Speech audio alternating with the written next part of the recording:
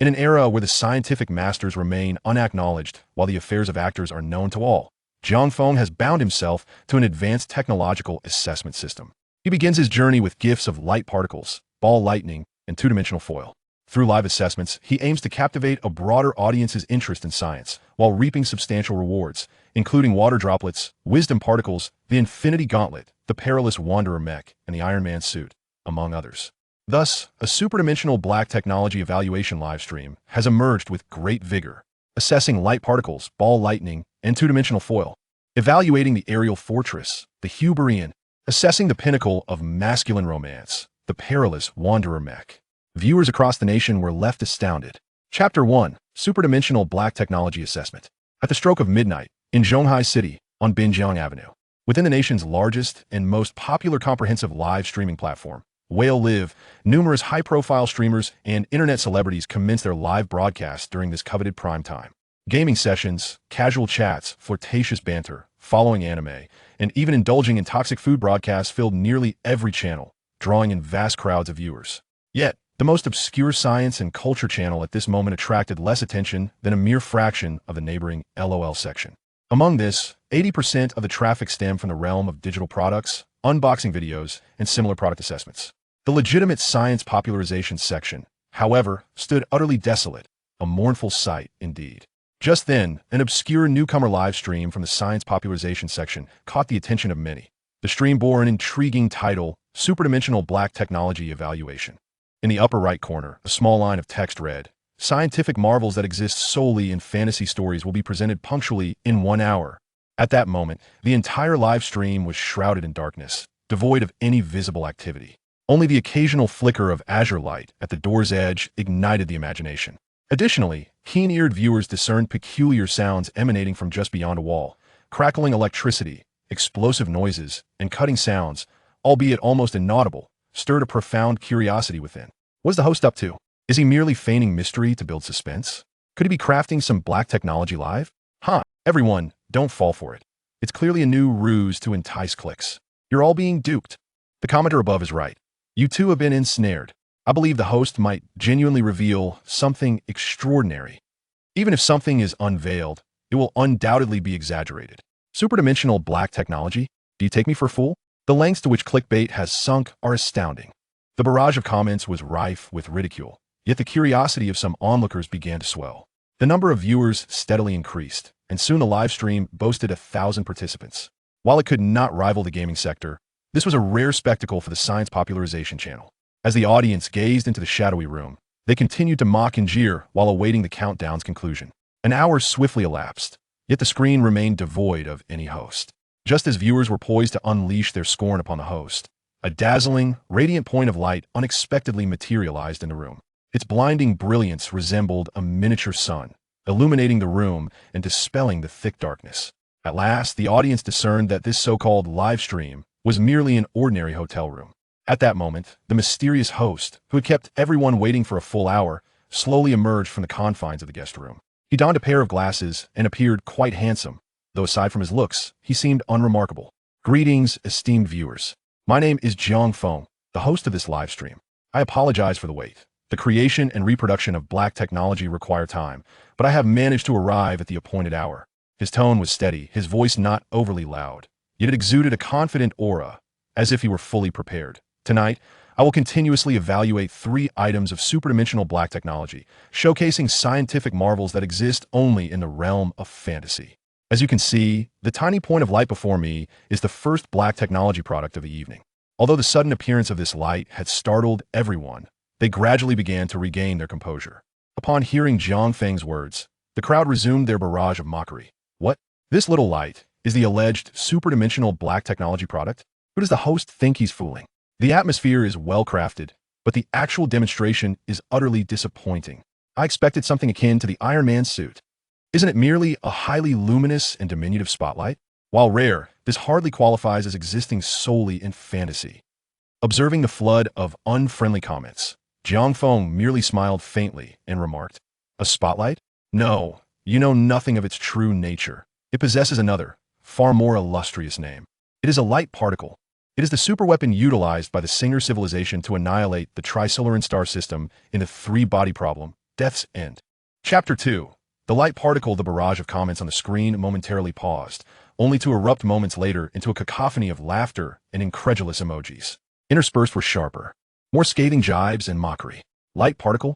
Have you just awakened, streamer? You dare call yourself a light particle just by holding a light bulb? If that's the case, I could just stick a garlic clove and claim to be a grand wolf. Truly, this was a technology that could only exist in the realm of science fiction, albeit with one caveat: merely in appearance. I see now. This is indeed a comedic streamer, and he has truly amused me. Ha ha ha. Yet at that moment, Jiang Feng performed a simple yet subtle gesture. He gently swept his hand beneath the small orb of light and then stood still. The audience, who had been scoffing just a second ago, were now rendered speechless. Wait a minute, his hand can pass through it, which means there's no visible support beneath that light orb. Could it be that it's floating on its own? But it doesn't appear to have any propulsion mechanism. How did the streamer manage to make a light bulb hover in midair? Astonishing. Even if it were merely a luminescent model, achieving such a feat is nothing short of incredible. It must be an illusion, surely some kind of magical trick. There must be a transparent support or a miniature magnetic field device hidden just out of sight. Meanwhile, the number of viewers in the stream began to slowly rise, gradually surpassing 2,000. Jiang Feng, upon noticing this, felt a sense of satisfaction. Excellent. Thus far, everything was proceeding smoothly. It was time to drop the first bombshell and ignite the audience's enthusiasm.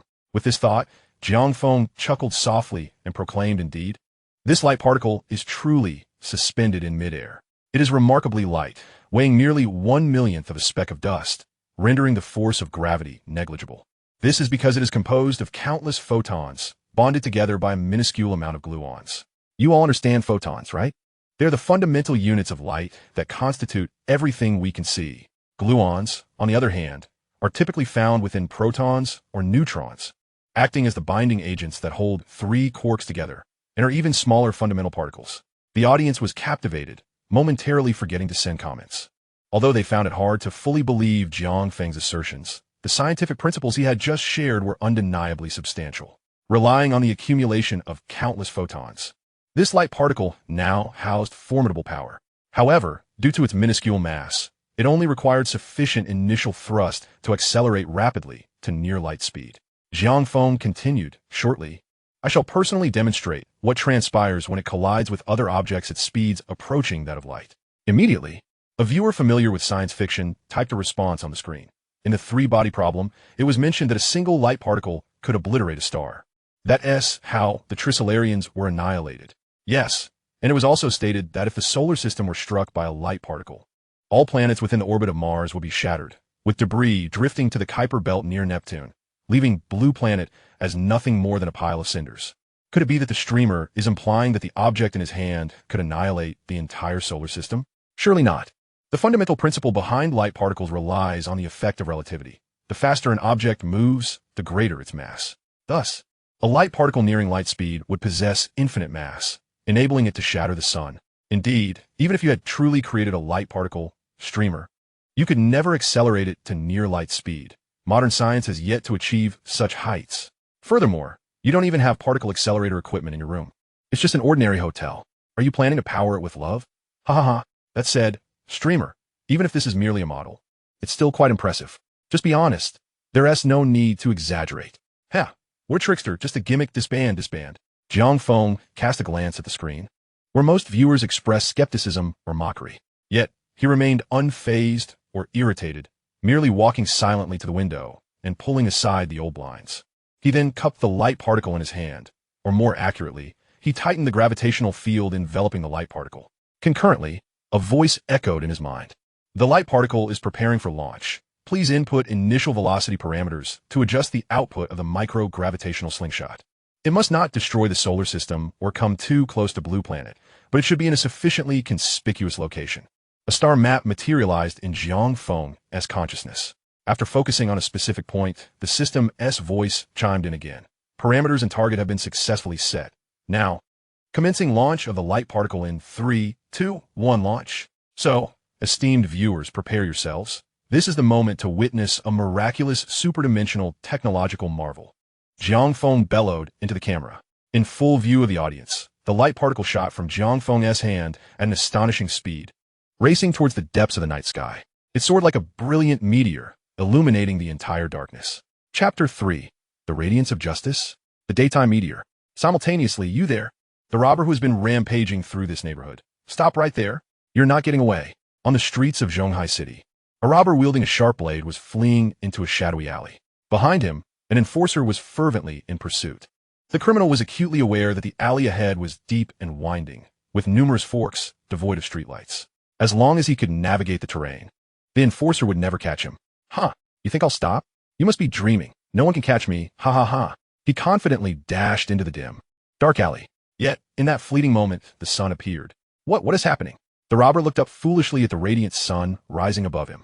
Or perhaps, it should be called a daytime meteor streaking across the night sky. Its brightness was nearly equivalent to that of the midday sun. Instantly, the entirety of Zhonghai City was illuminated as if it were daytime. Even the darkest corners were rendered conspicuous by this omnipresent light, revealing all shadows. It was barely past 1 in the morning, yet a miniature sun soared into the cosmos. Amidst the astonished, shocked, and disbelieving gazes of the onlookers, it gradually faded into the depths of the sky. Got you. With such brightness, how could you possibly escape? The enforcer, aided by the radiance of the daytime meteor, swiftly discerned the robber's location and tackled him to the ground. I'm not running anymore. I'm not running. Is this the legendary radiance of justice? The robber, witnessing this scene, was left in a stupor. What on earth was that light just now? The enforcers were equally perplexed, just like the countless ordinary citizens in the city. I believe, dear viewers, you have all witnessed this with your own eyes. At this moment, Jiang Feng, gazing at the light particles soaring in the sky, turned around with a confident smile. I am from Zhonghai City, and here, it has instantaneously transformed into daytime. Outside, it's as bright as noon. My goodness, what on earth is happening? I reside in Linen, where half of the sky is shrouded in night, while the other half is graced by the ascent of a diminutive sun, startling even my grandmother. Here, the heavens have taken on a fish-belly white hue, reminiscent of the morning glow that bathes the world in light. By the way, I live in Jinling.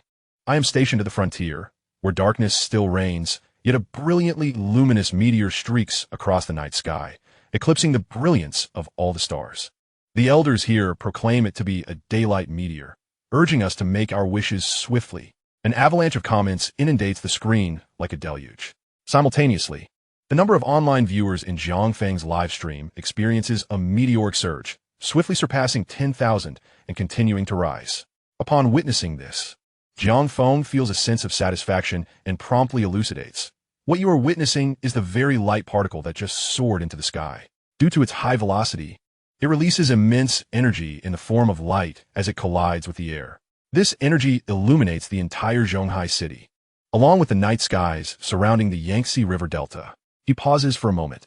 Even audiences far from the middle and lower reaches of the Yangtze River should be able to see a meteor soaring towards the heavens, provided they are within or near the borders of Great Xia. Following his words, an unusual stillness envelopes the live stream. Finally, no one dares to question. A reversal of day and night, illuminating the night sky, casting light upon the earth. A meteor, as resplendent as the sun, is launched to the very edge of the sky. Jiang Feng's casual toss has instantaneously manifested a feat akin to a miracle. No, indeed, it is a miracle. Dear anchor, I was mistaken. I believe this is indeed a light particle. It is astonishing, a feat only a deity could accomplish. Are you perhaps a reincarnated star, Lord from the heavens? Reincarnation? The anchor claims it is black technology. He must be an unparalleled genius, the likes of which the world has never seen. Regardless of what it is, achieving such a feat is beyond human capability. I must worship you, prostrating in reverence. Trust in the anchor leads to eternal life. Dear anchor, bless me to pass all my exams. Dear anchor, I intend to confess my feelings tomorrow. Do you think I will succeed? Observing the increasingly frenzied barrage of comments, Jiang Feng finds himself both amused and exasperated, responding, let us refrain from invoking supernatural forces. These phenomena are all grounded in scientific principles. It is merely that others cannot produce light particles or approach light speed as I can. However, upon uttering this, a more dreadful question suddenly arises in the minds of some viewers. Anchor, where did the light particle you launched go? Chapter 4. Hurry, come and witness the divine. As this question is posed, countless viewers begin to grasp the gravity of the situation. Could it be that it was aimed at the sun? We are doomed. It is night. Where would the sun come from? Surely, it must be the moon that is in peril. Have those upstairs not graduated from elementary school. The sun and moon exist regardless of day or night. Even if it were the moon, we would still be doomed. The moon is so close to Blue Star. If it were struck by a light particle, the resulting debris could obliterate us. Moreover, if the target of the light particle were any planet within the solar system, we would be facing utter annihilation. Anchor, are you bent on the destruction of humanity? Anchor, I was wrong. I should not have called you a fraud. I did not wish to die. Please, save me. Yes, if the Anchor can create light particles, surely there must be a solution. Anchor, please save the children. Do not let Blue Star be destroyed. Great deity, please spare us. Grant us a chance to live. Witnessing the sea of lamentations and the surge of online viewers, Jiang Feng cannot help but chuckle. Yet, a shiver runs through the multitude of viewers as they perceive his devilishly charming smile. Could he truly be a harbinger of Blue Star's doom? I believe he is an alien masquerading as a Blue Star inhabitant, toying with us before our obliteration. Anchor Xiaofeng, your smile was enchanting. I beg for a relationship, regardless of whether you are human. Just allow me to survive. You are too cunning. I also seek a relationship. I'm the belle of our high school class. Moreover, I'm far more intelligent than the average person and will never hold you back. Of course, the panic is not confined to those watching the live stream. Simultaneously, in an ordinary household within Zhonghai City, a plump woman, sleeping soundly, is abruptly awakened by a blinding light, infuriated enough to kick the emaciated man beside her out of bed. What on earth are you doing turning on the lights at this hour? I cannot sleep. Wife, hurry, come and see the divine. The man, oblivious to her ire, merely stares wide-eyed at the window, his eyes nearly popping from their sockets. What is that blinding light? What is that point of light? The woman peers out the window, only to recoil in terror, curling up in the corner of the bed. Dad, Mom, it's a meteor. The child bursts into the room, exclaiming, I made a wish just now. I want full marks on this semester's final exam. Poor child, there are no meteors flying from the ground to the sky. Quickly hide. The woman drags her son under the bed, covering his head with a blanket as she trembles in fear. Meanwhile, similar scenes unfold in countless households. Even the headquarters of a law enforcement team in Zhonghai City is inundated with emergency calls. The emergency lines are overwhelmed. What on earth just happened? Can anyone provide me with an explanation? The head of the law enforcement team demands sternly. On the other hand, Jiang Feng gazes at the fading light outside, observing the screen awash with cries for mercy, casually remarking, everyone need not worry. I have minimized the acceleration of this light particle as much as possible. Its power is not substantial. Additionally, its target is quite distant, so it will not have any significant impact or harm to Blue Star. As for where my true target lies, you will all understand when you awaken tomorrow morning and read the news. With that, he glances at the live stream, where the viewer count has reached 496 million, and the number continues to climb with each passing second. Soon, a system notification chimes. Congratulations, host. The online viewer count in the live stream has exceeded 50,000, and the 1-star standard for the novice task has been completed. Would you like to settle the rewards now? Chapter 5. Let us show these lovely viewers a grand treasure. As the system notification echoes, Jiang Feng is momentarily taken aback. Just an hour prior, as a technology enthusiast, he had been immersed in an anime, daydreaming of light particles, two-dimensional foil, water droplets, Iron Man suits, Infinity Gauntlets, Dangerous Wanderer mechs, Oasis games, and advanced artificial intelligence, all forms of black technology. He never anticipated that a notification would suddenly appear, and, subsequently, he would become a reserve host for the Multiverse Black Technology Evaluation System. The so-called Black Technology Evaluation System boasts relatively straightforward functionalities. 1. It can extract technological achievements from all multiverses, analyzing their principles, intelligence, and manufacturing methods. 2. It can extract any black technology products that appear in anime, novels, films, games, and various other mediums. In essence, it is a device for the recreation of transcendent, interdimensional black technology. Moreover, its application is not complicated. Jiang Feng is tasked with leveraging the advanced technological products bestowed by the system to captivate greater attention and interest, thereby drawing humanity's focus back to the realm of science. In this era, individuals are enraptured by trivial entertainments and gossip, while the genuine advancements in science languish in obscurity. Through the system, there lies an opportunity to rekindle the public's scientific awareness, a notion emphasized when the system first bound itself to Jiang Feng. This aspiration resonates deeply within him. At this moment, upon hearing the system's notification indicating the completion of his initial task, an inexplicable sense of accomplishment wells up within Jiang Feng. He accesses the system interface, revealing a three-dimensional projection before him. Beginner task. Conduct a live demonstration of advanced technology on the Whale live streaming platform. Upon reaching a specified viewership, the task will be deemed complete and rewards will be granted. 1-star standard, 50,000 viewers. 2-star standard, 100,000 viewers. 3-star standard, 200,000 viewers. Each additional star achieved will elevate the rewards. Furthermore, attaining hidden criteria will unlock luxurious bonuses. At the bottom of the task reminder, a golden prompt now glimmers. 1-star standard achieved, task can be settled. Jiang Feng, however, disregards this golden notification and instead focuses on the other task prompts below. Please extend your hand into the quantum vortex of the multiverse to claim the second advanced technology product from your beginner gift package. Your gift package still contains 2 additional advanced technology products. As he reads this, Jiang Feng glances again at the camera, where a deep azure vortex of data swirls, shimmering with light. Recalling the luminous particles he had extracted from within, he ponders for a moment before once more reaching into the cerulean vortex. Now, it is time to present these delightful viewers with a truly remarkable spectacle. After half a minute, witnessing the viewer count surge to 60,000, Jiang Feng smiles faintly. Now, behold the second piece of advanced technology for this evening. Everyone, keep your eyes wide open. With that, he gestures toward the camera, and a dazzling array of electric orbs suddenly bursts forth from his sleeve. The room reverberates with a thunderous crackle, the deafening sound palpable even through the screen. Papers and dust on the table are lifted, attracted by the static. Chapter 6. Ball lightning, macro electrons. Instantly, the live stream chat erupts in astonishment. How blinding. What wondrous spectacle is the host showcasing this time? An orb of lightning. An arcane bomb, perhaps? Is this host performing magic in the tech zone? I just joined. It seems he is creating realistic special effects. So lifelike, akin to scenes from a superhero blockbuster. What magic effects? These phenomena are occurring in reality. Did you not see the daylight breaking outside just now? That was orchestrated by the host. Wait, are you saying he turned the entire Great Xia in a daytime? How outrageous. Is it even real? Impossible. It must be a coincidence that the sun suddenly rose, prompting him to go live for attention. Exactly. Several streams are analyzing the little sun outside. This one is likely just following the trend. You all fail to recognize the authenticity here. This is the genuine article. Host, show us more compelling evidence. Jiang Feng squints at the barrage of comments, quickly glancing at the viewer count. At this moment, the number of online viewers is escalating rapidly, climbing by the thousands each minute. 70,000, 80,000, 90,000, nearly reaching the 2-star task completion threshold of 100,000. Surely, the dazzling meteor illuminating the night must have roused many from their slumber, prompting them to seek answers online, inadvertently discovering his stream.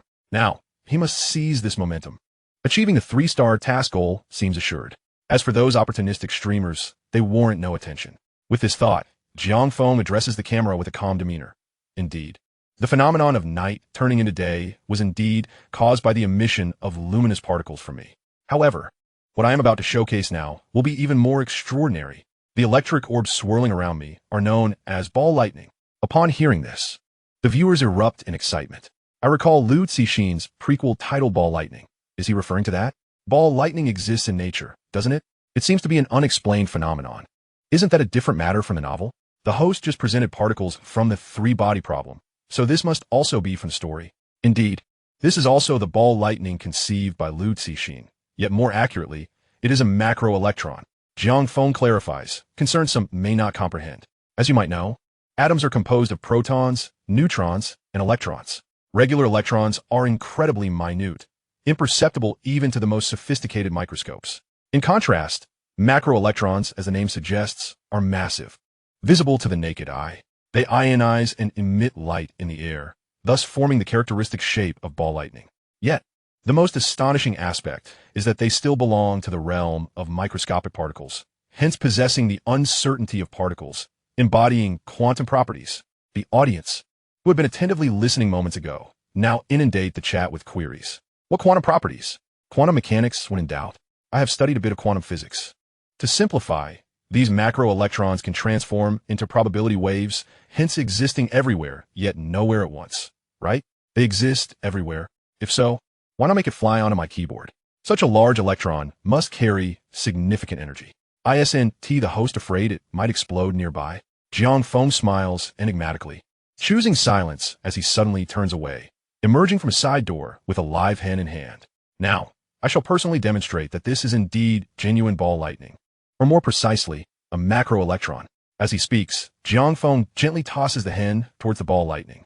With a piercing cry, the hen meets the orb, and in an instant, it bursts into a blinding white light accompanied by electric sparks, transforming into a heap of charred remains. A light breeze carries the ashes away, leaving not a trace behind. The screen falls silent. Yet unbeknownst to all, an even more jaw-dropping event is about to unfold. The room echoes once more with the same haunting cluck of the hen, as if the creature had returned. The sound, equally mournful and high-pitched, is indistinguishable from before. Yet, there are no other hens in the room, not even remnants of the charred carcass, which has been blown away to oblivion. Chapter 7. What is this? Quantum Phantom. In the midst of the eerie clucking, someone finally unveils the truth. That hen was obliterated by the macro electron. Thus, upon losing its physical form, it embodies wave-particle duality, manifesting quantum characteristics. Indeed, that hen has transformed into a probability wave, devoid of corporeal substance, yet it undeniably exists in every corner of this world, Jiang Feng elucidates. As long as someone observes it, it will exist and manifest. However, if left unobserved, it will dissolve into a cloud of probabilities, evenly distributed throughout the universe. I am aware, much like the quantum girl in Ant-Man, who appears and disappears at will. The principle is rather similar. With his elucidation, the livestream chat erupted once more. Is it truly that enigmatic? Is this not merely a figment of science fiction?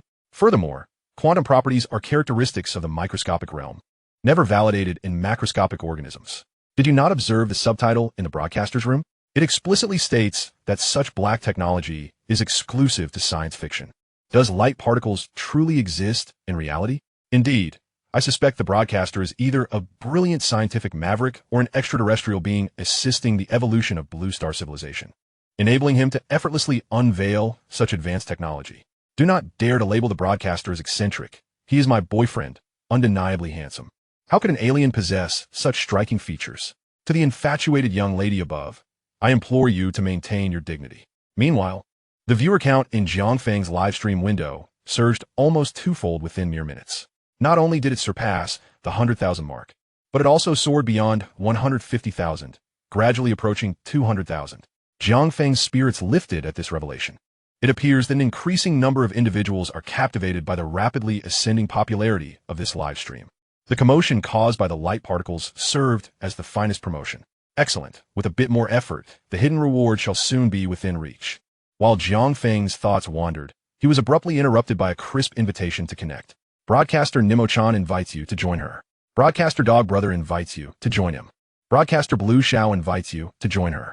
Following that, the notification chime rang out a dozen more times, presenting a slew of familiar names in the notification bar, leaving Jiang Feng momentarily indecisive. These individuals undoubtedly represent the backbone of various live streaming channels on Whale Live, genuinely high-profile broadcasters, each leaving a lasting impression on Jiang Feng.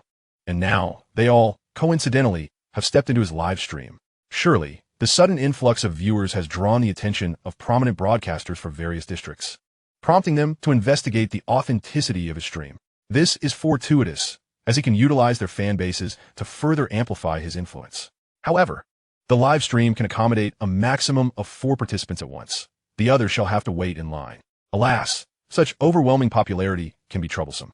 There is no helping it. Jiang Feng lightly tapped his fingers, promptly accepting the first 3 requests. Once the connections were made, the screen was divided into 4 panels. Handsome, your popularity is rising so swiftly. It's impressive.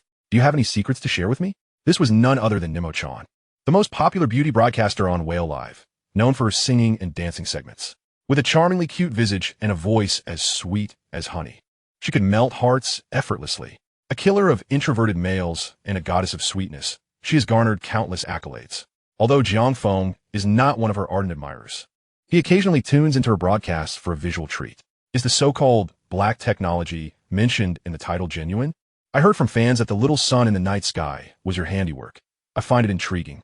The speaker this time was Blue Xiao, the rapidly rising neutral gender broadcaster on Whale Live. Despite being a delicate girl, she sports a chic, short haircut. Her streaming style is crisp and efficient, often involving product reviews, earning her high praise from viewers. With a persona rooted in high intellect and rational wisdom, her viewpoints often guide the discourse, bestowing her with significant influence.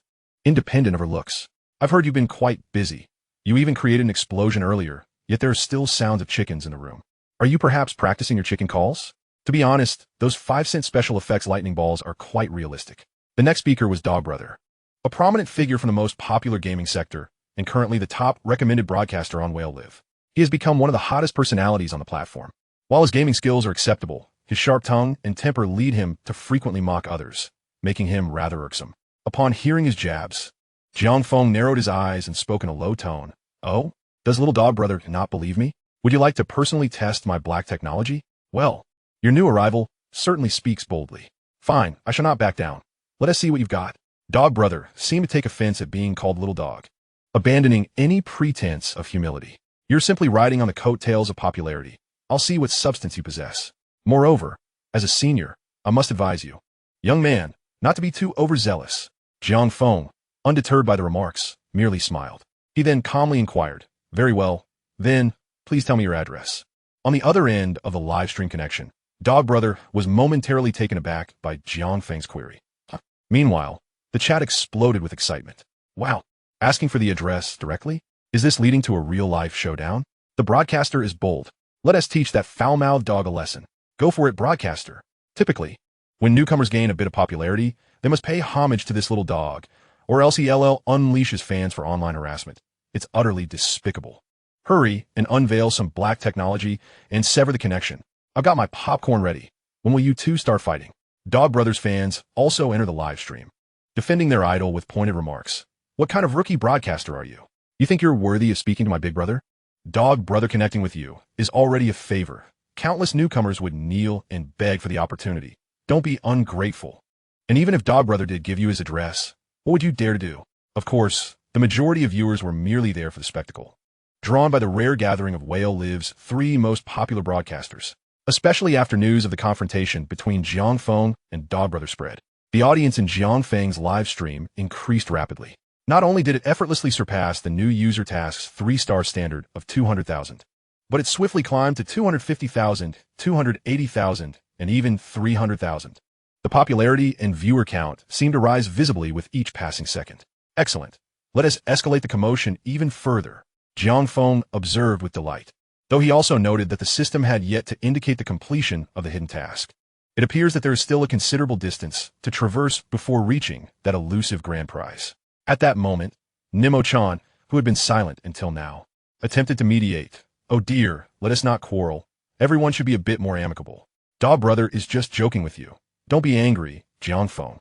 Nemo-chan will sing you a song. Meanwhile, the reticent Blue Xiao calmly analyzed. I think it would be better to let Jiang Feng have a shot. Since this is a Technology Zone live stream, it's unlikely to lead to a real-life brawl. Jiang Feng, what do you intend to do with his address? Jiang Feng, hearing her words, responded with a composed demeanor. I will not harm him. Asking for his address is simply for the convenience of conducting a small experiment to demonstrate that the quantum phantom created by ball lightning truly exists. Dog Brother, seething with anger, retorted, I don't believe you can do anything to me. It's just an address, right? Fine. 306, Lane 52, Jinha District, Gusu City. I'll be waiting at home for your arrival. Upon concluding his words, he pressed the button for online PK in a live broadcast room, seemingly poised to make a concerted effort to thoroughly suppress the audacious newcomer, Jiang Feng. His legion of sycophantic fans, undoubtedly comprehending their leader's intent, began fervently showering gifts. In an instant, a flurry of aircraft icons swept across the screen, while numerous golden cards cascaded from above. The gift counter beneath the screen for Dog Brother surged rapidly.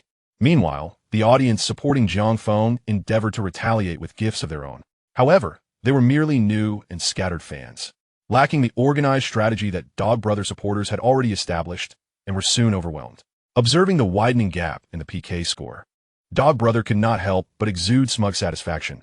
Kid, it seems your so-called black technology is not as impressive as you claim. If you can create a sun, why not gift yourself a rocket? And what do you need my address for? Surely, it's not just an empty threat?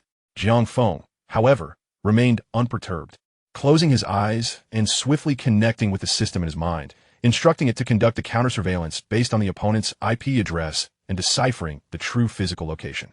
This was a feat that real-world technology could indeed accomplish, albeit with slower efficiency. The transcendent black technology assessment system from the multiverse naturally equipped such fundamental capabilities. Room 1503. Sheraton Hotel, Jingjiang City, Lingxi Province. Is that not where you currently find yourself, little pup? Why are you hesitant to disclose it? Jiang Feng suddenly opened his eyes, his gaze piercing and sharp as he inquired. How do you know this? Dog brother stammered, momentarily taken aback, then his complexion paled. He was indeed vacationing in Jingjiang. Yet such personal matters should only be known to family. Yet Jiang Feng had accurately pinpointed even the specific hotel room. Moreover, the home address you just provided is also inaccurate. Shouldn't it be room 506? Jiang Feng delivered another cutting remark. This time, Dog brother transitioned from shock to disbelief. His lips parted as if to argue, yet a sudden wave of fear washed over him. What exactly was Jiang Feng? How could his private information be laid bare before him? Could it be that he was indeed a figure of considerable significance with a formidable intelligence network? Dog brother's face fluctuated between red and white as he bowed his head in silence, the arrogant demeanor he once possessed completely evaporating. However, the live broadcast room erupted in chaos. Dog brother, don't be cowardly. Afraid to disclose your address. Are you still a man? And now resorting to lies to maintain your facade. How shameful. Yet, amid this, the host of the live stream was indeed remarkable. This was an act of remote scrutiny. Besides, he had merely closed his eyes and discerned the opponent's address. What was the principle and operation behind this? Subsequently, rocket after rocket suddenly ascended on the live stream screen. Just the ability to instantly locate a physical address was a technological marvel. And it seemed Jiang Feng indeed possessed substantial knowledge, rather than being a mere opportunist seeking fame. The generous benefactor and commentator was none other than Blue Young Master. Chapter 9. The Quantum Phantom emerges. With several rockets launching in Jiang Feng's live stream, the previously stark disparity in the PK gift tally was dramatically reversed. Observing the typically composed and rational Blue Young Master unreservedly supporting Jiang Feng, his fans naturally rallied behind him, sending forth a flood of gifts. Even the observant Nemo-chan, who had been quietly monitoring the situation, swiftly aligned herself with Jiang Feng. Mr. Jiang Feng is so impressive. This must be the marvel of black technology. Nemo-chan is truly in awe of you. Her followers, too, spontaneously collaborated with Blue Young Master S fans, beginning to shower Jiang Feng with gifts fervently. In an instant, hundreds of aircraft icons filled the screen, far too numerous to count by the naked eye. Dozens of rockets ascended in succession, transforming the live stream into a virtual rocket launch site, instantly filling Jiang Feng's gift counter and even surpassing Dog Brother S by tenfold. Despite Dog Brother supporters striving to retaliate, their efforts were now futile. Coupled with Dog Brother S' current silence, they became increasingly demotivated and disheartened. Each aircraft represented 100 yuan, and a rocket was valued at 500 yuan. In just a few minutes of PK, Jiang Feng amassed tens of thousands of yuan. This online PK undoubtedly concluded with Jiang Feng's resounding victory. However, at this moment, Jiang Feng was uninterested in such trifling gains. With the assistance of the system's black technology, he was planning for a far greater endeavor. Conversely, upon witnessing his defeat in the PK, Dog Brother's complexion turned pale, and he awkwardly retorted, "Fine, you're impressive, but don't forget, doxing is illegal. If you dare come to my door, I'll sue you." Yet, Jiang Feng remained remarkably calm. "Dog Brother, do you recall what I mentioned? I merely wish to demonstrate that ball lightning indeed creates quantum phantoms. Now, please slowly tilt your head 45 degrees to the right and fix your gaze upon the air. Do not avert your eyes. What trickery are you up to now?" Though he protested, Jiang Feng's words seemed to possess an enchantment, compelling Dog Brother to comply. The view before him was empty, devoid of anything peculiar, save for a hen that suddenly appeared out of thin air. Cluck, cluck, cluck. With a piercing cry, the hen soared towards Dog Brother, causing him to tumble from his chair in fright. A ghost. He could no longer maintain his composure, shrieking as he scrambled to flee, neglecting to turn off the camera, leaving behind a flurry of feathers. As this scene unfolded in the live broadcast, Jiang Feng smiled. I previously mentioned that this hen now exists as a quantum state probability cloud, residing anywhere in the world. With prolonged observation, it will collapse into a tangible form. What I just did was merely induce the hen to coalesce within the little pup's hotel room, manifesting through his observation. As he finished speaking, at the instant Dog Brother bolted from the scene, the hen and the feathers vanished like a specter. The entire live stream room fell into a profound silence. Meanwhile, in the bustling center of Zhonghai City, on the prestigious Shuangjiang South Road, in an upscale villa community. A high school girl, youthful and charming, with lively eyes, found herself bewildered. The individuals capable of affording a residence here were either commercial titans from Lingnan province or distinguished figures from various realms, a veritable microcosm of high society. Just as she stood in astonishment, a somewhat stern voice broke the silence. "Xiao Xian, why are you still awake at this hour, watching live streams?" I must eventually toss that computer out. It was her father, Lin Jinlu, the president of the Zhonghai Science Association. He donned glasses as thick as beer bottle bottoms, exuding an air of wisdom and weariness. The girl quickly greeted him. "Dad, why are you up at this hour?" As she spoke, she clicked on the recently recorded live stream, explaining, "I'm not just playing, Dad. I'm watching a black technology live stream. This streamer, named Jiang Feng, just turned night into day and created a quantum phantom using ball lightning." Lin Jinlu evidently remained skeptical, dismissing such deceptive antics. How could you possibly believe in such nonsense?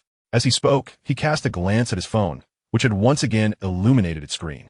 To his astonishment, the First Combat Research Institute had placed an urgent call inquiring about the peculiar phenomenon of day and night reversal he had just experienced.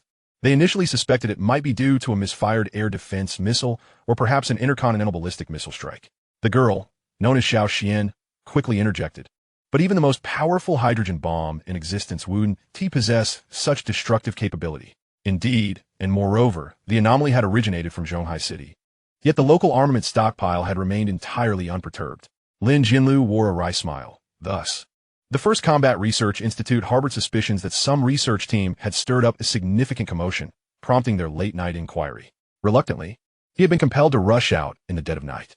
Xiao Xian, sensing the gravity of the situation, nodded eagerly. "And then, Dad? I've contacted several research institutes, but they all assert that they bear no responsibility for this. Such monumental scientific endeavors cannot possibly transpire without a whisper of forewarning." Lin Jinlu's expression betrayed his frustration. It was evident that he was at a loss on how to respond to the First Combat Research Institute and unable to elucidate this bizarre occurrence. Observing his father's distress, Xiao Xian promptly dragged her obstinate father to the computer. "I've already told you, it's all the doing of this streamer. I watched the entire live stream. Every moment from his launch of the light particles to the sky's illumination corresponds perfectly. He couldn't possibly have foreseen this." Lin Jinlu scrutinized the screen with a skeptical gaze. "This young man appears to be merely a year or two older than you." Just as he uttered those words, they were fortuitously witness to the moment the quantum phantom hand materialized in Dog Ji's room. He, too, was momentarily taken aback. Chapter 10. CEO's Attention, Rising Star. Meanwhile, at the headquarters of Whale Live, what is happening? Why has the audience flocked to the technology sector? A meticulously dressed, middle-aged man exclaimed in astonishment. He was Mr. Run, the CEO of this nation's largest streaming platform, known for his calm demeanor and profound depth in the eyes of his employees. This was the first time they had witnessed him so visibly astonished, even losing his composure. Mr. Run, unfazed by the curious glances of his subordinates, continued. "The food area, the cover song section, and even the gaming sector are all experiencing a sharp decline in viewer numbers. What sort of monster has emerged from the technology sector?" Manager Ma, responsible for data monitoring, spoke up cautiously. "Mr. Run, it's a new streamer who applied to go live at midnight, claiming to showcase some cutting-edge technology. A newcomer from a niche technology sector has siphoned off a significant portion of our platform as traffic. Are you jesting?" Mr. Rin thundered. Manager Ma was sweating profusely because, apparently, the phenomenon of night turning into day just half an hour ago was orchestrated by him using this black technology. Subsequently, numerous popular streamers requested to collaborate with him, and he even engaged in a live PK with Doggo, achieving a resounding victory. Upon hearing this, Mr. Rin's interest was piqued. "You mean to say that the unusual celestial event was his doing?" Impossible. As he spoke, he opened Jiang Feng's live stream. However, after merely watching for a short while, he couldn't help but be captivated, particularly when witnessing the appearance of the quantum phantom hen, which left him momentarily breathless. After a brief contemplation, he turned to Manager Ma and declared, "This is a treasure of a streamer. Immediately feature his live stream on the homepage and initiate simultaneous broadcasting. Additionally, arrange all promotional channels to highlight him." Manager Ma was astounded by the magnitude of this undertaking. "Are you suggesting we propel him to be Whale's chief streamer? But we have a contract with Doggo, who is the designated chief streamer for the next 3 months." Mr. Rin interrupted. "A mere wasteful dog, hardly worth noting. He, as a gaming sector ace, lost to a newcomer from the technology sector in a PK. I doubt even he would dare to express discontent. Besides, we have never lacked gaming streamers. If he dares to turn against us, we can easily replace him. He paused for a moment before continuing in rapid succession, stating that a streamer capable of gathering immense popularity within the technology sector in such a short time frame was indeed a rare and invaluable talent online. Such an individual we must retain. Thus, from this moment forward, Jiang Feng shall be our company's new banner. All promotional channels must prioritize his use. Other streamers will be pushed to the back to make way for him. I intend to cultivate him into a star who transcends the ordinary. Upon hearing Mr. Ren's intent, Manager Ma promptly set about organizing the necessary personnel to execute the plan. A mere 10 minutes later, Whale Live's top recommendation, homepage simultaneous broadcasting, large-scale posters, private message promotions, and pop-up advertisements. Virtually every promotional means available within Whale Live had been set in motion. Furthermore, Mr. Ren took out his phone and began dialing one number after another. Hello? Boss Wong, it's me. We need to strongly promote a new streamer. I'd like to purchase a few trending topics. Boss Lee, please sell me the management rights of Jiang Feng's Baidu Tieba and arrange a few homepage recommendation themes. Boss Pony, I apologize for disturbing you at this hour. Are there still advertising slots available for tomorrow on Penguin? As he executed this series of arrangements, Jiang Feng's live stream was immediately engulfed in promotional fervor. Soon, Jiang Feng's phone began to vibrate incessantly, inundated with countless calls, messages, WeChat, and QQ notifications. Jiang Feng, the streamer recommended on Whale's homepage, looks just like you. Could it possibly be you? Brother Feng, it seems you've been strongly promoted by Whale. Why didn't you inform us? Brother Feng, you're incredible. Once school starts, you must give me an autograph. Jiang Feng, I'm Teacher Zhang. I saw you on Whale's homepage. Please return my call when you have time. Nephew, I saw your live stream online. I didn't expect you to be so impressive. You truly bring honor to our family. Jiang, I'm the class flower from the class next door in high school. Chioya, after your stream, do you have time to go out for a late-night snack?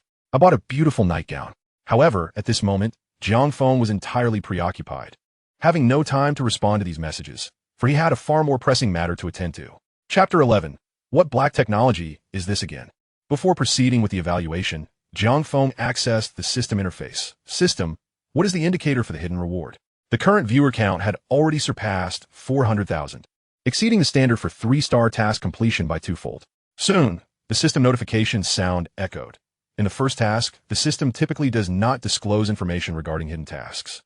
However, your performance in this task has far exceeded calculated expectations, so we will make an exception and provide this information. 1 million. The number of online viewers must reach over 1 million in order to receive the hidden grand prize. What the heck? 1 million? Are you joking?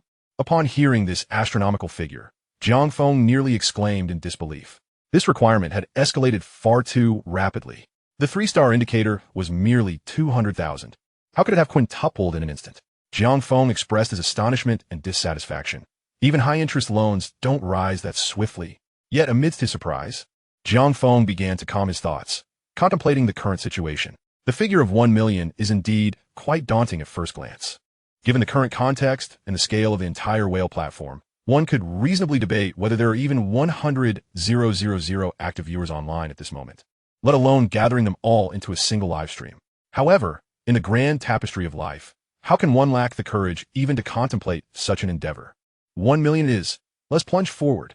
With this thought, Jiang Feng exited the system interface, took a deep breath, and prepared to continue his assessment. In his possession remained the final piece of cutting-edge technology from the novice gift pack. Yet, Jiang Feng was confident that this climactic finale would undoubtedly spark unprecedented excitement. Having concluded the brief interlude, let us return to the matter at hand. Jiang Feng's consciousness returned to the screen before him. At this moment, within the live stream, Dog Brother had not returned since his panicked exit, while Nimo-chan and Blue Xiao wore expressions of incredulity. After all, the sudden appearance of the hen that vanished like a specter had far exceeded their comprehension.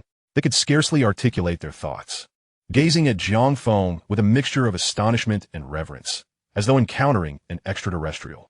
Noticing their reactions, Jiang Feng no longer kept them in suspense. He raised his hand and slowly traced a circle in the air. Next, he prepared to unveil the final piece of black technology for today. Almost instantly after his words fell, the edges of the circle he had drawn began to shimmer with a sharp blue light. In a heartbeat, the very fabric of space seemed to tear asunder. A small, gossamer thin fragment of space detached itself from the original temporal structure, gently settling into Jiang Feng's palm. Upon closer inspection, this spherical shard of space contained an exceedingly thin piece of paper, almost entirely transparent, colorless and weightless, akin to a page torn from the heavens. Were it not for the noticeable refraction of light passing through it, its existence would be nearly imperceptible. Words like as thin as a cicada's wing utterly fail to capture its almost non-existent thickness. In the livestream, an avalanche of comments flooded the screen. Did the host just slice through space with his finger? This is no black technology. It's pure sorcery. First light particles, then spherical lightning. What miraculous innovation is this? I can't wait. I am convinced the host is not from Blue Star. I am prepared to accept whatever he presents. As he observed the barrage of comments, Jiang Feng smiled and reiterated, I must emphasize, all of this is black technology, not sorcery. The final piece of black technology one am about to present is something that, I believe, the vast majority have heard of. It is also derived from Liu Cixin's renowned three-body series. It is none other than the two-dimensional foil. Chapter 12. Not demonstrating? That would be unthinkable. Two-dimensional foil? Are you trying to defy the heavens? Host? This is the doomsday weapon from the three-body series that transformed the entire solar system into a mere painting, annihilating all of humanity. If this is real, once the two-dimensional foil is unfurled, it will obliterate everything within the galaxy. Its escape velocity is the speed of light, meaning no one in the solar system could possibly escape once it is unleashed. Jiang Feng calmly nodded and replied, indeed. The principle of the two-dimensional foil is to eliminate one dimension from the macroscopic world, causing it to collapse into the microscopic realm. Consequently, three-dimensional entities are forcibly compressed into two-dimensional planes, leading to their utter annihilation. As he spoke, he extended his finger towards the transparent, gossamer-like paper. True to his assertion, his finger passed through the paper without any obstruction, encountering no resistance whatsoever. This indicated that the film possessed not a shred of thickness. It was a pure, two-dimensional fragment of space. However, due to the differing refractive indices on either side of the two-dimensional foil to the viewers, it appeared as though his finger had been severed into two uneven segments, the film serving as the dividing line, creating a disjointed illusion. This wondrous yet bizarre phenomenon caused everyone to collectively gasp, for it was strikingly reminiscent of the scene in Three Body where the Blue Star inhabitants first encountered the two-dimensional foil.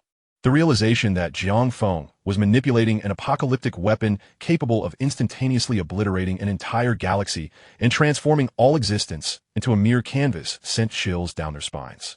The already timid Nimo-chan trembled, cautiously inquiring, Mr. Jiang Feng, you wouldn't be contemplating unleashing it, would you? Her question echoed the urgent curiosity of many spectators present. Those familiar with Three Body knew that the two-dimensional foil was typically encapsulated within an energy field. This energy field would prevent its expansion, safeguarding the surrounding three-dimensional realm from being drawn into this two-dimensional vortex and facing annihilation. Once the energy field was breached, no force would remain to halt the cataclysmic advance of the two-dimensional foil. At that moment, regardless of wealth, status, gender, age, or any living being and material, all would be utterly crushed and flattened, with no chance of escape. In the face of the two-dimensional foil, all existence within the solar system would be rendered equal, defenseless against its might. Currently, the only barrier against such devastation was the spherical energy field enveloping the two-dimensional foil.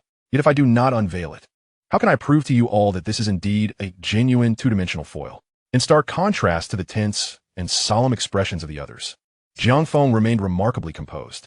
A faint smile even lingered at the corners of his mouth, as if he were entirely unconcerned that the harbinger of world destruction lay mere inches away. Mr. Jiang, may I pose another question? Blue Shao managed to speak, his voice trembling with trepidation, his gaze filled with cautious reverence. His demeanor resembled that of one gazing up at a deity high above. You may simply call me Jiang Feng. Only Jiang Feng maintained an air of unflappable calmness, a testament to the composure of the truly formidable. Can this two-dimensional foil produce effects akin to those depicted in Three Body? Each word from Blue Shao felt akin to climbing a snow-capped peak against a raging tempest. He seemed fearful that a careless slip of the tongue might provoke Jiang Feng, unleashing the doomsday foil upon them. Yes, as it was indeed crafted based on a model from Three Body, Jiang Feng replied methodically. Its impact radius encompasses the entire solar system, with a diffusion velocity equivalent to the third cosmic velocity and an escape velocity matching that of light. Other specific parameters include the other viewers before the screen appeared utterly stupefied. The once vibrant barrage of comments in the live stream fell eerily silent. In fact, nearly everyone began to genuinely believe that Jiang Feng was not human, or at least not from Blue Star. He seemed merely to derive amusement from these ignorant beings that lay prostrate beneath him, just before annihilating the solar system. Even Blue Xiao, who was connected to Jiang Feng, turned pale, stammering, "We all believe you. Could you please refrain from demonstrating the two-dimensional foil? Please do not breach the energy field to prove your claims. We will believe whatever you say." Yet Jiang Feng, impassive, coldly refused. That simply will not do. Chapter 13, Master, quickly restrain your powers. What do you mean by believing everything I say? Wouldn't that make it seem as if I am coercing you into uttering falsehoods? Jiang Feng retracted the smile that had graced his lips, his tone tinged with displeasure. A commitment to objective truth is the fundamental attitude required in the pursuit of scientific inquiry. Without first-hand experience, how can one afford to place unwarranted trust in mere assertions? As his words lingered in the air, he reached once more toward the spherical force field encased in a two-dimensional foil. With a delicate swipe of his fingernail, a vivid azure fissure cleaved through the void. Within that split, the two-dimensional foil, akin to a floating piece of paper, seemed to be drawn by an enigmatic force, gradually swimming toward the rift. "I still wish to live." The pallid-faced Blue Xiao had yet to articulate his thoughts when, beside him, Nimo-chan burst into tears. "Please, do not kill me, nor bring ruin to Blue Star. I have not yet lived enough." The insidious pressure of imminent catastrophe weighed heavily upon everyone, leaving them gasping for breath. Nimo, facing Jiang Feng directly on the screen, bore the brunt of the most acute fear and despair. Despite Jiang Feng's lack of overtly malevolent actions, his previous reprimand of Dog Brother had merely been a gentle nudge. His imposing aura and the devastating potential he wielded loomed like a ticking time bomb in the anxious hearts of all present. "I could be your girlfriend, no, your maid, or even your pet. Anything as long as it ensures my survival." Nimo-chan sobbed, her once sweet and charming voice now filled with heart-wrenching desperation. "Mr. Jiang Feng, no, Master, from this day forth I shall be your devoted servant. As long as you spare us from annihilation, please do not unleash the two-dimensional foil to destroy the solar system. I believe all of humanity would bow to your will." Following a brief moment of silence, the barrage of comments on the screen erupted into a flood of pleas. "Great One, please retract your divine powers. We beseech you. Spare us and Blue Star. I am still young. I had just sent you gifts. Even if the solar system is to be obliterated, at least grant me my life. I am willing to be an alien experiment, as long as I can live. Do not compress me into a two-dimensional image. Divine Being, I have dedicated my life to good deeds. Even if Blue Star must perish, allow me to ascend to paradise. Let us capture the irreverent Dog Brother and bring him to justice. We implore you to forgive humanity. Whatever you desire, I shall comply. Please show mercy."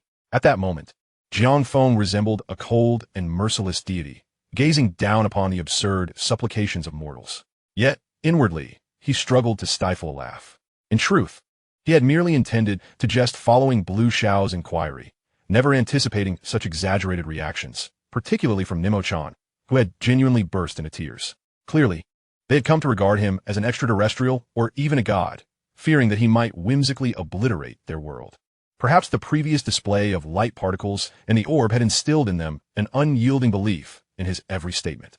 Engaging in such playful manipulation was rather entertaining, though he recognized the need to temper it lest it spiral into chaos.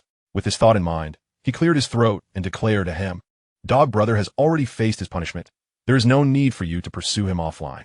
Simply refrain from watching his streams in the future, and let him fade away naturally." As expected, upon uttering these words, the comments surged like a tidal wave. "As you command. Whatever you say goes. I shall never watch his videos again. I will immediately unsubscribe from him. I will shower you with gifts multiplied tenfold. You are truly wise. I have long found that little dog irksome. The community will be much cleaner without him. Your benevolence is unmatched.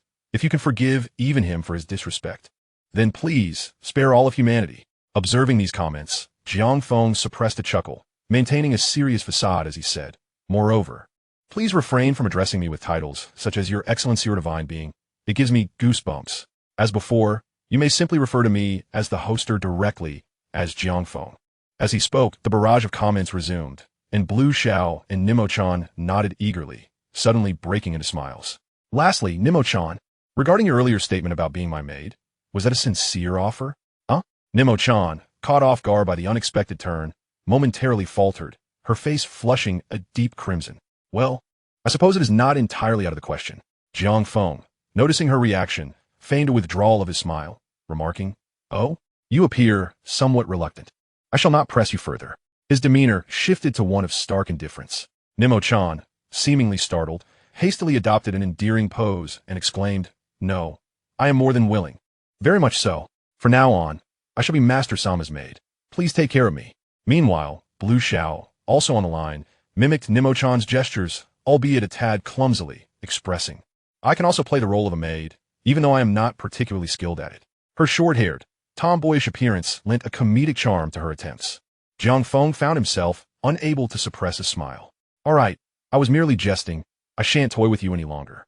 He chuckled while gesturing toward the two-dimensional foil, half serious, half joking. Indeed, with the power of this two-dimensional foil fully unleashed, it could annihilate the entire solar system. But why would I wish to destroy my own home? Furthermore, since I can create it, I undoubtedly possess the ability to control and adjust it.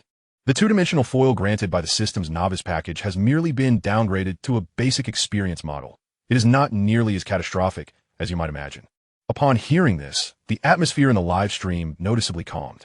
Blue Xiao quickly inquired, "So, are you implying that you can deploy the two-dimensional foil in a limited scope without affecting others?" Jiang Feng nodded, acknowledging the feasibility, yet added, "But that would lack significance. If it were only to be unfurled in my presence, you would not have the opportunity to experience it firsthand." Blue Xiao seized the conversation once more then. "Are you planning to?" Jiang Feng interjected with a grin, "Naturally, to allow you to become two-dimensional beings for a few minutes, so you may truly grasp the sensation of dimensionality." With that, he firmly grasped the encapsulating force field and tore it outward. In an instant, the paper-like two-dimensional foil unfurled, flooding the space. Two-dimensional foil? This is utterly impossible. In the heart of Zhonghai City, within a villa on Shuangjianan Road, the typically composed president of a science association, Lin Jianlu, could no longer contain himself and let out a piercing scream. Moments ago, at the fervent request of his daughter, Lin Yuxuan, he had joined her in watching Jiang Feng's livestream featuring his advanced technology. Coincidentally, he had witnessed the moment the quantum specter hand appeared and vanished within Dog Brother's room. Initially, he had been thoroughly astonished, even questioning his own eyesight.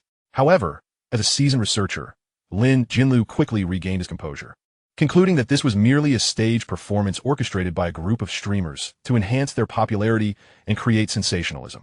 Although the appearance and disappearance of the hen were undeniably mysterious and perplexing, he remained skeptical of its authenticity. However, if one were to prepare the special effects in advance and arrange the scene meticulously, achieving such a visual spectacle would not be particularly arduous. Yet my daughter, Xiaoxian, insists that this is not merely a trick of special effects. Jiang Feng has genuinely harnessed cutting-edge technology. Nonetheless, Lin Jinlu remains skeptical of his daughter's assertions. For based on his understanding of scientific principles, all of this seems utterly ludicrous. The scientific principles of light particles indeed hold merit. If successfully manufactured, they could indeed accomplish the reversal of day and night. However, disregarding the technological barriers of surpassing subliminal speeds, which far exceed current fuel propulsion technologies, the immense energy required raises a question. Where could a young man like Jiang Feng possibly procure such power without a trace? Moreover, the spherical lightning, or what is referred to as macroatoms, that Jiang Feng later presented exists solely within the realm of science fiction. The foundational principles that constitute it may not even hold validity in the real world. Such concepts, fundamentally at odds with established scientific principles, are fanciful imaginings that could never be real. Now, with Jiang Feng introducing an even more extravagant concept, the two-dimensional foil, Lin Jinlu is almost certain that this individual is merely peddling a sensational gimmick. He resolves to refrain from indulging in such unnutritious live streams in the future, as they are hardly worth the time and will only undermine one's basic scientific literacy. As he speaks, he reaches out to forcefully shut down the live stream. But Xiaoxian swiftly intervenes to halt his motion. "Dad, why are you so unwilling to believe that there are indeed geniuses in this world of which you are unaware?" Lin Jinlu, upon hearing her, replies with a serious tone. "Even if someone is a genius, they cannot conjure such a plethora of fantastical technologies from thin air. You must maintain a sound perspective and not be deceived by such content. Do you understand? Normally, Whenever he adopts this expression, Xiaoxian would immediately relent. This time, however, to his astonishment, she stands up from her seat in a huff and points at the screen, declaring, "I believe he is not merely a name-dropper. If you refuse to accept this, let us make a wager. If this two-dimensional foil is genuine, you must not prevent me from watching the streamer. And I shall pursue this streamer named Jiang Feng without your interference. Conversely, should I lose, I will devote myself to studying and refrain from watching any live streams henceforth." Seeing his daughter so resolute, Lin Jinlu chuckles and nods. "All right, since you have such faith in him, I shall indulge you in this bet." As he speaks, he glances at the screen, where Jiang Feng has just torn open the spatial force field containing the two-dimensional foil. Chapter 15. Truly entering the second dimension for the residents of Zhonghai City and indeed the entire Great Xi'an nation. Tonight is destined to be an extraordinary night of miracles. Those awakened by the reversal of day and night, still unable to return to slumber, are about to undergo the most fantastical experience once again. As Jiang Feng ruptures the containment field, the two-dimensional foil, previously restrained, instantaneously expands. That dimensionless two-dimensional plane transforms into an unfathomable vortex, beginning to engulf the entire world. All three-dimensional objects, like small boats adrift on a tumultuous sea, irresistibly plunge into the two-dimensional realm. What is happening to my body? It feels as though something is pressing down on me. My hands, my feet, they all turned into sheets of paper. Help! What is that? ISNT that my heart. My goodness, it has become a flat image, and it's still beating. Yet, the sensation within the body is peculiar. It is not only devoid of pain, but somewhat pleasurable. Indeed, it feels akin to having undergone the most thorough massage, flattening every muscle and vein. In Jiang Feng's live stream, an avalanche of comments floods in. Those who post comments now resemble two-dimensional paper figures, just like the messages they send. However, Jiang Feng, situated at the center of the room, remains unaffected by this dimensional transformation, having prepared a disruptive field around himself in advance. Meanwhile, the entirety of Zhonghai City has, in the span of a mere second, transformed into a colossal silver-gray mural. Buildings, roads, vehicles, plants, and even every living person have instantaneously shed the final dimension of length, width, and height. Simultaneously, wondrous phenomena unfold before their eyes. The information contained within three-dimensional structures far exceeds that of equivalent two-dimensional structures. Consequently, as all objects are rendered two-dimensional, their surface area expands exponentially. The internal structures, previously concealed within the objects, are now fully laid bare. It is akin to cracking an egg and spreading it out on a griddle, transforming it into an omelet. The organs, nerves, and flesh hidden within the body are similarly dismantled and displayed, laid out beside each individual. Of course, this marvelous transformation does not solely affect the human body. Components within machinery, nails within furniture, circuitry, and diodes within computers also unfurl and present themselves in a dazzling display. Yet, most astonishingly, despite resembling crushed egg yolks scattered about, their functional integrity remains intact. People, while witnessing their hearts beat and blood vessels pulse, can still speak and perceive their surroundings normally. Likewise, the scattered computers and keyboards continue to operate, enabling them to watch the live stream and send comments. Everything has merely transformed into animated patterns on sheets of paper, devoid of thickness. How incredible! Why am I still alive? Even the computer functions normally? Indeed, wasn't it said that dimensionalization would result in irreversible harm, destroying everything? It must be that the streamer has shown mercy. He can control the degree of dimensionalization. Correct. He mentioned that we would only be two-dimensional for a few minutes. Observing the comments flowing through the live stream, Jiang Feng timely clarifies, the two-dimensional foil from the three-body problem is employed as a strike in the dark forest, ultimately aimed at annihilating everything within the star system. Its process of dimensionalization is crude and violent, akin to squashing a fly until its insides are obliterated, certainly resulting in death. However, I do not wish to genuinely destroy Blue Star, so I have preset parameters when deploying the two-dimensional foil. Upon hearing this, the now two-dimensional Blue Xiao seems to experience a moment of clarity and interjects, "I understand now. The two-dimensional foil you are deploying is gradual and preserves the structural integrity of the objects." Precisely. Although you have been flattened, your heart remains connected to your blood vessels, and electronic components still form a circuit board. Apart from a change in appearance, the essential connections and properties remain unchanged. Jiang Feng nods. Much like in the three-body problem, some cosmic beings have transformed themselves into two-dimensional creatures in anticipation of the two-dimensional foil's onslaught. This is astonishing. It turns out that the settings from the novels truly exist. Nimo-chan gazes at her transformed two-dimensional self and exclaims, "Master, you are like a magician, a living deity. I am so fortunate to be your maid." Listening to her sentiments, Jiang Feng refrains from responding and reiterates, "Let me emphasize again, all of this is achieved through technological means. However, technology that is far too advanced to comprehend truly resembles magic. Of course, there is one detail he omitted. The energy required to ensure that every object maintains its integrity while being transformed into two dimensions will increase exponentially. Thus, this two-dimensional foil, which could potentially annihilate the entire solar system, currently possesses a power output sufficient only to cover a single nation. Nevertheless, that is ample." Observing the steadily rising viewer count in the lower right corner, Jiang Feng understood that a monumental leap was imminent. Chapter 16. Two-dimensional foil? What nonsense! The light outside seemed to have extinguished. I should venture out to ascertain the situation. In an ordinary residential complex in Zhonghai City, a child crawled out from beneath the bed and approached the window. Earlier, due to the emission of light particles that reverse day and night, his entire family had been terrified into hiding under the bed, too afraid to move. It was only when the surroundings returned to a quiet, dark night that the child dared to peek out. However, what greeted him was an even more bizarre sight. "Mom, oh my goodness! The world outside has transformed into a painting." The child screamed, retreating back under the bed, nearly fainting from terror. The streets and buildings outside were being flattened at an observable speed by an invisible force, as if a colossal urban comic strip had been hung right beside the window. Even the twinkling stars in the night sky morphed into a silvery, flat vortex, reminiscent of Van Gogh's masterpiece, Starry Night. Most horrifying of all were the pedestrians on the street, each appearing as dissembled corpses, their hearts, lungs, livers, and kidneys sprawled along the roadside. Yet, they continued to crawl along the flat pavement, even managing to open and close their mouths to breathe. "What on earth are you doing? Are you having a nightmare?" A plump woman, unable to comprehend, skeptically poked her head out, only to witness her son being flattened from 3 dimensions to 2. His eyes and other facial features spread and flattened upon his skin, while his brain, along with his skull, unfurled from his side. Subsequently, veins and nerves burst forth from his body, displaying pulsating internal organs, arranged in a dense, flat web. Even more surreal, this mass of flesh and blood continued to scream while attempting to squeeze back under the bed. "Ah!" The plump woman, paralyzed with fear, collapsed onto the ground. Unable to move, her husband, sensing something was amiss, was about to step outside to investigate. Yet at that moment, the two-dimensional transformation had already engulfed them.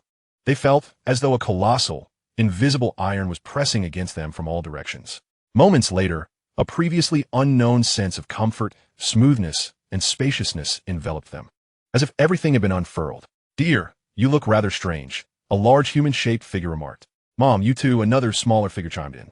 Finally, the last remaining figure, appearing somewhat distraught, exclaimed, "Why is everything so bizarre tonight?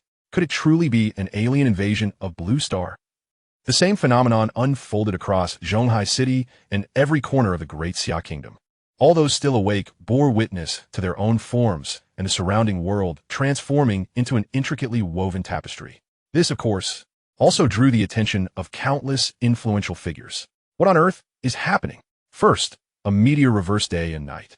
And now the entire nation has transformed into this ghastly sight. In the clandestine First Defense Research Base of the Great Xia Kingdom, Liu Chanxing, the executive deputy director overseeing the base's operations, bellowed at his subordinates, sprawled over their papers.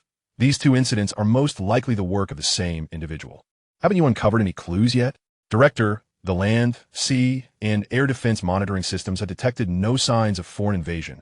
One soldier, with a woeful expression, replied. According to the location data, both abnormal phenomena radiated from Zhonghai City. Zhonghai City? I just contacted the Shenzhou Academy of Sciences, and they confirmed that no such research experiments are being conducted there. Liu Chanxing furrowed his brows, pondering. Could it be that some civilian research organization has developed this? What civilian organization could wield such power? The soldier queried, perplexed. I too find that possibility slim, but let's investigate nonetheless. Search the internet for any related information. Director, we found a live stream on the Whale platform where viewers claim that the host is using a two-dimensional foil to turn the world into a painting. A live stream? Two-dimensional foil? What nonsense!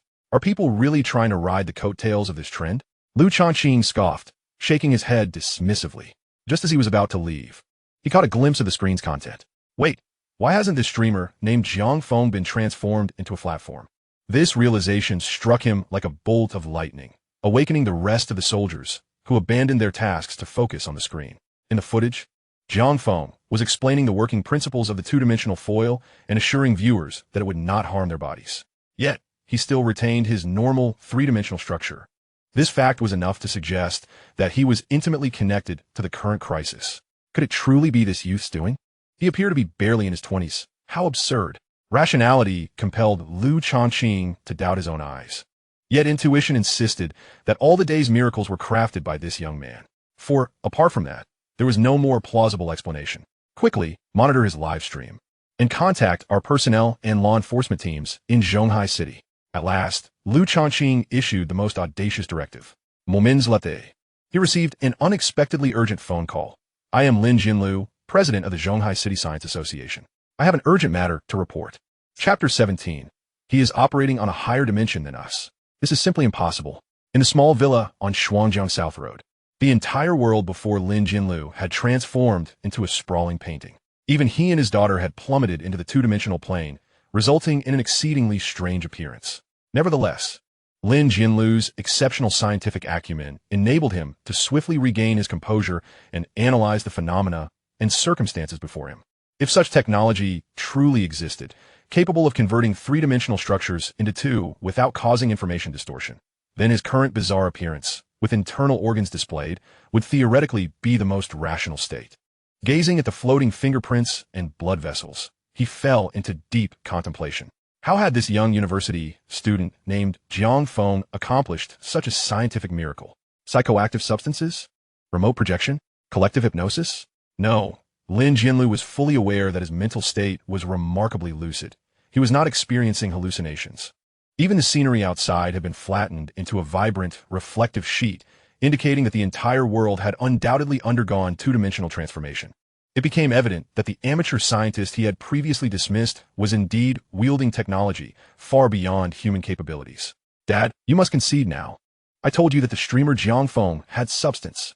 His daughter, Xiaoxian, excitedly declared her triumph, oblivious to the profound expression forming on her father's face. You were right. I underestimated him, he conceded. Lin Jinlu gently patted his daughter's shoulder and remarked, I fear he is a prodigy of our era, akin to the likes of Newton and Einstein, poised to propel all of human civilization forward.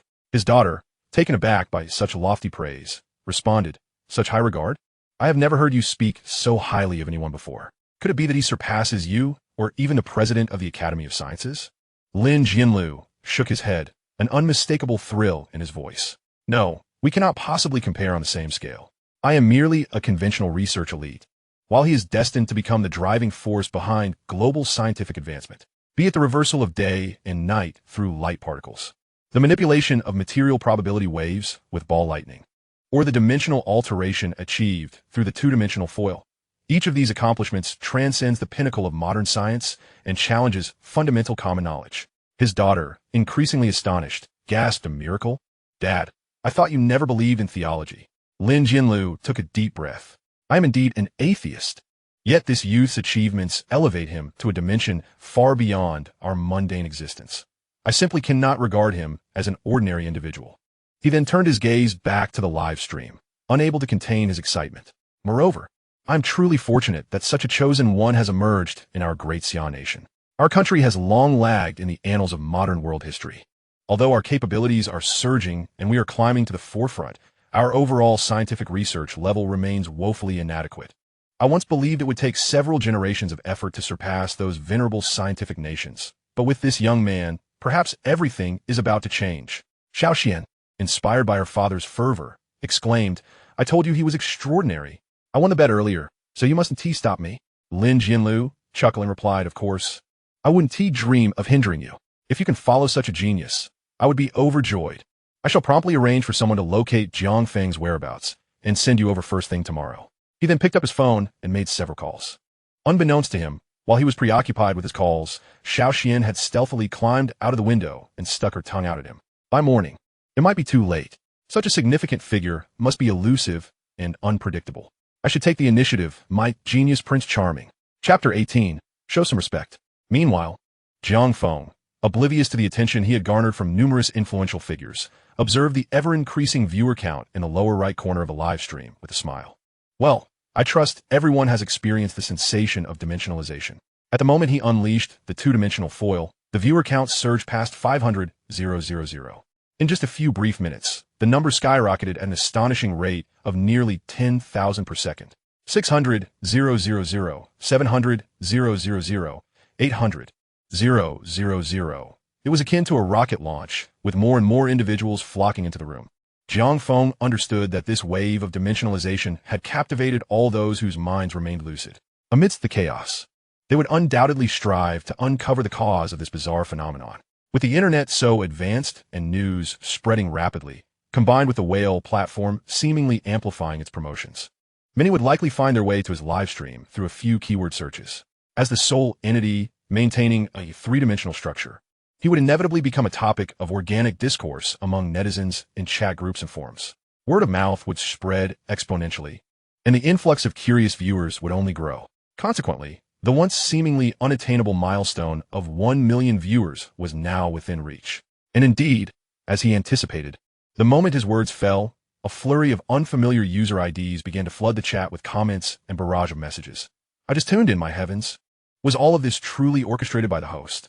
I heard about it from a friend and thought it was just hype, but he actually has T turned into a paper figure. What exactly does the host do? Did you invent the two-dimensional foil? No way, why are both Nemo and Lan Xiao on the line? I've never seen this host before. Show some respect. If it weren't for the host's restraint, you would have been crushed along with the solar system. Ah, great host, please retract your powers and restore us. Moving only laterally is unbearable. Woe is me. I kneel in supplication. Yet, Jiang Feng merely smiled silently, his focus unwaveringly fixed on the rapidly fluctuating numbers. 900, 000, 950, 000, 980, 000. Soon, they reached a staggering milestone. Ding! Suddenly, a melodious alert echoed, reverberating through the celestial expanse, though only Jiang Feng could hear it. Congratulations, host! Your livestream audience has reached 1 million, fulfilling the beginner's task and unlocking a hidden reward. The surrounding world was once again enveloped in blue light beams, everything freezing into absolute stillness. Upon concluding your broadcast, the system will calculate all rewards and issue new tasks. Excellent. With that, this live stream should conclude splendidly. Jiang Feng refocused his attention back to reality. At this moment, the viewer count in his stream continued to rise, reaching 1,010,000, 1,030,000, 1,050,000. Unfazed, he addressed the camera. Now, I shall restore everything to normal. With that, he raised his right hand and nonchalantly snapped his fingers. The sound was neither particularly loud nor sharply crisp. Yet the instant he snapped his fingers, an invisible energy surged forth, radiating outward. Everyone suddenly felt their bodies inexplicably swell, as if magnified and layered infinitely. Their once smooth forms expanded like balloons, with scattered components reintegrating back into their bodies. Even the picturesque surroundings, previously laid flat, became vividly pronounced, regaining their three-dimensional depth. The entire world was expelled from the vortex of two-dimensionality and ascended back into the ocean of three-dimensional existence. This transition occurred with such swiftness, akin to the earlier dimensionalization, catching everyone off guard with its intensity. In the live stream, chaos erupted once more. We're back. We're really back. Lan Xiao pinched his now fuller face, his expression one of disbelief. Meanwhile, Nemo, maintaining her composure, discreetly adjusted her previously ample figure and sighed in relief. Thankfully, I didn't end up with an aircraft runway after being a paper figure. Not wishing to linger on explanations, Jiang Feng succinctly reassured, rest assured, everyone. The restoration process from two-dimensional foil dimensionalization is highly precise and will not affect you. Henceforth, everything will revert to normal, as if nothing ever transpired. As he spoke, without waiting for the barrage of gifts to erupt in the live stream, he hastily added, "It's getting late. Everyone should rest early." Moreover, he continued, "Do you all remember the light particles I launched? In just a short while at dawn, you will receive a significant announcement." Following that, he disregarded the clamoring voices of, "Host, don't go. I wish to broaden my horizons further. And when will you stream next? I will definitely be here on time, as well as you must come often. I'm counting on you." And does the host have a fan group?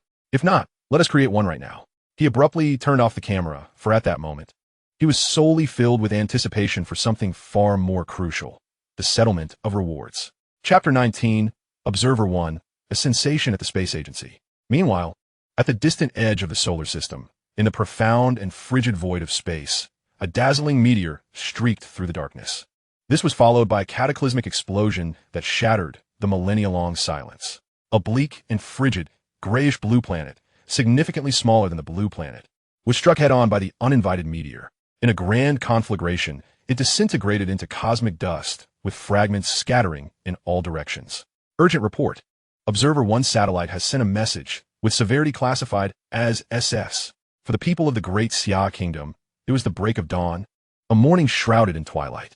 Yet, illuminated by the last rays of the setting sun, the superpower on the opposite side of the blue planet, the beautiful country of Meridian, was destined to face an unsettling night. Here, within the secret chamber at the heart of the NASB, National Aerospace and Space Bureau, surrounded by heavy alloy and lead walls and intricate surveillance equipment, it was virtually impenetrable. Even most NASB employees were unaware of this hidden location within the base. This clandestine chamber naturally bore an important and secretive responsibility to monitor and surveil all occurrences at the edge of the solar system and report any anomalies.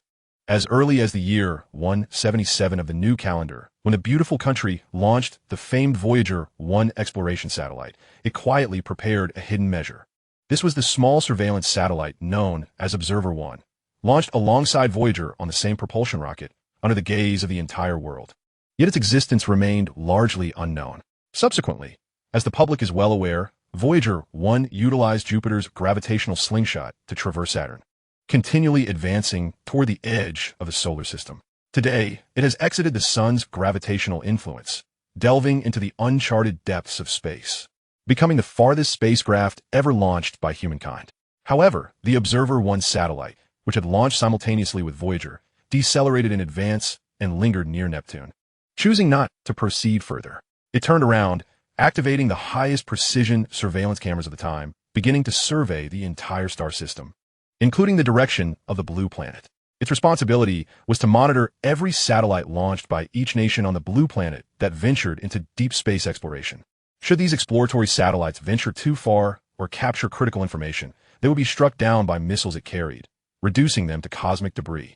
The beautiful country undertook this endeavor to ensure that the forefront of humanity's cosmic exploration and intelligence remained firmly within its grasp, preventing any other nation from encroaching. The pursuit of space exploration is an inevitable direction in the course of human development. Whoever possesses the cosmos naturally reigns supreme over the blue planet. To maintain its status as the world's leading power, the beautiful country's Observer 1 has, for decades, consistently obliterated foreign probes that dared to cross the red line.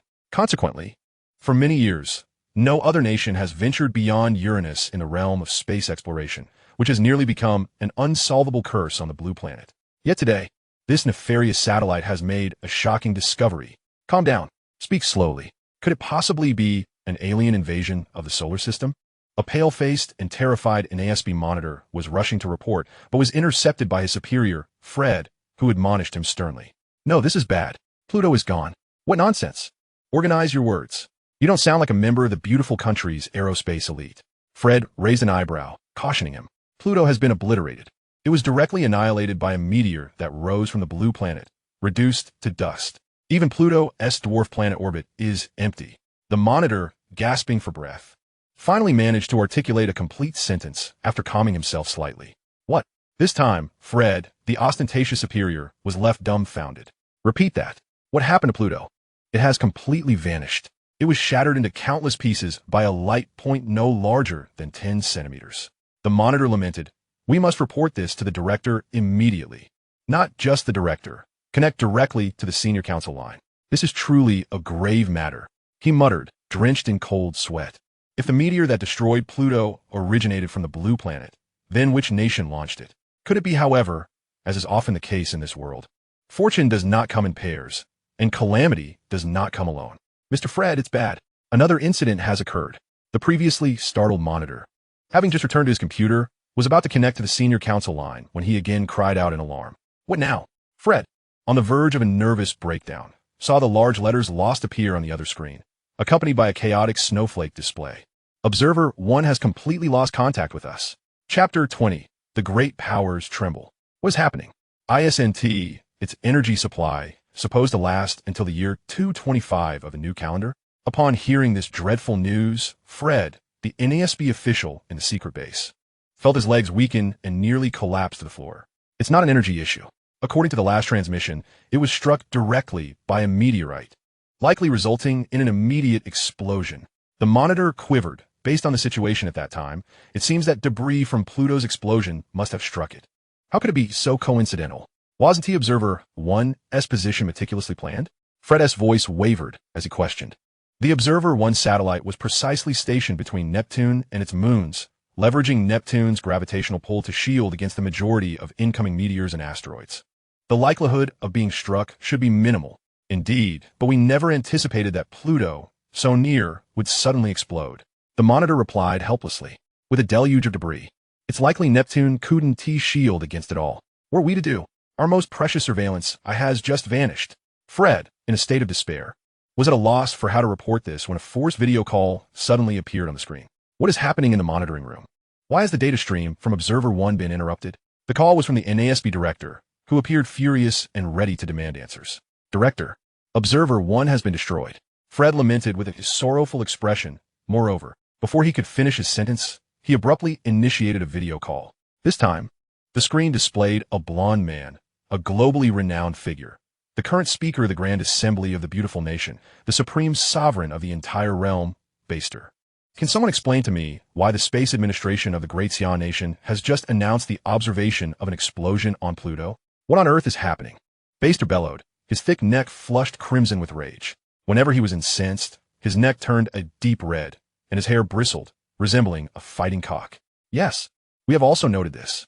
Furthermore, faced with the barrage of queries from the dignitaries, the listener remained remarkably composed, his face ashen as he relayed the two dreadful pieces of news. The director of NASB, Eisenmark, turned pale. The crash of Monitor 1 was far more than the mere loss of a satellite. It signified the complete failure of the beautiful nation's surveillance and suppression in space against the world. Should other nations seize this opportunity to launch satellites and explore deep space, the beautiful nation would be utterly powerless to intervene or even to be informed. Initially, the beautiful nation had planned to launch a more advanced Monitor 2 this year to replace the functions of Monitor 1. However, it required Monitor 1 to continuously transmit positioning signals near the Neptune belt. Otherwise, it would take many years to adjust its position before Monitor 2 could operate effectively on its own. Now, with this unforeseen situation, it would not be an exaggeration to say that the beautiful nation's decades-long strategic layout in space had been rendered utterly futile due to this unpredictable incident. Meanwhile, the speaker, Baster's countenance darkened further, his expression akin to having tasted something foul. Quickly investigate which country launched the light that shattered Pluto. As the speaker, he perceived the implications more profoundly than the NASB director, confronting more tangible concerns. Losing the means of suppression in the realm of aerospace. While this was indeed a grave issue, it was not necessarily urgent. What truly instilled dread in him was which nation possessed the capability to obliterate Pluto in one strike. Even if Pluto were stripped of its planetary status as a solid dwarf planet, it remained an entity beyond the reach of human weaponry. Even if the world's nuclear arsenal were unleashed upon Pluto, it would merely strip away a few layers of its surface. Moreover, given Pluto's immense distance from the blue planet, only the beautiful nation's probes had reached such remote territories. Who could possibly wield such terrifying power, remarkable speed, and astonishingly precise long-range strike capabilities? If today they could annihilate Pluto without warning, then tomorrow it would not be difficult for them to erase the beautiful nation from the blue planet entirely. This was utterly terrifying, a disaster of national proportions. Baster had to contemplate these matters. According to the investigations from the Special Intelligence Agency and the satellite imagery, it was essentially confirmed that NASB Director Eisenmark glanced at the documents just delivered by his subordinates, his voice trembling as he spoke. The preliminary investigation results are in. That light was launched from Zhonghai City in the Great Xian Nation. The Great Xian Nation? So it was indeed them. I found it odd that they were the first to discover Pluto's explosion. Baster exclaimed with fervor. They must be developing some form of ultra-long-range strike weapon. No one understands the Great Xian Nation better than I do. However, Eisenmark continued reading the report, his tone shifting to incredulity. According to the gathered information, the most likely individual behind that light is a 20-year-old ordinary university student named Jiang Feng. Chapter 21. An Emergency Assembly of the Grand Assembly. Just for Jiang Feng. Baster was left astounded. Yet, before he could utter a word, his assistant behind him gasped in astonishment, voicing the incredulity that lingered in Baster's mind. 20 years old? An ordinary university student. Mr. Eisenmark, are you certain? Eisenmark, a man of few words, cast a fleeting glance at the assistant before redirecting his gaze to Speaker Baster. Your Excellency, this is not a secret in the Great Xian Nation. Their intelligence agencies seem to have made no effort to conceal it. This entire situation exudes an extreme peculiarity. If it were not intentional on the part of the Great Xian Nation, it would imply. Baster's expression grew grave as he raised a hand to interrupt Eisenmark. That would mean this is the personal action of that individual named Jiang Feng? Indeed, Eisenmark nodded. The compiled data from the investigation does indeed suggest this is an individual act, not a state-sponsored endeavor. Upon hearing this, Baster fell into a profound silence. After a long pause, he murmured, an extreme prodigy capable of influencing the global landscape has emerged from the Great Xian Nation. This is certainly not good news for us in the beautiful nation. Your Excellency, suddenly, an ASB director, Eisenmark hesitated, as though grappling with his thoughts. Speak plainly, Baster urged, his brow furrowing slightly. The situation for us does not appear to be overly dire. How so? Baster raised an eyebrow, intrigued. Eisenmark pondered briefly, organizing his thoughts before articulating. If we continue our analysis, first, the individual named Jiang Feng is acting independently of any directives from the Great Xian Nation, which means the technology he possesses is entirely his own. Second, his ability to publicly disclose this technology indicates he is not under the control of the Great Xian Nation, which leaves us with a sliver of opportunity. Baster's eyes brightened at this revelation, suddenly enlightened. He could not help but cast a look of approval at Eisenmark on the screen. Well said. If we can procure the technology he possesses, then the destruction of Monitor 1 would be a trivial matter. However, such an endeavor would require immense resources, and even as the speaker, Baster could not unilaterally decide.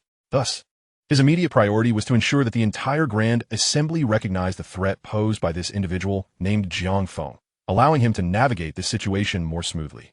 Very well, Baster clarified his thoughts and commanded Eisenmark. You must immediately compile all available information regarding Jiang Feng, especially concerning the particle that destroyed Pluto, for presentation to the Grand Assembly. Prepare to report to all members. Understood, Your Excellency, Eisenmark replied, nodding slightly. However, his expression suddenly stiffened. Wait, report to all members of the Grand Assembly? Baster understood the change in Eisenmark's demeanor, but offered no explanation. Instead, he turned to his assistant and continued to issue commands. Urgently convene the Grand Assembly, ensuring that all senior members are present. His tone was resolute and unequivocal. The assistant stood momentarily dumbfounded. Must I repeat my orders? Baster's brows knitted in displeasure. And no, it is not necessary, the assistant stammered, shaking off his stupor and quickly bowing. I shall make arrangements at once, Your Excellency. Oof. Baster let out a cold snort, the frown on his face easing slightly. We must also invite Dr. Elon Scott to attend. Understanding the gravity of the command, the assistant swiftly departed to relay Baster's orders. Meanwhile, Eisen in the video remained in a state of shock. The name of the chief scientist of the High Council, Elon Scott, resonated like thunder. In his memory, this was only the second emergency High Council convened since the founding of the beautiful nation. However, when was the first emergency High Council held? Eisen's expression grew serious, his brow furrowing as memories began to swirl in his mind. Suddenly, his demeanor froze, his pupils dilating in realization. That was during the last discussion regarding the deployment of nuclear weapons. Chapter 22. The chief scientist of the beautiful nation asserts it's false. Half an hour later, at the venue of the High Council of the beautiful nation, all senior council members had arrived, clustered in small groups, engaging in conversation. What has happened? Not sure. We just received a notification for an emergency council. I've heard a rumor that the emergency council is about the disappearance of Pluto. What? What nonsense is this? The Pluto that has been excluded from the 9 major planets? Eyes instantly converged on the senior council member who had spoken. Yes, that Pluto, and it is said to have been destroyed by a weapon launched by someone from the Great Xian Nation, with terrifying power and complete silence. Upon hearing this, nearly everyone in attendance visibly paled. The gathered individuals were prominent figures, while they might engage in casual banter among acquaintances. In such a serious setting, they understood the gravity of the occasion and refrained from frivolous remarks. Thus, if this were true, the situation would indeed be dire. The atmosphere began to thrum, with anxious glances directed at Baster, who remained composed and seated at the head of the table. Where did this information come from? It's all over the public media.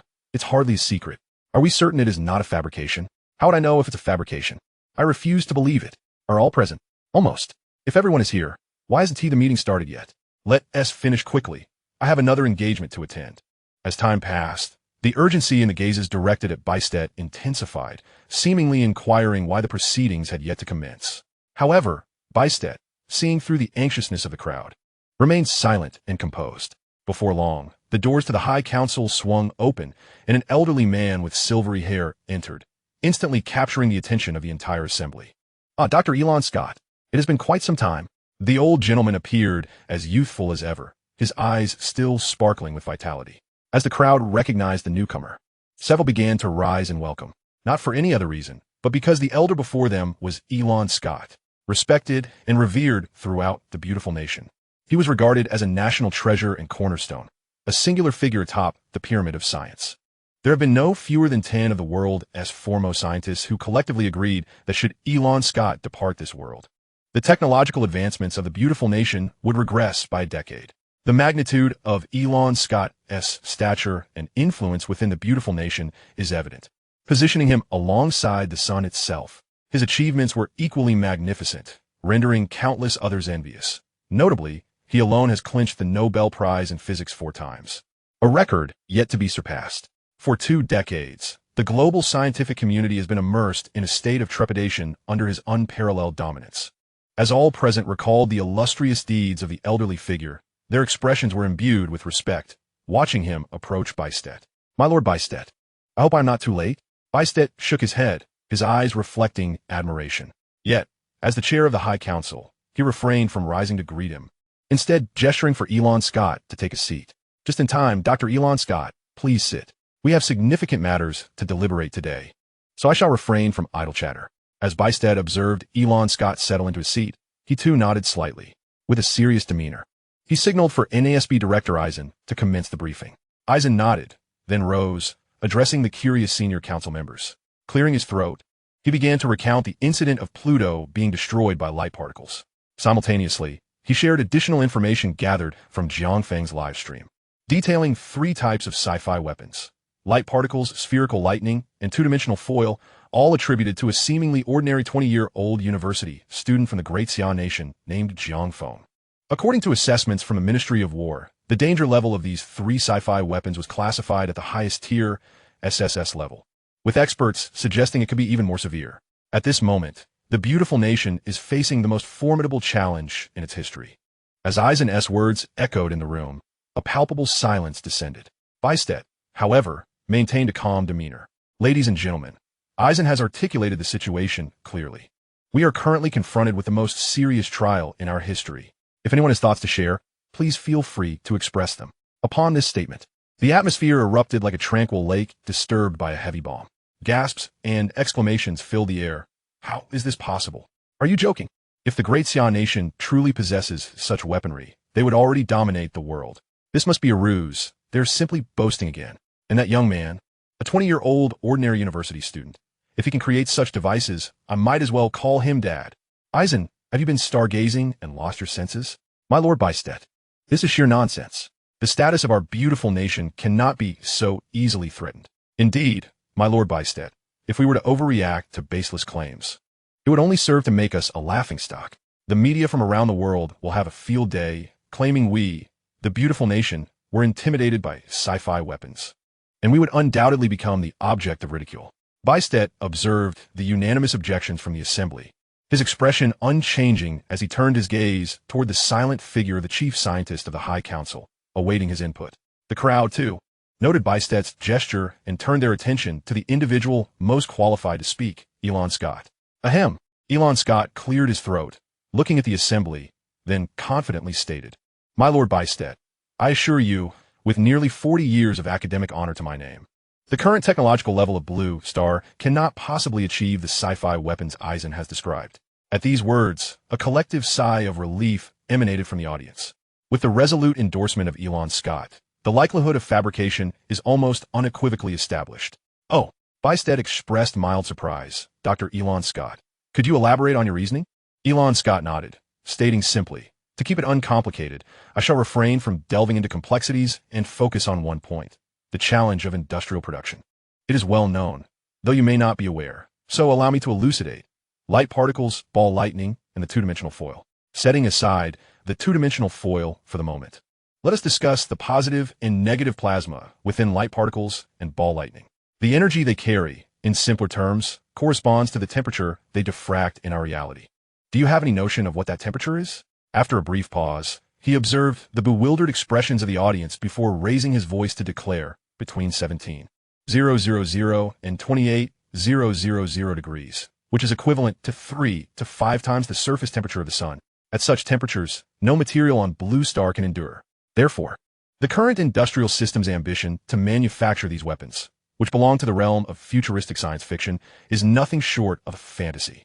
Elon Scott concluded, "Your Excellency, Beistet, this is my perspective. The sci-fi weapon showcased by that individual from the Great Xi'an Nation is fabricated, and the explosion of Pluto may merely be a rare coincidence. These two events should not be artificially linked." With that, he inclined his head slightly towards Beistet and, amid the respectful gazes of the assembly, gradually took his seat, maintaining a tranquil demeanor. Observing this, Beistet's expression remained largely unchanged as he raised his hand to quell the slight commotion in the room. He then turned to NASB Director Eisen, tilting his head, and said, "Proceed." Eisen nodded in understanding, and amidst the astonishment of the crowd, along with Elon Scott's mild surprise, he commenced the playback of Jiang Feng's live broadcast video and the final images captured by Observer 1. Please take a look. This is the light particle demonstrated by Jiang Feng of the Great Xi'an Nation, and the entire process of the light particle, under his manipulation, annihilating Pluto at superluminal speed. Chapter 23. 3 Pieces of Evidence. The Shock of the High Council. In the upper echelons of the beautiful nation's High Council, when a footage of the light particle detonating Pluto was presented before the assembly, an irrevocable silence enveloped the room, as each individual felt their hearts quaking violently. Even Beistet, who was witnessing this for the second time, could not suppress a shiver of trepidation. Fortunately, being adequately prepared mentally, he reacted more swiftly than the others present. Once the video concluded, he quickly composed himself, sitting upright and scanning the room, where all present, including Elon Scott, were rendered speechless by the spectacle. What is this situation? Am I hallucinating, or have I been daydreaming? So you all witnessed it, indeed. It was that individual from the Great Xi'an Nation who launched the light particle that caused Pluto to explode? Yes, it seems that is indeed the case. But did not Dr. Elon Scott assert that with the current industrial capabilities of Blue Star, such a sci-fi weapon could not possibly exist? Could this be mere coincidence? That individual fortuitously launched something resembling a light particle, and Pluto just happened to explode? In an instant, the gaze of everyone in the room turned involuntarily towards Elon Scott. Noticing this, his face slightly flushed. He quickly cleared his throat to mask his embarrassment. What one observes is not necessarily reality. In the realm of empirical science, data is the ultimate arbiter. All secrets and illusions will be laid bare before the truth of data. Upon hearing this, the audience's eyes brightened. The pillar of the beautiful nation's scientific community was indeed extraordinary. After all, Elon Scott's influence was undeniable, and his words carried substantial weight among the assembly. Since he had stated thus, it implied that this matter likely harbored secrets beyond their comprehension, worthy of anticipation. Meanwhile, Beistet, observing the unfolding events, furrowed his brow as he awaited further commentary from Elon Scott. Director Eisen, I require all satellite data from the moment the light particle was launched until it struck Pluto. Additionally, I need the corresponding data from Jiang Feng's live broadcast, including the launch time of the light particle, the time of Pluto's destruction, and the moment Observer 1 was damaged by debris, preferably precise to the millisecond. Eisen did not respond immediately, but nodded slightly before looking to Beistet on the dais. Upon receiving a barely perceptible nod from him, he acquiesced to Elon Scott's request. He promptly contacted his subordinates to retrieve all necessary data, displaying it on the large screen. Observing this, Elon Scott addressed the assembly. Through the time span from the launch of the light particle to its detection by the satellites, we can approximately deduce the particle's speed and uniform acceleration. From this, we can ascertain the time it took to reach Pluto and subsequently compare it with the time recorded by Observer 1 for Pluto's explosion to determine if the explosion was indeed a consequence of the light particle. There was no need for him to personally conduct the calculations. His assistant utilized the computer to perform the task, subsequently presenting the results to both him and the audience. The light particle took 1 second to reach near-Earth orbit. With an initial calculated speed of approximately 100 kilometers per second and a uniform acceleration of 600 kilometers per square second. Thus, it was deduced that the light particle would reach the speed of light 300,000 kilometers per second after 998 seconds, and after 182 for 198 seconds. It would attain a velocity of 1 light years. Director Eisen, what was the distance between Blue Star and Pluto prior to the explosion? 56.8 billion kilometers, which is roughly equivalent to the distance light travels in 22 hours. Eisen replied, after a moment's contemplation. Elon Scott nodded, stating, given this vast distance, the light particle was in uniform acceleration throughout its journey, allowing us to calculate that its final velocity upon impact with Pluto was 275 times the speed of light, with an overall travel time of approximately 375 seconds. Converting this to Blue Star's time, it translates to 7:53:11 p.m. By comparing this with the explosion time displayed by Observer 1, we can ascertain the authenticity of the light particle. However, as soon as Elon Scott finished speaking, a wave of gasps echoed throughout the room. The time recorded by Observer 1 for Pluto's explosion precisely coincided with 7:53:11 p.m. to the second. What? Is this a joke? Not a second off. Your calculations are remarkably precise. So, the explosion of Pluto was indeed caused by the light particle. Once again, the assembly's attention converged, but this time, their expressions bore an air of peculiarity. Even Bystedt, who had remained composed and silent, could not help but cover his face and take a deep breath. Although Elon Scott was equally astonished, he added, "This is merely a preliminary assessment, quite superficial. We must exercise greater rigor. By calculating the final speed of the light particle at 275 times the speed of light and determining the force of Pluto's explosion, as well as the time it took for the debris to strike Observer 1, we can arrive at a more comprehensive conclusion." Upon concluding his remarks, he swiftly seized the computer from his assistant's hands and commenced calculations himself. Moments later, he raised his gaze towards the assembly, revealing that, according to his computations, if the light particles were to reach Pluto's ultimate velocity of 275 times the speed of light, the debris resulting from Pluto's explosion would collide with Observer 1 in precisely 96 seconds. In other words, if Observer 1 did not crash within that time frame, it would imply that the explosion of Pluto was not instigated by the light particles. Initially, the audience was taken aback, their reactions muted. However, in the next instant, a startled exclamation erupted from NASB Director Eisen.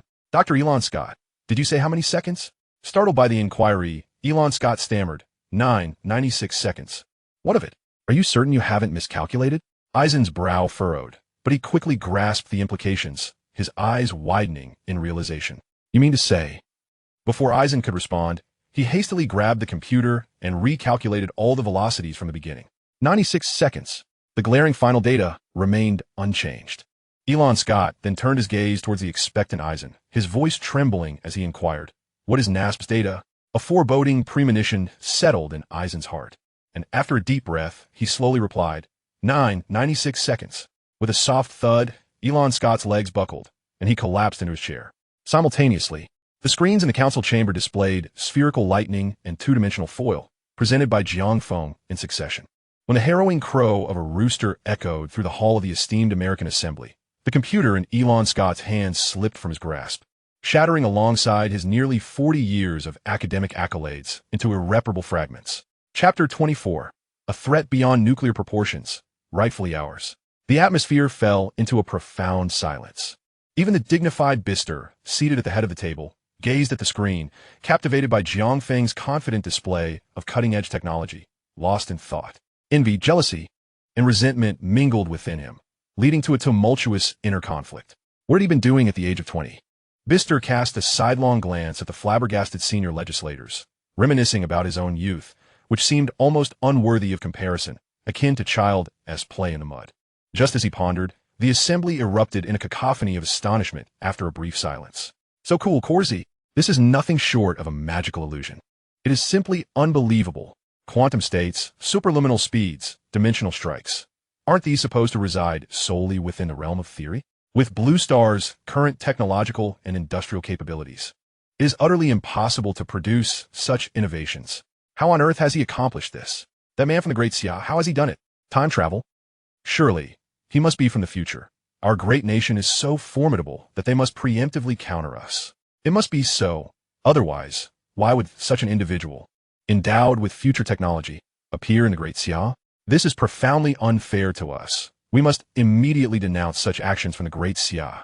Yes, a vehement condemnation is imperative to make them the target of international scrutiny. Utilizing global pressure, we must compel them to relinquish these devastating weapons or share their technological advancements with us. This is an obligation they owe to the progression of human society. Bister's lips twitched in muted disbelief. Although the discourse had veered off course, it had successfully established Jiang Feng's threat in the minds of the audience. Henceforth, the subsequent actions and arrangements fell naturally into place. With this in mind, he inhaled deeply, raising his hand to quell the clamor and redirecting attention. As you can see, the situation has escalated to a critical juncture that demands resolution. However, the solution does not lie in the denunciations and pressures you propose. Such methods, in the face of absolute power, are as futile as the impotent rage of a jester. The assembly began to contemplate his words. After a prolonged silence, someone ventured, "Your Excellency Bister, with all due respect, what alternative methods remain at this juncture?" Bister shook his head, pointing at the speaker, then addressing the assembly. "The crux of this matter does not reside with the Great Xia. You are all mistaken." The audience furrowed their brows in confusion. Another voice inquired, "Your Excellency Bister, what do you deem the crux of the matter?" Bister, frowning, snorted derisively, then turned to point at the paused close-up of Jiang Feng on the screen, exclaiming, "The crux lies with this individual, Jiang Feng of the Great Xia. All events stem from him, and our solutions must revolve around him, rather than targeting the Great Xia. Do you understand? Can the Great Xia impose constraints upon him for revealing these sci-fi weapons? Clearly not. Does it matter how he created these fantastic armaments? Evidently, it does not. What is paramount?" Bister's voice crescendoed. As the audience absorbed his words, they hesitated before their emotions became palpably stirred. What matters is Jiang Feng himself. Yet, it was evident that their intellect remained unengaged. Bister nearly choked on their response, taking a few seconds to suppress the urge to berate them, before gritting his teeth and stating, "What is crucial is that this individual, this ordinary university student named Jiang Feng, cannot remain in the Great Xia. He must belong to our great nation. Otherwise, he poses a threat surpassing nuclear proportions to both us and the entire Blue Star." Upon hearing this, the expressions of the assembly froze, exchanging bewildered glances before erupting in a chorus of realization. Indeed, this is the crux. How could I not have thought of it earlier? Your Excellency Bister, truly a remarkable leader. Your clarity of thought assures that our great nation will surely thrive under your guidance. By securing Jiang Feng, we are assisting the entire world in averting uncontrollable hazards.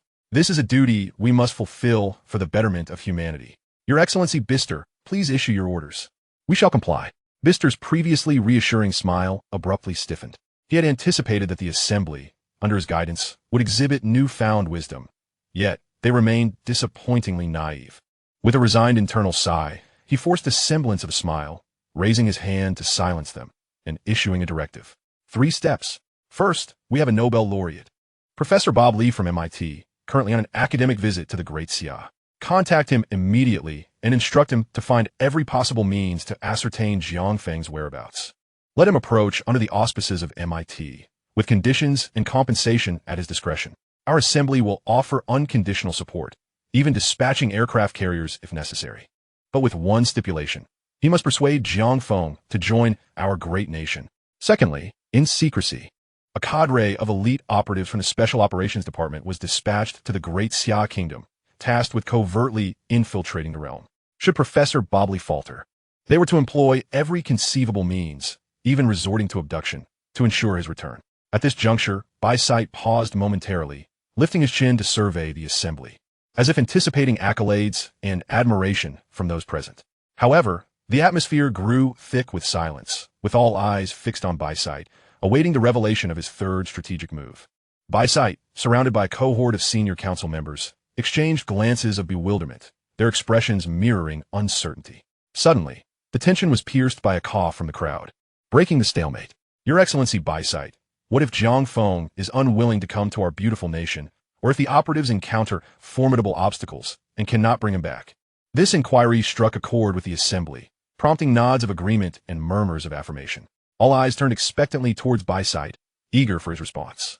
Exhaling forcefully through his nostrils, Bysight's visage hardened as he declared with conviction, "Then we shall resort to outright physical annihilation. That is the third step. Chapter 25. Emergency meeting at the First Strategic Research Institute. Concurrently, within the office of the Executive Deputy Director of the Great Xia Kingdom's Strategic Research Institute, Lu Changqing had met with Lin Jinlu, who had come to report intelligence. "Greetings, Academician Lu," Lin Jinlu said, extending his hand. Lu Changqing reciprocated the gesture with a smile, replying, "President Lin, it's been a while since our last encounter at the Zhonghai City Science and Technology Expo. Nearly 4 years, I believe." "Indeed. Your busy schedule has made it difficult for us to meet," Lin Jinlu remarked, his sentiment genuine rather than mere pleasantry. Lu Changqing was a legendary figure, a true authority in the field of strategic scientific research in the Great Xia Kingdom, a veritable titan. In matters of technology, Lin Jinlu found himself looking up to Lu Changqing, and in terms of national contributions, he held him in the utmost reverence. Such an eminent individual treating him with such cordiality left Lin Jinlu feeling both honored and somewhat intimidated. Moreover, Lu Changqing's visible accolades paled in comparison to the formidable background he possessed. Aside from being an academician of the Great Xia Academy of Engineering, Lu was also the foremost expert in strategic research, a protege of the esteemed Zheng Changjiang. This alone granted him unparalleled stature across the Great Xia Kingdom. Yet, he had devoted himself for decades to the front lines of research, tirelessly contributing to the nation's defense, embodying a spirit of unwavering dedication to his beliefs. Such a commitment commanded Lin Jinlu's admiration and respect, a true paragon of both noble lineage and formidable capability. Lu Changqing smiled slightly, oblivious to the depth of Lin Jinlu's contemplations that had transpired in mere moments.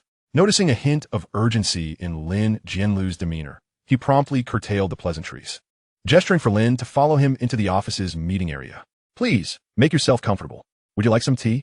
Without waiting for a response, he busied himself preparing refreshments. However, as he turned back, he was taken aback to find Lin Jinlu had sprung to his feet. No, Academician Lu, please don't trouble yourself. I have urgent matters to discuss," Lin Jinlu insisted, firmly grasping Lu's hand to prevent him from continuing his hospitality, leaving Lu both amused and perplexed. Recognizing the gravity of the situation, Lu Changqing acquiesced, taking his seat. His expression shifted to one of seriousness as he inquired, "All right, speak freely. What the daytime meteor and the recent phenomenon of three-dimensional to two-dimensional transformation? What's the situation?" "There's more than just these two matters," Lin Jinlu interjected. Macroelectronics. Lu Changqing furrowed his brow, pondering the implications with uncertainty. Quantum mechanics. Lin Jinlu adjusted his position slightly, affirming, "Indeed, it pertains to the collapse of observable states in quantum mechanics. In simpler terms, it is akin to daytime spirits and nighttime deities, a transformation of entities," Lu Changqing supplemented. While high-level physics was not his forte, he had some familiarity with the concept. "Yes, precisely. Furthermore, I witnessed it firsthand," Lin Jinlu added. "You witnessed it firsthand?" Lu Changqing inquired, astonished, tilting his head. "Absolutely, without a doubt. I remember it vividly," Lin Jinlu confirmed emphatically. Lu Changqing fell silent, contemplating the implications of the daytime meteor and the three-dimensional transformation that remained unresolved, now compounded by the emergence of macroelectronics, a concept bordering on the mystical within quantum mechanics. Could it be that the likes of Einstein and Tesla had been reincarnated?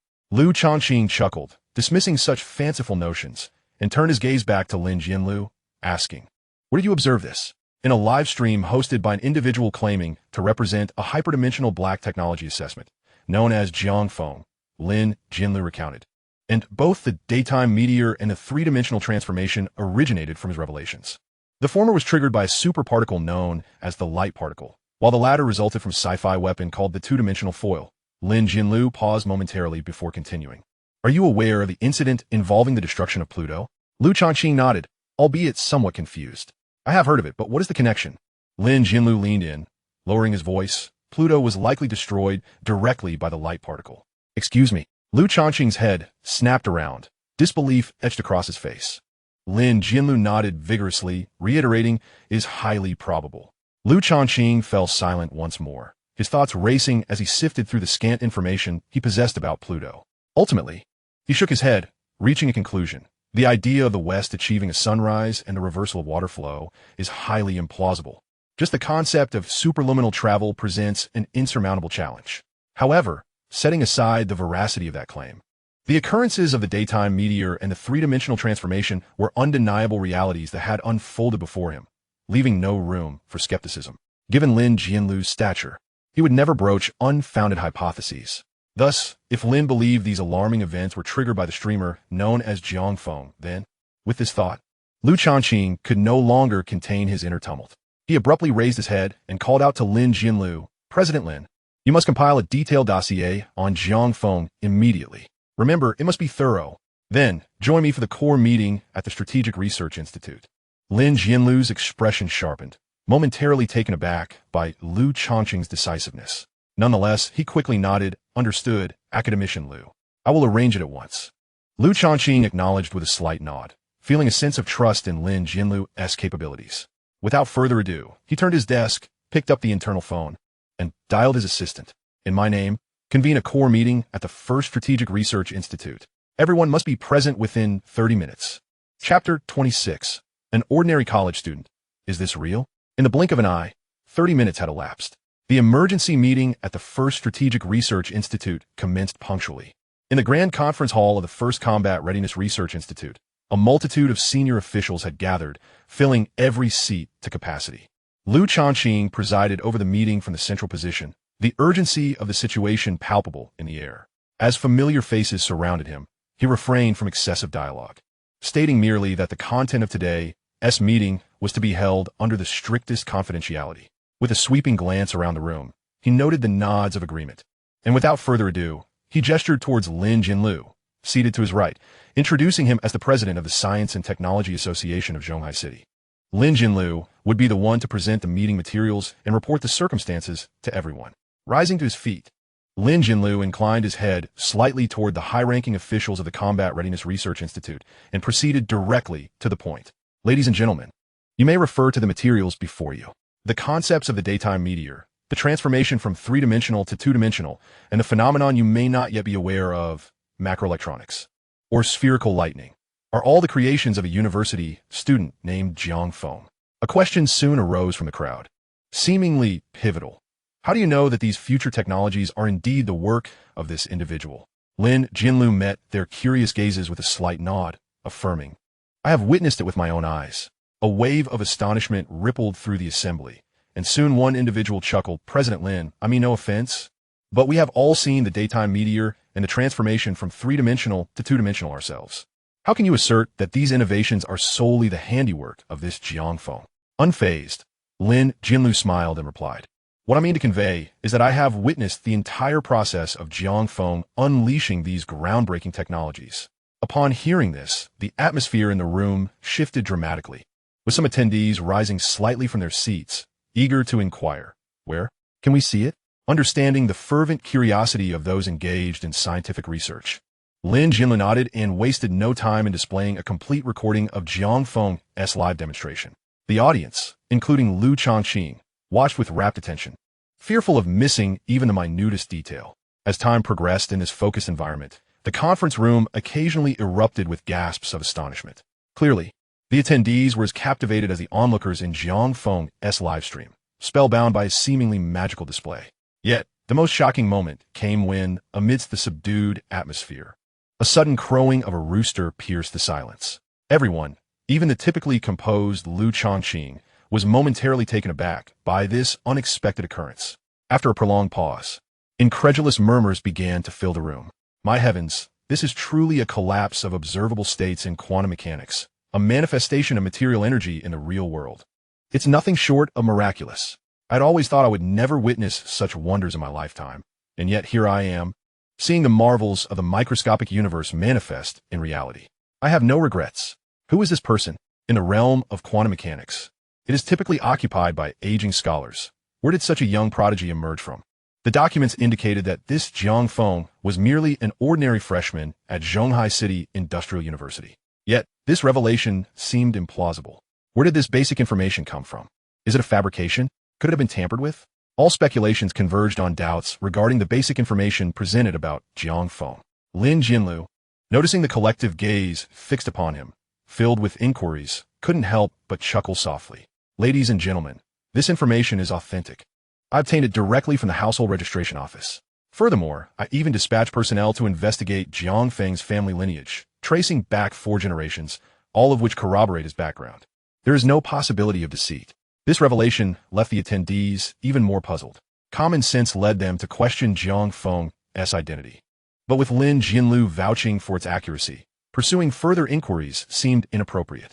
Consequently, their gazes turned toward Lu Chongqing at the head of the table, hoping for his discerning judgment. However, Lu Chongqing too harbored doubts about the basic information regarding Jiang Feng. Faced with the scrutinizing expressions of the crowd, he refrained from a direct response, instead shifting the conversation's focus, solemnly stating, "The authenticity of the data is of little consequence. What truly matters is that this individual exists, and what he possesses is undeniably real." With these words, a collective realization dawned upon the assembly. Indeed, the talent was paramount. His identity was secondary. Such an individual was a rarity, a genius not encountered in a century. No, not merely a century. This is a once-in-a-millennium talent. Any one of his achievements could propel the advancement of global technology to unprecedented heights, particularly the 3-dimensional to 2-dimensional transformation. This is a strategic weapon of nuclear proportions.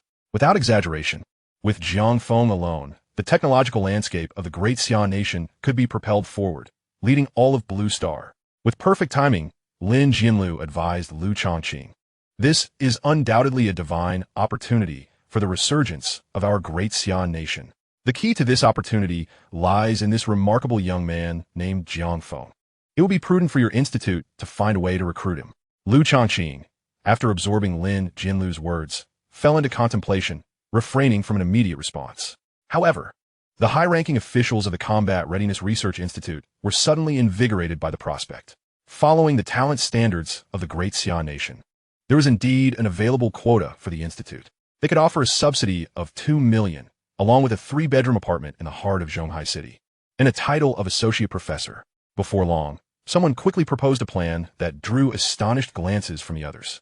Yet just as one wave of ideas settled, even bolder proposals began to emerge in succession.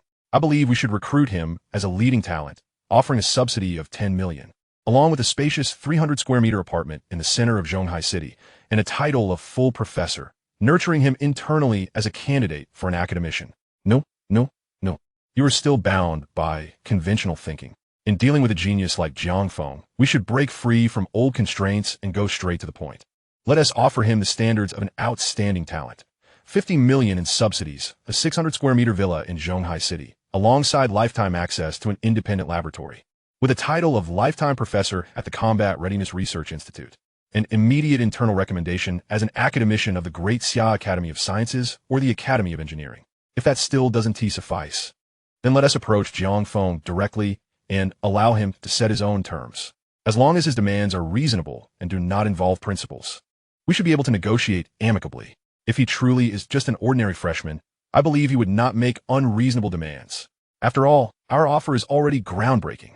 Lu Chongqing, though stirred internally, maintained an inscrutable exterior, recognizing the gravity of such a historic decision. Even the prospect of Jiang Feng, which was immensely enticing, warranted utmost caution. Just then, amidst this brief moment of silence, a secure communication arrived on Lu Chongqing's phone, instantly heightening his alertness. Chapter 27. The Secret Department of the Imperial Authority's envoy calls, retaining Jiang Feng. National Secret Communication. Lu Chongqing merely gazed at the string of asterisks on the caller ID, and his countenance shifted dramatically. As a senior official of the First Combat Readiness Research Institute of the Great Xian Nation, he was acutely aware of the implications that this call carried. The National Secret Communication could only signify one entity behind it: the security group of the Great Xian Nation, a department shrouded in enigma to the outside world, yet undeniably formidable, possessing immense power and influence. Even a mere team member, perceived as holding a trivial position from an external viewpoint, wields the terrifying authority of life and death. This power, previously veiled in ambiguity, was colloquially termed by the upper echelons as imperial privilege, where actions precede discussions.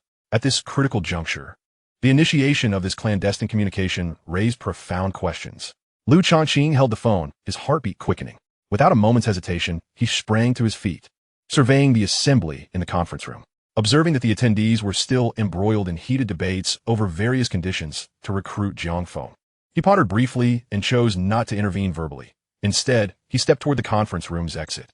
The others merely cast a brief, surprised glance his way before redirecting their focus back to the contentious discussions surrounding Jiang Feng's potential induction into the Combat Readiness Research Institute. As Lu Changqing exited the conference room, he could still hear the voice of a stubborn elder, vehemently opposing the exorbitant conditions proposed for Jiang Feng as recruitment. Once he found a quiet place, he connected the secret line to the security group. Academician Lu Changqing, a stern, commanding voice resonated from the other end, imbued with an undeniable sense of authority. Lu Changqing's expression hardened as he replied gravely, "This is Lu Changqing. May I inquire who is speaking? I am Gu Qingfeng, the leader of the Qinglong team of the 12 Zodiac Squad within the security group of the Great Xia Nation." Hearing this introduction, Lu Changqing could not suppress a gasp of astonishment. The security group's elite. I am aware that you are currently convened in an emergency meeting discussing the bizarre circumstances surrounding a freshman named Jiang Feng. Lu Changqing's brow furrowed, his grip on the phone tightening as he glanced back at the conference room door, his mind racing with disbelief. Our internal emergency meeting has only been underway for less than half an hour, and you and the security group are already informed? Furthermore, I understand you are deliberating on how to incorporate Jiang Feng into the Combat Readiness Research Institute. At this very moment, there are still debates occurring over the conditions of his recruitment. Surely, I need not elaborate on the nature of those disputes? Lu Changqing stood dumbfounded, clutching the phone as the realization dawned upon him. Debates? Wasn't it the very voice of his colleague, the pedantic old scholar Lao Lu, that he had heard before leaving, opposing others? As for the content, he could easily surmise it involved the usual rhetoric of leveraging status to impose demands. Yes, Captain Gu, we are indeed discussing this matter. The young man, named Jiang Feng, possesses skills and capabilities that warrant our utmost attention, Lu Changqing explained, unable to restrain himself. You needn't elaborate for my sake. This is a matter internal to your first Combat Readiness Research Institute, and the security group has no interest in intervening. Gu Qingfeng's tone remained measured, as the purpose of this call was not to delve into such matters. Lu Changqing managed a wry smile. The phrase "no interest in intervening" suggested a lack of authority rather than disinterest. Indeed, the security group was true to its nature, speaking with a gravity that was unmistakable. Regaining his composure, Lu Changqing replied, "Captain Gu, please proceed." "All right, the information I am about to convey is classified and intended solely for internal communication. Please observe discretion." "Understood." Lu Changqing inhaled deeply, responding with utmost seriousness. According to confidential intelligence from overseas, the situation involving Jiang Feng has captured the attention of the United States. Gu Qingfeng's voice turned grave. Consequently, they convened an emergency high council. You may not grasp the significance, but the United States has only held 2 such emergency high council meetings in its history. One during the nuclear bomb incident last century, and the second is now, due to the matter concerning Jiang Feng of our Great Xia Nation. The theme of their urgent assembly is unequivocal, to explore every possible means to either recruit Jiang Feng or obliterate him. As Gu Qingfeng paused momentarily, he added, "I might as well share their specific plans with you. First, which aligns with what you are currently undertaking, offering conditions, enticing with benefits, to persuade Jiang Feng to join them. This approach is relatively mild, and the executor of this plan is someone you might recognize, Bob Lee, the Nobel Prize laureate in physics from MIT, awarded in the early 2000s. The second plan is considerably more extreme, dispatching agents to ascertain Jiang Feng's location and forcibly extract him to the United States. This serves as a contingency should the first plan fail. However, we have learned that a team of elite operatives from the American Intelligence Agency has already embarked covertly towards our Great Xia homeland. Moreover, the intelligence agency is simultaneously responsible for a third, even more radical mission, to physically eliminate Jiang Feng should all other plans fail. Listening to Gu Qingfeng's revelations, Lu Changqing's brow furrowed deeply, a surge of indignation igniting within him. Were they truly so audacious as to blatantly target a citizen of the Great Xia Nation? Academician Lu, this is merely the normalcy of confrontation between nations. Gu Qingfeng's tone remained devoid of emotional fluctuation. As for the second and third plans I just mentioned, take note, but do not dwell on them. As long as the security group is present, such occurrences are utterly impossible.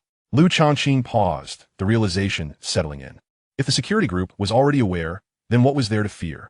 Let the winds of fortune blow from any direction. Whatever challenges arose would be met with inevitable resolution. However, Lu Changqing's momentary relief was swiftly overshadowed by apprehension. But what if the conditions proposed by the other side successfully entice Jiang Feng? In such a case, our security group would find it challenging to intervene openly. Lu Changqing's eyes widened, swiftly grasping the gravity of the situation, and he hastily inquired, "What conditions has the United States offered?" The conditions reported by Bob Lee to the American High Council include the title of academician at the National Academy of Sciences, a lifetime honorary professorship at MIT, a permanent green card, along with an annual research funding of $50 million and ownership of a top-tier laboratory named after Jiang Feng. Of course, there are also various minor stipulations, but I shall not elaborate on those. Notably, there is one critical additional condition, aside from the aforementioned terms. There is an important stipulation allowing Jiang Feng to propose additional conditions up to a maximum valuation of $1 billion, which must be granted. Has the American High Council agreed to these conditions? Lu Changqing, suppressing the astonishment that surged within him, hastily inquired. On the other end of the line, Gu Qingfeng paused unusually before slowly articulating. Unanimously approved, with the conditions doubled. A sharp intake of breath escaped Lu Changqing, causing the hand clutching the phone to tremble slightly. As tumultuous waves of anxiety surged within him. Conditions doubled. This meant an annual research funding of $100 million, along with limits converted to $2 billion in conditions, all proposed by Jiang Feng. It is crucial to note that the entire annual research budget of their first Combat Readiness Research Institute amounted to merely $200 billion when converted into U.S. currency. This represented a staggering loss of 1/10 of their resources. However, in the next moment, as Lu Changqing was still astonished by the lavish offer from the United States, his expression suddenly shifted, realizing a far graver issue. The conditions proposed by the attendees in the conference room of the First Combat Readiness Research Institute paled in comparison, appearing almost juvenile. The significance of Jiang Feng was now undeniably apparent.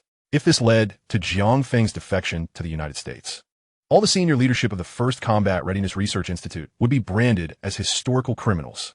With this thought, a bead of cold sweat began to form on Lu Changqing's forehead, and he hurriedly expressed his gratitude to Gu Qingfeng over the phone. "Captain Gu, thank you for providing us with such crucial intelligence. Regarding Jiang Feng, I will reassess the situation and exhaust all means to secure his return." On the other end, Gu Qingfeng replied with a smile, "Academician Lu, we are still diligently investigating Jiang Feng's exact whereabouts. I will inform you the moment we have news." Lu Changqing thanked him once more before hanging up and hastening toward the conference room. As he approached the door, the familiar voice of old Lu, filled with rebuttal, grew increasingly discernible. Chapter 28, Jiang Feng, a matter of national fate. Lu Changqing instinctively quickened his pace, preparing to push the door open. Meanwhile, within the conference room, old Li's voice reached a crescendo. "Are we to attract just anyone, be they mortal or specter, to our First Combat Readiness Research Institute? Outstanding talents? How can you even utter such words? Do you understand the standards for outstanding talents? They require sound professional ethics and a rigorous scientific approach. Does that Jiang Feng, who indiscriminately flaunts research results online for attention, meet such criteria? Furthermore, the selection standards for outstanding talents necessitate recognition in relevant specialized fields, having achieved national first class or international second class accolades. Has Jiang Feng met this requirement? Lastly, you dare propose to directly elect him as an academician of the Academy of Sciences or the Engineering Academy of the Great Xia. Each one of you present here has toiled for 2 to 3 decades to earn such honors. Can a mere undergraduate like Jiang Feng command respect?" Lu Changqing, undeterred, envisioned the scene of the senior leadership of the First Combat Readiness Research Institute, rendered mute under old Li's imposing presence, and could not help but curse internally. This is a disaster. Frowning deeply, he had already grasped the doorknob. With a slight exertion, he could push the door open and stride in. However, in the next moment, after a brief pause, old Li's voice resumed, growing even more blunt and explicit. "In the Great Xia, inventions and creations abound, and countless geniuses fade into obscurity, resting on youthful laurels, never to be heard from again. Therefore, the crux lies in Jiang Feng's character. His credentials are so superficial. Yet you propose to lure him with such lofty conditions. It is utterly unfitting. In the end, it will be our First Combat Readiness Research Institute that faces disgrace. Thus, I firmly refuse to agree to such elevated conditions to admit an unstable factor like him into our institute." Silence. Lu Changqing, utterly incensed, burst through the door. vocally rebuking old Lu and forcefully interrupting his tirade. All eyes instantly converged upon him, nearly everyone wearing expressions of disbelief. From the tone, they recognized the voice belonged to Lu Chongqing, but when had director Lu ever exhibited such fury? Old Lu, one of the two standing figures, wore an equally astonished expression and turned to Lu Chongqing, frowning. Old Lu, have you lost your mind? Did your wife scold you? I haven't provoked you. Have I? At this, the expressions of those present involuntarily twitched. Although all were senior members of the First Combat Readiness Research Institute, very few would dare to challenge an obstinate figure like Old Lu, who was impervious to authority. Lu Chongping, you have indeed not provoked me, but you should not have uttered such words. Lu Chongqing approached Lu Chongping, speaking in a low, measured tone. As he finished his statement, he stood directly before Lu Chongping. Lu Chongping instantly understood, casting a sidelong glance. The conditions for admitting Jiang Feng are indeed too high, stating he is unworthy of the position. What's the issue with that? Lu Chongqing's anger flared, and he pointed an accusatory finger at Lu Chongping's nose. Unworthy of the position? Is the title of academician of the National Academy of Sciences of the United States not sufficient? What about being a lifetime honorary professor at MIT? Is that not enough? A lifetime green card? Is that inadequate? Huh, do you think this is the end? Well, the annual $100 million in research funding and the ownership of a top-tier independent laboratory named after Jiang Feng. Are these conditions not worthy of the position you claim he is unfit for? Lu Chongping was rendered speechless, his eyes filled with bewilderment. The audience, too, was equally perplexed. Wait, oh Lu, what do your words imply? What do you mean? Lu Chongqing snorted coldly, raising his voice. These are the conditions offered by the United States for the admission of Jiang Feng, whom you deem unqualified. What do you think that means? Lu Chongping's pupils constricted sharply, his eyes widening in shock, rendered utterly speechless. After a prolonged silence, he slumped back into his seat, his complexion as pale as snow, appearing utterly lost. Lu Chongqing exhaled heavily through his nostrils and remarked to Lu Chongping, you ought to think carefully, before ignoring him and striding directly to the now silent conference hall, taking his place at the head of the table. At this moment, the astonished crowd, having collectively gasped in disbelief, slowly regained their composure. Even the glances directed at the screen in the conference room, which displayed a close-up of Jiang Feng, became cautious. After a significant pause, someone finally broke the silence, expressing a sentiment that resonated with nearly everyone present. Compared to the conditions offered by them, our proposals seem rather trivial.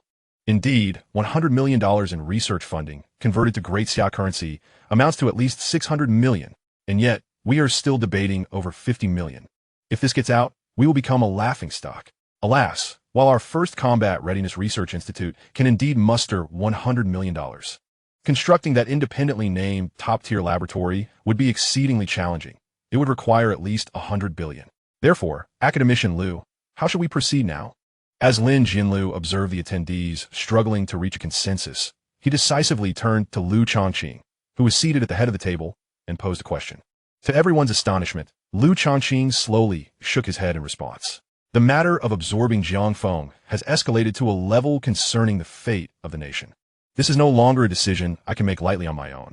Therefore, I intend to consult my mentor, academician Zheng Changjiang, and request his esteemed guidance to finalize our strategy.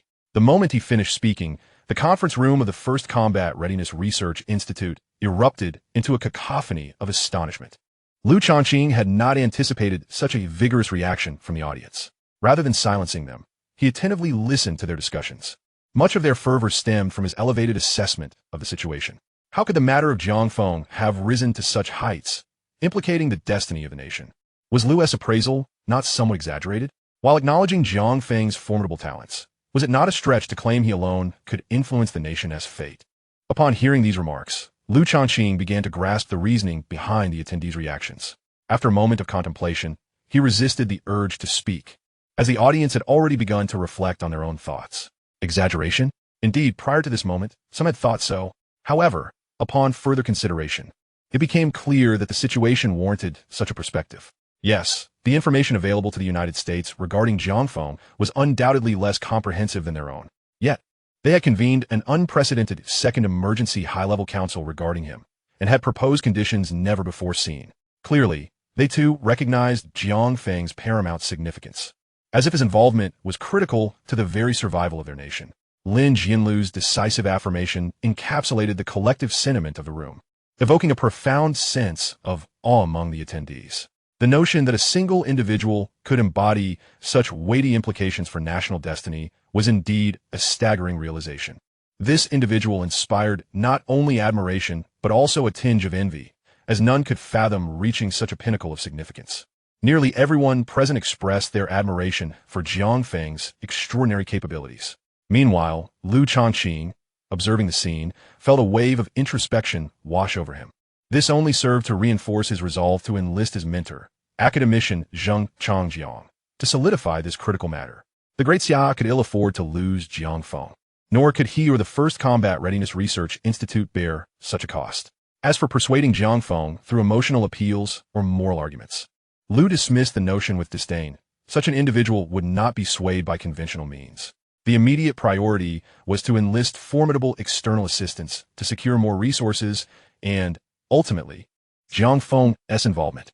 Among those he knew, the only suitable ally was his mentor, academician Zheng Changjiang, a paragon of merit for the great Xia. Zheng Changjiang was among the first to be awarded dual academies in the previous century, a preeminent scientist of the highest caliber. Holding positions as a dual academician in both the Chinese Academy of Sciences and the Engineering Academy, such individuals were exceedingly rare within the great Xia. Moreover, academician Zheng was renowned both domestically and internationally as an expert in several cutting-edge fields of military preparedness. With doctorates in flight dynamics, fluid mechanics, and electromagnetic mechanics, he was a leading figure in the international study of turbulent vortices and the trajectories of cruise missiles. In the realm of science, both in the great Xia and globally, academician Zheng stood at the pinnacle, a luminary of unparalleled stature, a true national treasure, celebrated and adorned with countless accolades. Even figures of significant standing, such as the president of the Great Xia's High Council, would respectfully refer to him as Old Zheng. To have his mentor lead the initiative to secure Jiang Feng for the development of futuristic military weaponry was the most fitting course of action. Lu Changqing silently affirmed this in his heart. Meanwhile, the emotions of the attendees began to settle, shifting their focus to Lu Changqing's final proposal regarding inviting academician Zheng Changjiang to devise a strategy. Given the gravity of the situation, it was indeed prudent to seek Zheng's counsel. After all, the name of academician Zheng resonated throughout the scientific community of the great Xia. If he were willing to intervene, the likelihood of securing Jiang Feng would significantly increase. Lin Jinlu, fully aware of academician Zheng's esteemed status, nodded in agreement, stating, "Time is of the essence." Indeed, time was of the essence. Lu Changqing concurred with Lin Jinlu's sentiment and swiftly took the floor, raising a hand to silence the room. With a commanding tone, he addressed Lin Jinlu. "President Lin, you are most acquainted with the intricacies of this matter. I kindly request your company as we visit my mentor." Lin Jinlu, momentarily taken aback, felt a sudden rush of apprehension, his mind momentarily blank. This was unexpected. Lu Changqing, maintaining his composure, glanced at Lin Jinlu before turning to the assembled crowd, firmly reiterating, "All discussions held today must remain confidential. Not a single word is to be disclosed outside these walls." He fixed a serious gaze upon the attendees, and upon receiving their nods of understanding, his expression softened. "Very well, the meeting is adjourned." Thus, the urgent conference of the Great Xia's First Combat Readiness Research Institute concluded, and the attendees departed in an orderly fashion. Once the room was cleared, Lu Changqing turned to the still-dazed Lin Jinlu and raised an eyebrow. "Surely, you do not intend to refuse my request?" "Huh?" Lin Jinlu snapped back to reality and quickly replied, "No, academician Lu, I will accompany you to visit academician Zheng." He continued, "I was simply overwhelmed by excitement and momentarily lost my composure. I hope you can forgive me." Lu Changqing was somewhat taken aback, remarking, "I had not realized just how excited you were." Lin Jinlu, feeling a bit sheepish, smiled. "Your mentor, academician Zheng Changjiang, is a legendary figure, a deity of military preparedness in popular lore, one of the closest to unraveling the mysteries of the universe. To be invited to meet him is both exhilarating and hard to believe. I never imagined I would have the opportunity to meet him in person." Lu Changqing nodded in understanding. However, Lin Jinlu took a deep breath, his expression shifting to one of caution. "Academician Lu, is it truly appropriate for me to accompany you to meet academician Zheng?" Upon hearing this, Lu Changqing fell silent for a moment, his demeanor growing somber. After a pause, he finally spoke, "In urgent matters, we must prioritize practicality. I trust my mentor will comprehend our situation." He then turned to pat Lin Jinlu reassuringly, saying, Do not be anxious. When you meet my mentor, should he inquire about Jiang Feng, simply relay the pertinent information without undue concern. Lin Jianlu nodded, though the unease in his expression remained evident. After all, for him, Zheng Changjiang was a figure he had long revered, a luminary whose reputation had been ingrained in his consciousness since childhood. Despite his current high standing, facing such a person was daunting. Shall we depart now? Lin Jianlu tentatively inquired. Not just yet. Lu Changqing waved his hand. I need to attend to a few matters first. Moreover, it is imperative that we communicate. Although Lin Jianlu felt perplexed, he refrained from voicing his thoughts, remaining seated and compliant with the arrangements. After Lu Changqing finished speaking, he exhibited no hesitation whatsoever. He promptly retrieved his mobile phone and called his assistant. Bring the confidential document authorization application and the official seal of the First Strategic Research Institute to the conference room on the second floor. After a brief interval, the assistant arrived at the conference room, bearing a stack of materials required by Lu Changqing. Lu Changqing looked up and accepted the application authorization, which was encased in sturdy craft paper, and then picked up a pen from the conference table. After marking it as extremely urgent in the status bar, he signed his name and affixed the official seal. Once completed, he handed it to his assistant and instructed, "You need to visit the Aviation Administration of Daxia to retrieve the monitoring data from the Daxia space station for recent days." The assistant nodded affirmatively. Understood. I will head there immediately. Just as he was about to turn and exit the conference room, Lu Changqing called out to him, "Wait. Also, please obtain the recent monitoring data from the Beidou Global Satellite Monitoring System." Understood, the assistant replied. After watching the assistant depart, Lu Changqing turned to Lin Jianlu, who bore a look of confusion. Before the data returns, let's first discuss and confirm some details regarding Jiang Feng's livestream. Lin Jianlu was increasingly puzzled, as the current actions seemed to diverge from the arrangements made during the meeting. Academician Lu, I have a question, and I'm not sure if it's appropriate to ask. Lu Changqing lifted his gaze to Lin Jianlu and extended his hand with a smile. What question do you have? After a moment of contemplation, Lin Jianlu cautiously inquired. Shouldn't our immediate priority be to visit your mentor, Academician Zheng Changjiang? Chapter 31. Radio telescopes, space station data, precise to the last detail. Lu Changqing was momentarily taken aback before responding with a smile. President Lin, you seem to have misunderstood. Lin Jianlu appeared somewhat perplexed. Aren't we racing against time?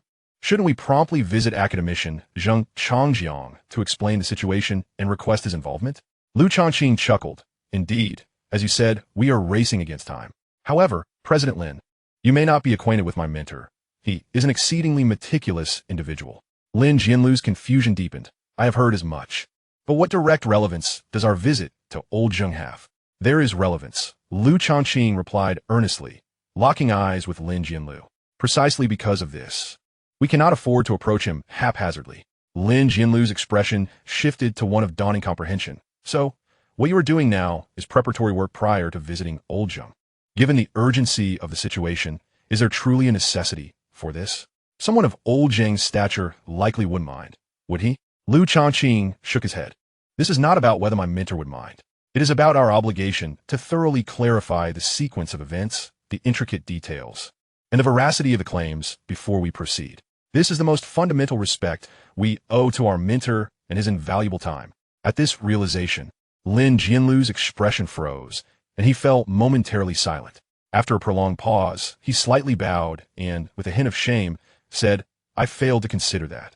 Lu Changqing waved his hand dismissively. President Lin, I trust you are equally anxious about Jiang Feng's situation and can understand. Indeed, Lin Jianlu responded, a barely perceptible gratitude gracing his features as he added, Jiang Feng is extraordinarily important. To be candid, although I have not achieved significant accomplishments in my life, I still dream of witnessing a talented individual who can lead our Daxia to technological advancement. Jiang Feng's emergence feels like a ray of light breaking through the clouds. His extraordinary abilities instill within me a profound belief that he is the beacon that will guide us through challenges to the pinnacle of success. Lu Changqing chuckled softly. President Lin, I empathize with your sentiments. Just then, the mobile phone he had placed on the conference table rang unexpectedly. Upon answering, his assistant's voice came through. Director Lu, I have sent the monitoring data regarding the space station and Beidou satellites to your internal email. Please check. Additionally, after stating my purpose, the ground control center of the space station provided a video of the monitoring footage showing Pluto's disintegration, which I have also sent to your internal email. Understood. Lu Changqing replied, contemplating the implications of the ground control center's understanding of his intentions. This works out well and saves us some trouble. He then turned to Lin Jianlu. We have obtained the data. Let us proceed to my office to compare it with Jiang Feng's livestream and analyze it. In the office of the Executive Deputy Director at the First Strategic Research Institute, Lu Changqing sat at his desk, operating the computer to access the various data sent by his assistant. Simultaneously, on the screen, there was a timestamped screenshot of Jiang Feng launching the light particle. Look! Lu Changqing paused the space station's monitoring video and pointed to the timestamp in the upper right corner. The Dashia space station has already captured the light particle launched by Jiang Feng. Lin Jianlu was evidently taken aback. Director Lu, from a parallel perspective at this moment, the space station and the light particle are essentially at the same spatial level. But if I recall correctly, the circular orbital altitude of the Dashia space station is approximately 350 kilometers, correct? Does that not imply that the light particle traversed the distance of 350 kilometers in merely 1 second? Lu Changqing nodded. The launch time of the light particle was 7:16 p.m., and the time it reached the altitude of the space station was. He leaned closer to the screen to scrutinize the timestamp displayed in the upper right corner. 7:17 p.m. Lin Jianlu gasped in astonishment, his eyes widening in disbelief. The light particle crossed 350 kilometers in just 1 second. This is nothing short of miraculous. Lin Jianlu seemed equally stunned, rendered speechless in awe. The universe's first acceleration is barely 79 kilometers per second, yet the light particle achieved 20 times that. The atmosphere in the office shifted to a light-hearted tone. The two men exchanged no words, stretching their necks to gaze at the screen, reminiscent of sneaking a peek. Meanwhile, Lu Changqing began to perform calculations. As I mentioned earlier, the light particle, once launched by Jiang Feng, maintained uniform acceleration until it reached Pluto. Therefore, we only need to ascertain a few critical parameters: initial speed, acceleration, and terminal speed. By doing so, we can determine the velocity of the light particle at each time node and validate many questions regarding authenticity against the timeline. The results obtained would be exceptionally precise, with no possibility of fabrication.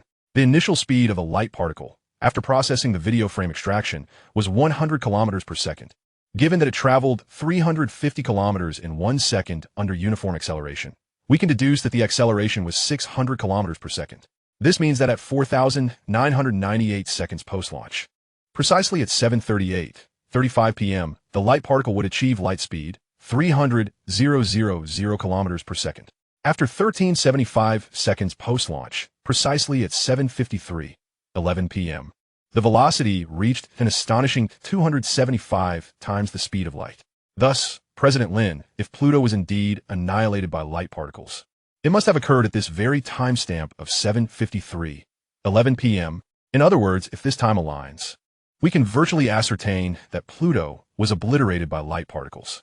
As Lu Changqing spoke, he meticulously reviewed his calculations, exemplifying the utmost rigor of a scientist. However, suddenly, a jolt of realization struck his mind. Why was President Lin silent? He abruptly lifted his gaze, only to be startled by the sight before him. Lin Jianlu stood there, utterly dumbfounded, mouth agape, pointing at the computer screen, his face flushed and breathing heavily. What is wrong, President Lin? Lu Changqing exclaimed, alarmed, fearing a cardiac episode. No, Lin Jianlu stammered. Academician Lu, quickly, the data. If I'm not mistaken, the ground-based radio telescope of Blue Star recorded the explosion time of Pluto, which is precisely the time you calculated, 7:53 p.m. Upon hearing this, Lu Changqing felt a tremor coursing through his entire being. Without a moment's hesitation, he swiftly operated the computer, retrieving the obscured data. He then sought out the records from the Blue Star ground-based ray telescope monitoring the solar system. The glaring brilliance illuminated the entire screen, depicting the recorded explosion of Pluto. Lu Changqing nearly pressed his entire face against the screen with a timestamp in the upper right corner materialized. PM 07. The timestamp immediately captured his attention. Following that, the minute count 53, and finally the seconds, frozen in time 11. Lu Changqing was utterly astonished. Even though he had prepared himself mentally and was already aware of the extraordinary phenomena associated with Jiang Feng, and had firmly concluded that it was Jiang Feng's light particles that had destroyed Pluto, the undeniable scientific validation of such an unassailable result left him profoundly shaken, particularly as his gaze returned to his calculated results. The last highlighted figure denoting the speed of the light particles colliding with Pluto, 275 times the speed of light.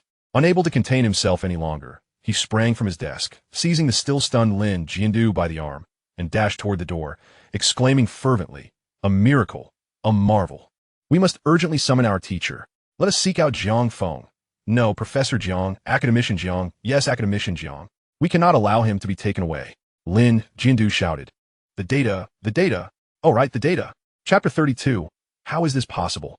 The national treasure-level scientist of the Great Xia was in disarray. Prompted by Lin Jiandu, Lu Changqing printed a copy of all the data screenshots. Yet feeling it insufficient, he copied all the data onto a USB drive.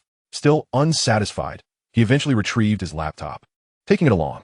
In a flurry, he dragged Lin Jiandu to drive toward Zheng Changjiang's laboratory. Although the teacher had retired, he still toiled at the forefront of scientific research. As Lu Changqing drove, he explained to Lin Jiandu in the passenger seat, "We are heading to my teacher's independent laboratory, one that is not officially registered. This is permitted from above, so you need not be surprised." Lin Jiandu, visibly excited and anxious, remained silent. Soon, the car twisted and turned, halting before a structure resembling a suburban villa. Lu Changqing exited the vehicle and remarked to Lin Jiandu, "Above ground is a typical residential building. The teacher's laboratory is underground." He glanced at his watch, noting that at this hour, the teacher should be in his lab. "When we enter, please be mindful not to make excessive noise. The teacher may be engrossed in his project, so do not greet him unless he acknowledges us first." Lu Changqing's demeanor was one of utmost respect, and his tone bore an unmistakable seriousness. Lin Jiandu nodded earnestly, assuring, "Rest assured." Lu Changqing nodded, refraining from further words, and led Lin Jiandu unobstructed to the underground laboratory. As Zheng Changjiang's last disciple, Lu Changqing possessed full access to the residence and laboratory. As anticipated, upon entering the lab, they spotted an elderly man with graying hair, deep in thought before the experimental table. The lines etched into his face bore witness to the passage of time. Yet his eyes sparkled with a brilliance that seemed to emanate a wisdom not of this world, possessing the insight to perceive all matters. Sure. Lu Changqing's expression grew more reverent, and his footsteps softened. He turned to Lin Jiandu, signaling for silence and gesturing towards the wall. Lin Jiandu instantly understood, tiptoeing to quietly stand beside Lu Changqing against the wall. Lu Changqing could not ascertain how much time had passed. Whenever the teacher pondered a question, there was no telling how long it would take. He sensed Lin Jiandu beside him trembling slightly. The acceleration of particle trajectories. What is the superior method? The external magnetic field accelerator employed by the West, or our Great Xia's latest internal magnetic field accelerator? Which of the two is the true path to the future? Zheng Changjiang's robust voice suddenly filled the laboratory. Though it was a question, it sounded as if he were engaged in self-reflection. In truth, both Lu Changqing and Lin Jiandu were unable to answer, as their scientific endeavors were confined to specific issues, devoid of philosophical contemplation or overarching inquiries related to humanity's future, a realm they had yet to reach. "Changqing, you've arrived. Go, bring me a cup of tea. I'm parched." Lu Changqing hastily ascended the stairs and returned with a cup of tea. "Teacher, you mustn't overexert yourself. Do take care of your health." After handing over the tea, he cast a glance at the diagrams on the experimental table, unable to suppress a quiet gasp. This was the cutting edge of high-energy physics research.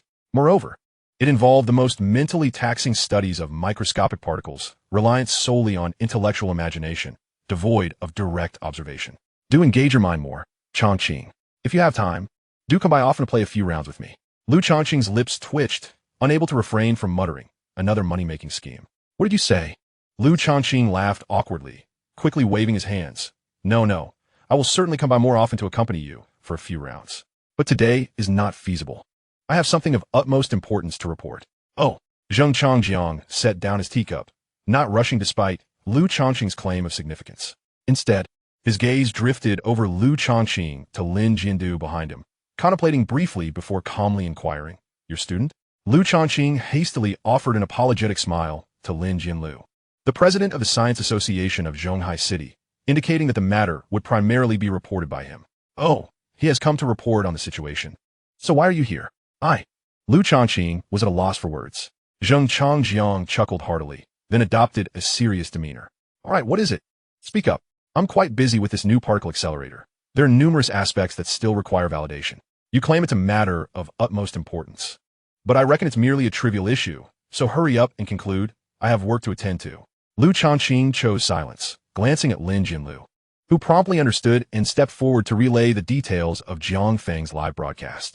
Zheng Lao, the young man named Jiang Feng, demonstrated a high-energy, microscopic particle of light, a spherical lightning capable of quantumizing matter, and a two-dimensional foil that collapses the three-dimensional world into two dimensions. Zheng Changjiang maintained a calm demeanor, his expression as tranquil as a still pond. He sipped his tea and raised an eyebrow, inquiring, "So, has the news already been confirmed to have spread across the internet?" Lin Jinlu instantly exchanged glances with Lu Changqing, who respectfully affirmed, "Indeed, it has. As for the objects you mentioned, let's not dwell on their authenticity for now. Allow me to venture a guess," Zheng Changjiang remarked with a smile.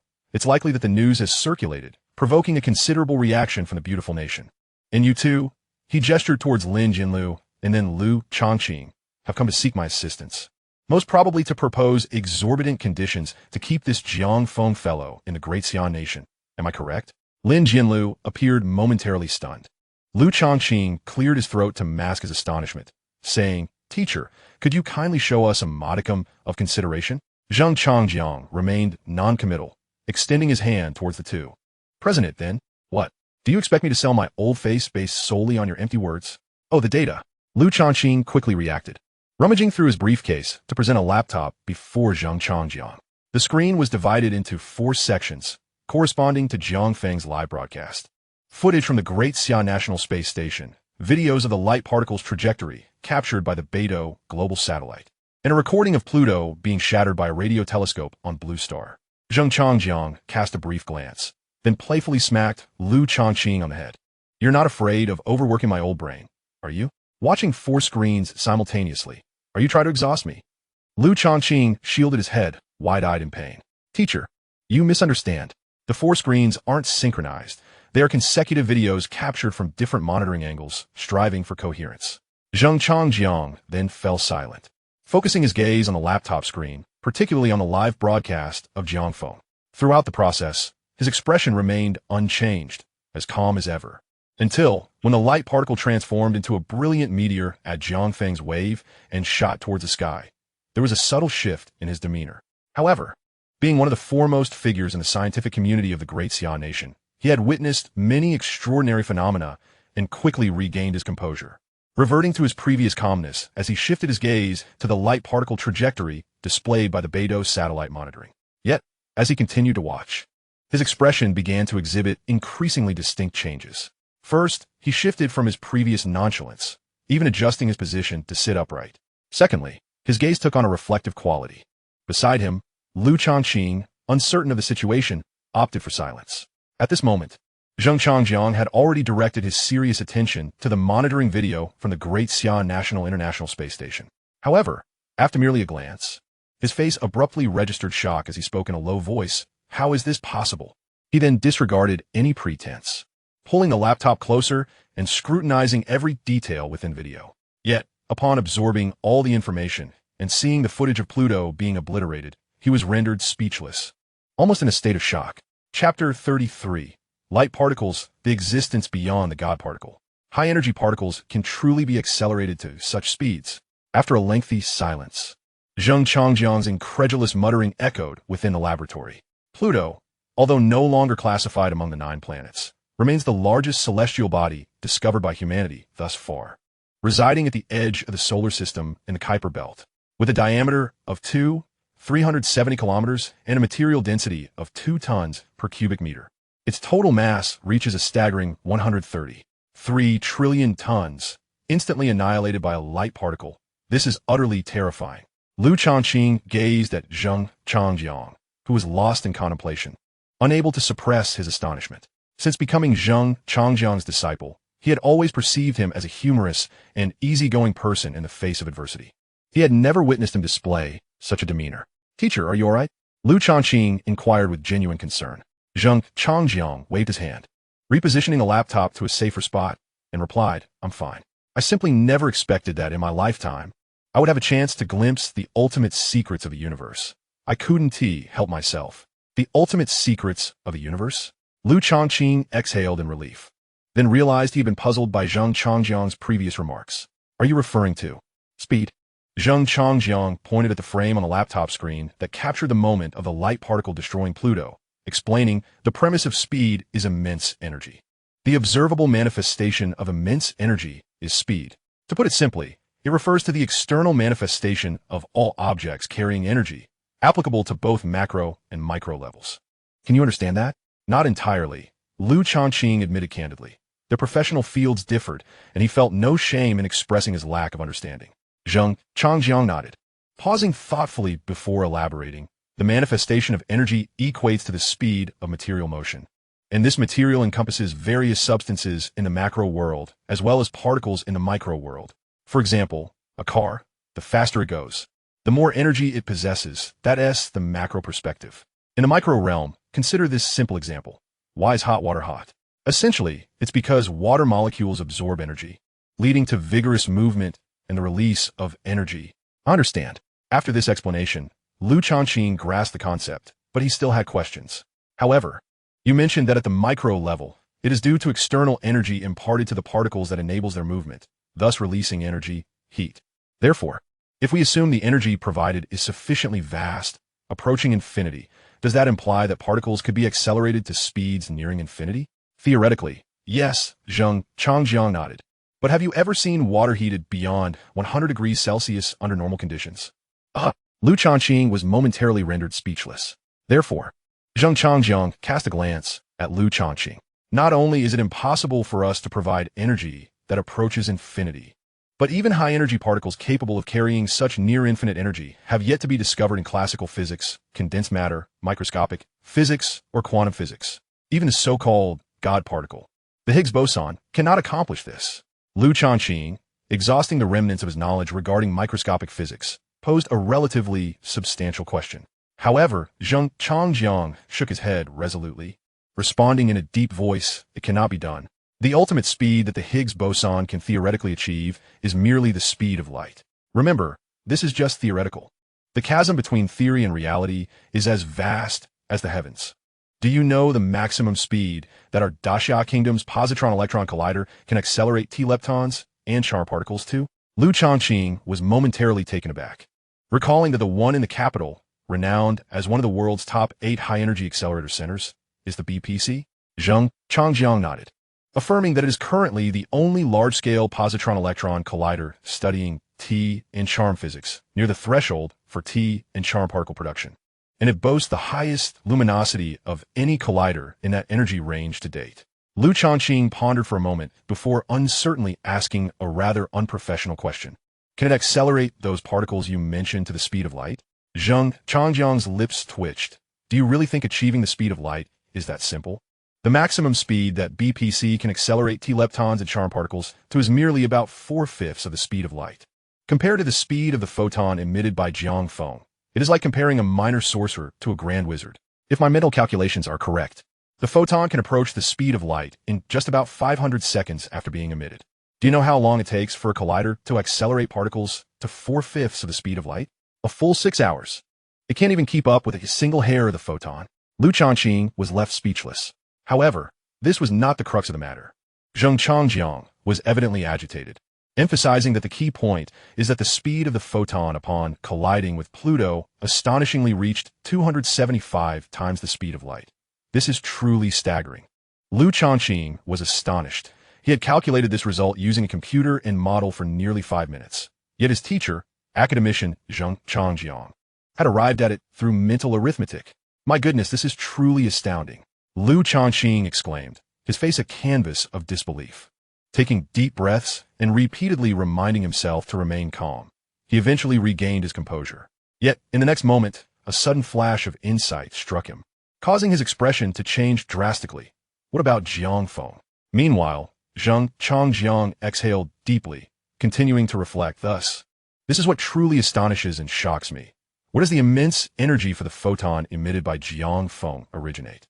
How can the photon endure such tremendous energy while remaining stable? Nevertheless, setting aside all the aforementioned questions and returning to the essence of the matter, Jiang Feng's ability to accelerate the photon to such an extent without relying on any colossal equipment and in non-vacuum conditions is nothing short of revolutionary.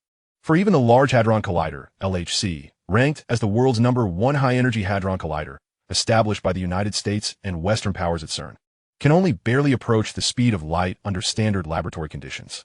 Changqing, Jiang Feng asked, how can I not be excited?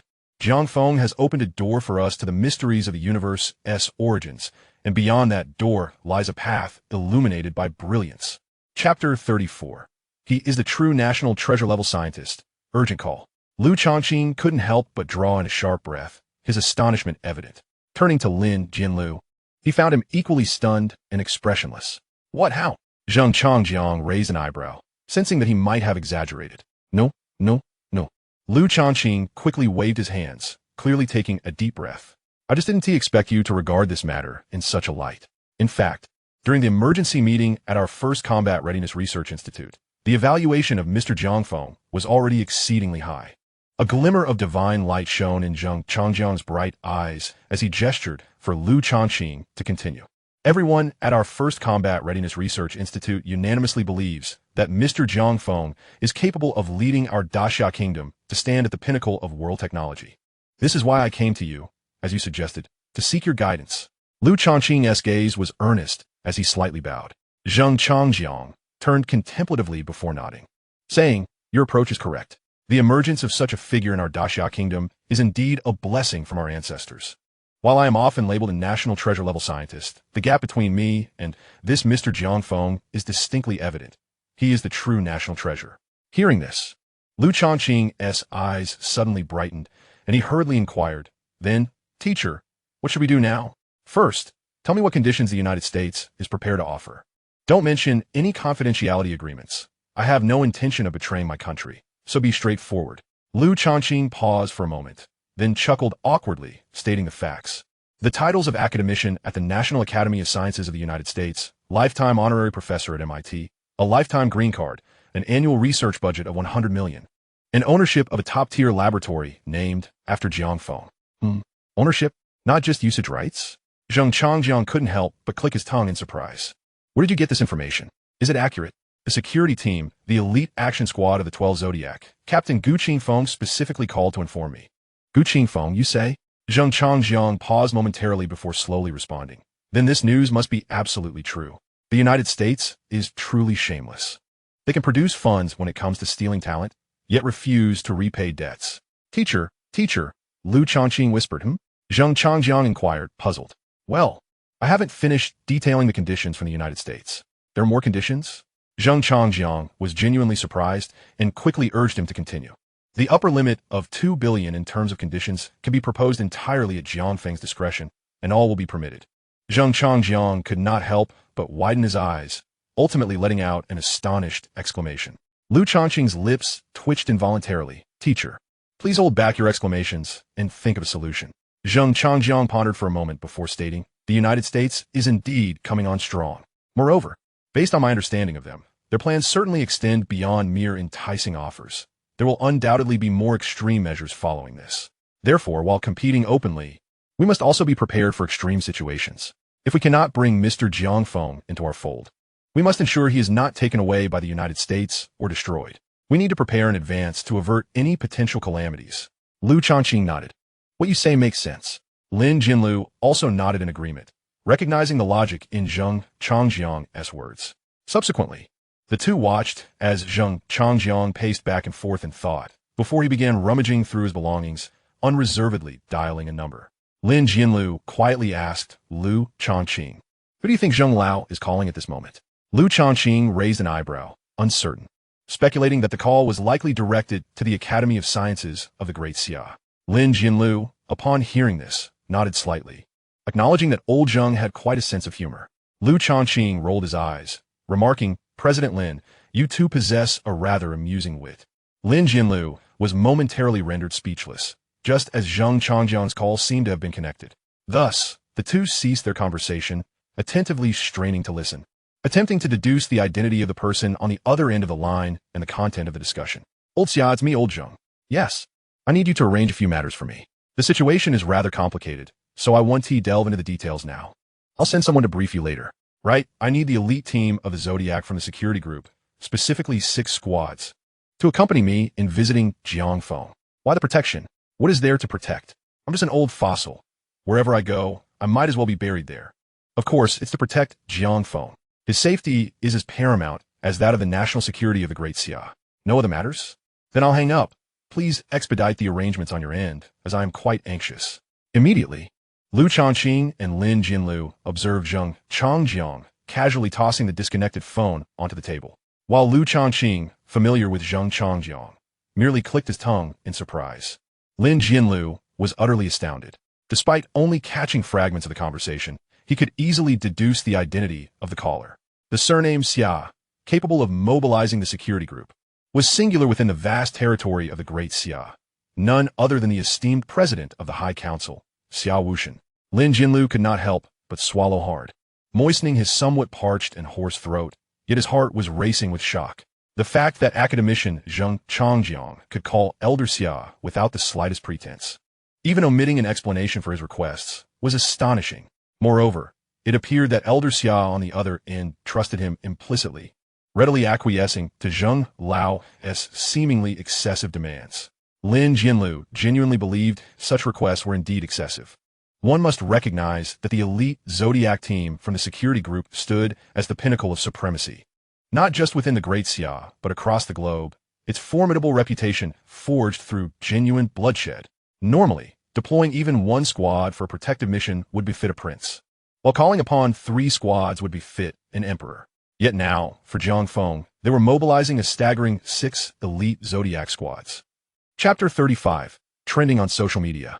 Fans mocking a celebrity. Meanwhile, on the other side of the digital realm, as CEO Run of Whale streaming intensified his efforts, Jiang Feng's name and his remarkable exploits gradually emerged into the public consciousness. Major online media outlets began churning out sensational headlines, each more audacious than the last. Shocking. The genius scientist discovered in Zhonghai City, Great Xia, is actually him. Explosive. A 20-year-old freshman has achieved what the entire world could not. Hardcore. Sci-fi weaponry like the photon sphere and two-dimensional foil have appeared. Has Jiang Feng truly come from the future? High energy. Are quantum phantoms genuinely real? Could our world be merely an illusion? Crisis. Jiang Feng's emergence warrants our utmost attention. Is he a savior or a harbinger of destruction? Topics related to Jiang Feng surged, dominating the trending lists across all social media platforms. On Weibo, an astonishing 3 out of the top 10 trending topics were connected to Jiang Feng. On the leading video platform of Great Xia, Doushou, Jiang Feng's livestream videos secured 3 spots in the daily top 10 rankings.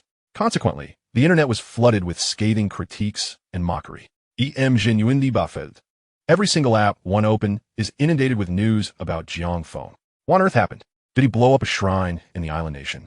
Or steal from the emperor's household to warrant such frenzy? It's utterly ridiculous. Can't those internet commentators be a bit more professional and not latch onto every trending topic? Who is this Jiang Feng? I've never heard of him before. Suddenly, he is hailed as a genius scientist? Can we not exercise some basic common sense and discernment? The photon sphere and two-dimensional foil are weapons conceived in the imagination of Liu Cixin's novels. And yet you all claim he has accomplished what the world has yet to achieve? When foreign media catches wind of this, we'll be the laughingstock for a year. Thus far, most online mockery has been directed toward the news media, condemning them for their unscrupulousness and lack of discernment. However, the tide shifted dramatically with the emergence of a well-known celebrity, Wu Henda, whose fervent fans took to the internet en masse. Especially on Weibo, where Wu Henda's fanbase is largest, a deluge of derision and vitriol erupted. What kind of nonsense is this? Turns out he is just a flashy little streamer with a couple of LED lights. Does he truly deserve such extensive coverage? Anyone who believes this is a fool. To base such terrifying hype on unverified inventions is downright absurd. I too find it excessive. There must be some unspeakable under-the-table dealings at play. CEO Ren of Shark Streaming. Care to clarify? And to the Weibo assistant, we still need to discuss the throttling of our star's reach. My star is working so hard and about to release a new album, yet he can't even trend. It's all because of that garbage Jiang Feng. You owe my star for his emotional distress. Occupying the trending list. Is that polite? Keys cost $2. Can you even compare? Just because you have a couple of lights, you dare to call yourself cutting-edge technology? I see you just stuck a green onion up a pig's nose. Trying to act significant. If you're a genius scientist, then I must be a national treasure-level scientist of the Great Xia. Amidst this cacophony of derision, Professor Bob Lee from the Massachusetts Institute of Technology in the United States, residing in the Great Xia, decided to voice his thoughts on the feeble-minded fans of Wuhinda. Are you peering through a well? As the saying goes in your country, it seems to apply here. You likely have no idea of the true prowess of Mr. Jiang Feng. Honestly, this may be a blessing in disguise for me. Perhaps I shouldn't be speaking up at this moment, but as a scientist myself, I cannot bear to witness the insults and slanders directed at Mr. Jiang Feng. Therefore, I offer you 2 words, Frog in a Well. Chapter 36. Nobel Laureate Support? Fans of the celebrity left dumbfounded upon uttering these words. Wuhinda's fervent fans immediately branded Bob Lee as another one of Jiang Feng's supporters. Bob Lee's Weibo was soon inundated with comments. You are the real frog in the well. Your entire family is made up of frogs and wells. Your ancestors for 18 generations are frogs and wells. And you dare to gift us 2 words? Do you think you're humorous? I've seen fans fawning over female streamers and goddesses, but fawning over a man? I've truly witnessed it all. What did Jiang Feng pay you to make you shamelessly grovel? Sitting in a well? And you think Mr. Jiang Feng from your country is impressive? Ag, em nauseated. As if you're not even a citizen of the Great Xia. It seems you've forgotten your ancestors. Meanwhile, a niche group of viewers who had previously witnessed Jiang Feng's live broadcasts and recognized his exceptional prowess began to awaken to the situation, rushing to the comment section beneath Bob's post to express their support. Jiang Feng is indeed remarkable. Might I suggest you first watch the live replay before passing judgment? Understanding the truth of the matter before forming an opinion is the fundamental quality expected of netizens in the new era of the Great Xia. To defame a genuine genius scientist capable of leading our nation to greatness for the sake of a mere celebrity is utterly misguided. Here, I implore you all to reconsider. Retract your scorn and insults while there is still an opportunity for redress.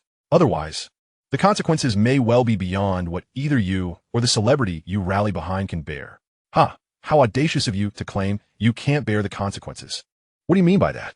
Do you think my brother achieved his stature through fear, leading our nation to strength? Have you lost your senses? In terms of economic contribution to the Great Xia, a single film from my brother surpasses your Jiang Feng by a long shot.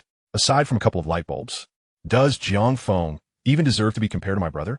I shall inform you that even if the King of Heaven himself were to arrive today, I would still assert, Jiang Feng is nothing but trash. The worst kind of trash, shamelessly profiting without limits, a vile scoundrel.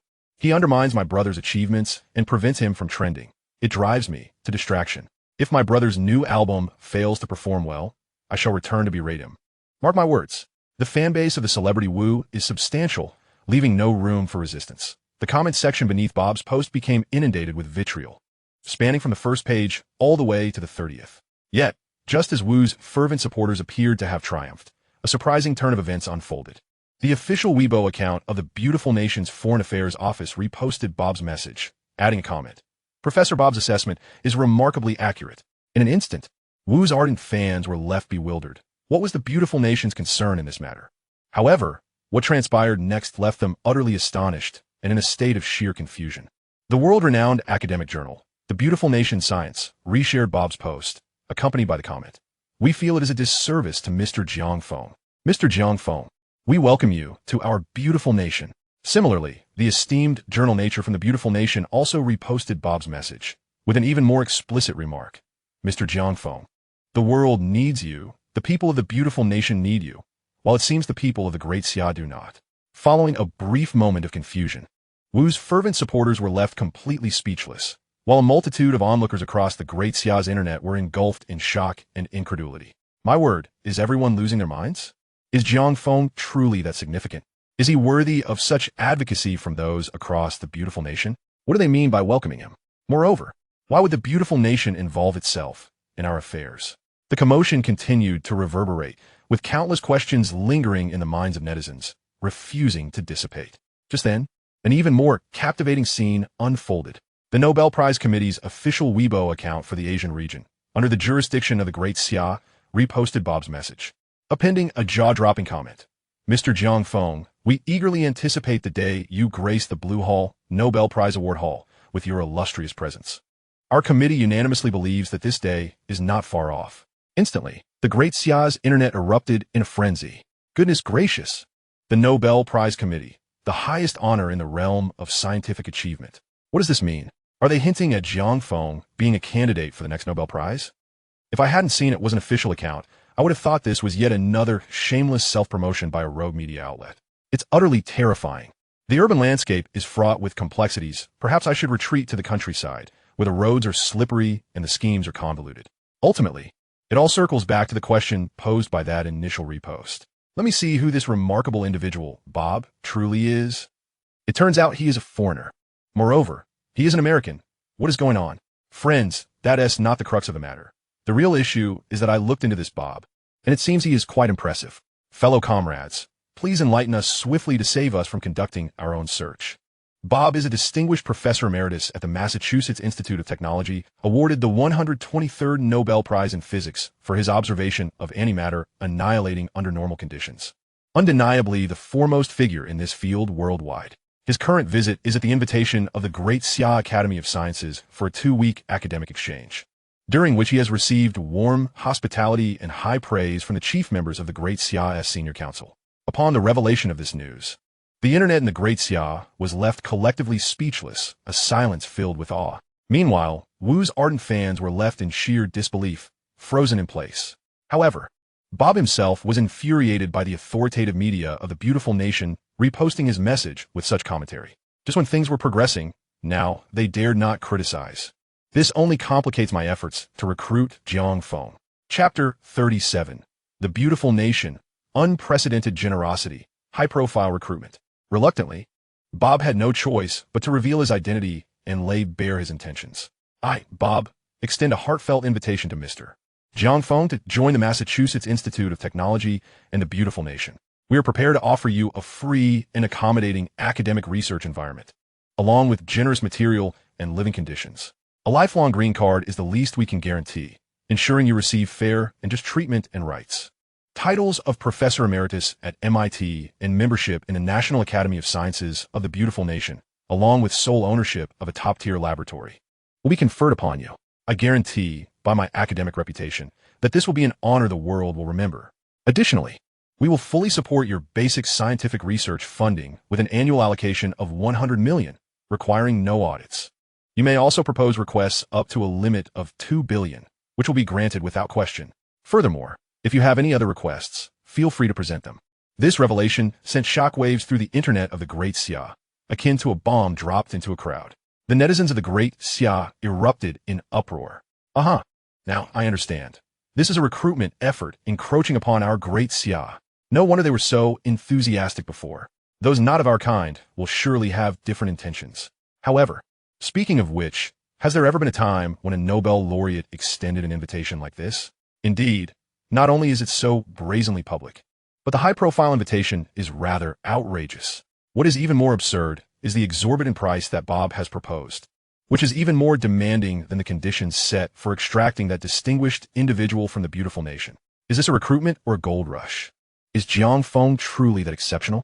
Could it be that the items Jiang Feng demonstrated during his live evaluations, such as the luminous spherical lightning and the two-dimensional foil, are indeed genuine? The sheer audacity of this thought has left countless netizens in the Great Xia stunned, drawing in countless sharp breaths in disbelief. Could it be that these hyperdimensional technologies, which seem to exist solely in the realm of sci-fi fantasy, are indeed real, and that Jiang Feng is the one who created them?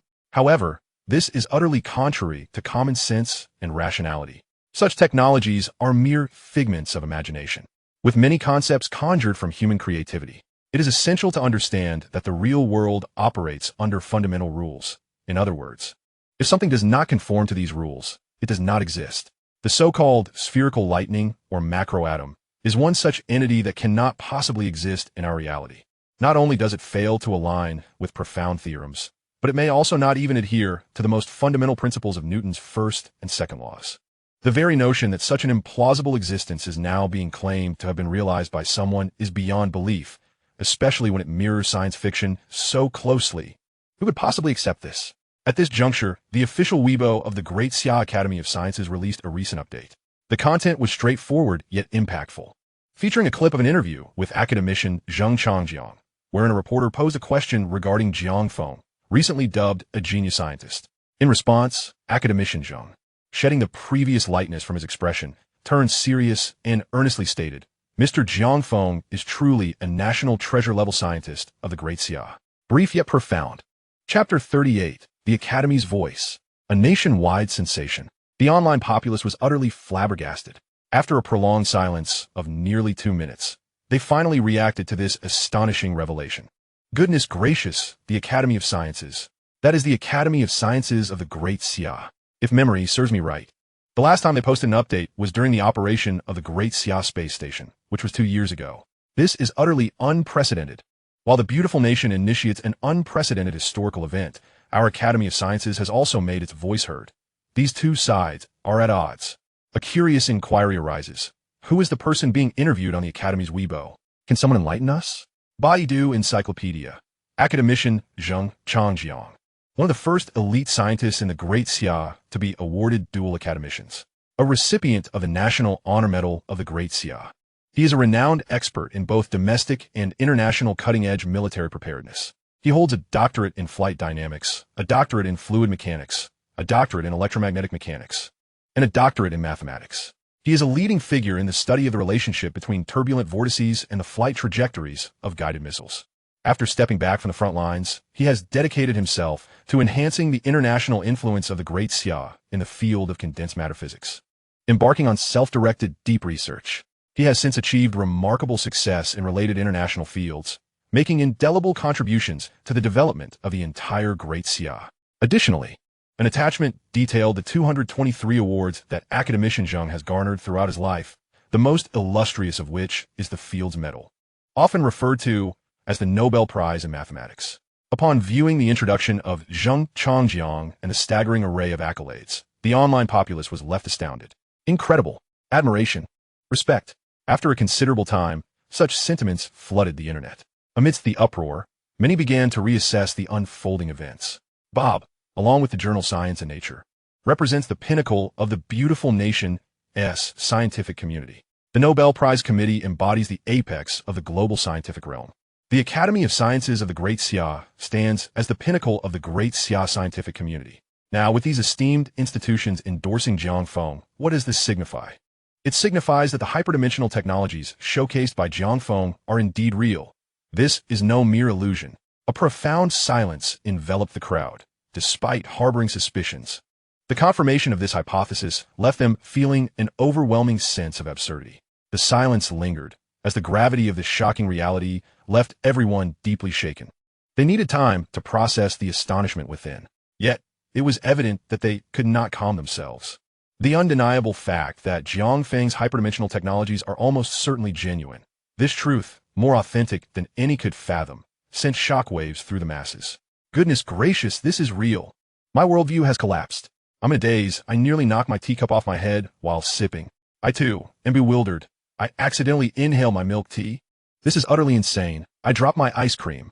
How could I have been so blind to the genius in our midst? I apologize for my previous skepticism, Mr. Jiang Feng. I should not have doubted you. I also express my regret for my earlier disrespectful behavior. However, to better convey my apology, I feel compelled to apologize to you in person. To the one above, surely you cannot be serious. How could we possibly meet such a towering figure? Quickly come to your senses and seek out Jiang Feng's social media accounts to observe and bask in his brilliance. However, after a thorough search, everyone was left in disbelief. Goodness, you have truly lost your minds. In just 3 minutes, you have registered 300,000 accounts related to Jiang Feng. Please, fellow content creators, have some dignity. I nearly vomited from the sheer number of fakes. Forgive my inadequacy. I fear I cannot find a social account, so I will instead visit Jiang Feng's livestream. Farewell. I shall also don a fan badge. Perhaps when Jiang Feng goes live, he will notice me. Chapter 39. At all costs, find him. In Zhonghai City, within a seaside villa perched on a hillside, Bob sat in his study, monitoring the developments within the Great Xia Internet.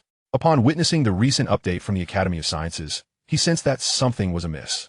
Upon encountering the familiar visage of the esteemed scientist Zheng Changjiang, a national treasure of the Great Xia Kingdom, within the dynamic feed, he finally grasped the gravity of the situation. The assistant, noticing a shift in Bobley's expression, mistakenly assumed it was his chronic ailment, his heart acting up, and hurriedly inquired, "Professor Bobley, are you all right?" Bobley waved his hand dismissively. "I am fine. And you?" The assistant probed further. Bobley cast a glance at his aide, sighed, and elucidated. It appears that the Great Xia Kingdom has begun to take Jiang Feng seriously. With that, he turned his notebook screen toward the assistant. Upon viewing the updates from the Academy of Sciences of the Great Xia Kingdom, the assistant's comprehension dawned, and his expression hardened. Could it be that they had summoned him from seclusion?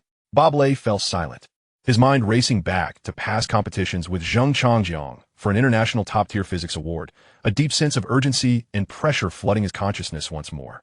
Professor Bob Lei, what should we do now? The assistant pressed. Bob Lei, regaining his focus, remarked, given that he has already taken action, the competition on a material level has lost its significance.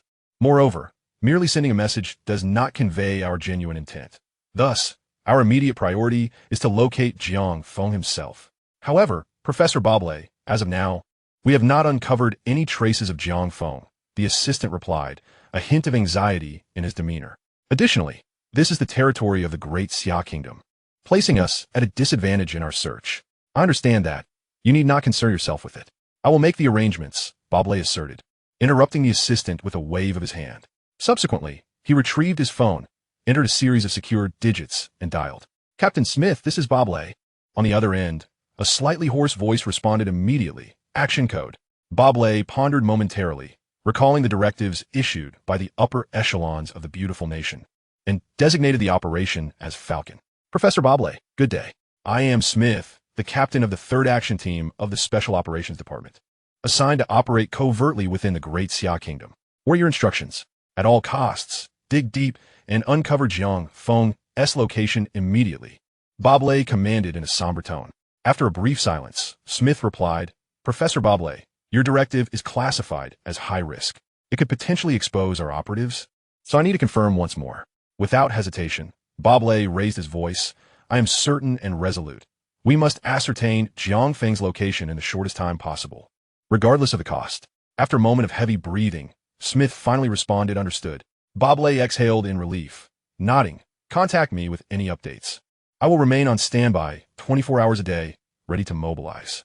Concurrently, in the imperial capital of the Great Xia Kingdom, the Academy of Sciences had convened an urgent meeting, with Zheng Changjiang, Lu Changqing, and others in attendance. Such superficial competitive tactics are merely trivial ploys, Zheng Changjiang declared, a sense of urgency evident in his demeanor. Given that the beautiful nation has publicly expressed its stance, it is highly probable that they have detected movements from Jiang Feng and may have already taken action. Therefore, we must not squander time discussing inconsequential matters. We must prioritize locating Jiang Feng. The assembled members nodded in agreement, acknowledging the necessity of swift action. Yet, one voice queried, Elder Zheng, we have yet to finalize our conditions. How shall we convey our stance to Jiang Feng when we meet him? Zheng Changjiang waved his hand authoritatively. Our terms will undoubtedly be more favorable than those of the beautiful nation. I can assure you of that. The room collectively gasped in astonishment. Yet they held unwavering faith in Zheng Changjiang's words. Enough of this delay, Zheng Changjiang commanded, seeing no objections from the assembly. Changqing, arrange for the security team in the imperial capital to dispatch the fastest helicopter squadron to transport us to Zhonghai City. Lu Changqing nodded and promptly exited the conference room to make the call. Zheng Changjiang, undeterred by Lu Changqing's departure, took a moment to ponder before dialing the head of the security group, Qin Jun. Old Qin, this is Zheng Changjiang. I have an unusual request. Please help me locate someone. After a brief silence on the other end, Qin Jun inquired, Jiang Feng? Zheng Changjiang was momentarily taken aback, but quickly regained his composure. Responding with a smile, yes, that's him. He then succinctly briefed Qin Jun on their current predicament. Old Zheng, to be candid, the Dragon team of the security group has already commenced the search for Jiang Feng. Qin Jun replied calmly, but thus far, we have not succeeded. Zheng Changjiang felt a twinge of disappointment. Old Qin, this. However, Qin Jun swiftly changed the subject. While we have yet to locate him, we have procured Jiang Feng's contact information. Zheng Changjiang's eyes lit up. After hanging up, the excitement within him was palpable.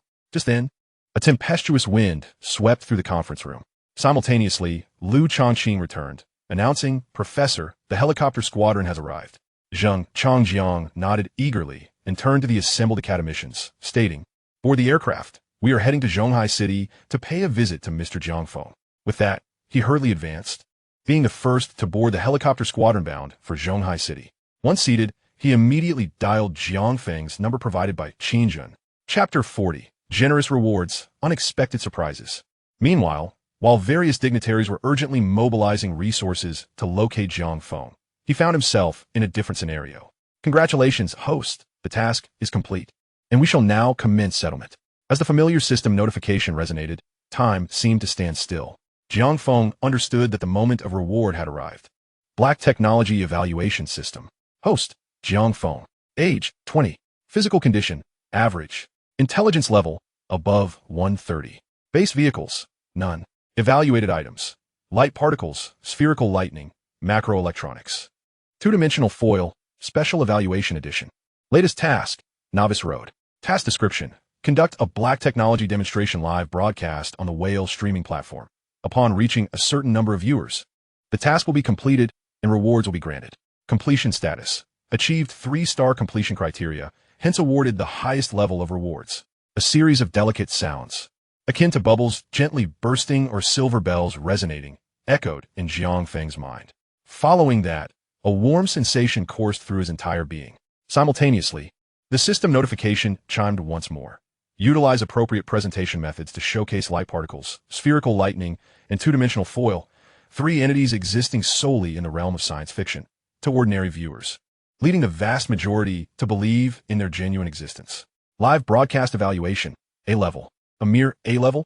Jiang Feng was momentarily taken aback, thinking he had misheard. After all the commotion and anticipation for the task settlement, the evaluation had only reached A-level. Fortunately, his queries were quickly addressed with rational clarity.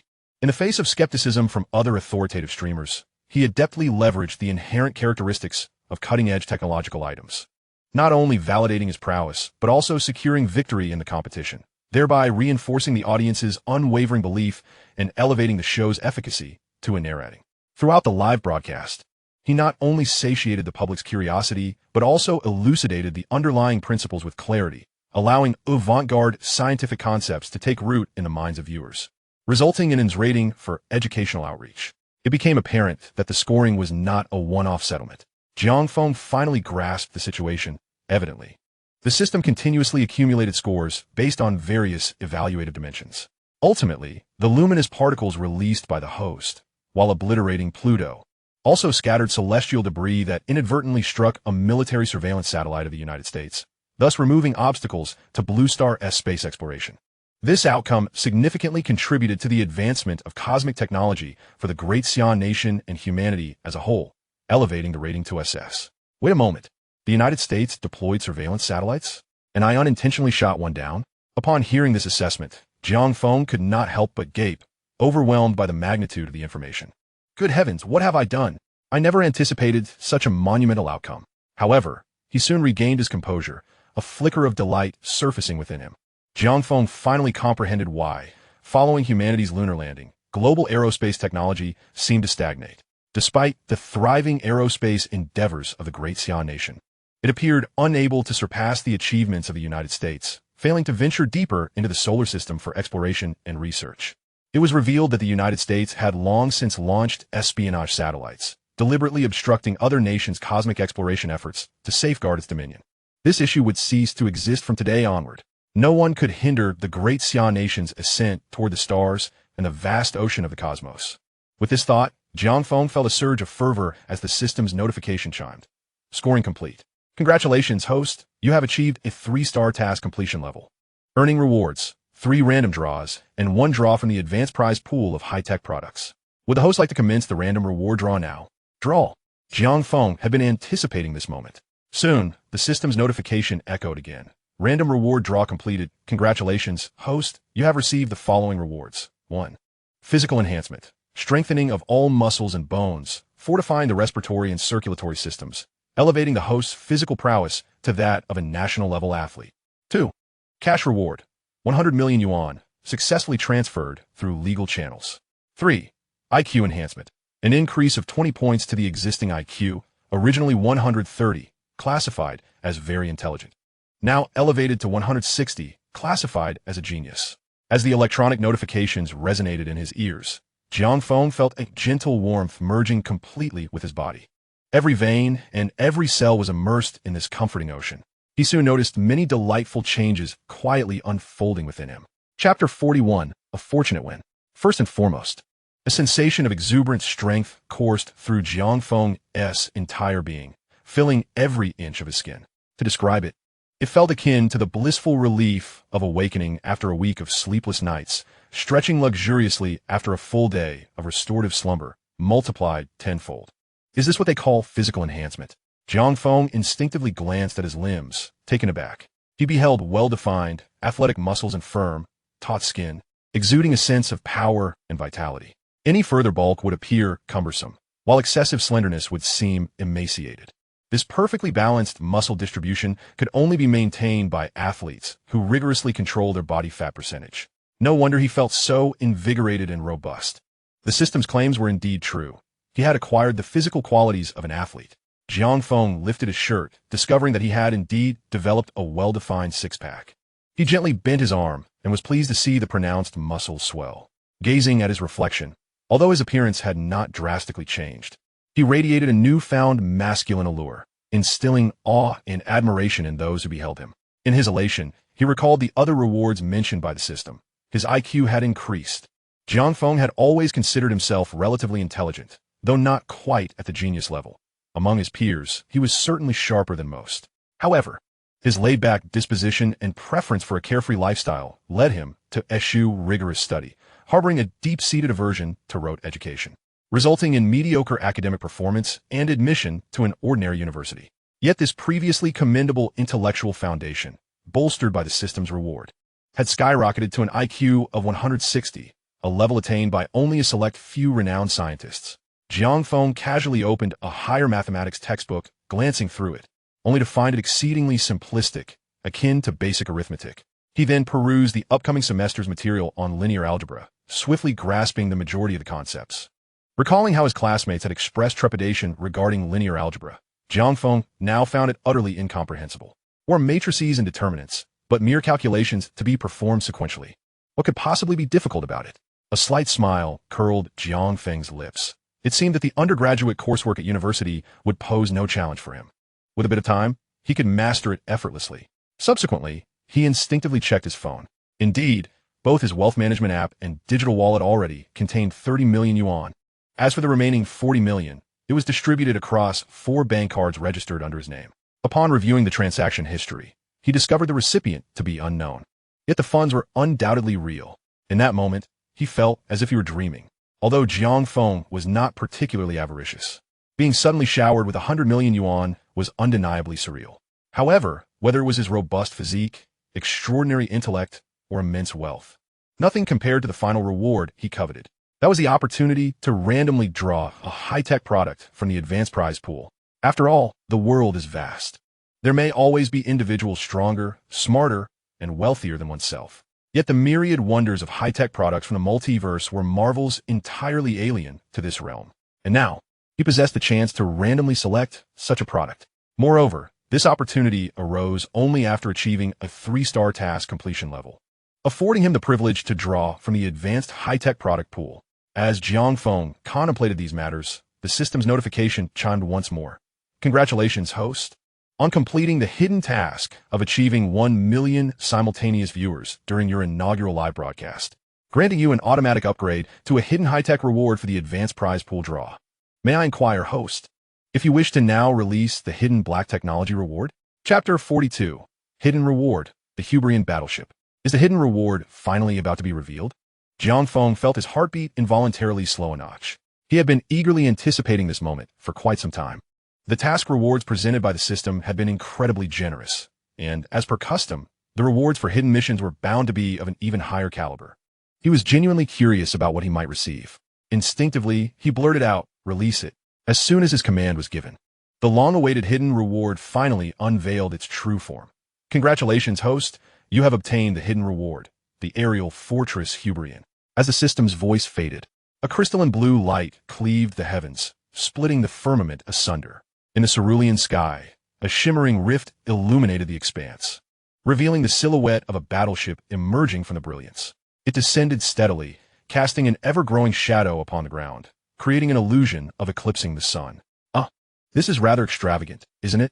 Jiang Feng gazed upward at the high-tech battleship, utterly stupefied. Although he had long anticipated that the hidden reward would be remarkable, this was beyond extraordinary. While the Hyperion was still a considerable distance away, his enhanced vision allowed him to perceive its surface details with clarity. The main body of the ship alone spanned 3 to 500 meters, and with the addition of the deck, it resembled a colossal aircraft carrier soaring into the sky. On either side, there were 6 railguns, with calibers of 430 millimeters and 270 millimeters, covering its entirety with Nexus energy conduits, 20 power transfer ports, and countless semi-concealed laser weapon launch ports. A rough estimation of this scale indicated that its firepower could rival that of a fully armed modern military force. The front and rear of the battleship each housed 2 high-powered operational engines, continuously expelling blue flames, seemingly powered by nuclear fusion. Even more astonishing was its ability to take off and land vertically with complete stability, rather than relying on the usual runway and deceleration methods typical of conventional aircraft. Clearly, those engines were equipped with technologies that modern science could not fathom, anti-gravity propulsion devices. As for the dozens of mechanical exoskeleton power armors affixed to the ship's launch ports, they appeared so fantastical that Jiang Feng's mind instinctively filtered them out. Is this not the Hyperion from Honkai 3? Jiang Feng was genuinely taken aback.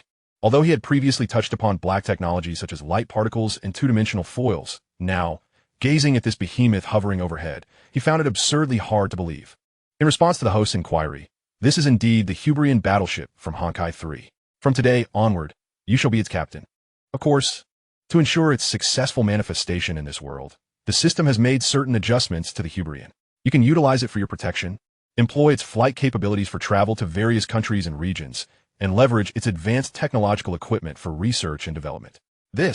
Upon hearing this, Jiang Feng's eyes suddenly glimmered with realization as another question surged forth in his mind. Given its immense size, where would it dock? The Hyperion is equipped with advanced optical cloaking capabilities and various counter-reconnaissance systems, enabling it to achieve exceptional stealth effects. Additionally, according to your needs, the Hyperion can also reside in spatial rifts, occupying no physical space in the real world, ready to manifest at your command. Moreover, you may allow it to materialize long-term, typically remaining in the stratosphere, from where it can project a teleportation beam to the ground, directly retrieving you aboard the ship in the event of an emergency. Wait, does that mean if it materializes, ordinary people will see it too? Jiang Feng's heart skipped a beat as he glanced out the window. Indeed, countless onlookers were agape, gazing in disbelief at the surreal giant battleship looming above. Many were pulling out their phones to take pictures and post on social media, while others stood in a daze, rubbing their eyes, convinced they were losing their minds. My heavens, is it an alien invasion? Quick, flee for your lives. Those supernatural phenomena from the previous night must have been caused by this. Help! Aliens are coming to exterminate humanity. Flee. Where could one run? Once those cannons opened fire, the entire city would turn to ashes. As Jiang Feng observed the panicking crowds below, a flood of exasperation washed over him. Quickly activate the ship's optical camouflage and engage the counter-reconnaissance systems. Prepare for concealment. In an instant, the battleship, hovering merely 200 meters above ground, vanished without a trace. However, it was too late. Watching the throng gathering outside, Jiang Feng realized that lingering here was unwise, especially considering the uproar he had caused during his previous livestream. It was evident that he would need to contemplate relocating to another planet. The Hyperion, this space fortress, had arrived just in time. Chapter 43. The scene erupts. The mysterious flying object appears and disappears. Beneath the Vienna Hotel in Zhonghai City, the crowd had grown ever more dense. Jiang Feng stood at the window of his 6th-floor room, gazing below. The cacophony of discussions, heightened by his sharpened senses, reached his ears. He could even distinctly discern the conversation of a mother and daughter amidst the throng. Mom, look, there was an alien spaceship just over there. The adorable little girl tugged at her mother's arm, her voice sweet and innocent. Yet her mother's expression was one of sheer shock, as if she had seen a ghost. Muttering, could it be that I'm seeing things? I clearly saw it just now. How strange. There have been so many bizarre occurrences lately. I wonder which lunatic is behind this. Can't the government do something about it? Jiang Feng couldn't help but chuckle softly. During his school days, he had been labeled a lunatic due to his imaginative thoughts and carefree behavior. Who would have thought that now, engaging in ultra-dimensional black technology, he would still be called a madman? Such is the inescapable fate. No. Suddenly, a spark of inspiration ignited in Jiang Feng's mind as he recalled the uproar caused by his previous livestream. It was likely that the relevant authorities in Daxia had already been scouring Zhonghai City for him. What a hassle. Explaining things would be troublesome enough, let alone the demands they might make. He wasn't worried about anything else, but what if they approached him with tearful pleas about the nation's survival? Jiang Feng considered himself a patriotic individual, yet being coerced in such a manner felt deeply uncomfortable. Thus, he needed to make a swift exit. Jiang Feng cast one last glance at the increasingly dense crowd below before turning and striding toward the suite within the room. At the same time, he solemnly commanded the system, "Prepare the Hyperion for extraction. The rooftop is ready for teleportation support. Erase all traces." Jiang Feng entered the suite where he had stayed prior to the livestream. The heightened acuity of perception, a result of his physical enhancements, was immediately brought to the fore. Every minute detail, every potential remnant of evidence, was swiftly cleared away. Before long, the entire suite appeared immaculate and untouched, as if no one had ever resided there. Even the arrangement of objects was restored to its original state, exactly as it had been prior to his occupancy. If I were to engage in criminal activity, it would be utterly terrifying. Fortunately, I am not of a nefarious disposition. Jiang Feng surveyed the rejuvenated room with a satisfied nod before departing. Following the mental map etched in his mind, he skillfully navigated the surveillance blind spots and made his way through the fire escape to reach the rooftop of the hotel on the 11th floor. Ultimately, he was enveloped by the teleportation beam emitted from the ship, the Hyperion.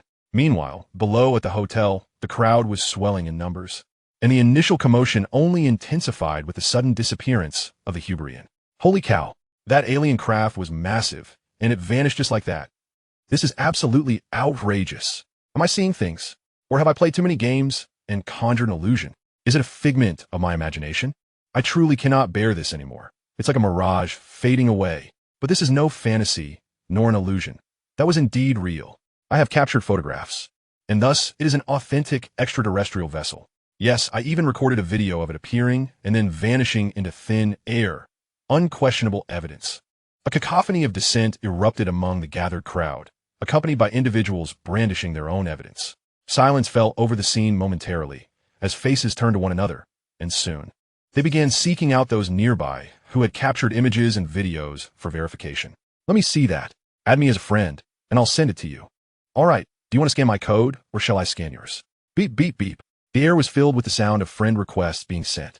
However, as everyone clearly observed the unmistakable sight of the Hyperion in the photographs and videos, the collective astonishment erupted into an even louder uproar. Holy cow, it is indeed real. I'm not hallucinating. An alien spacecraft has truly descended upon Blue Star? I cannot remain silent. I must swiftly post this on my social media and astonish my friends. With this material at hand, it is bound to be a sensational news story. I must hasten to write a press release for publication. It will undoubtedly trend in the top 10. All platforms must be engaged. Immediate recommendations across all channels, including cover features and pop-up notifications. Yes, yes, yes. At 123 Forest Road, Zhonghai City, the Vienna Hotel. Hurry up. Get the crew here quickly. Move it, move it. At this rate, you'll be too late to even savor the aftermath. Almost everyone present had transformed into leaders of a promotional campaign, eager to broadcast this astonishing event far and wide. Chapter 44. The Campus Belle, Lin Yuxuan, #1 follower. Meanwhile, at the side of a road in Zhonghai City, a girl of enchanting beauty, with a visage that could captivate, was engrossed in her phone while scanning her surroundings. Her bright, expressive eyes sparkled with life. Her graceful figure stood poised, radiating an air of youthful exuberance that caused countless passers-by to pause and marvel. Is there truly such an exquisitely beautiful girl in the world? She embodied the essence of an ethereal fairy. Yet, despite the gazes of admiration directed her way, the girl remained unfazed, focused solely on her phone, searching for something that evidently held great significance to her. This girl was none other than Lin Yuxuan, the beloved daughter of Lin Jinlu, president of the Zhonghai City Science Association, who had ventured out alone to find Jiang Feng. Jiang Feng, no matter where you are in this city, I will locate you. Lin Yuxuan delicately wiped away the crystalline beads of sweat that adorned her cheeks with her slender fingers, her expression tender yet resolute. As astute as she was, her quest to find Jiang Feng was anything but aimless. She had devised a rough plan in her mind. During Jiang Feng's live broadcast, the camera had captured the opulent hotel suite he occupied, which, judging by the room's specifications and luxuriousness, suggested it was a 4-star establishment rather than 5. Coupled with the glimpses of street scenes and the orientation of light particles during the broadcast, she felt confident that she had pinpointed the location. Lin Yuxuan furrowed her brows slightly as she stood before the entrance of the 50th hotel, which still did not match the 4-star establishment where Jiang Feng was residing. She could not help but express her frustration. The Great Xia country consists of countless similar cities, and each city is composed of innumerable indistinguishable streets. How true that is. With a playful pout, she lamented, given the uniformity of the streets and architectural styles, how on earth am I supposed to find my Jiang Feng? Should I call my father for guidance? Lin Yuxuan tilted her head, not one to shy away from adaptability. After a moment of contemplation, she picked up her phone again, ready to call Lin Jinlu for some information. However, at that moment, a push notification suddenly captured her attention. A gigantic alien warship has made an appearance in Zhonghai City, only to vanish swiftly thereafter, prompting wild speculation. Beneath the notification was a video link, seemingly featuring an interview with a bystander. Initially intending to close it, Lin Yuxuan caught a glimpse of the location and realized it was near a hotel.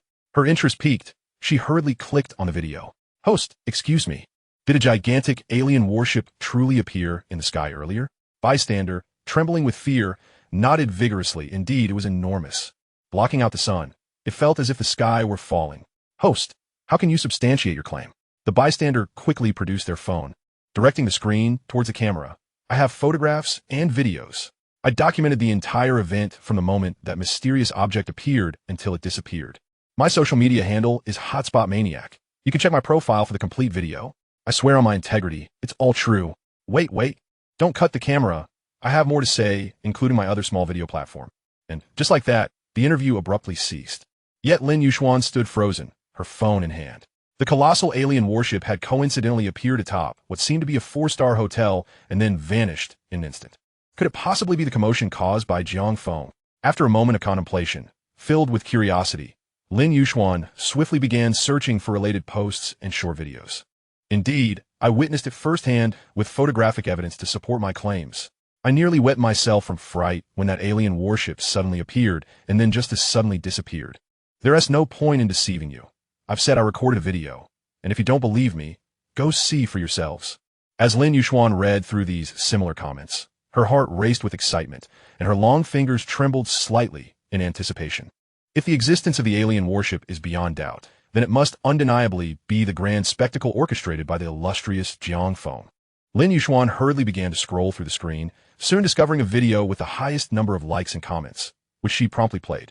After a considerable time, upon finishing the video, every fiber of her being erupted with joy. It must be Jiang Feng. In this world, no one else possesses such extraordinary prowess. Lin Yuxuan repeatedly chanted in her heart. Yet even in this moment, she maintained her capacity for independent thought and did not act impulsively.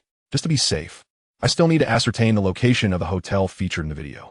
Analyzing the video's location requires a computer, which I currently lack. Therefore, the simplest approach is to analyze the location from the images captured on site. However, as her finger glided downward, she noticed a post with embedded location information.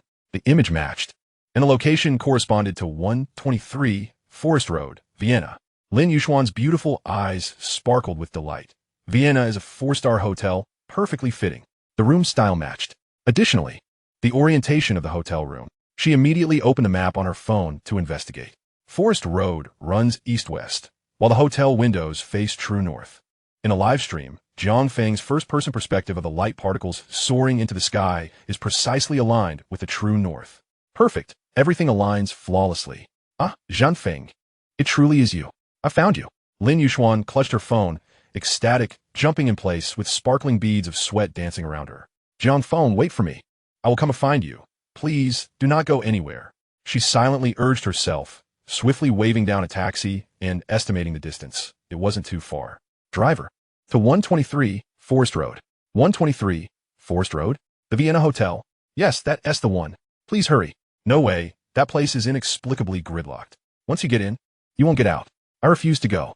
The driver displayed an unmistakable impatience, gesturing as if to suggest Lin Yuxuan exit the vehicle. However, she had no time to waste. What if the next taxi took ages to arrive? From her backpack, she retrieved a limited edition pink Gucci wallet. Expressionless as she counted out 5,000 yuan and slapped it onto the center console. If you get there within 20 minutes, this money is yours. For every minute you save, I'll add another 1,000. The driver's eyes instantly gleamed with excitement. Chapter 45. The Nobel Laureate's Shock. An urgent dispatch to the scene. Meanwhile, at a seaside villa on the mountainside of Zhonghai, Boboli paced anxiously, awaiting news. Suddenly, the phone on the table rang. A secret communication. His expression hardened, and he hurried to the table to answer the call. This is Baboli. Have they found the person? On the other end, the voice of Smith, the leader of the third action team hidden in the Great Xia Nation, swiftly responded. Professor Baboli, the individual has not yet been located. Baboli's brow furrowed instantly. Why was finding a person proving so troublesome? In his perception, Jiang Feng was merely an ordinary individual, and locating an ordinary person should be relatively straightforward, especially without the interference of special departments in the Great Xia Nation. After a moment of silence, Smith did not provide a direct answer. Professor Baboli, although we have not found Jiang Feng himself, we have received another piece of potentially helpful information, albeit we cannot ascertain its validity. Go on. A floating warship has appeared in Zhonghai City, with a size comparable to our SSS-class, Zeus-class aircraft carrier. A size comparable to the Zeus? And it floats? Baboli raised an eyebrow. Smith, are you jesting with me? I assure you, Professor Baboli, this matter has already spread widely across the internet in the Great Xia Nation. Smith raised his voice on the phone. Moreover, even more astonishingly, that aerial fortress miraculously vanished right before everyone's eyes. Yes, it completely disappeared. Do you understand? Baboli was momentarily speechless. He was utterly stunned. It took him a while to finally respond gravely. I need to verify this information. He needed to quickly check the Great Xia Nation's internet to ascertain what had transpired. After hanging up, Baboli cast an unsatisfied glance at his assistant and ordered sharply, "Please hold on. I'll check it out." But soon, as the information became increasingly overwhelming, his assistant's expression gradually shifted to one of discomfort. Baboli could clearly sense this change, and a wave of alarm surged through him as he swiftly approached his assistant's computer to browse the information himself. However, mirroring his assistant's reaction, the more he read, the heavier his breathing became, until after watching the last, clearest, and most complete video of the Hyperion from its emergence to its eventual disappearance, he was entirely dumbfounded, stunned into silence. This was, without a doubt, the most shocking event he had ever witnessed in his lifetime. Baboli, Professor, is this real? His assistant stammered, equally shaken. Speechless. One could argue that it might be false, but if 100 people claimed otherwise, it was evidently true. Moreover, merely from the on-site images and videos, there were far more than 100 witnesses. Baboli no longer doubted the veracity of the event. He was now contemplating whether this incident was indeed connected to Jiang Feng. As Smith suggested, the sudden appearance and disappearance of the warship aside, merely allowing such a colossal entity to float defied the existing scientific understanding on Blue Star. If one were to consider the warship's terrifying ability to vanish, there was likely no one in the world capable of such an unfathomable feat besides him. After a prolonged silence, Baboli solemnly declared, "The facts are exceedingly clear. The instigator of this incident can only be that individual named Jiang Feng. There exists no alternative possibility." Having said this, Baboli promptly dialed Smith's secret line, urgently exclaiming, "What is the location of that hotel?" On the other end, Smith was not the least bit surprised by Baboli's sudden shift and immediately provided the answer. 123, Forest Road. I need the most accurate information on Jiang Feng, along with his personal contact details. This may take some time. I don't care what methods you employ. Ensure that you provide me with the contact information before I reach that hotel. On the other end, Smith had already calculated that Baboli would take approximately 2 hours to arrive. If it was merely the contact details, that was acceptable. He thus replied solemnly, "Understood, Professor Baboli." Baboli nodded, hung up the phone without delay, and commanded his assistant, "Grab a notebook. We're heading to the Vienna Hotel at 123, Forest Road. Jiang Feng is there." Chapter 46. Is this science or magic? Meanwhile, as Baboli and his assistant sped towards Jiang Feng's location, the helicopter squad dispatched by Liu Changqing was also racing towards Zhonghai City. "Teacher, has Mr. Jiang Feng's call gone through?" Zhang Changjiang shook his head. A hint of disappointment etched on his face as he handed the phone to Liu Changqing. "No use. The signal has been jammed and I cannot get through." Liu Changqing accepted the phone in silence, uncertain of what to say. Just then, however, the device in his hand abruptly rang. This caused him to freeze momentarily. Could it be that Jiang Feng himself was returning the call? "Teacher, the phone, it's ringing." Zhang Changjiang's expression also shifted, and he hastily took the phone back. Yet, upon closer inspection, he realized it was a call from Guqing Feng, the captain of the security team. He could not help but let out a barely audible sigh before answering. "This is Zhang Changjiang." "Captain Gu, what is it?" "Old Zhang, we have breaking news." Following the Guangli particle spherical lightning two-dimensional foil, there is yet another instance of ultra-dimensional black technology. Jiang was momentarily taken aback, quickly inquiring, "Is it something Mr. Jiang Feng has demonstrated?" "No, it was discovered by the public." "Then please elaborate." "Just now, above the Vienna Hotel at 123 Sunlin Road in Zhonghai City, an aerial fortress resembling a spacecraft suddenly appeared, its size comparable to that of an aircraft carrier. Judging by its exterior material, it must weigh quite a bit." "Are you suggesting it is a floating aircraft carrier?" Jiang could scarcely believe his ears. "Yes, you could interpret it that way." Jiang was at a loss for words. "What do you mean by that? A floating aircraft carrier? Are you implying that I, an old man, have lost all sense of reason? That thing must weigh at least 30 to 40,000 tons, even if constructed entirely from the latest steel. What does it mean for something that massive to ascend into the sky? Such powerful propulsion is certainly beyond the reach of contemporary humanity. Is there anything else? If not, I'll hang up as I have pressing matters to attend to." "Old Jiang, I assure you, this is all true. The news is already spread online, with many people capturing photos and videos. Although it hasn't gained much traction, it is certainly not baseless." Jiang Feng urgently insisted from the other end. "Really?" Jiang still found it hard to believe, as this matter was simply too implausible. "I guarantee it in the name of the security team." At this point, Jiang had no further objections. The security team was indeed an authority in the entire Daxia nation. Since Jiang Feng, as the captain of a security team, had stated such a thing, it could be regarded as nearly irrefutable. Yet precisely because of this, Jiang felt astonished and shocked. Was there truly another individual capable of creating such a phenomenon? "So, do you also believe this is the work of Mr. Jiang Feng?" "Yes. According to our security team experts' analysis, there is no other possibility. This could only have been engineered by Mr. Jiang Feng." Jiang could not help but take a deep breath to steady his racing heart. "I understand the situation now. The location is accurate, correct? The address is precise. 123 Sunlin Road, Vienna Hotel. I have already sent the complete high-definition video to Academician Liu. All right, I grasp the general situation now. I will begin research and make arrangements immediately. Should you receive any new information, please contact me at the earliest opportunity." With that, Jiang ended the call. However, when he turned back to look at Liu Changqing, he found that Liu and the other academicians were already staring at the computer screen, utterly dumbfounded. "Teacher." Liu Changqing seemed to sense something, looking up at Jiang and swallowing hard to moisten his somewhat parched throat. "You should take a look at this. This must undoubtedly be the work of Mr. Jiang Feng. I cannot fathom anyone else," Jiang mused. Although he had come to trust Jiang Feng's words, seeing it with his own eyes would allow for a more informed judgment. He immediately leaned toward the laptop screen. However, after just a glance, he could not suppress his wide-eyed disbelief, exclaiming, "It vanished in an instant." Liu Changqing nodded in confusion. "Yes, right before our eyes. That massive entity simply disappeared without a trace." "Teacher, is this technology or magic?" Jiang took several deep breaths before regaining some composure, waving his hand dismissively. "Now is not the time for such discussions. Given that we have confirmed it is indeed Mr. Jiang Feng, our immediate priority is to reach him as swiftly as possible.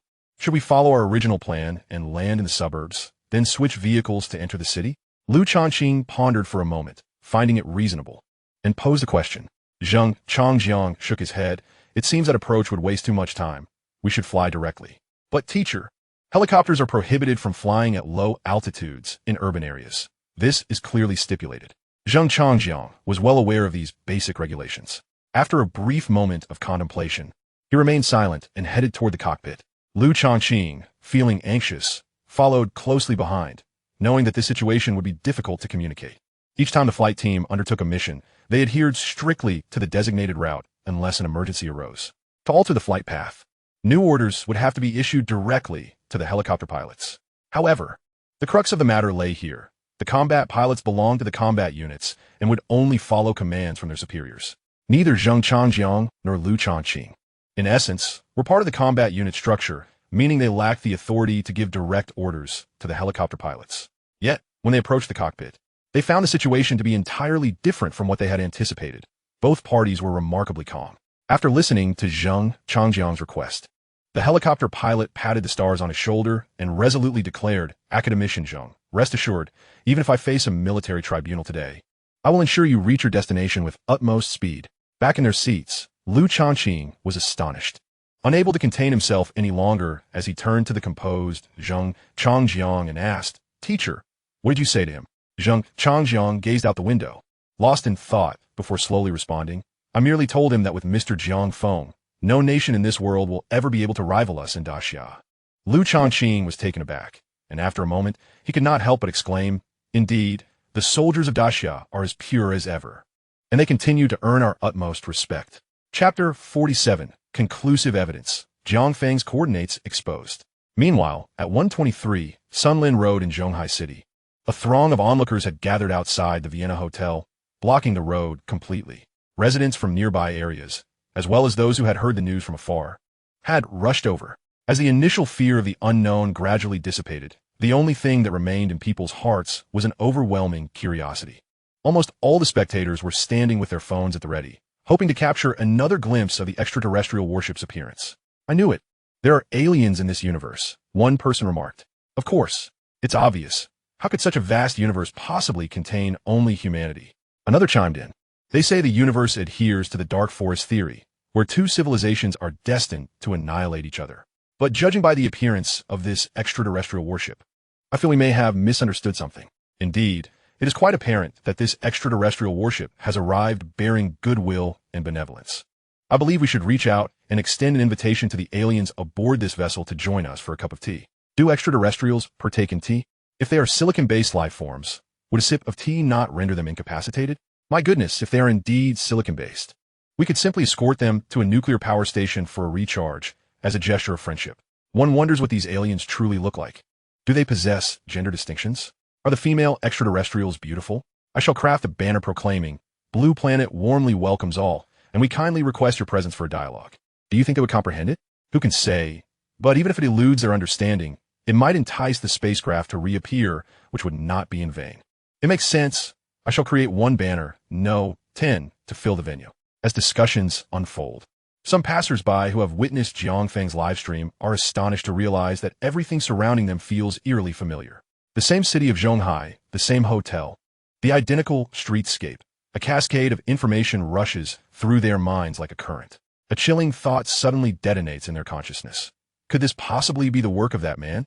Once this notion takes root, it becomes uncontrollable as everything they observe grows increasingly reminiscent, and the memories reflected in their minds become clearer. Goodness, it truly is him. Abruptly, a thunderous exclamation reverberates through the crowd. The collective gaze of the audience converges, and the chatter regarding the invitation to the aliens abruptly ceases. Aliens, indeed. That airborne fortress is not an extraterrestrial warship at all. It is the creation of Jiang Feng, the one responsible for the daytime meteor event. Yes, the very same Jiang Feng who orchestrated it. Upon hearing this, the crowd momentarily freezes, for while they may not have heard the name Jiang Feng, as locals of Zhonghai, they're certainly familiar with the daytime meteor. Furthermore, the phenomenon of three-dimensional objects becoming two-dimensional is also credited to him. Surely, this is common knowledge. At this revelation, the expressions of nearly everyone in attendance shift dramatically. They may have only witnessed the daytime meteor from afar, unaware of its true significance. However, the marvel and terror of three-dimensional to two-dimensional transformation is something they have personally experienced, an indelible memory that they will carry for the rest of their lives. The atmosphere is charged with shock. Following this reminder, the remaining audience members who have watched Jiang Feng's livestream begin to connect the dots. That explains why everything feels so familiar. This is indeed the venue where the illustrious Jiang Feng streams. Any peculiar occurrences in this place can only be attributed to him. There is no one else in the world capable of such extraordinary feats. Simultaneously, within the throng of spectators, some individuals who have seen the trending news seem to have experienced an epiphany, each expressing their astonishment in unison. I remember now. I finally recall who Jiang Feng is, the one whom the beautiful nation offered an unprecedentedly exorbitant sum to court. The Nobel laureate Bob Lee, as well as the journal Science and Nature and the Nobel Prize Committee, have all spoken on his behalf online. Moreover, he is the man whom academician Zheng Changjiang, the foremost authority of the great Xi'an National Academy of Sciences, has lauded as a true national treasure of a scientist. The remaining onlookers are left utterly dumbfounded. Yet, this is not the most shocking revelation. The most astonishing moment occurs when a sudden, thunderous cry pierces the air. Goodness! Is the great Jiang Feng not inside the Vienna Hotel? The crowd stands frozen for 3 seconds before, in unison. All eyes dart toward the entrance of the Vienna hotel. Their gazes grow heated, breaths quicken, akin to athletes poised at the starting line, awaiting the sound of the starting gun. However, no command is necessary. The crowd erupts into a frenzy, surging toward the hotel. Simultaneously, nearly everyone begins to sprint, fervently extracting their phones to post excited updates. Soon, we shall behold the Great Feng. How exhilarating! Coordinates: 123, Forest Road, Zhonghai City, Vienna Hotel. We are about to encounter the eminent scientist Jiang Feng in person. Follow this account for the latest news on transcendent black technology. Sisters, await my good news.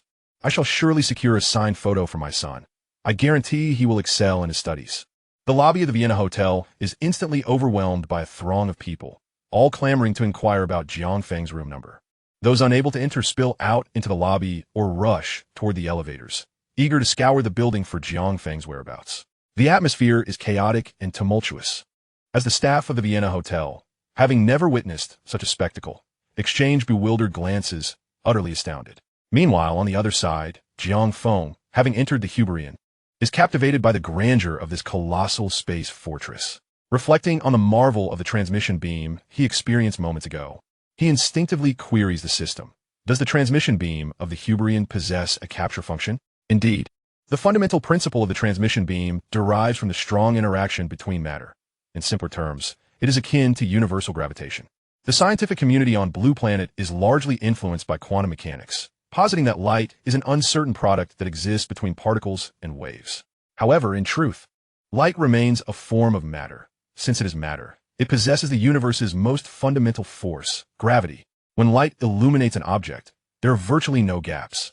And by leveraging and amplifying the gravitational force within, one can capture any material. Jiang Feng nods in understanding and begins to explore the interior of the Hyperion. The Hyperion is equipped with low-level artificial intelligence, which allows the host to control the entire ship, but you must visit the main cockpit to activate it.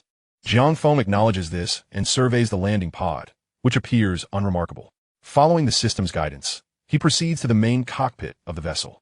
Upon entering, he immediately senses a profound shift in atmosphere. The vast space, comparable to the size of an entire football field, is suffused with opulence and technological sophistication. Pristine, sleek, and brilliantly illuminated. One word encapsulates it all: resplendent. First time boarding, scanning, and confirming your identity. Scan complete. Dear Mr. Jiang Feng, I am the onboard artificial intelligence of the Hyperion. Please bestow upon me a name. After a moment's contemplation, Jiang Feng replies, Kunlun. Received.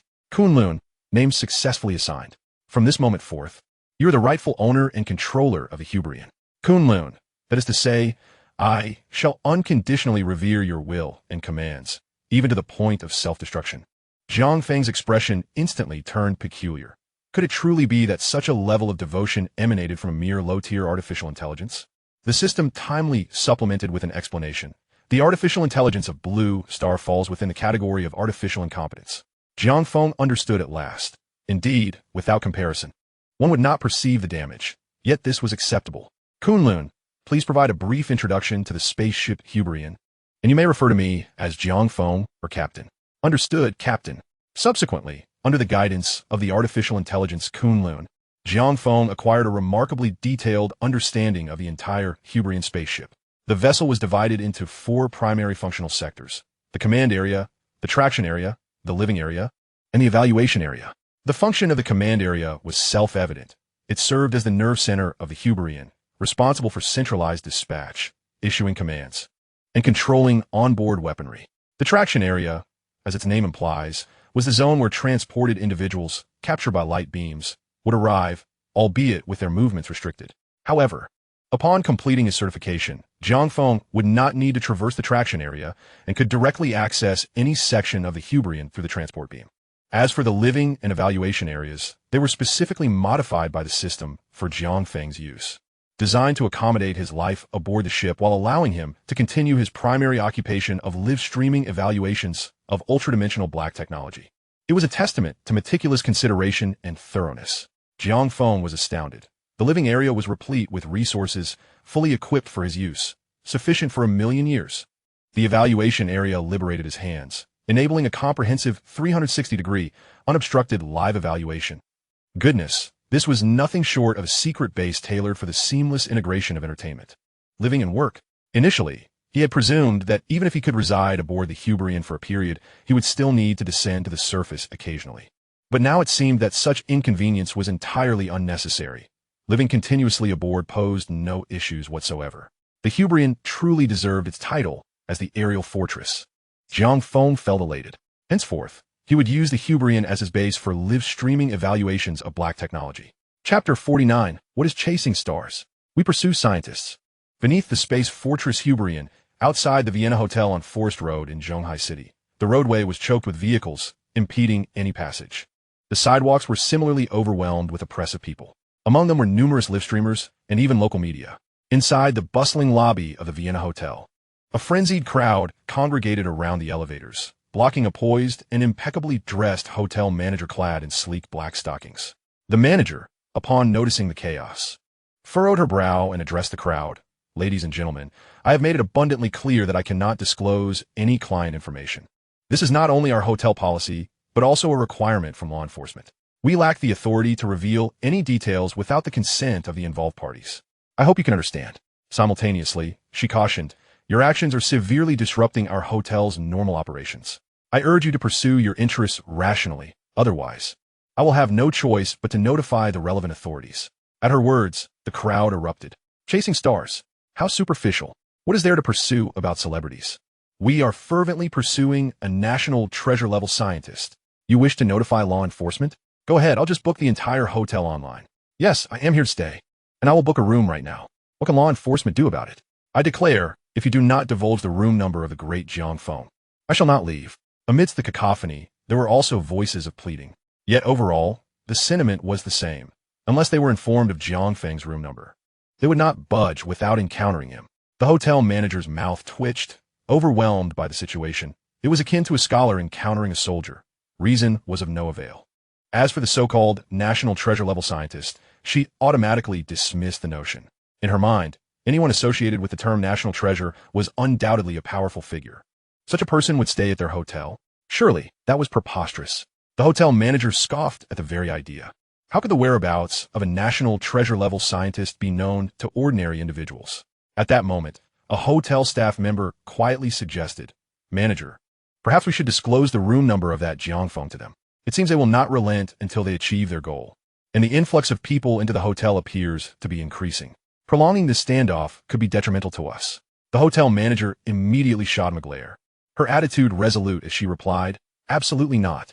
Our hotel cannot compromise client privacy. Otherwise, we would all suffer the consequences. With that, she turned away, resuming her standoff with the uproarious crowd. Neither side was willing to yield, and persuasion proved futile. In that tense atmosphere, a lithe figure emerged from the throng, elegantly slipping past the security personnel to stand before the hotel manager, none other than Lin Yuxuan, who had only just arrived on the scene.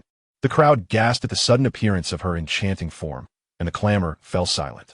The hotel manager, upon seeing Lin Yuxuan, felt a stirring within her heart. Unable to suppress a thought, what a stunning young woman, as if she had stepped out of a painting. Especially her pair of lively eyes, blinking as if they could speak, evoking an irresistible desire to gaze upon her indefinitely.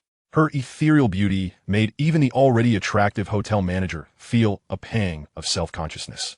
However, she quickly regained her composure and politely stated, Miss, if you are not a guest of the hotel, I must ask you to leave. If I leave, who will resolve your issues? Lin Yuxuan's voice was ethereal, akin to a melody from the heavens. The hotel manager found the voice utterly delightful, her tone softening unconsciously. Resolve what issues? Why, the issues at hand, of course. Lin Yuxuan leaned closer to the manager's ear and continued, If this deadlock persists, it is your hotel that will suffer the loss. Business will undoubtedly come to a halt, and guests on the upper floors will likely be unable to descend. While failing to conduct business is one matter, what if the guests upstairs throw a tantrum and file a complaint? Wouldn't that become a significant issue? The hotel manager furrowed her brow at Lin Yuxuan's words, acknowledging that she had considered the same concerns. However, we cannot disclose client privacy. That is a matter of principle. Lin Yuxuan smiled gently, unperturbed by the manager's stance. I understand your principles, yet this issue can indeed be resolved quite easily. How so? By being a little flexible. Lin Yuxuan's captivating eyes sparkled with a hint of mischief, which rooms are not occupied by the individual they seek. The hotel manager's expression suddenly tightened, her mind racing as she assessed the feasibility of this approach. The tension in her furrowed brow gradually began to ease. Lin Yuxuan, upon noticing the situation, continued to smile and inquired, "Do you know who the person they are searching for is?" The beautiful manager, somewhat perplexed, candidly replied, "Is it Jiang Feng? It seems they are indeed looking for him. Are you aware of his identity?" Lin Yuxuan asked. The manager shook her head. "He appears to be just a university student." Lin Yuxuan chuckled softly. "He is a national treasure-level scientist. You can check the news on the Daxia Academy of Sciences Weibo. He is trending." The manager, still skeptical, promptly took out her phone, ready to search. However, before she could even type in the keywords, her expression froze mid-air as the recommendation clearly read, "National Treasure-Level Scientist, Jiang Feng." The manager's gaze shot up towards Lin Yuxuan, her eyes wide with astonishment. "Is it really him?" "Indeed," Lin Yuxuan replied leisurely. "Everyone is here for him. Given his influence, the crowd is likely to swell beyond your imagination. Our immediate priority is to guide the crowd in an orderly fashion to find him." Upon hearing this, the manager's expression changed dramatically. Choosing the lesser of two evils was imperative, and Lin Yuxuan had provided her with an excellent solution. With that thought in mind, the manager slightly bowed to Lin Yuxuan in gratitude. She then directly announced to the onlookers, "I will disclose Mr. Jiang Feng's room number in 5 minutes." Saying this, she quickly moved aside to make a phone call, arranging for security personnel to be stationed outside Jiang Feng's room without delay. Once security was fully in place, she returned to announce Jiang Feng's room number, room 666 on the 6th floor. As her words echoed, the crowd surged like a tidal wave. For elevators and the staircases on either side were instantly overwhelmed. Chapter 50, A Living Miracle? The security team was tense. Meanwhile, in room 666 of the Vienna Hotel on the 6th floor, a member of the temporary security team, Silver Dragon, had only just arrived on the scene when his expression changed. The room was vacant. Although it was impeccably tidy, the signs of a cover-up were painfully obvious. Jiang Feng had clearly taken deliberate measures to evade detection. Silver Dragon furrowed his brow in contemplation, then swiftly transmitted the information to his teammates through a secure communication channel. "The target has left the premises. I recommend we initiate immediate counter-surveillance, reviewing the security footage, fire exits, and basement areas, key locations." Concurrently, the downstairs security team leader, Golden Dragon, sprang into action upon receiving the message. "Azure Dragon, you are in charge of retrieving the hotel surveillance footage. Red Dragon, you handle the basement. You, Flowing Dragon, oversee the fire exits. The remaining team members must closely monitor all hotel entrances and exits. Report any updates immediately." After assessment, it was determined that Mr. Jiang Feng possessed a fundamental level of counter-surveillance skills, warranting attention to detail. "Compile the results within 10 minutes. Understood." The remaining team members acknowledged via communication. Golden Dragon's gaze sharpened as he glanced up at the hotel rooftop, deep in thought. Before long, updates from the team began to filter through the secure channel. No trace of Mr. Jiang Feng found in the hotel surveillance. No trace in the basement. No trace at any entrances or exits. Golden Dragon was slightly taken aback by this information. He had initially thought Jiang Feng's counter-surveillance skills were rudimentary. However, the current situation suggested otherwise. The mere ability to evade surveillance indicated that he was no ordinary individual. However, with the hotel's limited size, where could he have possibly gone? Golden Dragon looked up again at the hotel rooftop. In his understanding, if he were evading detection, he would naturally avoid the rooftop, which would be an obvious dead end. The distance between the buildings was nearly 100 meters, and without specialized equipment, it would be impossible to traverse. Golden Dragon shook his head, dismissing the notion that Jiang Feng could have gone to the rooftop for a scenic view. Yet, at that moment, Flowing Dragon, who had been silent, transmitted a message. "In the stairwell fire exit, there are signs of forced entry at the rooftop fire door." Golden Dragon was astonished. What a convoluted counter-surveillance strategy. He went to the rooftop to admire the view. "Do not disturb Mr. Jiang Feng. Maintain close observation and prioritize his safety." As Golden Dragon hurried towards the hotel rooftop, he made the necessary arrangements through secure communication. However, Mr. Jiang Feng was not on the rooftop. What? Golden Dragon paused, incredulous. How could he not be on the rooftop? Yet, upon reaching the rooftop, he was left dumbfounded. The rooftop was completely empty. There was not a single soul in sight. However, the charred remnants of the lock chain on the iron door were unmistakable. "Where is he?" Golden Dragon asked Flowing Dragon, bewildered. Flowing Dragon shook his head. "I wish I knew the answer. In such a large hotel, it is impossible for a living person to just vanish. After a moment of silence, Flowing Dragon remarked, "Yet, given Mr. Jiang Feng's capabilities, it may not be entirely impossible." Golden Dragon abruptly turned, his expression freezing. An extended silence ensued. Finally, Golden Dragon took out his communicator to inform the security team leader, Jiang Feng. "Dragon Team, the situation is as follows. We initially determined that Mr. Jiang Feng seems to have gone missing from the hotel rooftop." "What?" Jiang Feng's voice on the other end was filled with shock. "Missing? How tall is the hotel? What is the distance between the buildings?" Golden Dragon reported accurately, 11 stories, approximately 38 meters high, with a distance of around 100 meters, confirmed missing. On the other end, Jiang Feng's breath quickened. The gravity of the situation demanded immediate action. Seal off all information regarding this incident. Also, retrieve any surveillance footage that may have captured the hotel rooftop. Scrutinize it thoroughly. Report any findings to me at once. Understood, Golden Dragon replied solemnly. Simultaneously, Jiang Feng, after hanging up, quickly relayed this information and urgently allocated resources to ascertain what transpired on the rooftop of the Vienna Hotel at 123 Sunlin Road, Zhonghai City, and where Jiang Feng had vanished to. In a moment, the atmosphere was charged with tension. Chapter 51. He represents the future. Meanwhile, on the Zhonghai City Ring Road, a convoy of Mercedes-Benz vehicles bearing the Zhonghai City diplomatic license plates sped along the fast lane towards the Vienna Hotel at 123 Sunlin Road. In the middle vehicle sat Bob Lee, a professor from MIT, who was the designated communicator for the Falcon Project of the United States, responsible for engaging Jiang Feng. "How much longer until we arrive?" "Approximately 50 minutes. Bob Lee nodded, falling silent as he gazed out the window, deep in thought. After meeting Jiang Feng, he pondered how best to convey the sincerity of the United States' intentions. "Professor, what are you thinking?" his assistant inquired softly. Bob Lee smiled, seemingly envisioning the astonished expression on Jiang Feng's face upon hearing the conditions proposed by the United States. He turned to his assistant with a grin and said, "I was wondering if we should toast with champagne or beer when Mr. Jiang Feng joins us." After a brief moment of surprise, the assistant smiled and remarked, "I believe such a mutually beneficial scenario warrants a toast with champagne to celebrate our shared victory." "Indeed, a shared victory." Bob's smile widened, nodding as he said, "Jiang Feng is a wise man. He knows how to make the right choices. Remaining in this barren, uninspired land is destined to lead to a future devoid of promise. The beautiful country is his best sanctuary." Suddenly, Bob's expression faltered, and he inquired with curiosity, "Is the resistance truly that formidable?" The assistant, perplexed, responded, "What do you mean?" "Smith has gathered information on Jiang Feng, yet so far there have been no updates." Bob furrowed his brow, for the first time harboring doubts about the beautiful country's capacity to train operatives. However, at that moment his phone rang, causing him to pause, thinking, what a coincidence. Yet, upon answering, he realized it was not Smith, but a coded message. Bob pondered for a moment before answering, "Hello, this is Bob. Professor Bob. I am contacting you at the directive of the High Council." Bob's demeanor shifted to seriousness. "Speak." "Jiang Feng has vanished." "What do you mean?" Bob replied, confused. "He has disappeared on a physical level." Bob's confusion deepened as he pressed further. "What does physical level disappearance mean?" "Jiang Feng is a person, not an object. How could he possibly vanish from the physical realm?" "Speak clearly."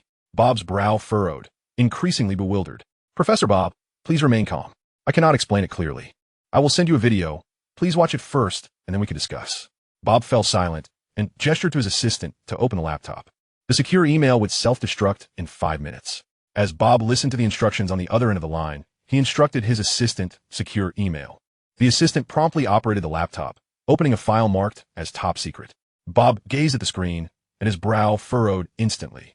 The video was so blurred that it almost transported him back to the 19th century BC. Nevertheless, he distinctly saw a shadowy figure suddenly levitating on the rooftop of a hotel. Upon witnessing this, Bob's expression hardened, filled with questions. A magic trick? However, as the figure ascended higher, Bob's demeanor shifted to one of gravity. This was no illusion. This was an exertion of power. Well-versed in such matters, Bob quickly made his assessment. His gaze toward the video became particularly intense. Yet suddenly, the figure in the video vanished before his eyes, leaving no trace. "What?" Bob exclaimed, startled, attempting to rise but bumping his head against the car roof. "How is this possible? How could he just disappear like that?" Ignoring the pain, his astonishment was palpable. "Professor Bob, we have already conducted frame comparisons and confirmed that it is indeed Jiang Feng we seek." The voice on the phone explained upon hearing Bob's outcry. Bob quickly regained composure. "Where did this video come from?" Is it credible? I hope this isn't some trick from the great Xia. Have you verified it accurately?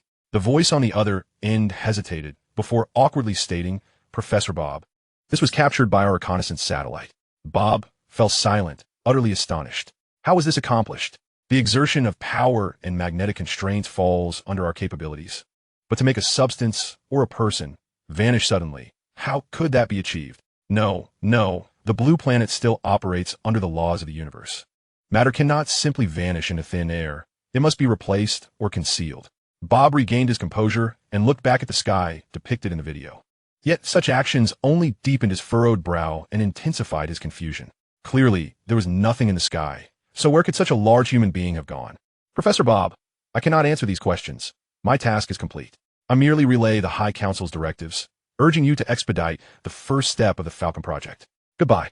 As Bob listened to the dial tone, he found himself lost in thought for a moment before quickly dialing the captain of the covert operations team hidden within the Great Xia, Smith. Smith, I have no time for idle chatter. I need every piece of information on Jiang Feng immediately. Remember, all of it, starting from when he was in his mother's womb. Also, have you not yet obtained his personal contact information? On the other end, Smith was clearly taken aback, responding, Professor Bob, the resistance is considerable. I don't want to hear excuses, Smith. Are you afraid of sacrificing operatives? The line fell into silence, as Smith's thoughts were evidently guessed. Bob huffed impatiently. If you wish to avoid a military tribunal, I hope you will exert yourself to the utmost in the forthcoming operations. Smith's voice turned grave, Professor Bob. Are you truly willing to go to any lengths for Jiang Feng's information? If it were the third step of the Falcon Project, physical destruction as a top-tier operative, I would not hesitate. Bob understood Smith's mindset, but clearly did not wish to reach that point. Whether it was out of camaraderie among scientists or self-serving motives, he desired to see the Falcon Project completed successfully under his guidance. Of course, he asserted, raising his voice, you do not comprehend the terror that Jiang Feng embodies. His Excellency Bister has stated that he is a super-nuclear threat, but I contend that it is far more than that. He is an individual capable of overturning the entire scientific trajectory of the blue planet. To win him over, any cost at any stage is worthwhile, for he represents the future. Bob's voice grew hoarse as he spoke the last words. On the other end, a prolonged silence ensued. Chapter 52, The Astonishment of Zheng Changjiang and an Urgent Proposal. Equally silent were the members aboard the helicopter fleet from the Great Xia Academy of Sciences, led by academician Zheng Changjiang. Teacher, what kind of hyperdimensional black technology could that vanishing fortress atop the hotel be? Zheng Changjiang cast a glance at Liu Changqing. Do you think I possess all knowledge? How would I know? Well, since you have the phone, why not just call Mr. Jiang Feng and ask? Liu Changqing retorted. Struggling for a response, Liu Changqing added, Teacher, I've already called no less than 50 times. It's utterly unreachable. Very well, Zheng Changjiang nodded, deep in thought, then raised his head, then make another 50 calls to round it off. Liu Changqing was taken aback. Laughter erupted among the others on the plane. Ha ha ha, Changqing. Your teacher likely wishes to see Mr. Jiang and find something to jest about to ease his inner excitement. Isn't this the perfect moment for you to go to him and give him some lighthearted banter? Ha ha. However, it must be noted that upon meeting Mr. Jiang Feng in person, it will be prudent to refrain from inquiring about these issues hastily. After all, such matters may pertain to the confidential results of others' research. Do you understand? The venerable scholars of the Daxia Academy of Sciences, who are of the same generation as Zheng Changjiang, were palpably stirred by the prospect of meeting Mr. Jiang Feng. Liu Changqing nodded, his gaze drifting toward the city below, yet in the next moment his phone rang unexpectedly. Zheng Changjiang, quick to react, swiftly looked up at Liu Changqing, his eyes conveying an indescribable meaning.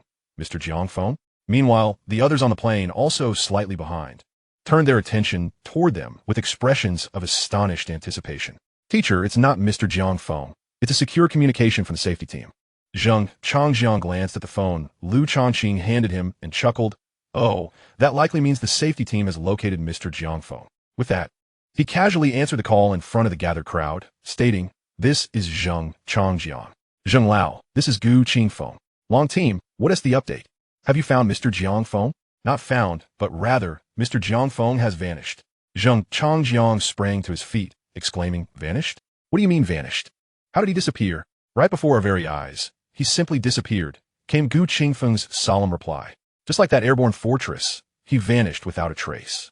Zheng Changjiang stood there, momentarily speechless. The safety team would not make baseless claims. Since they stated it thus, there must be concrete evidence. Realizing this, Zheng Changjiang took a deep breath and commanded, "Send me the relevant materials." "Understood. Zheng Lao, I will send them to you immediately." The call ended. And Zheng Changjiang looked at the puzzled faces of the crowd, sighing inwardly without offering an explanation. Instead, he turned his attention to Liu Changqing, instructing, "Take out the laptop." Liu Changqing, though confused, complied, retrieving the laptop and placing it before Zheng Changjiang. The others gathered behind him, their expressions revealing their curiosity. Zheng Changjiang showed no hesitation. Opening his email in front of everyone, he located the latest message from Jiang Feng, which contained 3 sets of videos. "Teacher, what is this?" Liu Changqing could not help but inquire. Zheng Changjiang shook his head, casually clicking on the first video. As the video played, the voices of the onlookers erupted. "Is this the rooftop of the Vienna Hotel?" From the exterior, it appears to be. The angle of the footage seemed to be from the surveillance of another building. Where did this surveillance footage come from? Why is Lao Zheng suddenly interested in this? Zheng Changjiang remained silent in the face of their confusion. However, their bewilderment soon transformed into astonishment. "Look, there's a person on the hotel rooftop. Why does he look so familiar?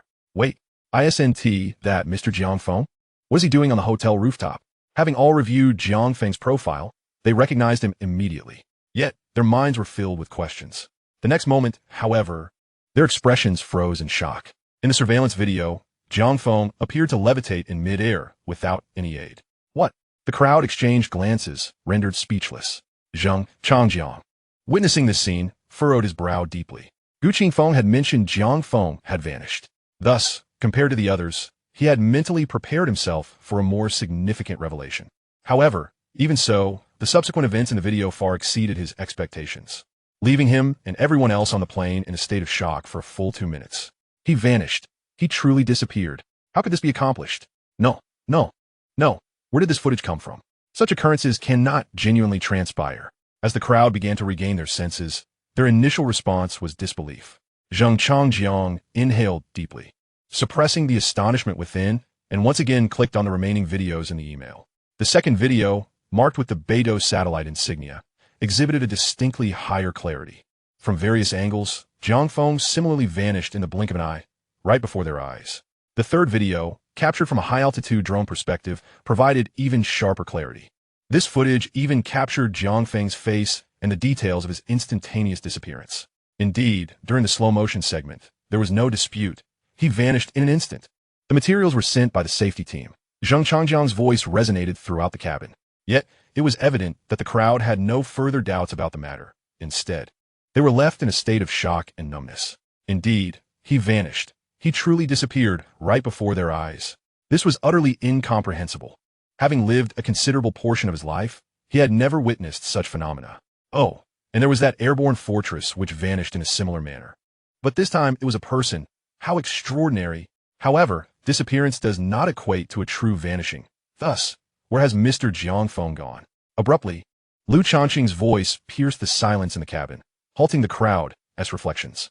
Moreover, prompted by Liu Changqing's reminder, this elite group of scientists from Daxia suddenly realized.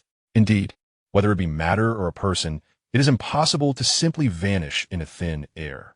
It must have transformed into another form or been concealed. So, where's Mr. Jiang Feng now? The assembly remained perplexed. Initially, Zheng Changjiang was equally baffled. However, as his gaze swept over the location where Jiang Feng had vanished in video, he shuddered involuntarily, an electric spark illuminating his mind. Everything suddenly became clear. Rising abruptly, disregarding the astonished crowd, he addressed the fighter pilot with a commanding tone. "Return immediately to the Daxia 1st Combat Readiness Research Institute." He then raised his hand to silence the inquiries of those present. Grabbing the phone, he dialed the chairman of the Daxia National Congress, Xiao Wushan. The call connected, and without any pleasantries, Zheng Changjiang spoke candidly in front of the crowd. "Old Xia, this is Zheng Changjiang. In my capacity as honorary president of the Daxia Academy of Sciences, I formally propose that you summon all top physicists and combat readiness experts across the nation without delay. They must proceed to the 1st Combat Readiness Research Institute immediately. Time is of the essence." Chapter 53, Optical Invisibility, a Hope for Striking Down Four Nations. "Old Zheng, given the formality of your request, you must provide some explanation. After all, Mobilizing such a significant number of important individuals in a short time carries considerable implications. Zheng Changjiang, holding the phone, nodded as he listened to Xiao Wuxian's serious and earnest words. I understand, but the situation is urgent, and I cannot elaborate at this moment. I will edit the information and explain it to you shortly. The pressing urgency lies in the necessity to promptly issue a summons, directing them to swiftly proceed to the First Combat Readiness Research Institute on standby. On the other end of the line, Xiao Wuxian pondered for a moment before finally responding in a solemn tone, affirmatively agreeing. Zheng Changjiang could not help but nod, and after conversing briefly with Xiao Wuxian, he ended the call. Turning to face the others, he was taken aback to find them all gazing at him with expressions of astonishment. Changqing, what is that expression on your faces? Lu Changqing remained silent, unable to suppress a gulp. Meanwhile, within the cockpit, the astonished voice of a combat pilot rang out. Academician Zheng, are we really certain about returning? Upon hearing this, the members of the academy in the cockpit quickly reacted, echoing the sentiment. Indeed, old Zheng, if we aren't going to scene, why are we heading back? Isn't the immediate priority to locate Mr. Jiang Feng? Moreover, you called Chairman Xia to summon so many people. What exactly is the purpose? Are we researching how to conquer the world?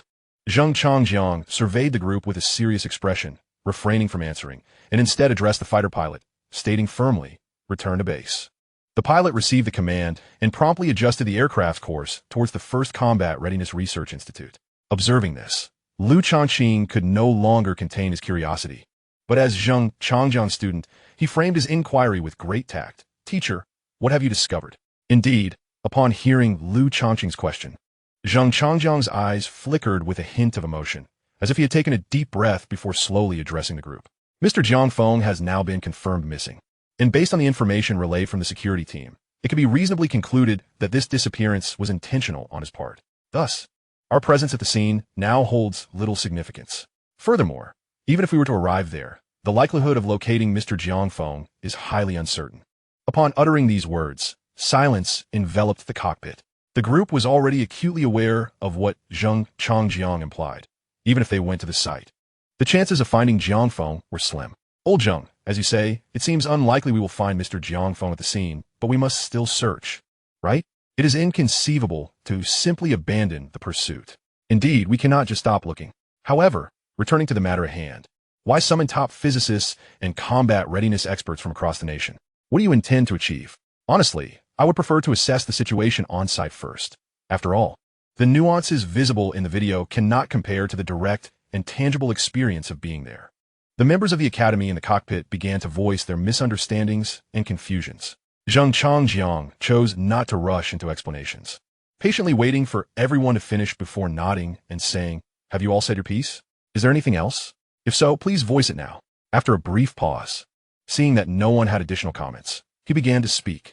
Since there are no further remarks, allow me to summarize what I've gathered from your discussions. First, you seem to think I am reluctant to continue searching for Mr. Jiang Feng. And second, you question why I urgently summoned so many people. Am I correct? The members of the academy nodded in silence. Zheng Changjiang affirmed, the reason I gathered so many individuals is solely to find Mr. Jiang Feng. The cockpit was filled with astonishment, and someone could not help but ask, what is the connection between the two? The connection is not the focal point, Zheng Changjiang replied, shaking his head slightly. Then what is the focus? The focus?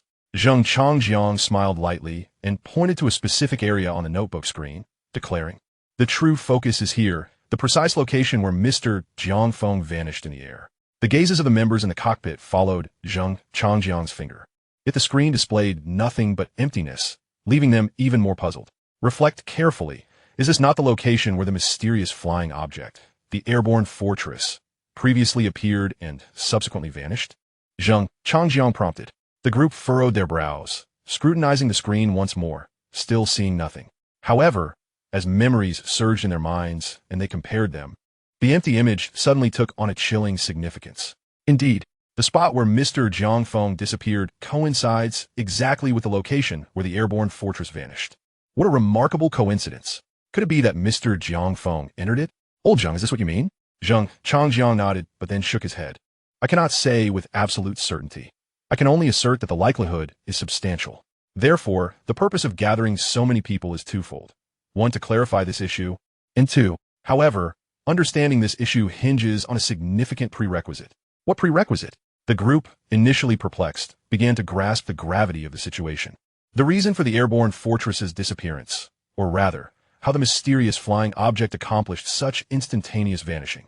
Only by unraveling this mystery can we potentially detect the mysterious flying object. In other words, only by clarifying this issue can we hope to locate Mr. Jiang Feng. Jiang slowly articulated, essentially elucidating all that weighed on his mind. After a moment of contemplation, he hesitantly added, "Actually, I have some conjectures regarding how the mysterious flying object disappeared. It could either be due to an astonishing speed that exceeds visual perception, or it could involve optical invisibility." Optical invisibility? Lu Changqing, present as a combat readiness research expert, could not help but exclaim in astonishment. Yes, precisely optical invisibility. Changjiang affirmed, until Mr. Jiang Feng vanished, I was unable to confirm this point. However, upon observing the identical locations of Mr. Jiang Feng's disappearance and that of the mysterious flying object, I became thoroughly convinced that this is the project your first Combat Readiness Research Institute is secretly studying. Optical invisibility. The cockpit erupted in astonishment. For invisibility was indeed a term steeped in magic. Moreover, the fact that the first Combat Readiness Research Institute was clandestinely researching it was news to them. Facing the group's incredulous gazes, Lu Changqing offered an awkward smile. Our optical invisibility project has essentially been rendered obsolete. It barely meets the standards for practical application. The optical invisibility technology of the mysterious flying object developed by Mr. Jiang Feng was leagues ahead, leaving them far behind. Despite sharing a name, the two were in no way comparable. I am self-aware enough to acknowledge that. Changjiang swiftly countered, if it can outclass you, then can it not outclass the entire world? Lu Changqing was momentarily taken aback, and the rest of the individuals in the cockpit were equally stunned. Soon after, excitement ignited in their eyes, with Lu Changqing exclaiming, "Indeed, just this optical invisibility technology from Mr. Jiang Feng could surpass centuries of technological advancements on Blue Star. Once our Daxia Nation masters this optical invisibility technology, we could achieve a dimensional strike against foreign powers in the realm of combat readiness." Thus, Changjiang patted Lu Changqing on the shoulder. Isn't it worth gathering the brightest minds across the nation in related fields to discuss this? Chapter 54, Exploring New Avenues. Contact Jiang Feng. Lu Changqing was momentarily taken aback, and soon his expression turned peculiar as he quietly remarked, "You can't possibly be suggesting we discuss how to unravel optical invisibility, can you?" Changjiang nodded affirmatively. "Indeed. I have stated that understanding the reasons behind the mysterious disappearance of the flying object may lead us to locate Mr. Jiang Feng." Lu Changqing was instantly dumbfounded. "Professor, your reasoning may suffice to baffle a layperson, but I am, after all, an expert in the field of military preparedness. Don't try to deceive me. Even if we were to gather the world's foremost physicists and military research specialists, cracking the optical invisibility of that enigmatic flying object is utterly impossible. I refuse to believe you are unaware of this." Changjiang shot him a disapproving glare. "How can you say such a thing? While the challenge is indeed formidable, it is not beyond the realm of possibility, is it?" Lu Changqing was momentarily rendered speechless. Changjiang, feeling more at ease, continued, "I am fully aware of the difficulty, but convening them is not solely for that purpose." Lu Changqing, puzzled, inquired, "What other purpose could there be?" Changjiang replied with a light chuckle, "It is, of course, to establish contact with Mr. Jiang Feng." Huh. Lu Changqing's confusion deepened. "The phone lines are down, and he has vanished. How we make contact?" Changjiang smiled slightly, refraining from rushing to explain, instead posing a question. What was Mr. Jiang Feng's purpose from the very beginning?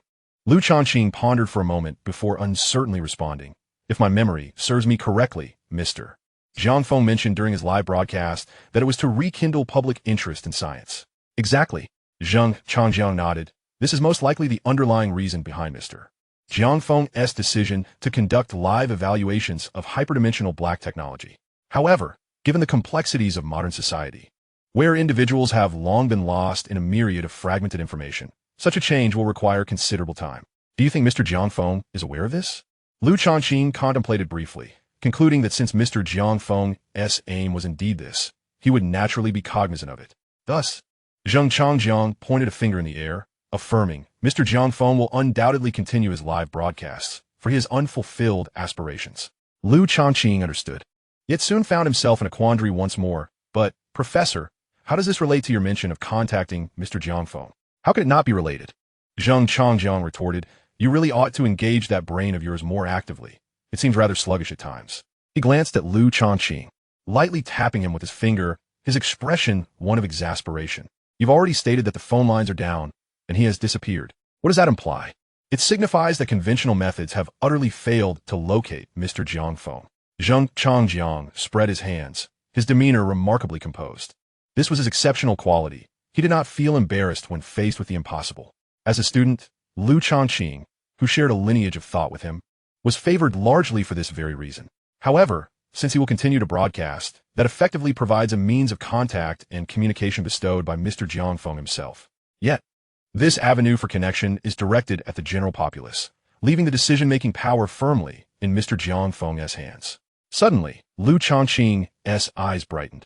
The live stream's chat, the comments from viewers. Zheng Changjiang nodded. This is the second reason for summoning so many individuals here. Lu Changqing's expression transformed into one of admiration as he gazed at Zheng Changjiang. Professor, your foresight is extraordinary, akin to plotting 5 moves ahead. Zheng Changjiang, maintaining a calm demeanor, replied, I only calculated 3 moves. Lu Changqing cleared his throat, attempting to mask his embarrassment. However, Professor, the task of garnering Mr. Jiang Feng's attention through the live chat could indeed be entrusted to others, rather than squandering such a wealth of top-tier resources. Zheng Changjiang shook his head.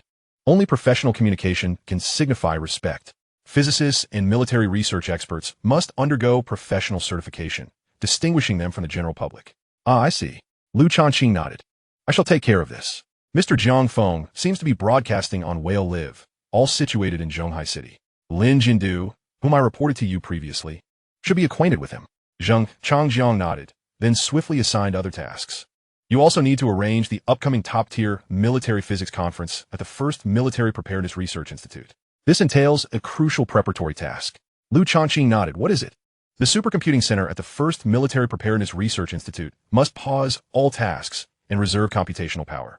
All tasks, Lu Changqing exclaimed. This encompasses nearly all ongoing research projects at the Institute. Indeed, we must be ready to mobilize substantial computational power at a moment's notice to analyze data on the hyperdimensional black technology showcased by Mr. Jiang Feng during the live broadcast. This will facilitate timely communication between the expert team and Mr. Jiang Feng.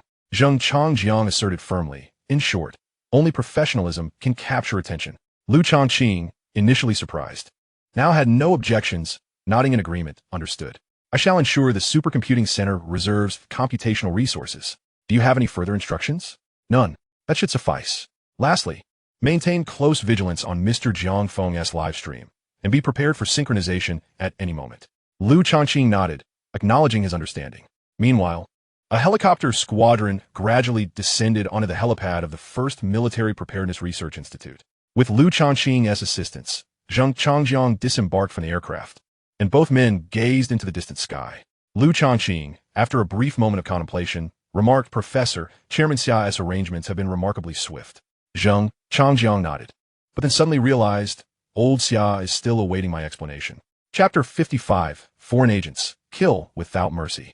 On the other side, in the High Council of Long Country, Xia Wushan, after hanging up Zheng Changjiang's call, immediately issued an emergency directive through the High Council's authority to summon the nation's top physicists and military research experts to the first Military Preparedness Research Institute.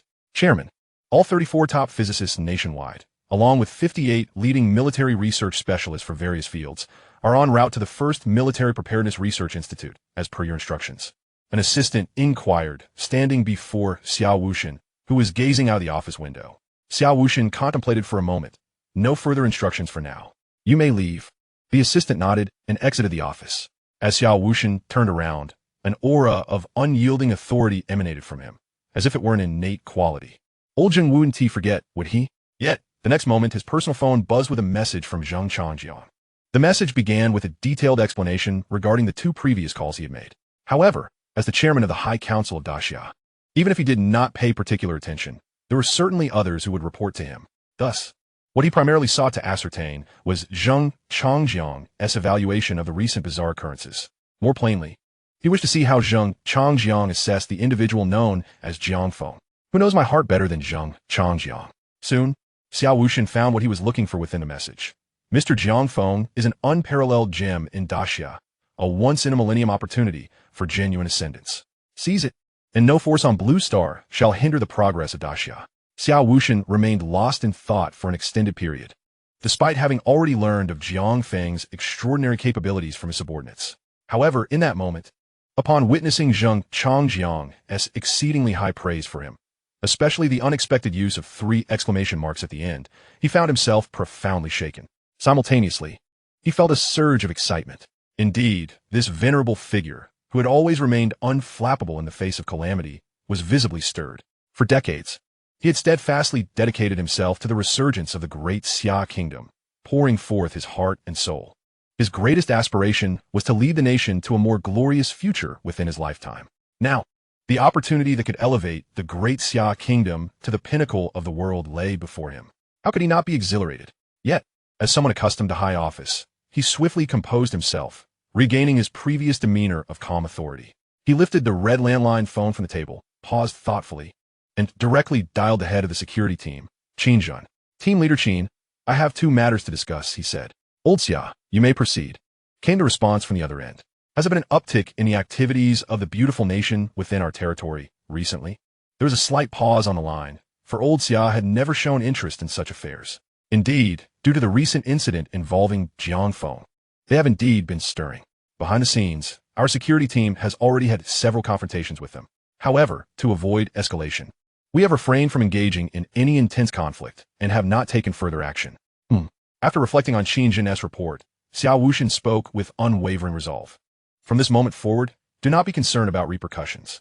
All foreign intelligence agencies you have under surveillance must be eradicated at once. After a brief silence, Qin Jin inquired, to what extent should we clear them out? Leave no survivors, Xiao Wuxian replied, his expression unchanging as if discussing a trivial matter. Qin Jin, understanding the gravity of the command, responded without hesitation. Xiao Wuxian continued, the second matter concerns the 6 elite teams of the 12 Zodiac that were dispatched to Zhonghai City. What is their current status? On the other end, Qin Jin replied candidly, Old Xia, this matter was originally presented to you in written form. Since you have inquired, I will provide a verbal report. The 12 Zodiac teams remain in secret ambush at the Vienna Hotel, 123, Forest Road, Zhonghai City, on standby. Simultaneously, they are engaged in the task of locating Jiang Feng.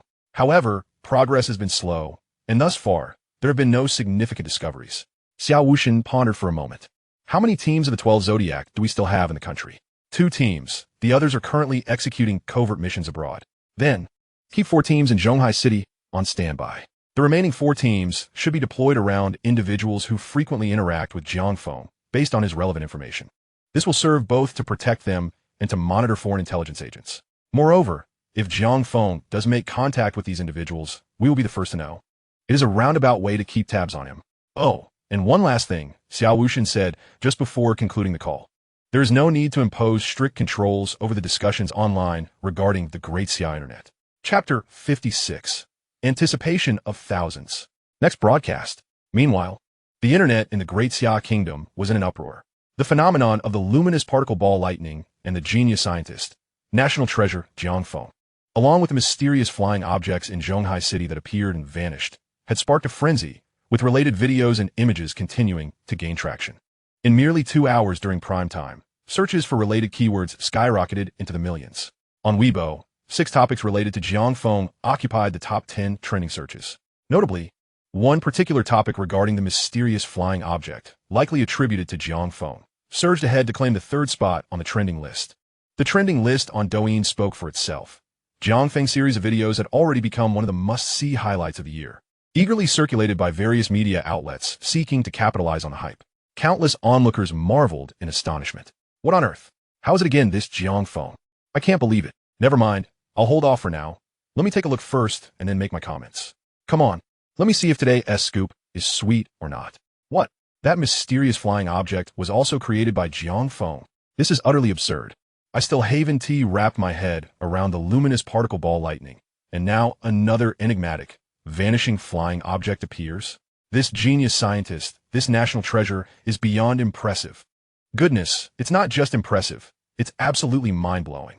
Each of these inventions could send shockwaves across the globe. and he seems to handle them with such ease. One after another. I'm just curious, where did this celestial being suddenly emerge from? Time traveling from the future? Attempting to dazzle humanity with advanced technology to conquer an enslaved blue star without a fight, masquerading as an extraterrestrial civilization? Or perhaps he is the inheritor of ancient technologies, or simply an ancient relic who has lived for thousands of years. After all, the mystery surrounding the disappearance of the high-level native Maya civilization on Blue Star remains unsolved. Though their thoughts were scattered, they revealed a profound curiosity about Jiang Feng's identity. Simultaneously, Jiang Feng's actions sparked widespread discussion online. He had stated that his exhibition of these transcendent black technologies aimed to rekindle public interest in science. No, my friend. His live stream is titled Transcendent Black Technology Review Livestream, so the review is the focal point. However, I've seen the replay of the live stream, and it seems to only showcase the functionalities of the transcendent black technology without a comprehensive evaluation. If I'm not mistaken, the content of his live stream is hardly related to an actual review. It appears to merely highlight a single function, and he hasn't mentioned potential applications or their impacts on the Great Xia or the world at large. Details, functionalities, and comparisons with similar products are what constitute a complete evaluation of a technological product. I bear no ill will, just share my perspective. Please refrain from backlash. Perhaps it's due to his lack of experience in his first live stream. That is certainly a possibility, but that is not the crux of the matter. The point is, since he has a purpose behind his live stream, it indicates that he will conduct another one in the future. Sigh, there should have been some preheating on Weibo. Our national treasure-level scientist doesn't even have a Weibo account. All I found were media outlets trying to ride the wave. Let us stop speculating and head to Whale Live to patiently await the next broadcast from the master, shall we? Sounds reasonable, even if we want to discuss. We could do so in Jiang Feng's livestream room. Who is up for teaming up to check out Jiang Feng's livestream? 1, 2, 3, 10,010, 10,086. Quickly, a flurry of comments expressing anticipation and curiosity flooded the livestream room before Jiang Feng had even started his broadcast. Chapter 57. A new task with extraordinary demands amidst the fervent discussions across the internet. Aboard the cloaked spaceship Hyperion, Jiang Feng received a new notification from the system. Host, you have a new task. Please click to view. A surge of excitement coursed through Jiang Feng as he focused on entering the system. Black Technology Evaluation System. Host, Jiang Feng. Age, 20. Physical condition, robust, national level athletic standard. Grading, weak, average, strong, exceptionally strong. Human limit, intelligence level, 160, genius, surpassing 9999 individuals. Base vehicle, aerial fortress Hyperion. Evaluated items, light particles, spherical lightning, macroatomic. Two-dimensional foil, special evaluation edition. Latest task, you are no longer a fledgling. Press onward on the path of live evaluation. Task description, conduct a demonstration of the aerial fortress Hyperion on the Whale live streaming platform. Upon reaching a certain standard of online viewers, the task will be completed and rewards will be granted. Task completion requirements. 1 star, 200,000 real viewers during the live evaluation. Achieved. 2 stars, 500,000 real viewers during the live evaluation. 3 stars, 1,000,000 real viewers during the live evaluation. Hidden, 3,000,000 real viewers during the live evaluation. Upon reading the task completion requirements, Jiang Feng was taken aback. The hidden level demanded an astonishing 3,000,000 real viewers. Was this some sort of elaborate jest? It is widely recognized that the data on live streaming platforms is often heavily inflated. A live stream with 100,000 real viewers could easily see a surge of 50,000 with a mere display of an airplane. A rocket could boost that number by 100,000, while a yacht could increase it by 200,000.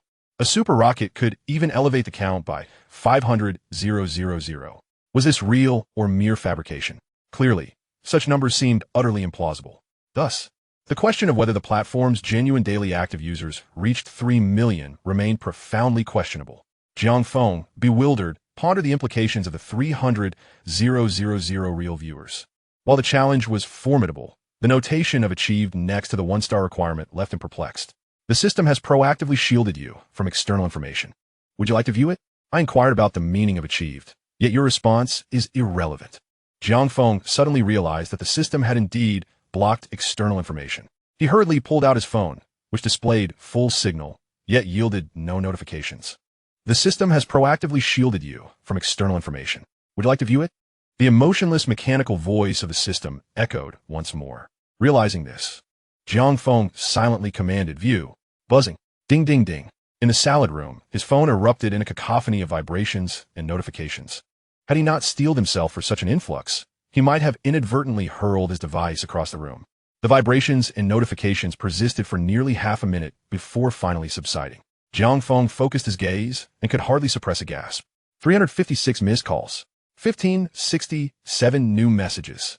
Moreover, new notifications continued to cascade forth.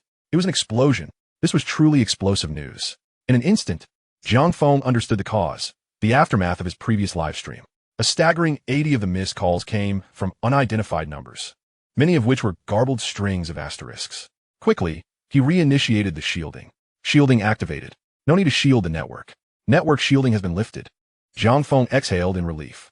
After this incident, he formed a bold hypothesis regarding the achieved status next to the one-star task standard. After a moment of contemplation, he opened the Whale Live platform and searched for his live stream room, only to be astonished by what he discovered. In the yet-to-begin live stream room, the screen was inundated with a torrent of comments, flowing like a river. 666. Genius scientist. National treasure-level scientist. Eagerly awaiting the next live stream. What astonishing transdimensional technology will the host unveil next? We simply anticipate. The real-time popularity of the stream stood at 357, 895, translating to approximately 210,000 real viewers. The gifts received by the host amounted to roughly 110,000 Daxia coins. As he surmised, Jiang Feng's hypothesis was indeed affirmed. Even before the stream commenced, the genuine viewer count had surpassed 200,000. Thus, it was clear why the system marked the one-star standard as achieved. However, gradually, a peculiar expression crossed Jiang Feng's face as he tentatively inquired of the system. So, can I claim the corresponding reward for the one-star standard now? No. You must conduct the actual evaluation to receive a task assessment and corresponding rewards. Jiang Feng nodded in understanding. That made sense. Subsequently, he began to explore other discussions about himself across the internet. Upon encountering trending topics and heated debates about him on Weibo and Douyin, his eyes flickered. And stroking his chin, he murmured, "So, I have become popular? And to such an explosive extent across the entire internet? If that were the case, with careful maneuvering, perhaps the hidden task requirement of 3,000,000 real viewers was not an impossible feat after all." Chapter 58, Evaluating the Hyperion, initiating the plan with this thought. Jiang Feng, whose intellect had soared to 160, swiftly ignited a storm of ideas.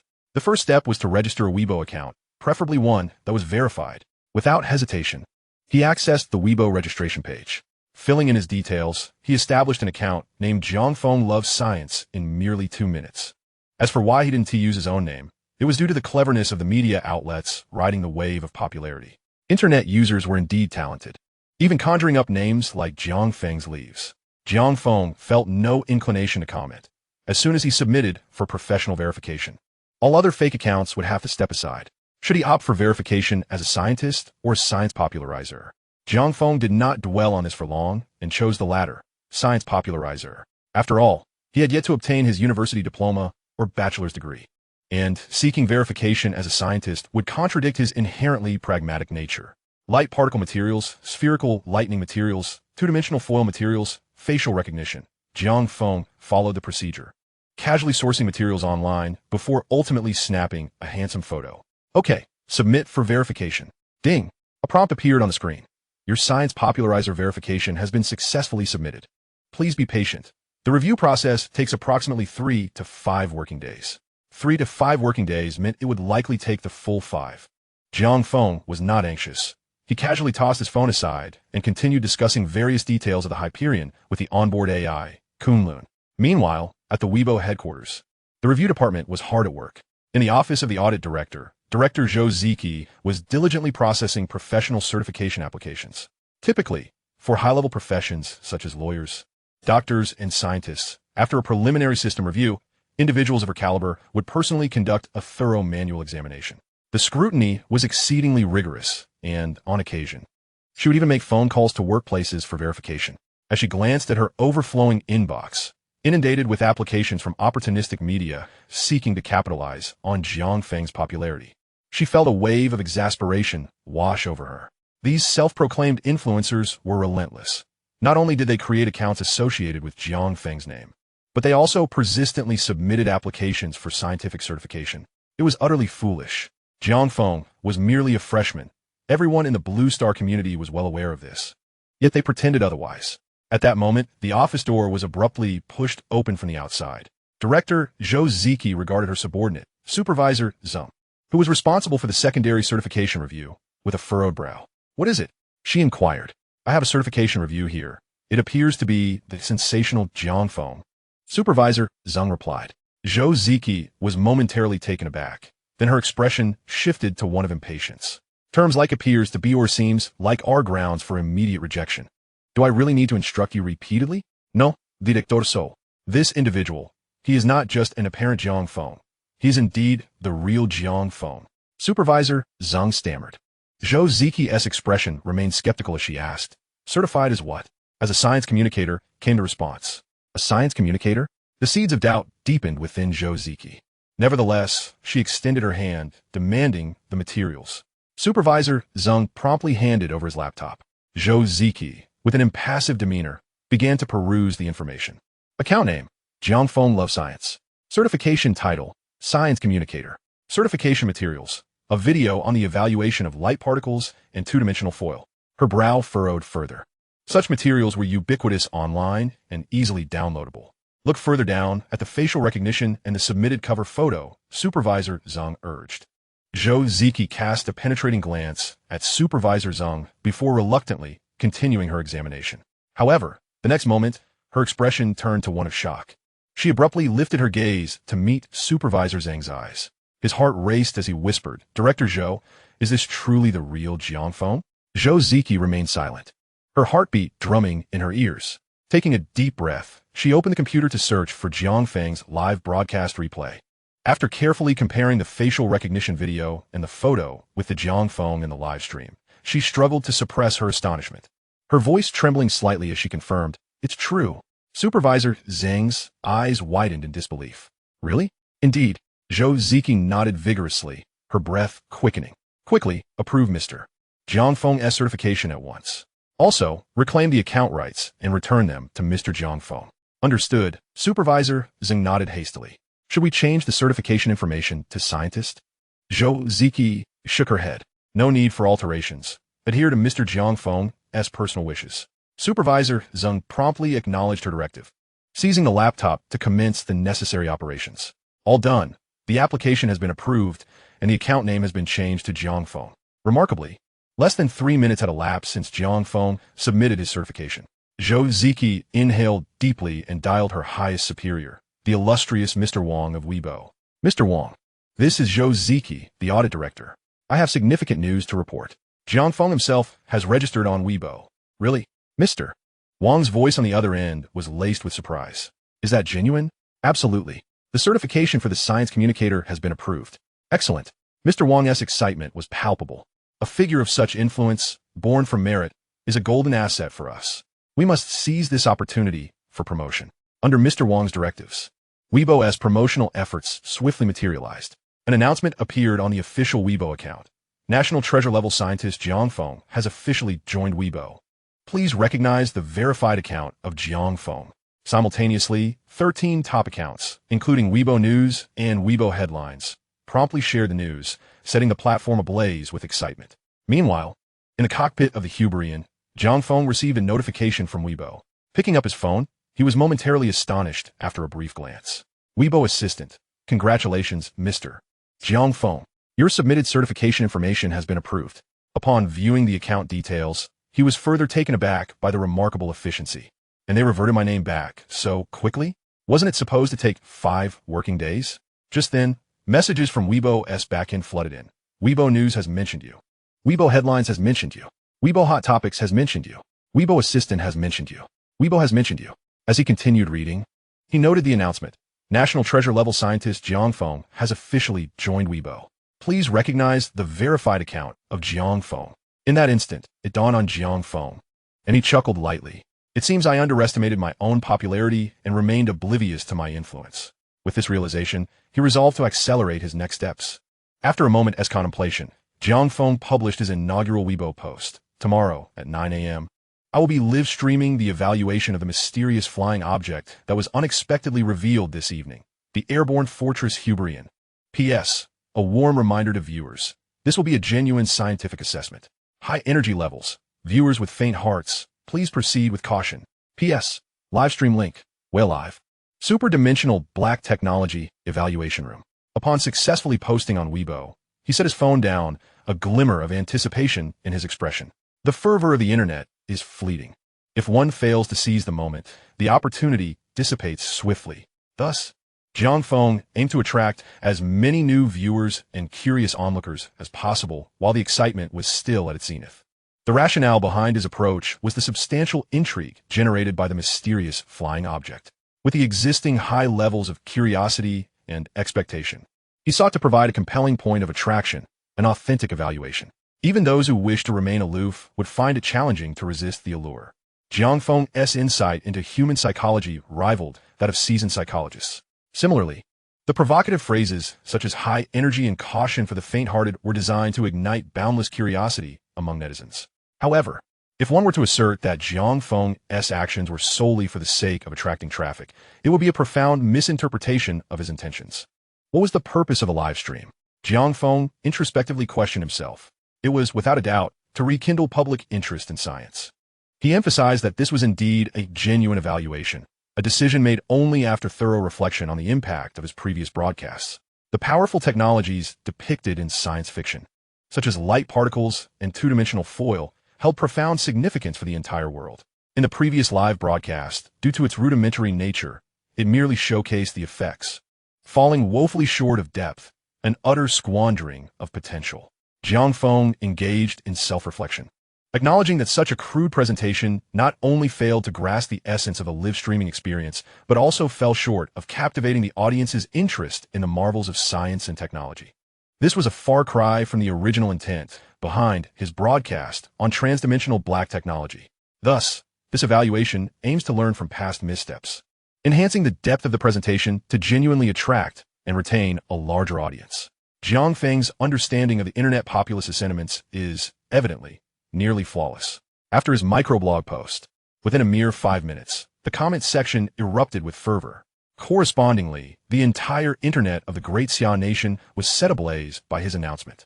Chapter 60. The True Evaluation Preview, a microblog sensation. Sign in, Sofa. Firepliers looming. Great One, basking in celestial energy. Speaking of which, Great One, the mysterious flying object was indeed your creation. I had a hunch that only you could conjure such astonishing marvels. I am eagerly anticipating your live broadcast tomorrow. I can hardly contain my excitement. Looking forward to it. We have faith in you, Great One. I'm poised to send you 100 planes. Not for any particular reason, just to show my support. These netizens were mostly among the first to follow Jiang Feng upon receiving the notification about his arrival on the platform. Though few in number, they could be considered die-hard fans. Shortly thereafter, the official microblog account made its presence known again. The microblog news account retweeted Jiang Feng's post with the remark, "This is a historic moment." Mr. Jiang Feng's first post after joining the microblog. Tomorrow at 9 in the morning, prepare for a visual feast. Stay tuned.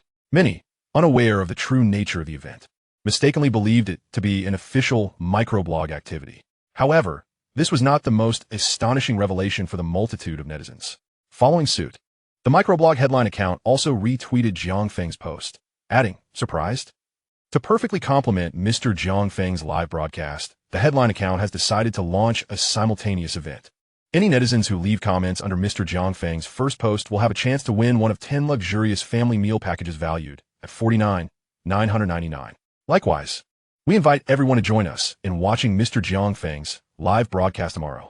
Countless netizens were left bewildered, suddenly taking the microblog more seriously. Wait a minute. This isn't an official microblog event. It's a live stream by someone named Jiang Feng, a mysterious flying object, the airborne fortress Hyperion. What on earth? While many netizens were left utterly confused, the immense allure compelled them to flock to Jiang Feng's microblog to leave comments. Yet, this was still not the most captivating aspect. The most eye-catching moment came with the collective retweeting by various top accounts under the microblog umbrella. Soon, a multitude of netizens was drawn to Jiang Feng's microblog. In just 10 minutes, Jiang Feng's first post surpassed 30,000 retweets, over 100,000 comments, and 30,000 likes. His follower count skyrocketed from single digits to six figures, reaching a staggering 100,000. This unprecedented surge set a new record for the microblog in terms of gaining followers in a limited time frame. It was a sensation, an explosion. Those who truly comprehended Jiang Feng's intent or had previously witnessed his live broadcasts were even more exhilarated. Wow, an evaluation. This is genuinely an evaluation, not just a cursory showcase. What does this signify? It means the great Jiang Feng is ready to share substantial insights. How thrilling. He must have seen our earlier comments. Is he fulfilling our wishes? I'm so moved. Great Jiang Feng, I will support you come what may tomorrow. Me too, even if it means selling my house. I will shower you with gifts, not for any other reason, but because you are a treasure of a broadcaster willing to listen to our voices. Great Jiang Feng, I eagerly anticipate your splendid performance tomorrow. Let's go rooting for you. The screen recording is ready. Anticipating the 12th. Chapter 61. The First Combat Readiness Research Institute, High-Level Deployment. Within the top-tier circular conference hall of the Great Xia Nation's First Combat Readiness Research Institute, Lu Changqing stood gazing out, finding nearly every seat occupied. The assembly comprised dozens of elite physicists and top experts from the field of combat readiness, urgently summoned to discuss the exhilarating news that Jiang Feng would be live-streaming an evaluation of the mysterious flying object, the airborne fortress Hyperion, at 9 o'clock the following morning.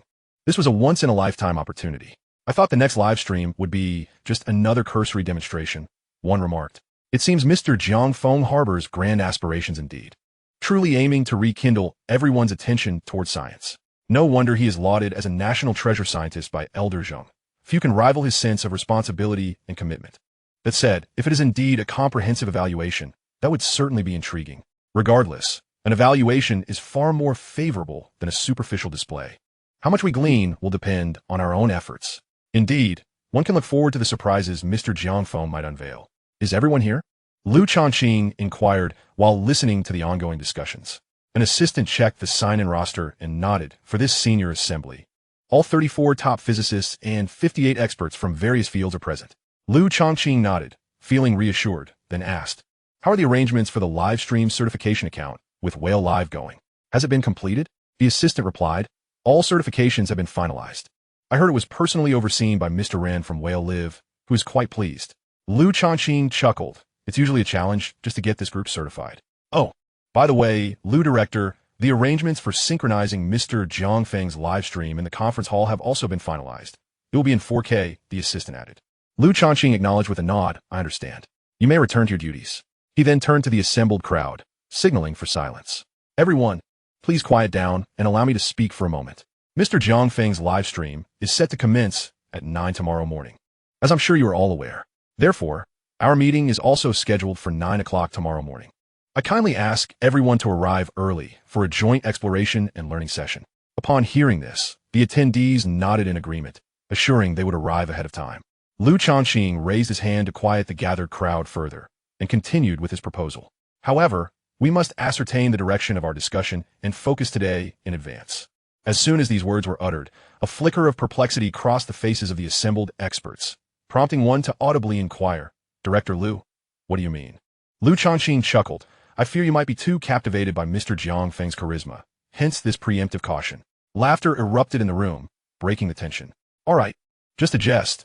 Lu Changqing resumed his demeanor, signaling for silence and adopting a serious tone. The mysterious aerial object, referred to by Mr. Jiang Feng as the airborne fortress, the Hyperion, has already transcended our fundamental understanding merely through its ability to levitate. And that is not all. Its astonishing cloaking capabilities are equally remarkable. Thus extending our inquiry, could the airborne fortress, the Hyperion, possess other technologies equally unfathomable? Upon hearing this, the audience displayed expressions of confusion, struggling to grasp Lu Changqing's intent. The answer is unequivocally affirmative. Lu Changqing did not keep them in suspense, but promptly revealed his conclusion. In a fleeting glimpse, the airborne fortress, the Hyperion, showcased unprecedented external armor and coating materials. This is a point that demands our attention, as its invisibility is likely linked to these materials. Additionally, there is the weapon system aboard the spacecraft. If I'm not mistaken, I believe I observed exoskeletal armor for humans. Furthermore, the technology that enabled Mr. Jiang Feng's remote manipulation from the hotel rooftop merits our focus tomorrow as well. Ladies and gentlemen, I trust you now comprehend the significance of the discussion points I proposed. Correct? Indeed, upon hearing this, the experts in attendance quickly grasped the implications. They understood. Clarity emerged, and each expert could prepare accordingly within their respective fields. Consequently, this arrangement would facilitate timely communication with Mr. Jiang Feng, which is reasonable. Simultaneously, many in the expert group could not help but marvel inwardly at Lu Changqing's capacity for information capture. This was particularly notable since many present had witnessed videos taken by bystanders before the Hyperion vanished. They understood just how unclear those videos were, affected by the suddenness of the situation and the angle of illumination. Yet, Lu Changqing, armed with merely a few indistinct images and blurry videos, managed to draw such extensive conclusions, which speaks volumes about his keen insight. Shall we proceed, as Lu suggested, and engage in serious discussion? Certainly. Lu's points were already quite detailed. Very well, I specialize in wave-absorbing materials. However, just as the experts were preparing to divide responsibilities for discussion based on Lu Changqing's remarks, a robust voice interrupted, commanding everyone's attention. I have a few additional points to add. Instantly, the experts were taken aback. Who wishes to add? Chapter 62. The pattern unfolds. The airborne fortress eludes radar lock. The crowd turned toward the source of the voice. Academician Jiang? Could he possibly have new findings? Lu Academician had already provided extensive details. Could there truly be more undiscovered insights? Let's listen first. After all, Academician Jiang is the foremost authority in our nation's military research, and he might possess new perspectives. Indeed, that makes sense. Let's maintain silence. Upon recognizing that the speaker was Zheng Changjiang, the audience's demeanor shifted to one of seriousness. Not for any other reason, but because the speaker was Zheng Changjiang, the brightest jewel in the scientific community of our great nation. Lu Changqing also turned to see his mentor and promptly composed himself, slightly bowing in humility as he asked, "Teacher, do you have any additional insights?" Zheng Changjiang glanced at Lu Changqing, then at the audience. Raising the phone in his hand, as he calmly stated, "I just finished a call with Commander Wu of the Southern Theater. They have confirmed that the theater radar did capture momentary data on the airborne fortress, the Hyperion." Lu Changqing paused, his expression brightening with excitement. Does that mean we can detect the mysterious flying object? Upon hearing this, the audience similarly displayed expressions of exhilaration. Yet, in the face of their excitement, Zheng Changjiang shook his head. The issue lies here. After the Hyperion's sudden disappearance, the theater radar has failed to capture any further information. As soon as he spoke, Lu Changqing and the entire expert group fell into silence. After a prolonged moment, Lu Changqing solemnly inquired, "Teacher, is there truly no information to be captured?" Zheng Changjiang let out a barely perceptible sigh and nodded. "I have confirmed this with Commander Wu multiple times, but the reality is as such. You all should be aware that the fundamental principle of radar scanning is the reflection of radar waves. However, the crux of the matter is that when the radar scanned the expansive area where the Hyperion vanished, the radar cross-section was devoid of any reflections. Completely empty. Changqing, as an expert in military preparedness, you should understand what that implies, yes?" Lu Changqing, of course, comprehended the implications. An empty radar cross-section signifies that there are no objects present in that area. In the eyes of Blue Star Technology, this is an assertion that cannot be more precise and is devoid of any controversy. Thus, the expert group, comprising top physicists and military research specialists, was rendered speechless. After a lengthy pause, a sudden realization struck Lu Changqing, prompting him to raise his gaze towards Zheng Changjiang. "Teacher, this surpasses the realm of optical invisibility." Zheng Changjiang's expression remained unchanged as he waved his hand dismissively.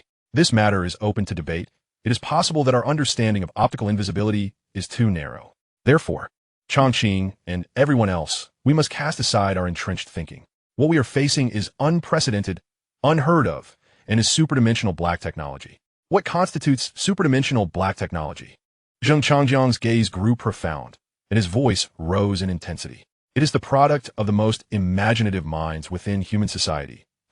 Through their cosmic explorations and extraordinary creativity, have birthed technologies that transcend the understanding of blue star technology.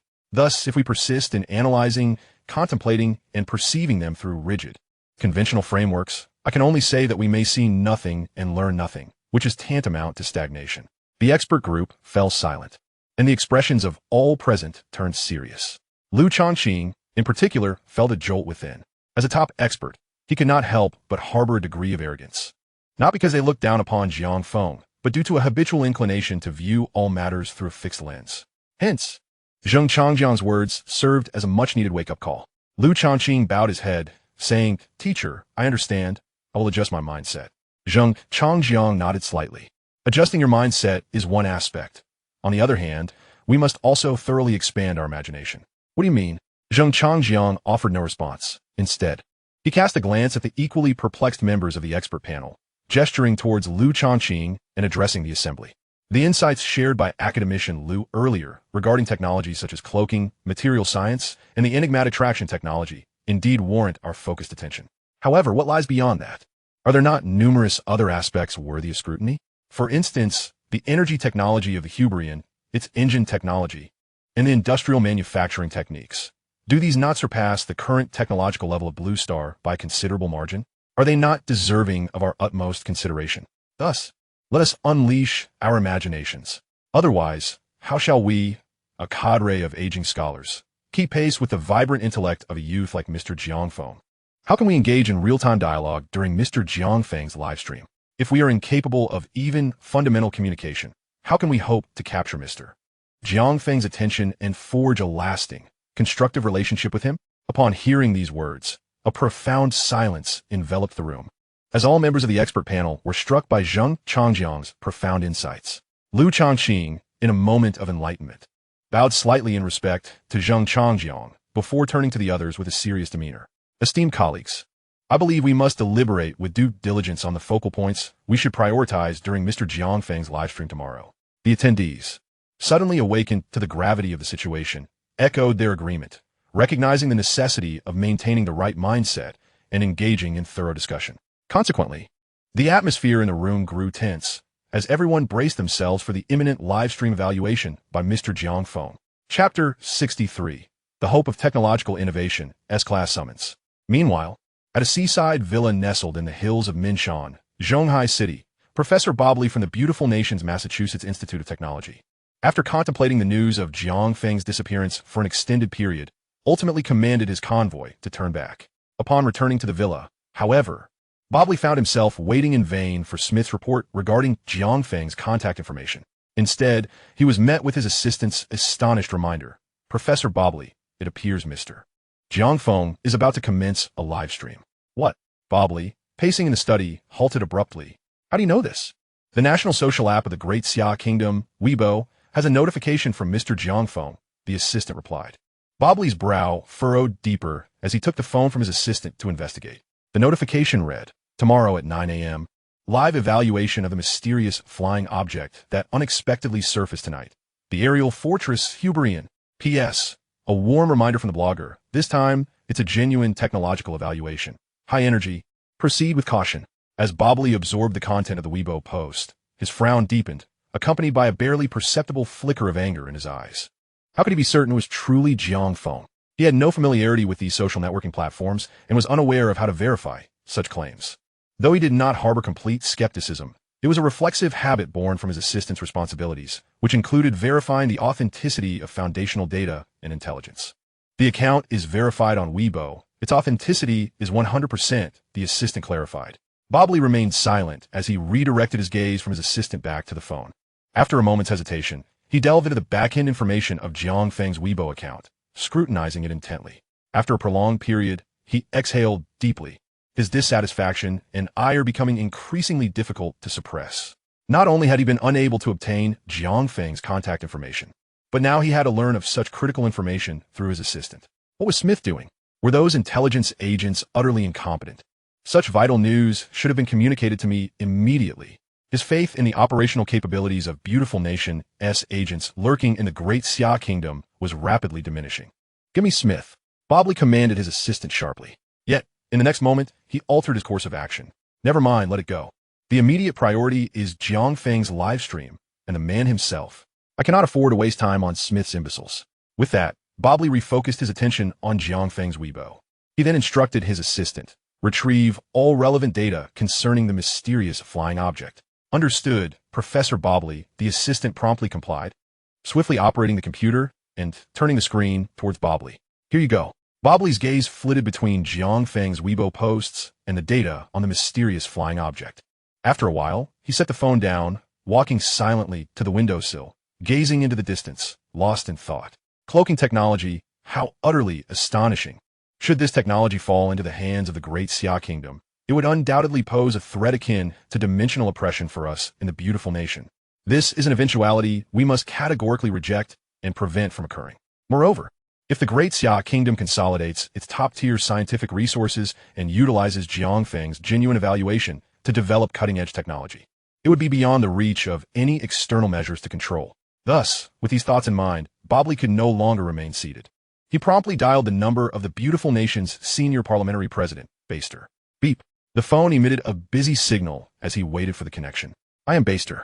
Suddenly, a familiar voice resonated from the other end of the line. Bobley paused momentarily, then hurriedly replied, Mr. Baster, this is Bobley. Oh, Professor Bobley. Shouldn't you be in contact with the Special Operations and the Council? Why are you reaching out to me directly? What is the matter? Bobley hesitated briefly before stating plainly, Mr. Baster, I urge you to convene an urgent nationwide symposium with the foremost scientists from various fields to collectively observe and study Jiang Feng's livestream from the Great Xia Kingdom. What? A long pause of confusion ensued on the other end of the line. Baster, holding his phone, pondered with growing perplexity.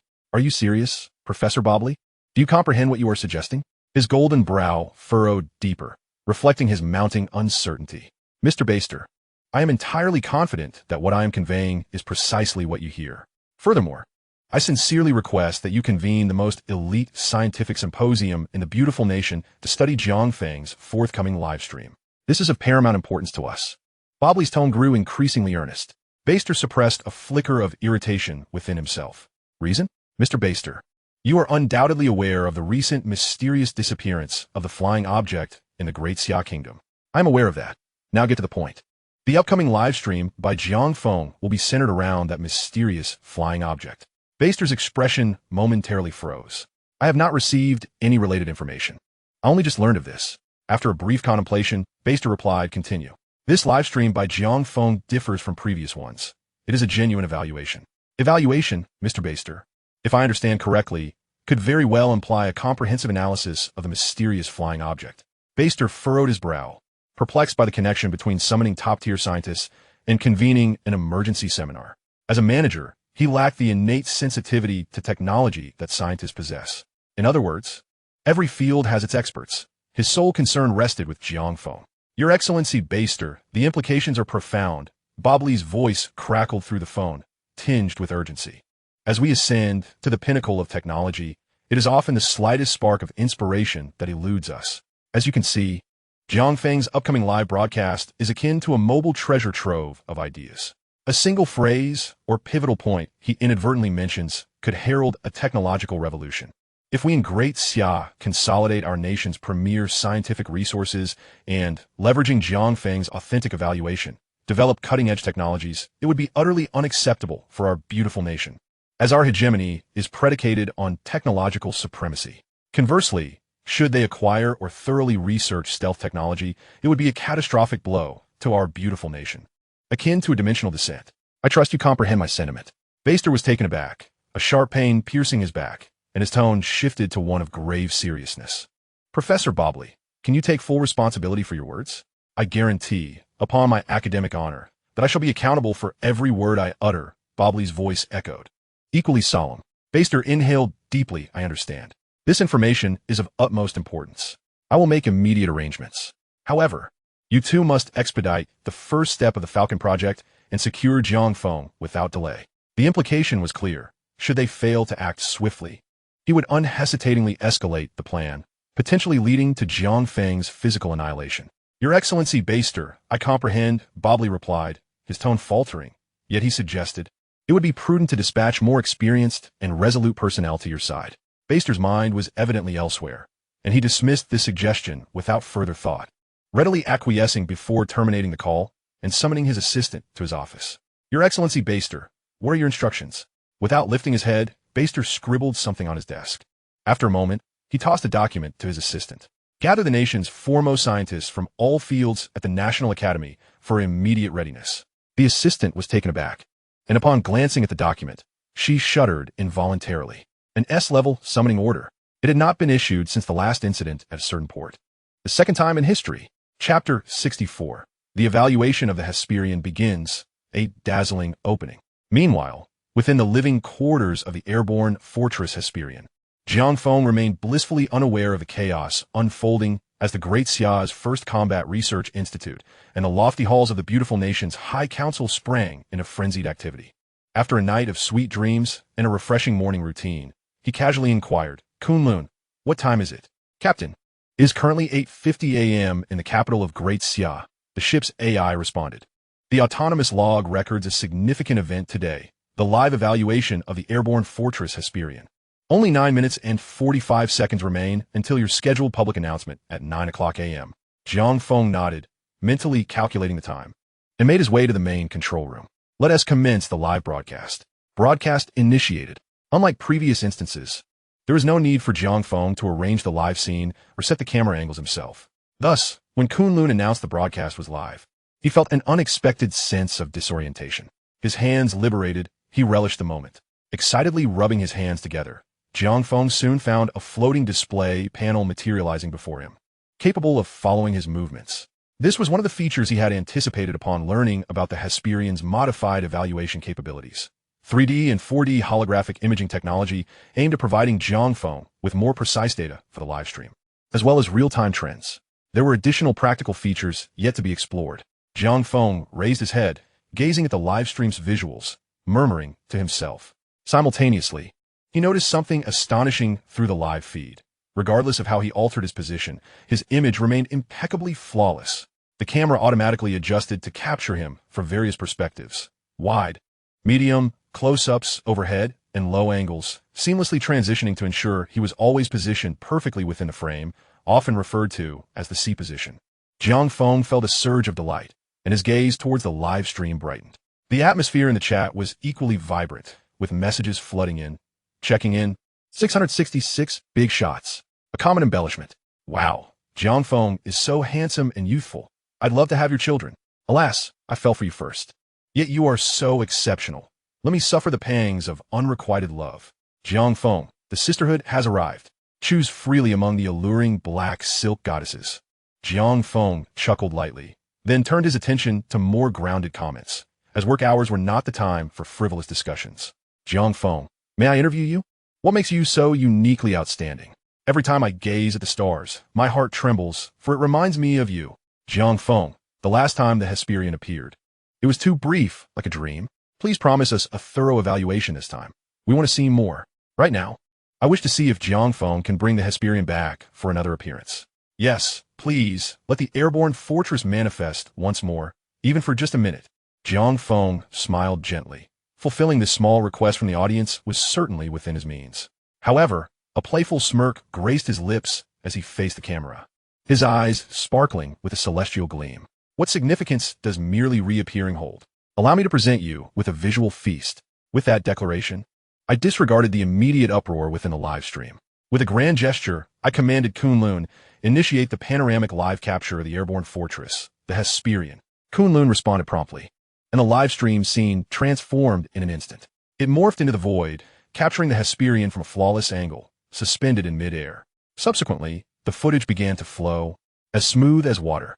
A linear acceleration pushed the lens from the distant view to a close-up, revealing the Hyperion's sci-fi exterior in all its glory. The half-angled perspective locked in, encircling the subject, transitioning from shallow to profound, showcasing intricate details under a close-up, perfectly illuminated. A swift lateral camera movement transitioned seamlessly to an internal view, fluid and comfortable, all in one breath. This was followed by a continuous, visually stunning internal showcase of the Hyperion, akin to a cinematic tutorial. Finally, employing a film-grade montage technique, the perspective gradually ascended amidst interspersed rapid and slow shots, culminating in a still frame. The 30,000 viewers in the live stream were left in a state of stupor, bewildered, dazed, numbed, and utterly astonished. For what lay before their eyes had transformed the live broadcast into a resplendent starry sky. Beneath that celestial expanse, the Hyperion radiated brilliance, as if exuding divine light. Chapter 65. A million angles, a shock that even a sci-fi blockbuster could not achieve. Inside the superdimensional black technology evaluation livestream, 33,000 faces were frozen in awe. Everyone was astounded by the strikingly cool video of the Hyperion presented by Jiang Feng. The scene was still, the Hyperion, under the vast expanse of stars, was resplendent with shimmering colors. The viewer's internal astonishment lingered, indescribable in its intensity. After a long pause, as the camera returned to the cockpit, Jiang Feng reappeared on the live stream. Only then did everyone reluctantly regain their senses, erupting into waves of astonished exclamations. My goodness, it's breathtaking. This is the series of sci-fi blockbusters of our lifetime. More impressive than any grand film I've ever seen. Truly remarkable. Just the cinematography alone is worth millions. Incredible. I'm in love. This is indeed a visual feast. Such exquisite quality that even a sci-fi blockbuster could never replicate. It's an indescribable sensation, as if it draws you into the experience. Yes, I feel as though I'm standing in the cosmos. Jiang Feng, you truly are extraordinary. 666. Absolutely stunning. Unbelievably awesome. I kneel before the tech genius. The walls may not yield, but I yield to you. For this level of professionalism, don't hold me back. I'm ready to donate my fortune. Don't snatch it from me. I want to shower the screen with gifts. Step aside. The Rocket Brigade is here. Jiang Feng. Brace yourself. Countless comments flooded the live stream. Donations poured in like rain. The screen was bombarded with gift effects, ceaselessly. The donation amount swiftly surpassed 200,000, continuing to surge. Meanwhile, the real-time online viewer count was skyrocketing at a visible pace. 340,000, 350,000, 370,000. It was exhilarating, absolutely explosive. At the top of the Great Xia's First Combat Readiness Research Institute, in the Circular Staircase Conference Hall, the 34 top physicists, including Zheng Changjiang and Liu Changqing, who were watching Jiang Feng's live stream simultaneously, were equally thrilled. This is nothing short of miraculous. The camera transitioned smoothly from inside to outside and back again, showing no signs of lag whatsoever. Moreover, I could not discern any visible cameras. How did Mr. Jiang Feng achieve this? The method is of little consequence. What matters is that the clarity of this demonstration video has reached a research-grade level. Many intricate details of the Hyperion have been perfectly showcased. This greatly aids our comprehensive understanding of the Hyperion. Indeed. I almost lost sight of the main task. Thank goodness Zheng reminded us earlier. Otherwise, we might have been distracted and overlooked other crucial points. Not to mention, the floating propulsion engine technology is a detail easily missed beneath its sci-fi facade. Additionally, the materials, energy sources, and supporting structures are all critical points worthy of further in-depth research. Furthermore, after watching the video, my thoughts were sparked, revealing more points of interest. This live stream was undoubtedly worth it. I feel that our respective research projects will greatly benefit from this experience. Academician Liu, did you record that? Can we replay the previous video? It would be best if we could receive the original file, so we can analyze it frame by frame. Also, as per Zheng's earlier arrangements, we should each conduct research in different areas according to our specialties. Finally, we can compile our findings to maximize efficiency, completing more detailed tasks before Mr. Jiang Feng's official evaluation. Liu Changqing observed the excitement and anticipation on the faces of those present, his own heart ablaze. He too hadn't anticipated such a delightful surprise before Jiang Feng's formal evaluation had even begun. If the previously arranged tasks in specialized fields relied merely on a hasty glance of imagination, now Jiang Feng was guiding them step by step on where to focus their efforts. This is not just a pleasant surprise. What else could it be? The Great Xia nation is truly on the verge of a rise, thanks to Mr. Jiang Feng. Liu Changqing, filled with emotion, addressed the crowd with a sweeping gesture. Let us arrange this immediately. Chapter 66. A comprehensive frame-by-frame analysis of the Hyperion, with the nation's full strength. Meanwhile, at the High Council of the Beautiful Nation, after Jiang Feng showcased the panoramic view of the Hyperion, the president of the High Council, Biaster, was rendered speechless. The dozens of top scientists urgently gathered from various fields by the beautiful nation wore expressions of frozen astonishment. Nearly 100 top experts in the field of combat research shared the same sense of shock. Meanwhile, the remotely connected Nobel laureate from MIT, Professor Bob Lee, was utterly astounded. After a prolonged silence, Bob Lee's voice, still tinged with disbelief, echoed through the assembly hall, clearly overwhelmed with excitement. Mr. Biaster, this is an incredible opportunity. Hearing this, everyone present was momentarily taken aback, glancing sideways. Biaster paused, turning his gaze towards Bob Lee on the video call. In the field of combat research, many clues can be discerned from the details. Upon hearing this, Byaster's expression suddenly hardened, and he swiftly turned to the on-site research experts. The experts, upon hearing Bob Lee's reaction, immediately widened their eyes in realization. Byaster, grasping the situation, turned to Bob Lee and urgently inquired, "What should we do now?" "We must immediately convene a seminar among the combat research experts to conduct a frame-by-frame analysis of the video from the live stream. Then, we'll group the experts according to their specialized fields, decoding the Hyperion from various dimensions. What key points should Professor Bob Lee focus on?" Suddenly, someone in the audience spoke up, inquiring about matters at hand. Byaster did not turn to face the speaker. Instead, he remained fixated on Bob Lee, whose face was slightly flushed with excitement. Discussions of power engines, energy technology, material science, weapon systems, and combat capability analysis ensued. Yet, the crux of the matter, after gaining a general understanding of these technologies, lay in one pivotal aspect. Byaster narrowed his eyes, pondering, what is the most crucial element? Counter-simulation. His pupils constricted. While he was not an expert in technical matters, he was well-versed in national confrontations. Simulations of hostilities, conflict rehearsals, and even war drills were something for which substantial funds were allocated annually, especially in this era dominated by high-tech weaponry. Conducting counter-simulations provides a clear representation of the disparity in strength between the two sides. After a moment as contemplation, Byaster shook his head and spoke solemnly to Bob Lee, who appeared on the video call, stating that this was not the focal point. The emphasis lies in understanding the capabilities of the Hyperion, both in terms of technology and combat effectiveness, to facilitate our assessment of the strategies and measures we should subsequently employ concerning Jiang Feng. The Hyperion is indeed significant, but the primary focus remains on Jiang Feng himself. Upon hearing this, Professor Bob Lee fell silent. Byaster chose not to elaborate further and turned his gaze toward the panel of experts present. You all heard Professor Bob Lee's analysis regarding the key areas we need to focus on concerning the Hyperion, did you not? The audience nodded in agreement, their faces alight with excitement, eager to proceed. Let's commence. In the city of Zhonghai, at the headquarters of Whale Live, President Ren personally led the company's senior executives in watching Jiang Feng's live broadcast. When the stream froze beneath a starry sky, the breaths of everyone present were collectively suspended. After a long pause, the large conference room erupted with the excited, incoherent voices of the executives. "Wow, this is the most spectacular live stream I have ever witnessed. Without a doubt, it is unparalleled. The technique, the cinematography, it is simply invincible. Even when compared to the works of the renowned director Kakalon, who filmed the Buddha, it pales in comparison. This level of skill is nothing short of terrifying. This streamer is destined to become the best internet celebrity of the year, not by relying on looks or physique, but through sheer technical prowess. A national treasure-level scientist, indeed. My admiration is immense." Simultaneously, President Ren sprang to his feet, his fingers trembling with excitement.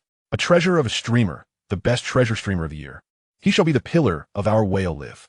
With a decisive wave of his hand, amidst the somewhat bewildered expressions of the audience, he commanded in a solemn tone, "Change the platform's cover to feature Mr. Jiang Feng's extraordinary evaluation of black technology. The operations department, redirect all traffic. At any cost, we must elevate the popularity of Mr. Jiang Feng's live stream to the top of the platform." Chapter 67. The Treasure Streamer, the first technological evaluation of the Hyperion. Within a live stream dedicated to the evaluation of black technology, thanks to Whale Live's traffic redirection and the recent surge in generous donations, the viewer count surged dramatically. Following Jiang Feng's dazzling display of the Hyperion, the real-time audience numbers soared, surpassing 400,000. We were but a step away from the 2-star task reward threshold of 500,000 genuine viewers. Newcomers in the live stream glanced around, captivated by the barrage of gift effects and the dazzling stream of 666 comments. They were instantly filled with shock and disbelief, wondering what on earth was happening. Was it a festival? Meanwhile, seasoned viewers continued to chat in the comments. Did you notice how many camera techniques Jiang Feng used during that brief showcase of the Hyperion? I estimated at least 6 advanced cinematographic techniques. Moreover, the transitions between shots were seamless, like a natural flow. It was astonishing. After watching, I was left utterly mesmerized, especially that final shot, frozen beneath the starry sky. An ultra-wide-angle close-up of the Hyperion. Honestly, it was breathtaking. New viewers were left utterly bewildered, their minds swirling with countless questions. What is cinematography? Who is this master? What is the Hyperion? What is the starry sky? What does mesmerized mean? Is this a stream sharing filming techniques? Thus, new viewers, adhering to the principle of asking when in doubt, tentatively pose their inquiries in the comment section. To their astonishment, the comments exploded in a frenzy. Akin to stirring a hornet's nest, everyone transformed into enthusiastic experts, brimming with excitement. Wow, we have newcomers. This is wonderful. I finally have an outlet for my explosive desire to share. I tell you, do not doubt it. This is truly extraordinary. I have never encountered anything so breathtaking. You must follow this streamer, a treasure among treasures. Have you heard of the national treasure-level scientist, academician Jiang Feng from the Daxiao Academy of Sciences? Ding, ding, ding. He is the very streamer you see before you, the master Jiang Feng.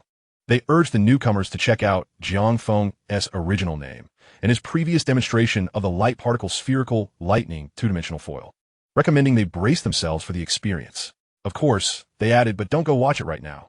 Jiang Feng is about to evaluate the Hyperion, they exclaimed in anticipation, excitedly preparing snacks and drinks, eagerly awaiting the show. Jiang Feng observed the barrage of comments, his gaze flickering with satisfaction.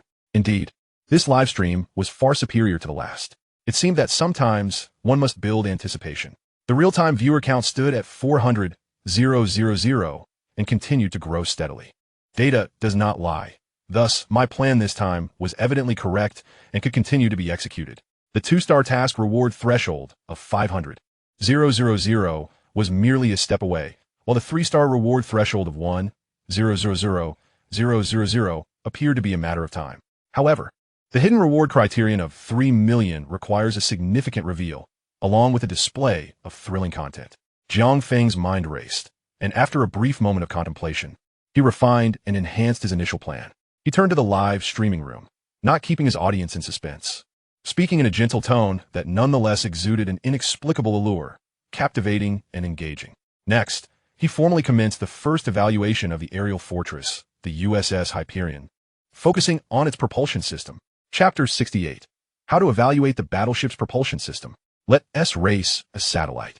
In the realm of hyperdimensional black technology evaluation, as soon as Jiang Feng's voice fell, over 400,000 viewers erupted in cheers.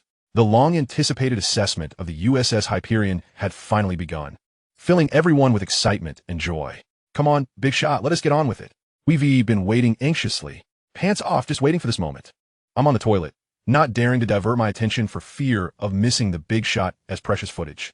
Let the gifts flow. Jiang Feng, you can do it. Go, go, go. USS Hyperion, charge. Unexpectedly, the first evaluation of the USS Hyperion focused on the propulsion system. Although I am unsure how Jiang Feng will conduct this evaluation, it certainly sounds impressive. It's intriguingly formidable. However, the ensuing evaluation promises to be extraordinarily exhilarating, and the anticipation is palpable. Yet, amidst the audience's fervent cheers and eager expectations, there lies a hint of confusion regarding Jiang Feng's mention of evaluating the propulsion system first. I wonder how Jiang Feng will assess the propulsion system of the USS Hyperion. Jiang Feng declared, "Heaven and earth, the vast universe, from the heavens to the earth.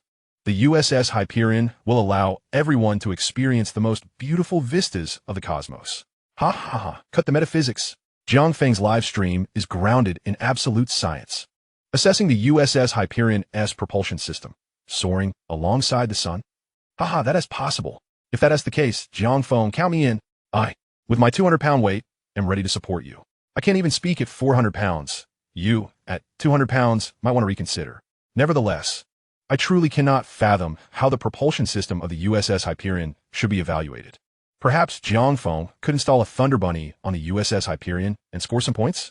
Playfellist. I've seen tech product evaluations done this way. Ha ha ha. I suggest Jiang Feng take a cue from this. Or perhaps, take a page from the automotive review circle and head straight to a racetrack for some laps. Wicked grin.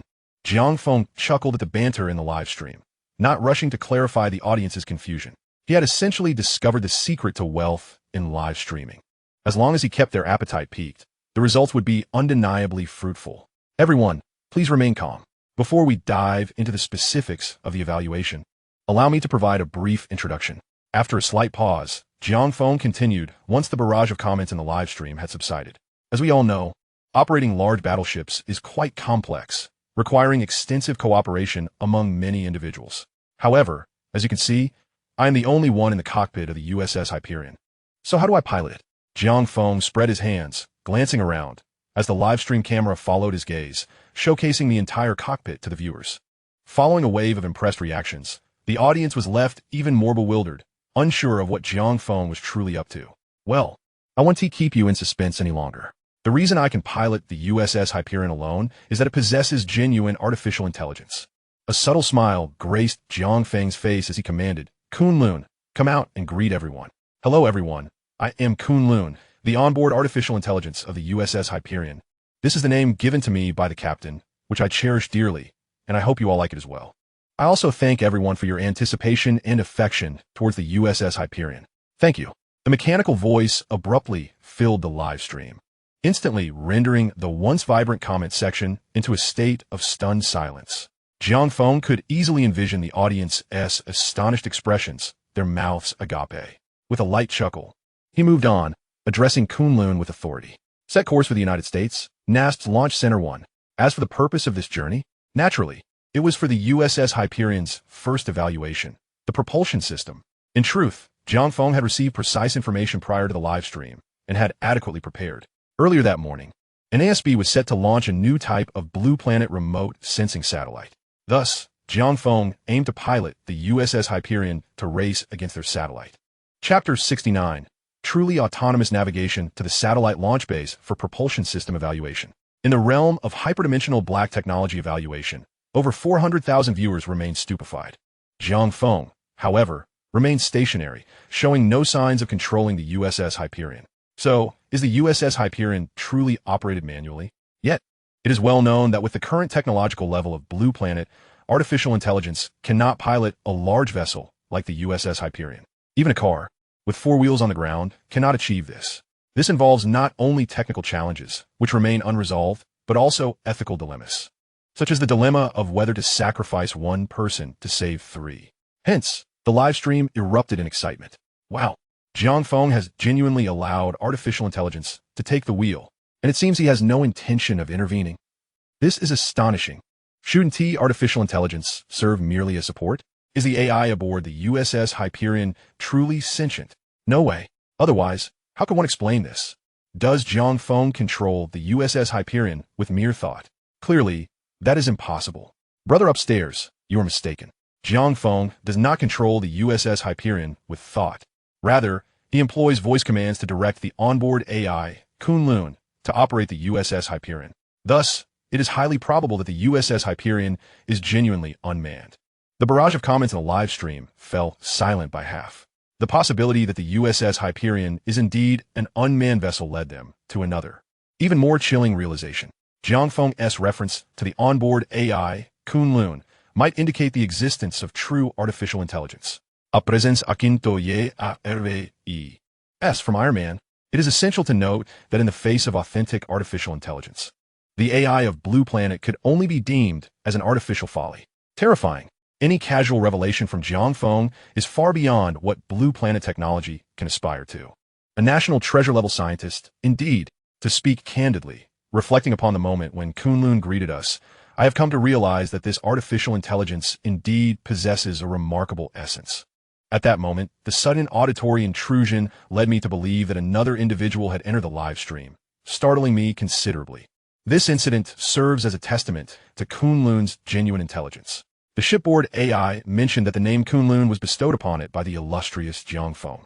One might ponder whether this name carries any profound significance, akin to the legendary tales of the Taming the Waters, Fuxi and Yuhua, the origins of humanity, the paradise of Taoism, and the mythos surrounding the Turtle Mountain's spirit mother, all of which trace their roots back to Kunlun.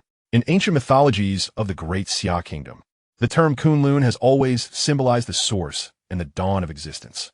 Moreover, it signifies the inception of all that transpires in the world. Thus, might Jiang Feng be subtly alluding to himself as the genesis of these mythic narratives? As the live chat momentarily fell silent, the audience's contemplation returned. Indeed, it appears that there is some truth to this. Jiang Feng's current endeavors resonate with the notion of beginnings as depicted in these ancient tales, revolutionizing existing technologies and forging a new historical path. If we were to suggest that Jiang Feng harbors such intentions, it would not be far-fetched. Thus, the crux of the matter lies not in the significance of this, but rather in the question of why Jiang Feng has chosen to go to NASB. Although I am aware that such an inquiry may seem trivial, I feel compelled to ask, what exactly is NASB? NASB refers to the National Aeronautics and Space Bureau of the United States. To add a detail, Jiang Feng is headed to NASB Launch Center 1, commonly known as the Satellite Launch Facility. Hence, what could Jiang Feng possibly require from the satellite launch base, if not to evaluate the propulsion system of the Hyperion? Can evaluations truly be conducted at NASB? Evaluation, propulsion systems, satellite launch bases, rockets, Hyperion. Goodness gracious, could it be? The curiosity of the live stream audience erupted. Chapter 70. Using satellites as reference points? Bystedt felt a surge of anxiety. The foremost military research institute of the Great Xia Kingdom, after experiencing a mental journey akin to that of the live stream audience. Liu Changqing and a cadre of experts were similarly perplexed by Jiang Feng's visit to the NASB satellite launch facility. Following a largely fruitless discussion, their attention turned once again to Liu Changqing. Academician Liu, would you consider inquiring if there are any activities at NASB today? We could use that as a reference for our discussions, which might be more prudent. Upon hearing this, Liu Changqing pondered for a moment and agreed with this reasoning. He summoned an assistant and issued instructions. Subsequently, he turned to the esteemed Zheng Changjiang, seated at the head of the table, and asked, "Teacher, do you have any additional insights?" The group turned their attention to Zheng Changjiang, who waved his hand dismissively. "You handle the arrangements. I will further examine the Hyperion's propulsion system through the previous videos." The others understood, their respect for Zheng Changjiang's serious demeanor deepening.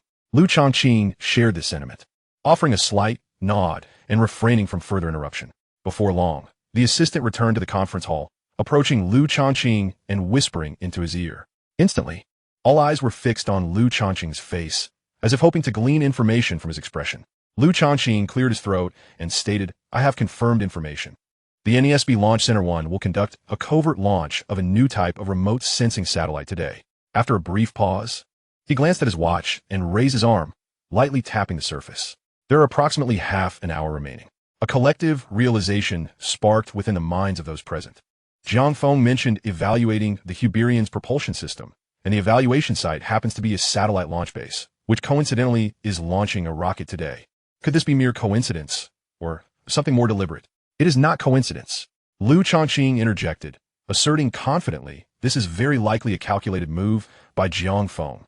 Upon hearing this, the audience remained stunned for a full 3 seconds before shaking their heads and chuckling. In truth, the moment they learned of NASB's activities today, they had already surmised Jiang Feng's intentions.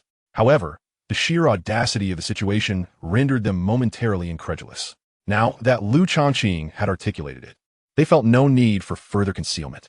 The atmosphere in the room shifted to one of playful levity, akin to a suppressed laughter that was somewhat inappropriate in the moment. After all this, it turned out that Jiang Feng's visit to NASB was merely to find a reference point for this evaluation. Yet this reference point is, to be frank, somewhat unconventional. Jiang Feng's thought process is quite extraordinary. Who could have anticipated that? Deploying a standard, well, perhaps it is best not to apply conventional logic to Jiang Feng. I am now curious if they're also watching Jiang Feng's live stream. I wonder how they feel upon realizing they are to be utilized as a reference point.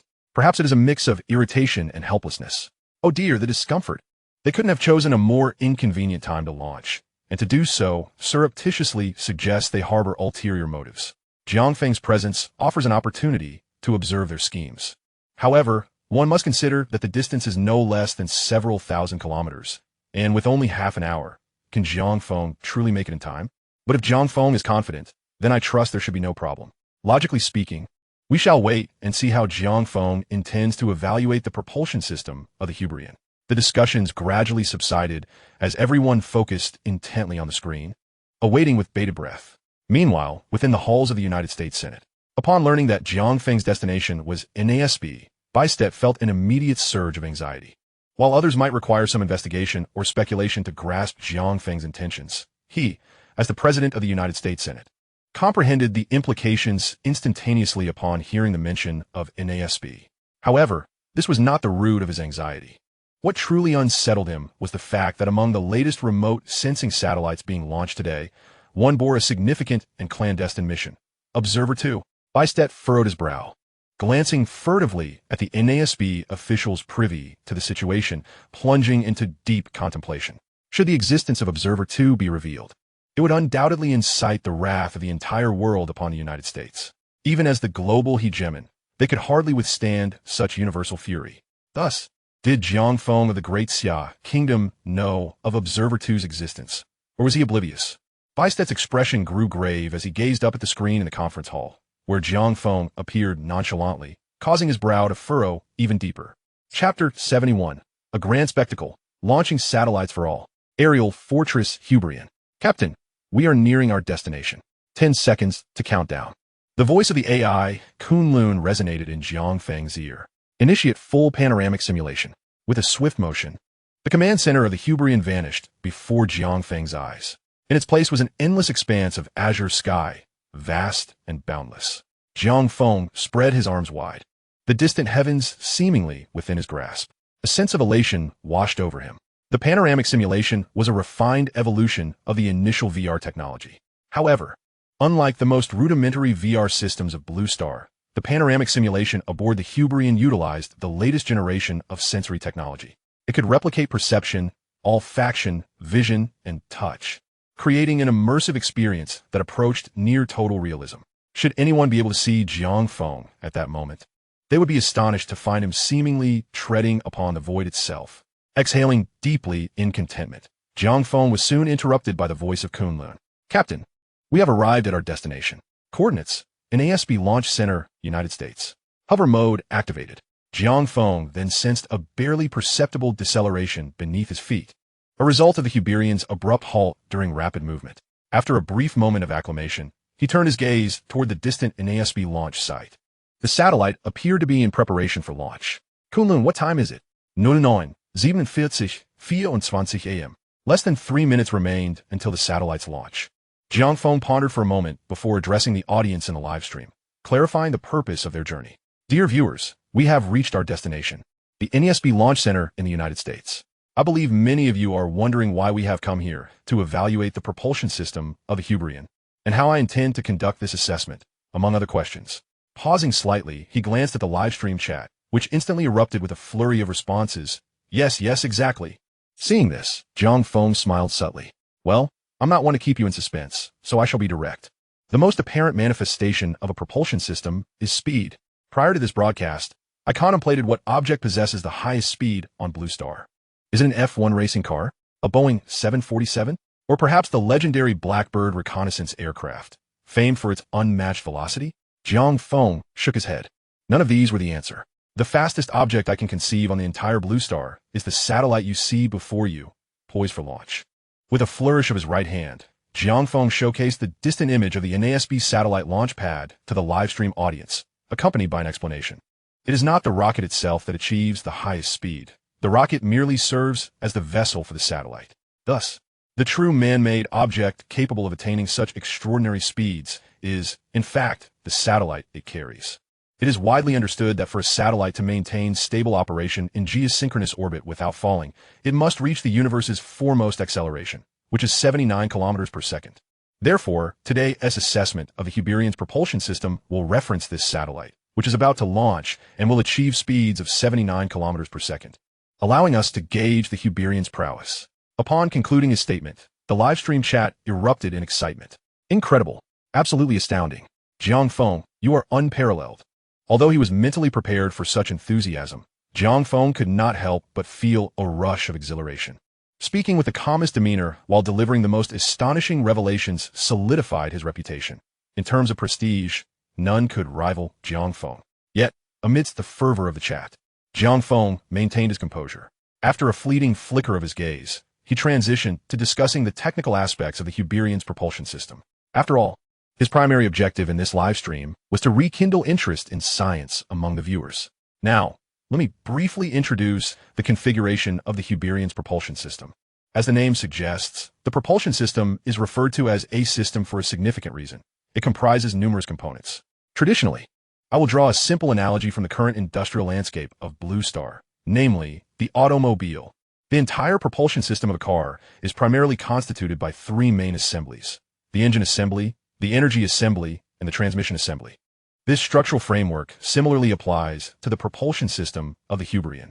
Today, I shall succinctly present the engine and energy assemblies of the Hyperion's propulsion system. As for the transmission assembly, it encompasses excessive industrial design intricacies, and due to time constraints, I will refrain from elaborating on it here. Jiang Feng then began to elucidate the knowledge regarding the Hyperion's propulsion system in an accessible manner for the livestream audience. Approximately 20 minutes later, feeling confident that he had covered all essential points, Jiang Feng summarized his discussion. In brief, the Hyperion is powered by 6 Leonov anti-gravity engines. The anti-gravity engines bestow the Hyperion with the capability for vertical takeoff and landing, and they are also pivotal for its ability to hover in the air. Additionally, the Hyperion is equipped with 6 state-of-the-art nuclear fusion reactors, generating an energy output of 2.8 billion horsepower, approximately 100 times that of the most powerful nuclear-powered aircraft carriers currently in service. This is sufficient to operate all the engines and weapon systems of the Hyperion at full capacity, which you will experience shortly. As he finished speaking, the livestream chat erupted into a frenzy. Amazing. Unbelievable. The Hyperion is incredible. Chapter 72. Leonov Anti-Gravity Engines? Nuclear Fusion Power. At the Dian University of the Great Xia, Dr. Guang Zhiqing, an esteemed expert in dynamics, specializing in aerodynamics and aerospace engines, sat in his office alongside his assistant, watching Jiang Feng's livestream. However, upon hearing Jiang Feng mention the utilization of anti-gravity technology in the Hyperion's engines, he was taken aback. He stood up abruptly, instinctively exclaiming, "How is this even possible?" His sudden outburst startled his assistant, who was previously engrossed in the broadcast. "Professor, what is wrong?" Guang Zhiqing pointed at the livestream screen. "Did you not hear? Anti-gravity engines?" He nodded, still trembling with astonishment. The assistant cautiously inquired, "Professor, is anti-gravity technology very difficult?" Guang Zhiqing took a deep breath and then shook his head. It was not merely a challenging question, but an exceedingly formidable one. You may not have conducted any relevant research, hence your ignorance. However, anyone who has delved deeply into dynamics knows this much.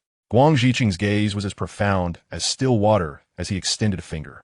The assistant, inquiring further, asked, "What aspect?" The concept of anti-gravity technology under the current technological standards of Blue Star is utterly unattainable. It remains a technology that, to date, exists solely in the realm of imagination. The assistant was taken aback. While she might not grasp the intricacies of the advanced knowledge, she certainly understood the foundational principles that underpin technological realization. For any technology to be actualized and successfully developed, the most fundamental requirement is the existence of a validated theoretical framework to support it. For instance, the ability of an aircraft to soar is fundamentally grounded in the principles of mechanics, specifically the gas flow velocity theorem.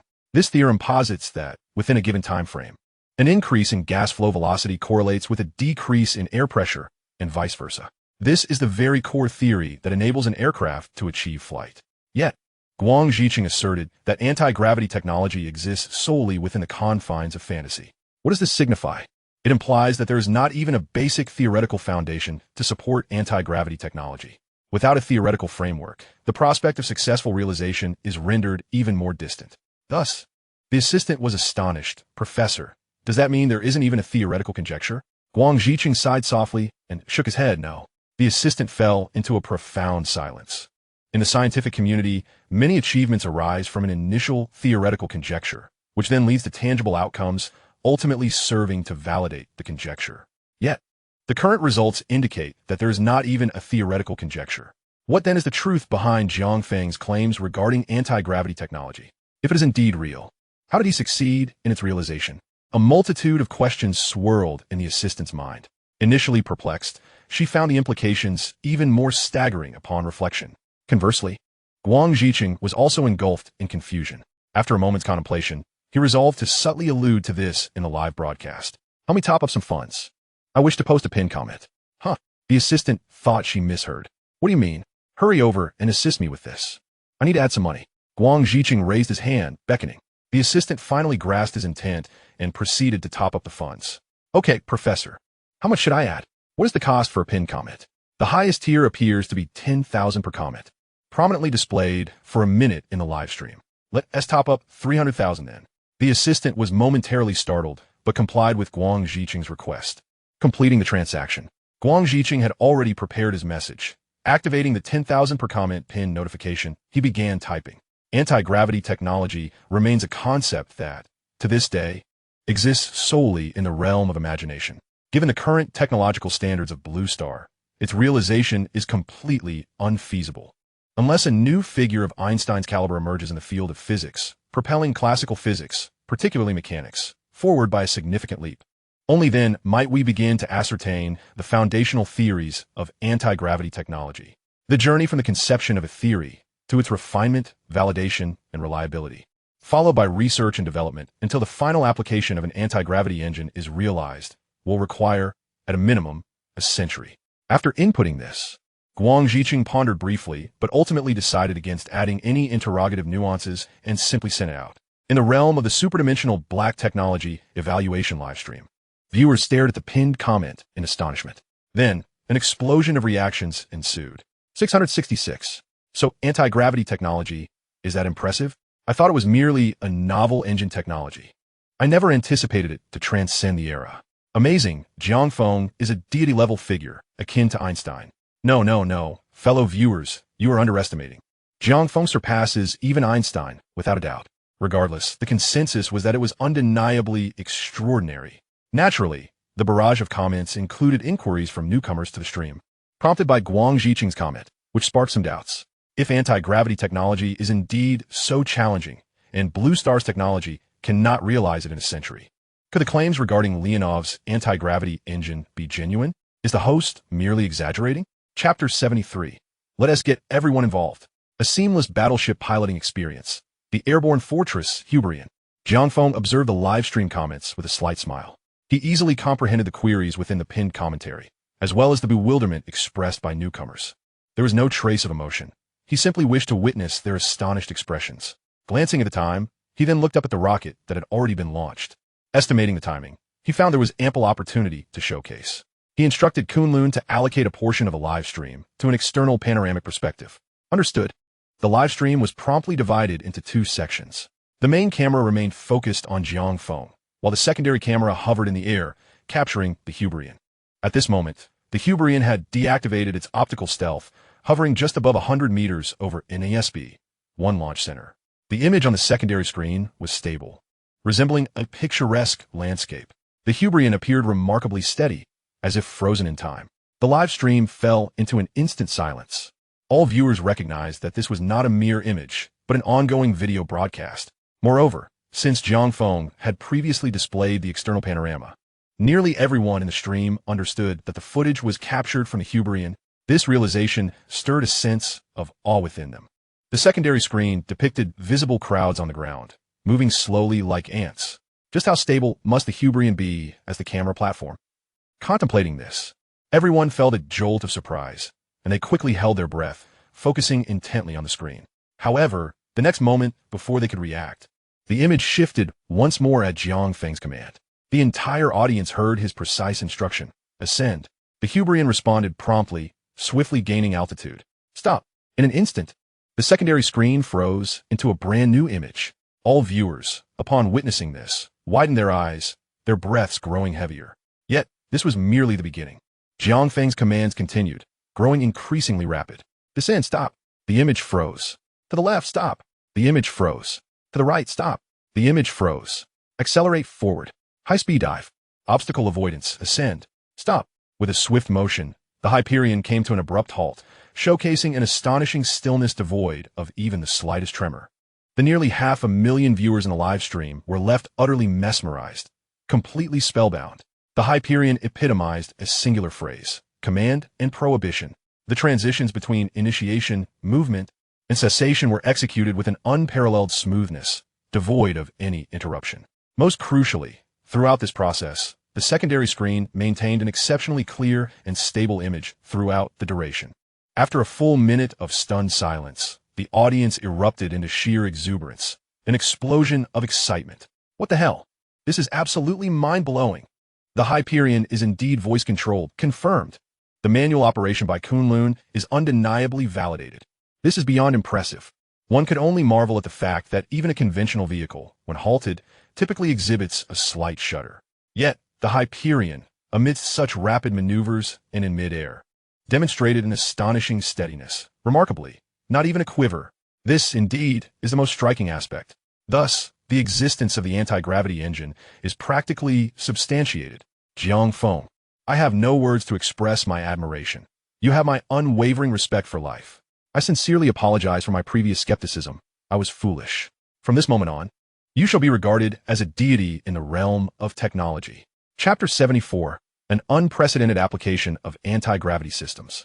The superdimensional black technology evaluation livestream. The screen was alive with a barrage of gift effects, overwhelming in their intensity. The comments flowed like a relentless tide, especially from the newly arrived viewers, who were soaring with excitement. This is true mastery. The host is akin to a god. Having just rewatched the recorded footage, I can confirm that the camera remained utterly stable. It truly stopped on command. Such elegance and poise. I must follow and share this on social media. The host's prowess is dazzling enough to blind everyone with titanium alloy eyes. Countless individuals in the livestream expressed their desire to rally friends to witness Jiang Feng's performance, even exclaiming that Jiang Feng is a deity. At that very moment, the most prominent comment from Guang's Hitching reappeared at the top of the livestream, igniting yet another wave of excitement. I am wholeheartedly convinced. I can now assert that only science fiction could conceive of such an anti-gravity technology. The ability to initiate hovering at will is an unparalleled technological innovation. I eagerly anticipate Mr. Jiang Feng's upcoming evaluation of the Hyperion's power system. Meanwhile, at the foremost military research institute of Daxia, Zheng Changjiang's eyes lit up upon witnessing Jiang Feng's demonstration. He echoed similar sentiments to the gathered experts. This is a groundbreaking technological revolution. The anti-gravity engine, as stated in the pinned comment, is not a technology that belongs to our era. However, its emergence signifies that once we can grasp even a fraction of its mysteries, it will profoundly transform every facet of our existence. After a brief pause, surveying the awestruck experts, he continued, automobiles will no longer require wheels. Airports will no longer necessitate lengthy runways. We can design future cities that exist solely in the realm of science fiction. Urban spaces can be utilized flawlessly, eliminating congestion. What I have mentioned is merely the tip of the iceberg regarding the potential applications of anti-gravity technology. If applied to military operations, imagine aircraft capable of descending from the stratosphere, evading all air defense systems. How terrifying that would be. As Zheng Changjiang's words hung in the air, a series of gasps echoed throughout the room. Yet before anyone could respond, Zheng Changjiang's somewhat urgent voice rang out. Lu Changqing, did you record the video? Lu Changqing, momentarily taken aback, nodded vigorously. Yes, it's recorded. We must safeguard it. To the outside world, it may seem like mere entertainment, but for us, the countless researchers, it is an invaluable resource. Remember, when we were developing fighter jets, we relied on a few black and white photographs to gradually piece things together. Lu Changqing's expression grew solemn as he nodded. Understood, teacher. Zheng Changjiang's gaze softened, and he turned his attention back to the live stream. Let us watch the live broadcast. Mr. Jiang Feng's evaluation of the Hyperion's power system is likely to commence shortly. Upon hearing this, everyone shifted their focus to the live stream, their expressions serious and attentive.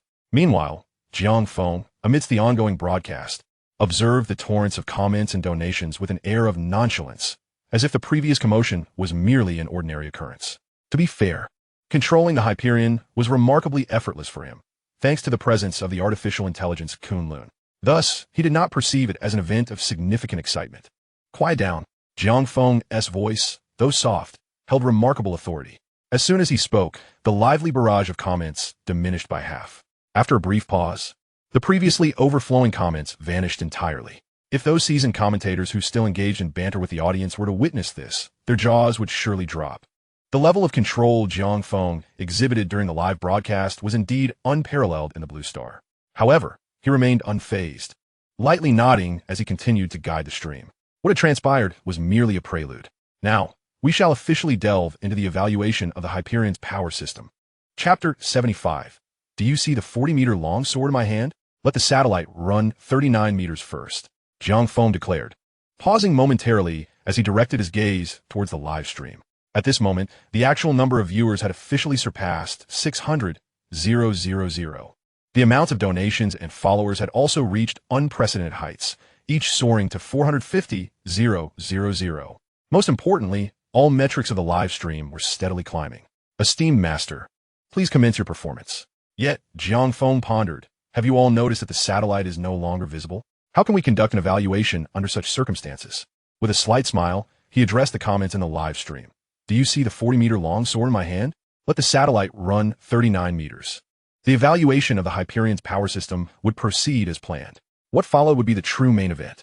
Without waiting for the live stream to regain momentum, he instructed Kunlun bring in the satellite footage. Kunlun promptly complied, utilizing the Hyperion's remote sensing technology to acquire images from the reconnaissance satellite launched by the United States, seamlessly integrating it into the live stream. The screen then split into three, with the primary view remaining Jiang Feng's third-person perspective. Two auxiliary screens displayed the Hyperion and a remote sensing satellite in high-speed motion. At that moment, the imagery from the remote sensing satellite vividly revealed the curvature of the blue planet, with its atmosphere reflecting sunlight, casting a unique azure glow. This was the satellite recently launched by the United States. Jiang Feng cast a glance at the remote sensing satellite. The current time was 10:19:28 a.m. His mind raced, swiftly calculating the data he sought.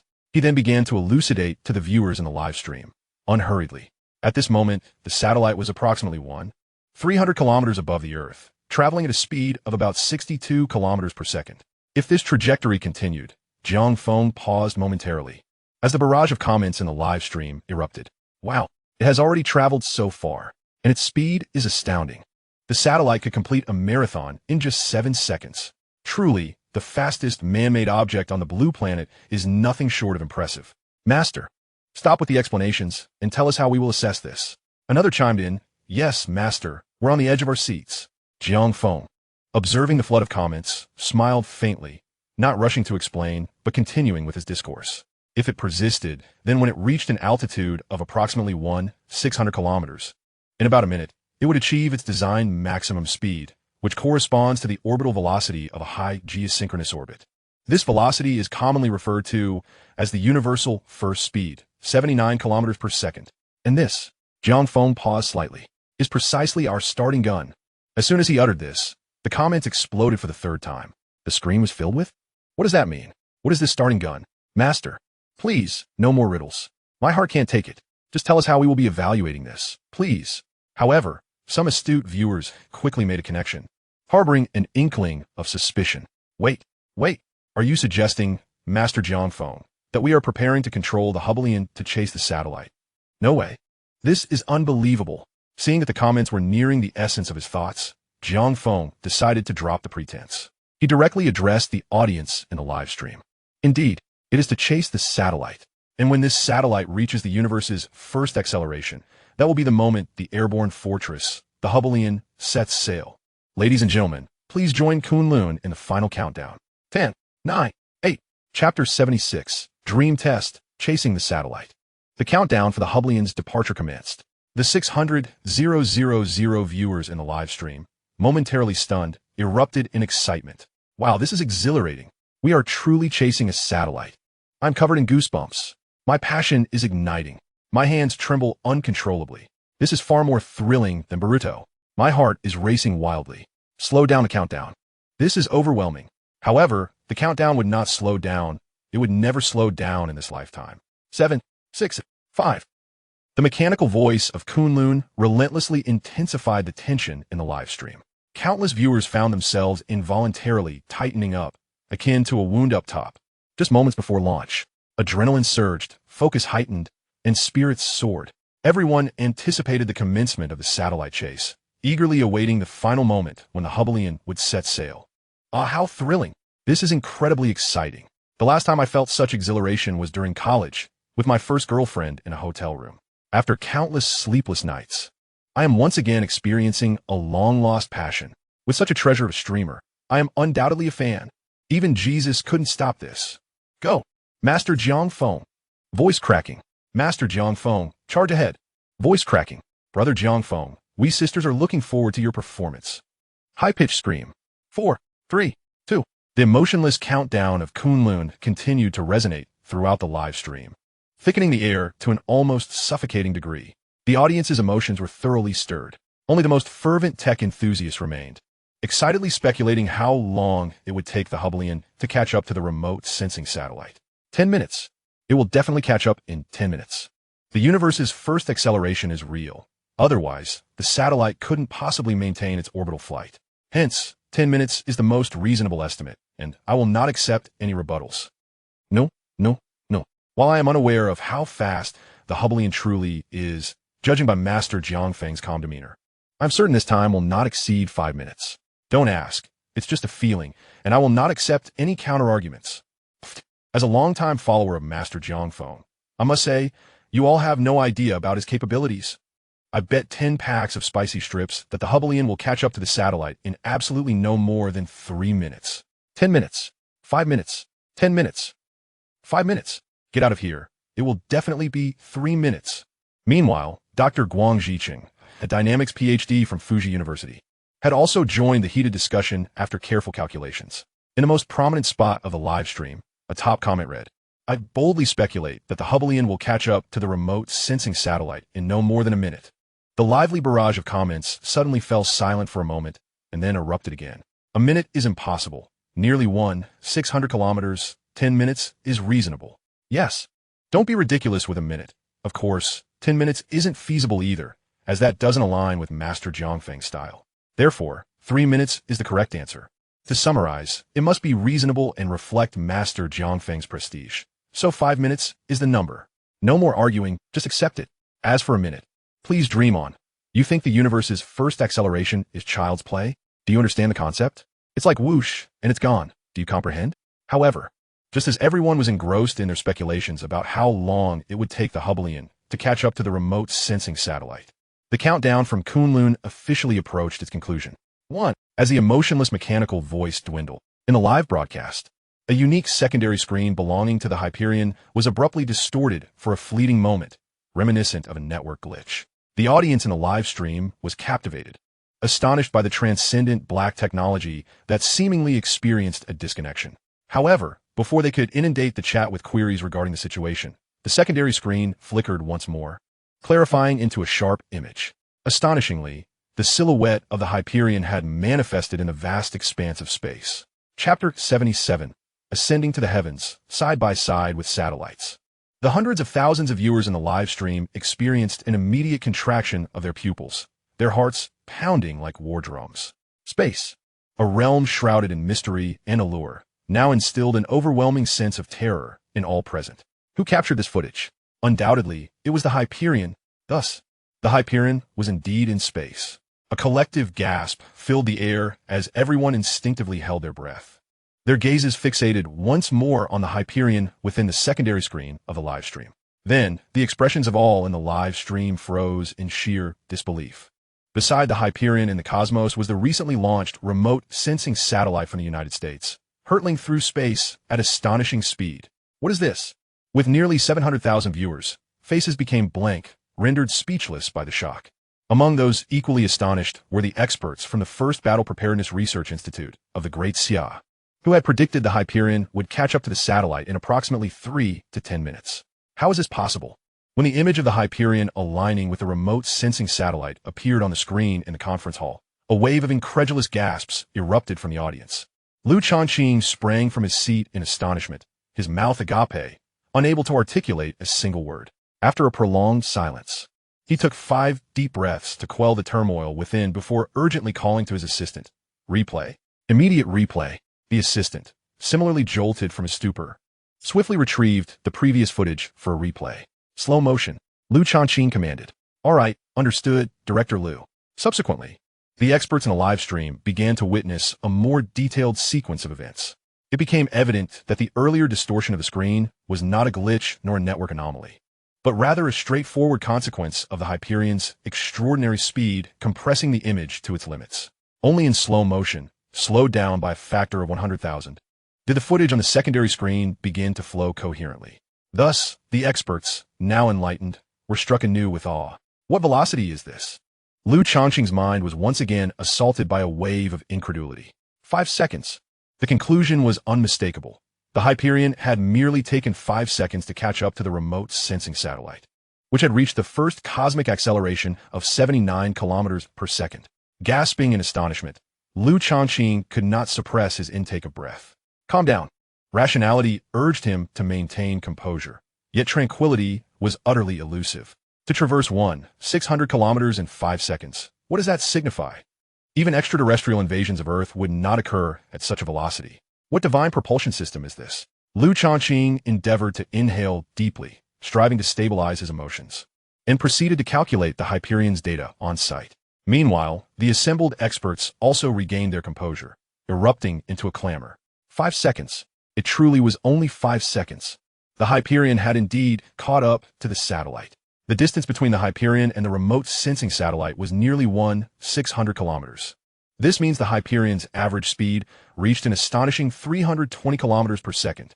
Converted to an hourly rate, that amounts to 11.52 million kilometers per hour. What does this imply? The Hyperion could make a round trip to the moon in just 1 hour. Conversely, launching a satellite to the moon requires 114 hours. This is merely one way. Factoring in trajectory adjustments, it necessitates at least 250 hours. This represents a disparity of nearly 500 times. The gathered experts felt a shiver run through them. How did Mr. Jiang Feng achieve this? Is the power of the anti-gravity engine truly this formidable? Just then, a sudden exclamation pierced the air. The Hyperion's maximum speed had reached an astonishing 2,000 kilometers per second.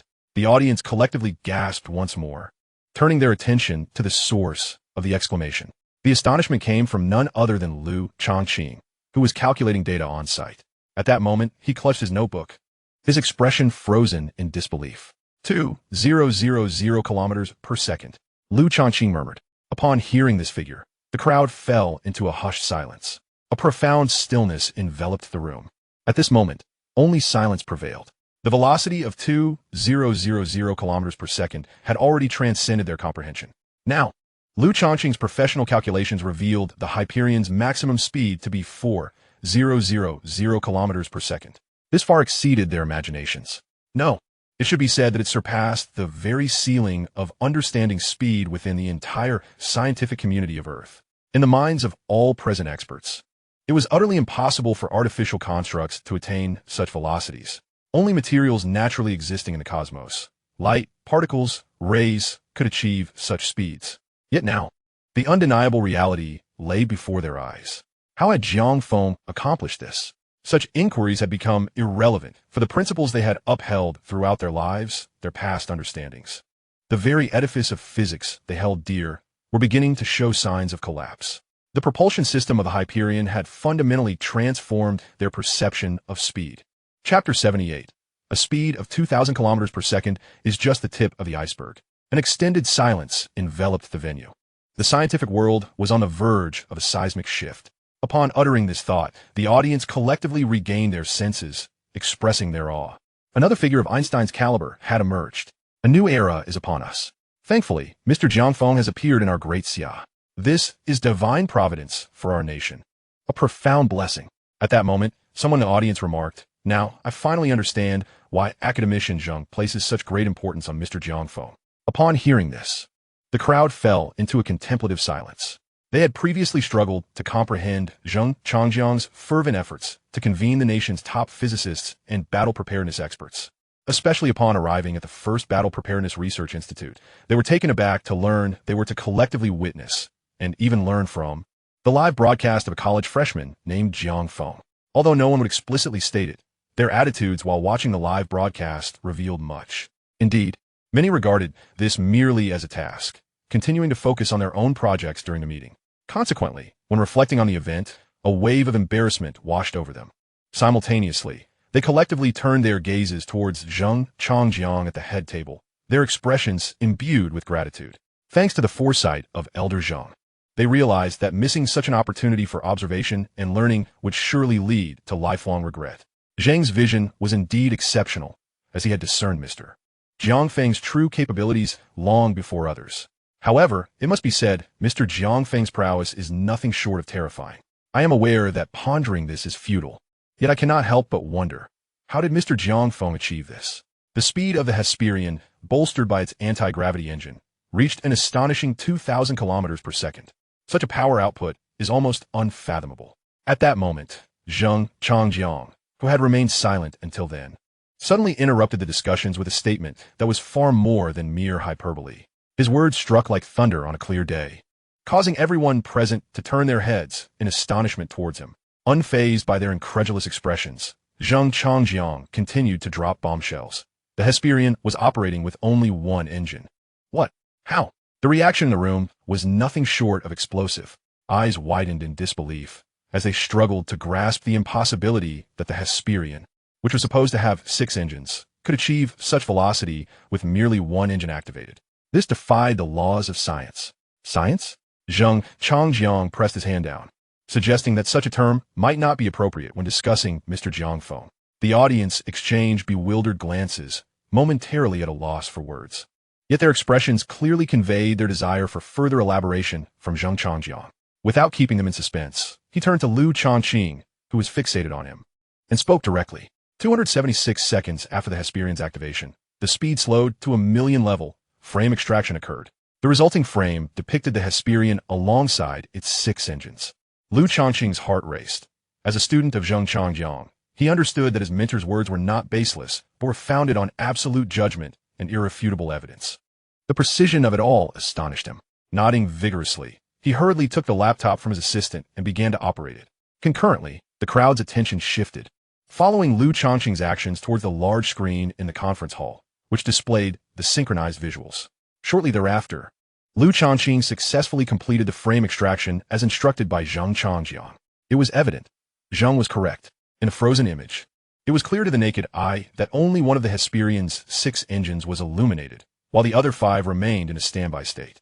The experts present immediately recognized that the status of the remaining 5 engines resembled that of a large aircraft carrier docked at port, where the boilers operated at low power idle. This condition, commonly referred to as hibernation, meant that these engines did not provide the necessary propulsion for movement.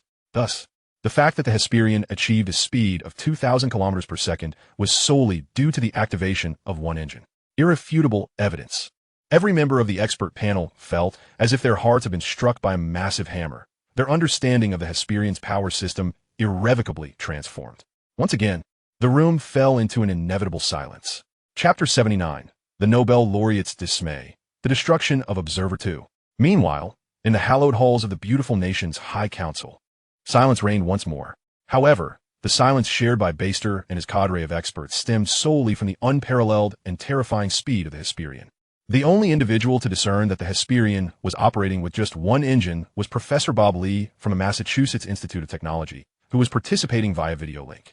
Compared to Jiang, whose detection was the result of keen insight, Bob's realization was largely coincidental. Nevertheless, the impact that Jiang Feng's display had on him was equally profound.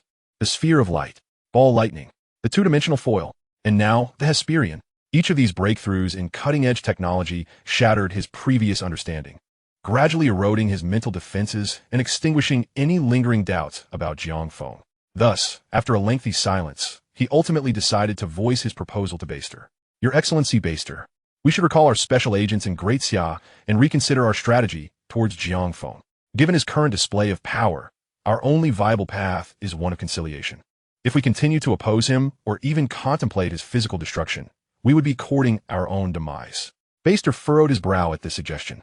Though he too was deeply shaken by the Hyperion's speed during the live broadcast, the notion of abandoning a hardline policy in favor of a conciliatory approach towards Jiang Feng was utterly inconceivable to him.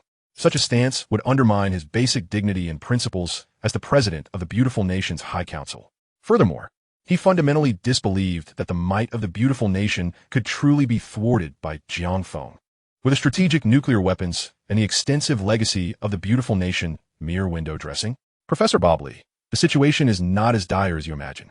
Please refrain from using terms like self-destruction when describing our position. It is rather unsettling to hear. Baster's tone was somewhat stern, though he did not explicitly reject the idea. Perceptive listeners could easily discern his intent. Professor Bobley, on the other hand, sensed the underlying meaning in Baster's response. I urge you to reconsider, Your Excellency. I need no reconsideration. Baster interrupted forcefully. I can tell you with certainty that I do not accept your proposal. While what Jiang Feng has demonstrated may be extraordinary, speed is not everything. Do you understand? His tone grew increasingly severe. A policy of conciliation will only serve to further entrench us in a passive position.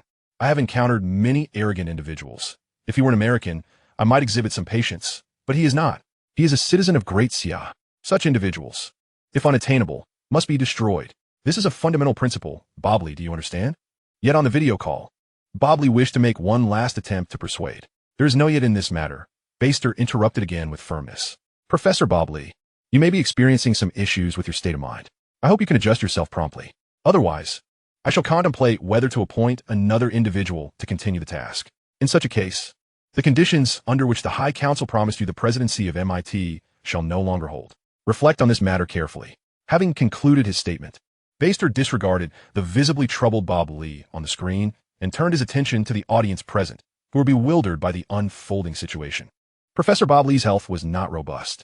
Thus, it was hoped that everyone could contribute to the upcoming analysis regarding Jiang Feng's live broadcast from the Great Xian Nation to the best of their abilities. Allow me to clarify further. I urge each of you to exert your utmost efforts to uncover the vulnerabilities of the USS Hyperion. The moment these words left his lips, the crowd exchanged puzzled glances. Baster surveyed the room, his tone growing stern. Do you not comprehend? Understand. Understand. Despite the lingering confusion among the experts, they hastily nodded in agreement. In our esteemed nation, while the title of scientist may hold great value externally, it pales in comparison to the stature of the High Council's president. Satisfied with their response, Baster nodded approvingly before directing his gaze toward the director of NASB. Summoning him closer, the director of NASB felt a tremor of apprehension and hurriedly bowed, scurrying to Baster's side, inquiring, "Your Excellency, what is your command?" Baster pondered momentarily before stating, "Regarding the matters of Observer 2. The director's pupils dilated in shock. "Your Excellency, I assure you that I could never disclose such information. You must trust me." Baster remained non-committal, countering, "Do you believe our esteemed nation can bear the consequences of such a leak?" The director, fully aware, shook his head. "We cannot withstand the wrath of the international community."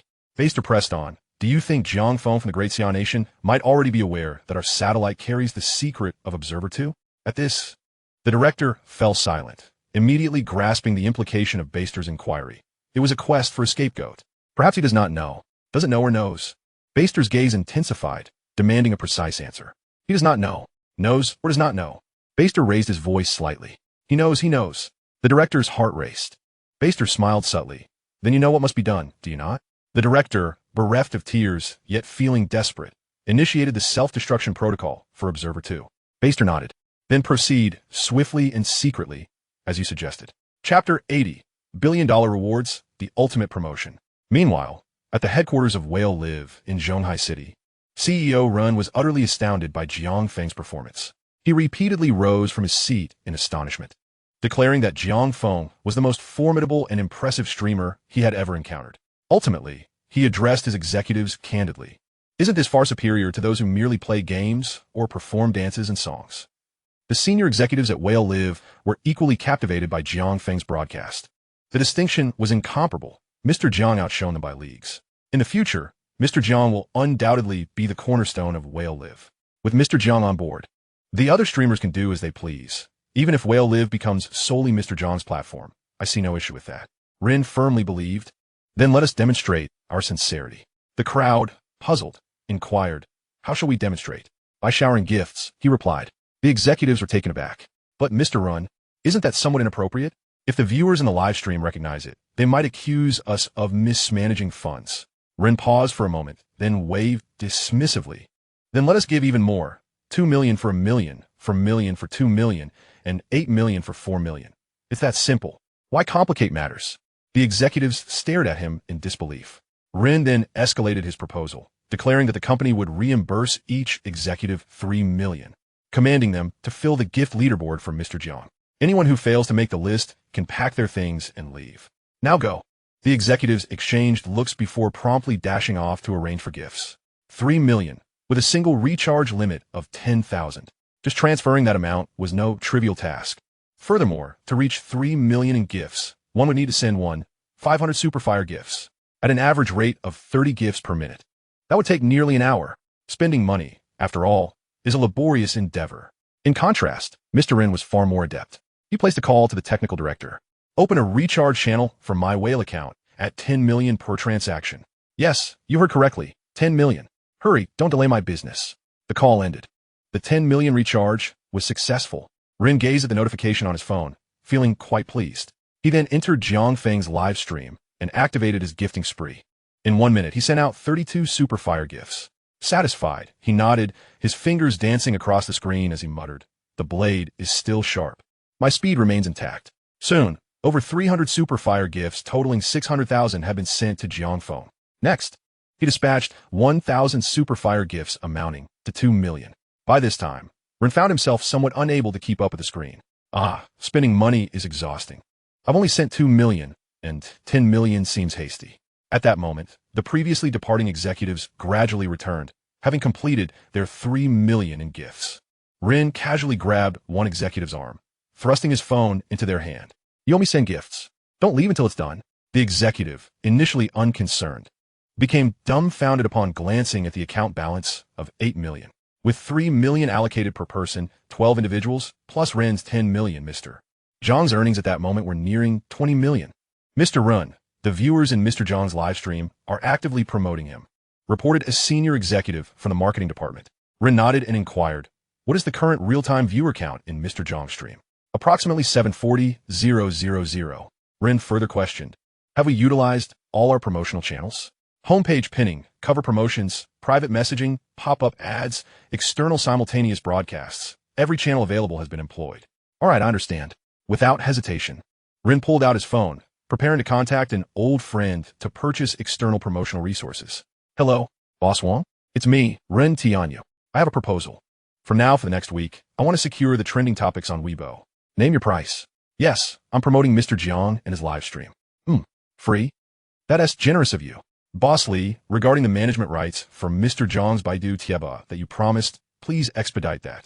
Also, I need to purchase competitive keyword rankings from Mr. Jiang, along with advertising promotions. Dear Pony, I apologize for the unsolicited call and hope for your understanding. I wish to purchase the highest tier of advertising push for the mobile penguin platform, a relentless barrage throughout a full 24 hours. Soon, with the external promotional resources in place, the authentic viewership of Jiang Feng's multidimensional black technology review livestream soared from over 700,000 to an astounding 3 million. This is a remarkable breakthrough, meeting the standards for a Samsung reward.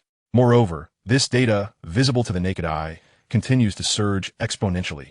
We are steadily advancing towards the hidden reward benchmark of 3 million views. Chapter 81. The second evaluation, the defense system of the Hyperion. The airborne fortress, Hyperion. Jiang Feng remained oblivious to the happenings beyond his realm. Thus, when he witnessed the live stream audience swell by nearly 700,000, and the gifts and donations skyrocketed from 6 figures to nearly 8 figures, approaching 30 million, he naturally attributed this phenomenon to the content of the broadcast. He marveled internally at the efficacy of his engaging tactics. As long as the merchandise sells well, the live stream's impact cannot falter. Jiang Feng continued to savor the live stream wealth formula he had devised. While this premise holds true, ultimately, it is the explosive presentation that must prevail to captivate and retain a greater audience. After all, the hidden reward benchmark is a tangible 3 million views. We must seize the momentum and prevent the loss of our loyal viewers. Jiang Feng cast a glance at the live stream comments. 666. Please stop showcasing. At this rate, Blue Star will explode. Such comments flooded the screen. Thus, he thought to himself, with a raised eyebrow and a quiet chuckle, that according to the original plan, it was time to deliver another grand spectacle to the audience. Without hesitation, he reached out to the live stream. Silence, please. Instantly, the barrage of comments diminished by half. When the audience grew in numbers, the effectiveness of his commands weakened significantly among the newcomers. However, Jiang Feng paid little mind to this. With merely a cursory glance, he directly announced to the live stream, next, we will proceed with the evaluation of the Hyperion's defense system. As the name suggests, well, there is no need for further elaboration. Everyone should understand what the defense system entails. As you all have observed and anticipated, the Hyperion indeed possesses authentic combat capabilities. Jiang Feng spoke confidently to the live stream. Yet, in the next moment, upon glancing at the comments once more, his words faltered. The screen was inundated with comments from viewers engaging in lighthearted banter. Jiang Feng, I'm done playing. Jiang Feng, I'm coming clean. Jiang Feng, I'm an alien. Jiang Feng, I'm here to invade Blue Star. Jiang Feng, come me together. Jiang Feng felt a mix of amusement and exasperation at the viewers' whimsical thought processes. Deciding to disregard the comments, he continued guiding the live stream, picking up from where he left off. As per tradition, he began with a brief introduction regarding the configuration of the Hyperion's defense system. Optical stealth, I believe you're all familiar with, so I shall not dwell on its functions. I will merely touch upon the principles it employs. The fundamental reason we perceive objects is due to the refraction of light, which is captured by the human eye, forming images on the retina, and subsequently processed by the visual cortex, allowing us to recognize the object as defined by our brains. Remember this crucial point.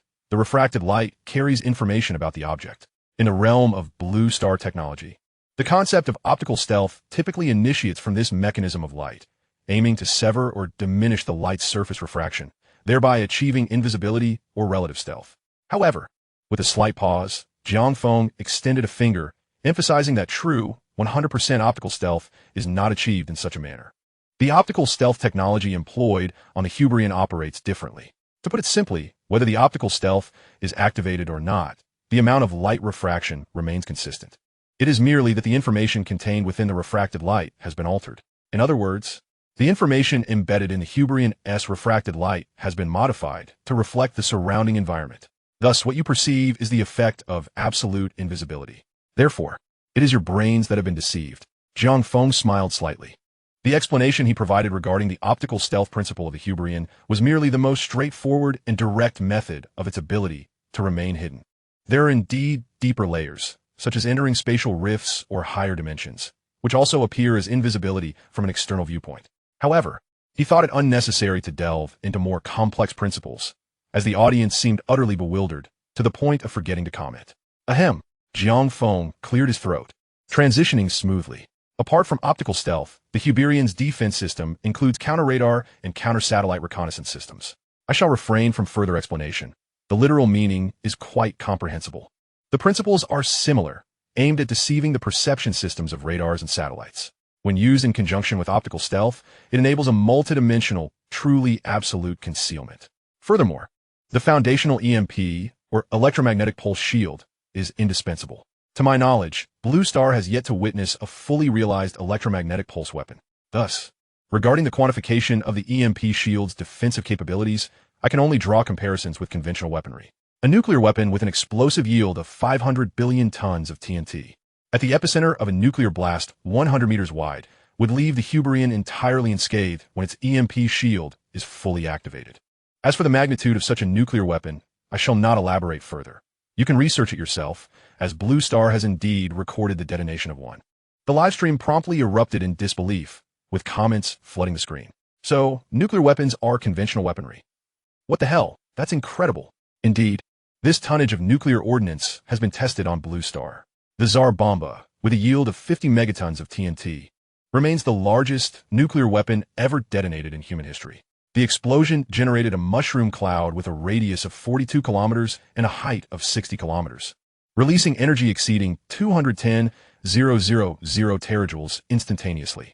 As a result, all global radio communications were disrupted for an hour. The Hyperion, astonishingly, can withstand a nuclear explosion at its core without sustaining any damage. It is utterly terrifying. How, then, shall we evaluate the defense system in terms of power and speed? Shall we seek an opponent for a duel? Or perhaps procure a nuclear weapon for testing? The prospect of nuclear weaponry seems rather implausible. It appears far more sensible to seek a worthy adversary for a confrontation. I am quite curious, esteemed Jiang Feng, what your next destination shall be, and what manner of opponent you intend to face. A carrier strike group, perhaps? A squadron of fighter jets? I do not know who your adversary may be, but I find myself feeling a twinge of sympathy. Your words evoke a sense of reluctant compassion within me. Let's take a moment of collective silence for the next opponent of the USS Hyperion, shall we? Chapter 82. The National Hero Emerges. Assisting in the assessment of the USS Hyperion. It is precisely at this moment that Liu Changqing's previously certified account, prepared by Whale Live for the First Combat Readiness Research Institute, begins to make its presence known in the live stream. Notably, he makes his entrance with a top comment worth a staggering 10,000 likes. Mr. Jiang Feng, may I be so bold as to inquire how you plan to evaluate the defensive systems of the USS Hyperion? Oh, please do not misunderstand. I merely wish to convey my willingness to offer any assistance I can provide. I humbly await your guidance and am eager to lend my efforts. The audience in the live stream is taken aback. Such audacity. However, Liu Changqing, this name seems unfamiliar. Who does he think he is, pretending to be someone significant? If he is to be presumptuous, he ought not to voice it. Otherwise, it is indeed presumptuous. Even my 3-year-old knows this principle. I find it utterly cringe-worthy. Do you truly believe that your 10,000-like comment qualifies you to offer assistance to the esteemed Jiang Feng? The assessment concerns the USS Hyperion, a vessel that seeks to rival aircraft carriers. Are you capable of summoning a carrier or a fleet of fighter jets? Bah, you are nothing. You should hurry off to bed. Most of the viewers in the live stream are unaware of the weight Liu Changqing's account carries. Meanwhile, Liu Changqing, under the impression that he is operating under a certified account, refrains from any elaborate self-introduction. Thus, when his top comment is posted, it is met with a chorus of ridicule. At this juncture, a prominent comment suddenly appears in the live stream. Professor Guang's Hitching from the Great Xia Nation's Rejuvenation University, a PhD in dynamics, expresses his apparent anger. Exercise caution. Tread carefully with your words. Do you know who this is? The deputy director of the First Combat Readiness Research Institute of the Great Xia Nation, an academician of the Great Xia Academy of Sciences, a leading figure in the field of combat readiness. How can you sit here and watch Mr. Jiang Feng's livestream with such ease? Liu Changqing has contributed at least half of the credit. He is a man of national stature, deserving of respect, not derision. The mocking comments in the livestream are abruptly silenced. Then, a wave of astonishment erupts from the previously silent viewers. No way. He is a real heavyweight. This verification information needs to be revised. It could lead to misunderstandings.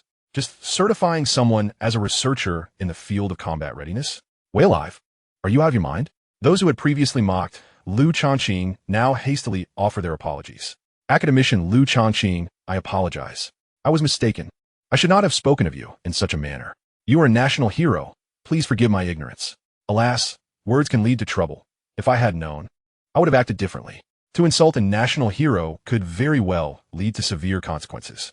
The live stream is filled with hidden talents, and one must be cautious with their words, especially towards certified accounts, as they may belong to another formidable figure. Speaking of which, Jiang Feng's influence is undeniably profound. First, the entire staff of Whale Live showered him with gifts, and now, a national hero in the field of combat readiness has offered assistance. Such influence is unparalleled in the Great Xia Nation. I trust no one will dispute this point. What can one say? I can only marvel. If you listen closely to Liu Changqing's tone, you might even think he is begging Mr. Jiang Feng for assistance. I had never seen someone so eager to offer help. I am genuinely impressed. But let us be honest, if Jiang Feng agrees. Will academician Liu truly be able to summon a carrier? I wonder what Jiang Feng is contemplating for the evaluation of the USS Hyperion's defense systems. In the opulent halls of the Great Xia Nation's High Council, the previously sidelined Professor Bobry gazes at Liu Changqing's top comment in the live stream and instantly realizes the gravity of the situation. He is filled with frustration, lamenting the lost opportunity to connect with Jiang Feng before the Great Xia Nation sees the initiative. Bobry is incensed, both at himself for not thinking of it first and at the audacity of the Great Xia side for engaging in such underhanded tactics. What happened to fair competition? How shameless! No, we cannot be left behind. Bobry is resolute in his decision. He gathers himself and addresses the video. Lord BYSD, I have a suggestion. I propose we follow the example set by the Great Xia and proactively offer assistance to Jiang Feng, seizing the opportunity to establish contact. On the other side of the video, BYSD's brow furrows as he listens. Upon noticing Bobry's suggestion, he responds with a stern voice. Bobry, be silent. I have made it clear that such servile behavior is absolutely unacceptable for our illustrious nation. Bobry is left speechless. Chapter 83. The Radar Network, Satellite Link, Full Power Activation. The Airborne Fortress, the USS Hyperion. Jiang Feng gazes at Liu Changqing's top comment in a live stream. Initially, he merely smiled faintly, intending to treat him as a well-meaning viewer and let it go. However, as events unfold in the live stream, and Liu Changqing's identity is revealed by an anonymous viewer, Jiang Feng's surprise grows.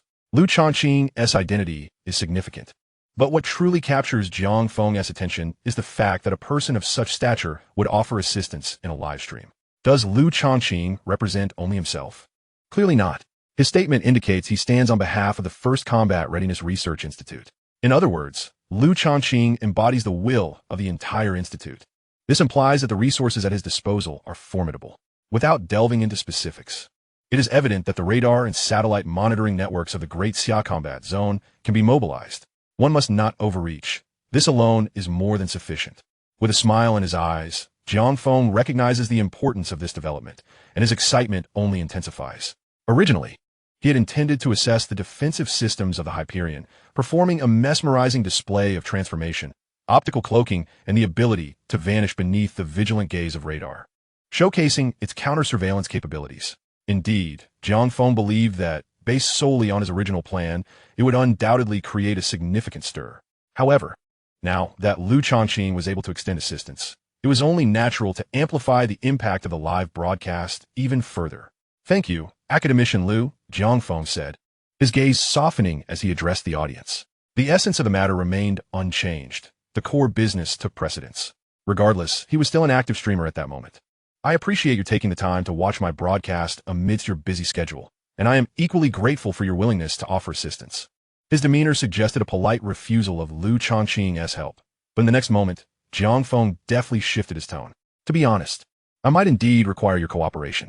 The phrasing was artfully crafted, using you in a collective sense rather than singularly addressing Lu. This exemplified the art of language. Communication among intelligent individuals is often subtle and to the point. After he spoke, Jiang Feng paused, patiently awaiting Lu Changqing's response. As anticipated, Lu Changqing's reply was swift and straightforward, a pinned comment stating, "Mr. Jiang Feng, please proceed. The High Council of the Great Xia and the First Combat Readiness Research Institute will spare no effort to provide you with all possible assistance and conveniences." Jiang Feng was momentarily taken aback. The High Council of the Great Xia? It was not merely the First Combat Readiness Research Institute. Therefore, Lu Changqing's actions had seemingly received the endorsement of the High Council. However, after a brief moment of surprise, Jiang Feng chose not to dwell on it further. For him, the degree of national interest was ultimately of little consequence. What mattered most was his mission to rekindle public interest in science. Of course, achieving the highest standards for the task and obtaining hidden rewards were equally significant. Once again, "Thank you, Academician Lu," Jiang Feng expressed his gratitude to the audience anew. "I shall not be modest. Please, Academician Lu, coordinate the radar monitoring network of the Great Xia's combat zones, as well as the Beidou satellite reconnaissance network, to lock onto the airspace above the NASB. Oh, and kindly adjust the reconnaissance monitoring power to its maximum capacity." The audience watched intently as Jiang Feng and Lu Changqing communicated across the digital divide. As Jiang Feng laid forth his request, all eyes were on Lu Changqing, anticipating his response. Remarkably, the speed and content of Lu Changqing's reply exceeded everyone's expectations. An immediate agreement, concise and devoid of any conditions. "Understood." The chat room fell silent for 3 seconds, then erupted into a frenzy. "Wow, that was decisive. No hositashing whatsoever. Mr. Jiang Feng, you have quite the clout. Focus, everyone. The Combat Zone Radar Monitoring System and the Beidou Satellite Reconnaissance System are locking onto foreign territories. Do you grasp the implications? That is only mobilized in times of full-scale war. So what? Mr. Jiang Feng's influence is indisputable. Honestly, I am astounded. I knew he was formidable, but I never imagined it would be to this extent. But seriously, what does Mr. Jiang Feng intend to do by mobilizing the combat zone radar and satellites? Is he planning to pick a fight over there? This is exhilarating. Unbelievable. Feng Shun is incredible. You all, one and all, seem eager for chaos. Mr. Jiang Feng clearly stated that he is assessing the Hyperion's defensive system. Defense is the focus, do you understand? Despite all the discussion, the central question remained unaddressed. What exactly did Mr. Jiang Feng intend to do? The chat room, filled with over 150,000 curious faces, exchanged bewildered glances.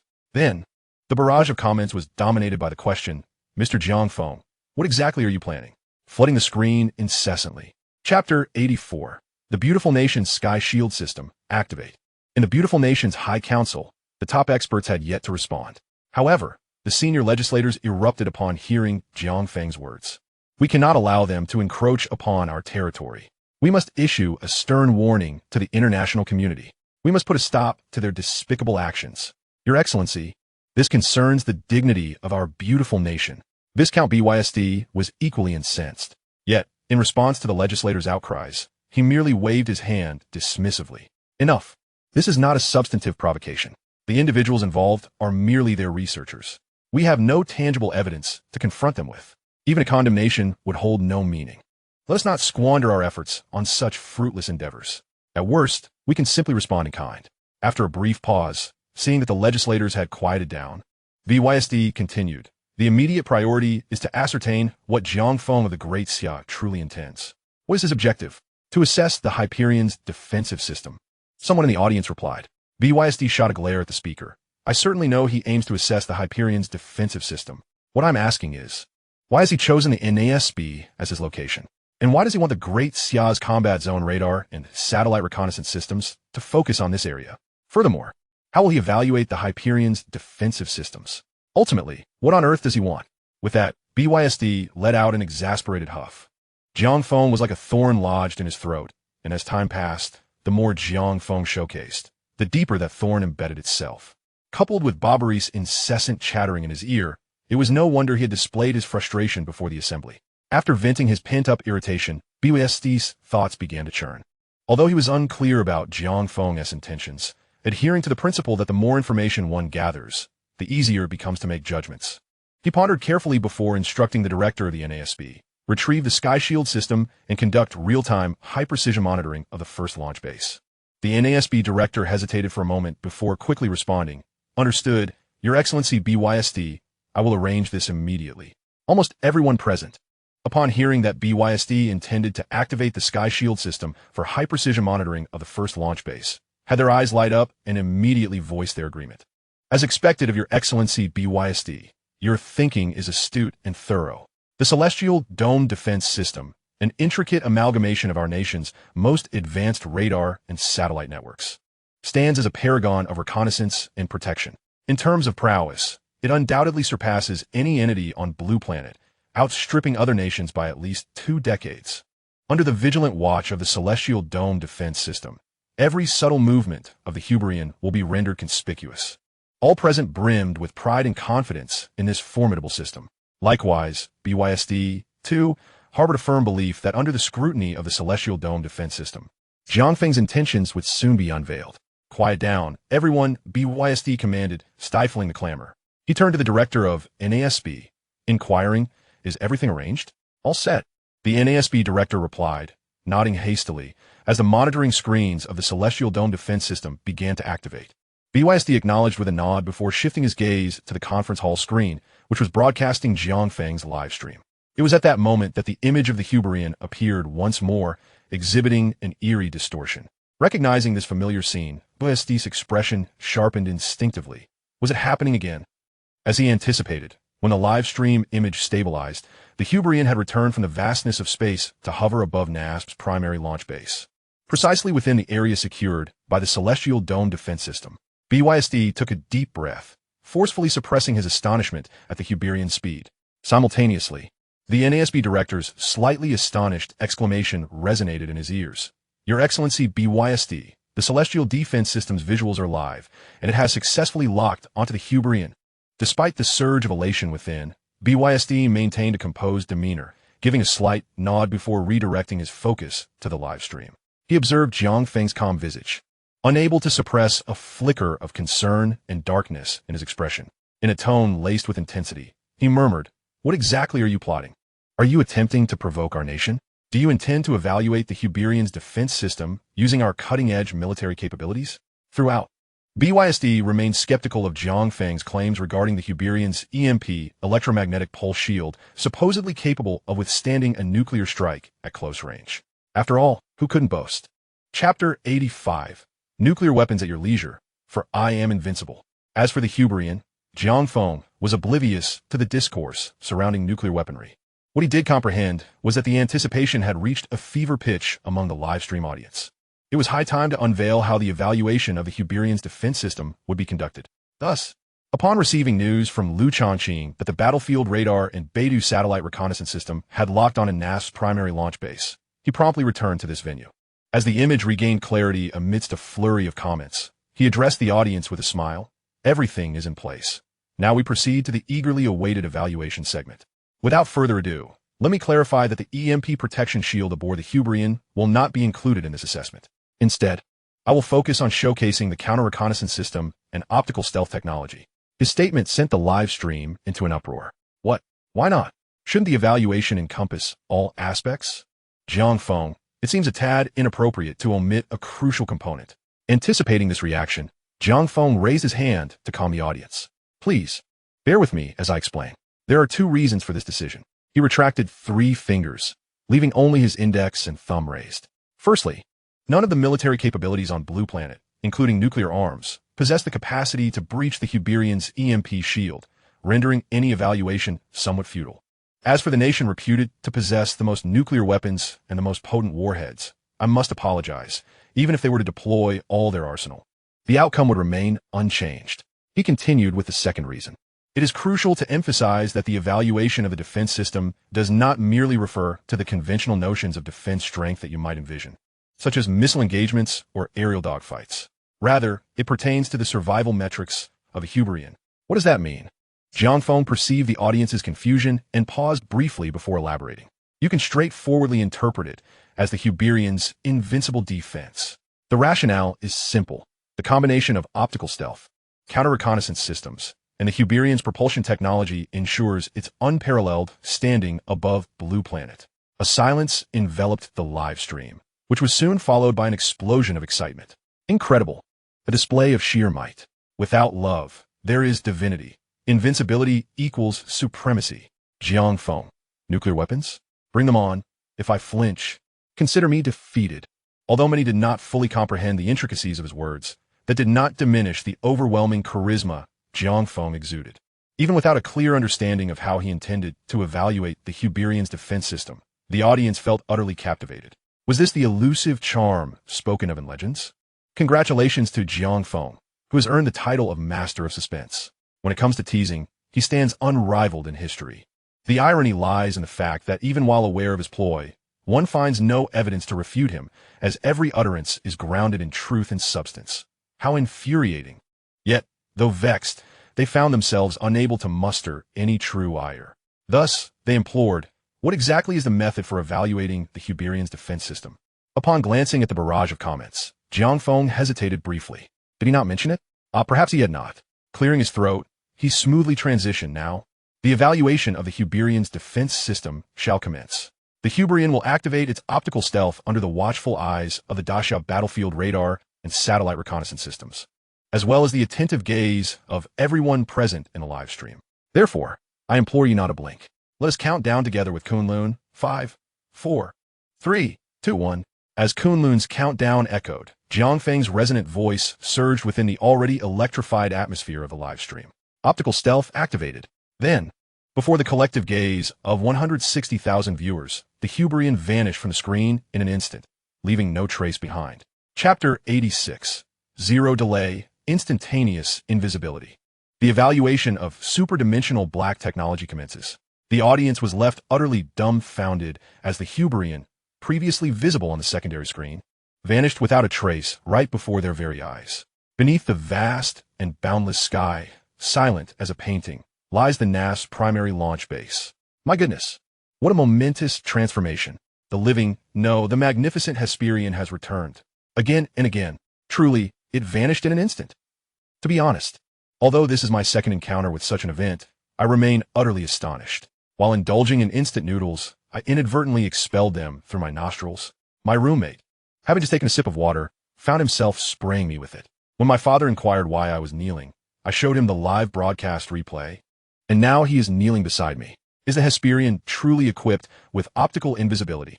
Yet could it be that the Hyperion simply sped beyond the screen's edge? After all, given its remarkable velocity, if it truly fled, we would be none the wiser. Boldly speculating, it seems there is a possibility. So, did the Hyperion truly vanish from sight? Can the concept of optical invisibility be substantiated? At the foremost military research institute of the Great Xia, once the Hyperion completely disappeared from the screen, nearly everyone present stood in unison. After exchanging bewildered glances, they were momentarily rendered speechless, their eyes wide with astonishment. Truly vanished? Completely gone? How could this be achieved? Could it indeed be, as Mr. Jiang Feng suggested, that it altered the information carried by light, deceiving our minds? However, we observe not with the naked eye, but through a lens. Can even the lens be deceived? The camera lens, mimicking the biological principles of animal and human ocular systems and brain imaging, leads to the conclusion that if the human eye and brain can be misled, so too can a live broadcast lens. I comprehend the principles and rationale behind it, yet I find it hard to fully believe. I too would not dare to accept this without witnessing it firsthand. But now, right before my very eyes, it has truly vanished, leaving me questioning the very nature of existence. Simultaneously, Lu Chongqing was equally overwhelmed with shock, his eyes wide open as he gazed at the screen of the live broadcast, hoping to uncover any trace or clue. Of course, he was not seeking flaws in the optical invisibility, but merely wishing to ascertain whether this was genuine optical invisibility. Yet, his efforts were destined to be in vain. His eyes, straining and reddening, brimmed with unshed tears, yet he found not a single shred of evidence to confirm the Hyperion's existence. Not even the slightest hint. Driven by the rigor of a scientist, he refused to relent. Instead, he turned and called out to his assistant in front of the gathered crowd. Quickly contact the technicians at Whale Live and have them check the broadcast signal and footage for any anomalies. The experts present were taken aback, glancing sideways, while the assistant trembled with fear, hastily following Lu Chongqing's directive. Moments later, in front of everyone, the assistant shook his head at Lu Chongqing and reported, "Director Lu, there are no anomalies in the broadcast signal. The footage is entirely normal." A profound silence enveloped the assembly of experts upon hearing this. And Lu Chongqing, too, fell into silence. Over 100 pairs of eyes had witnessed the event, and with the broadcast signal and footage intact, all evidence pointed to the undeniable conclusion. The Hyperion had indeed become invisible. Once again, the term invisibility, shrouded in mystery and sparking endless imagination, holds a place in contemporary minds comparable to the era before the advent of aircraft. It embodies humanity's boundless yearning for the vast sky and the exhilarating freedom of flight. The technicians at Whale Live added, and just as the assistant prepared to speak again, the room's silence drew attention. Lu Chongqing looked up, asking, "What is it?" The technician replied, "According to the live data transmitted from Mr. Jiang Feng, the interval between the data indicating the Hyperion's existence in the footage and its absence has reached the minimum transmission rate of Blue Star at 0.0001 nanoseconds. The experts present were astounded, and Lu Chongqing was equally taken aback. As top-tier researchers, they understood the implications of this revelation. Instantaneous invisibility. Almost no time gap existed at all. This further corroborated Mr. Jiang Feng's explanation of the principles of optical invisibility, which involved altering the information carried by light. For only light and information can achieve such rapid transformation. Upon hearing this, Lu Chongqing and the others, momentarily stunned, turned their gazes towards the speaker, Jiang Changjiang. Though Jiang Changjiang maintained a calm demeanor while sharing his insights, internally, he was in turmoil. The concept of instantaneously altering the information carried by light may sound simple, but the means to accomplish it are nothing short of extraordinary. "Teacher, the outcome is now evident," Lu Chongqing asserted gravely. "This is indeed the true optical invisibility of future technology. This technology holds immense significance for us in Great Xia." Jiang Changjiang nodded slightly, then shook his head, saying, "We must remain even more rigorous." "Are you suggesting that?" "Science knows no bounds. The end of science does not necessarily equate to reality as seen." Chongqing. Jiang Changjiang's expression turned serious. "You should contact the radar and Beidou satellite in the Great Xiao military district to check the situation. Let us ascertain whether the Hyperion is truly still in its place." Chapter 87. The Sword of Damocles Hanging Overhead. Meanwhile, within the upper echelons of the beautiful nation's Congress, Based, having recovered from his initial shock, gradually regained composure. He surveyed the scene, where the experts were still engaged in fervent discussion. Unable to contain himself, he rapped the table sharply, commanding silence. The discussions ceased abruptly, and all eyes turned towards him. "Now, please tell me, did the Hyperion truly become invisible? Or is this merely an illusion conjured by Jiang Feng of Great Xia?" Upon hearing this, the gathered experts exchanged uncertain glances, unsure how to respond. Observing their hesitation, Base let out a cold huff, randomly selecting an individual and demanding, "You speak." The chosen individual rose immediately, trembling with fear. "Your Excellency, Based, the Hyperion has indeed become invisible. How can you ascertain its authenticity?" Base pressed. The scientist, taken aback, found himself at a loss for words. His professional integrity forbade him from answering such an unverified question. However, Baster remained unyielding, questioning. "Can you assure me that there is absolutely no possibility of deception in this segment?" The response came hesitantly. Well, Your Excellency Baster, I must confess, I cannot guarantee that." Surprisingly, Baster did not erupt in anger. Instead, he appeared to exhale a sigh of relief, his expression softening. Does this imply that the optical invisibility of the Hyperion is potentially a fabrication? The scientist being questioned fell silent, lowering his head, and the entire assembly followed suit in a profound hush.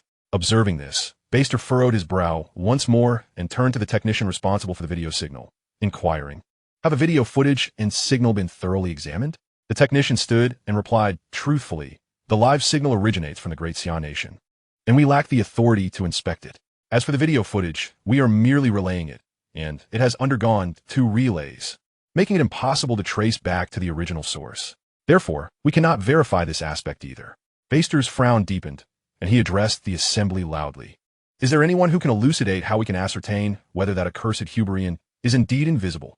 Yet, silence reigned in the room. All the experts and senior officials were ensnared in a deeper quietude.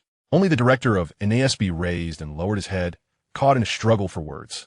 Baster, perceiving this clearly, pointed at the NASB director and commanded, "Your Excellency, the dome defense system."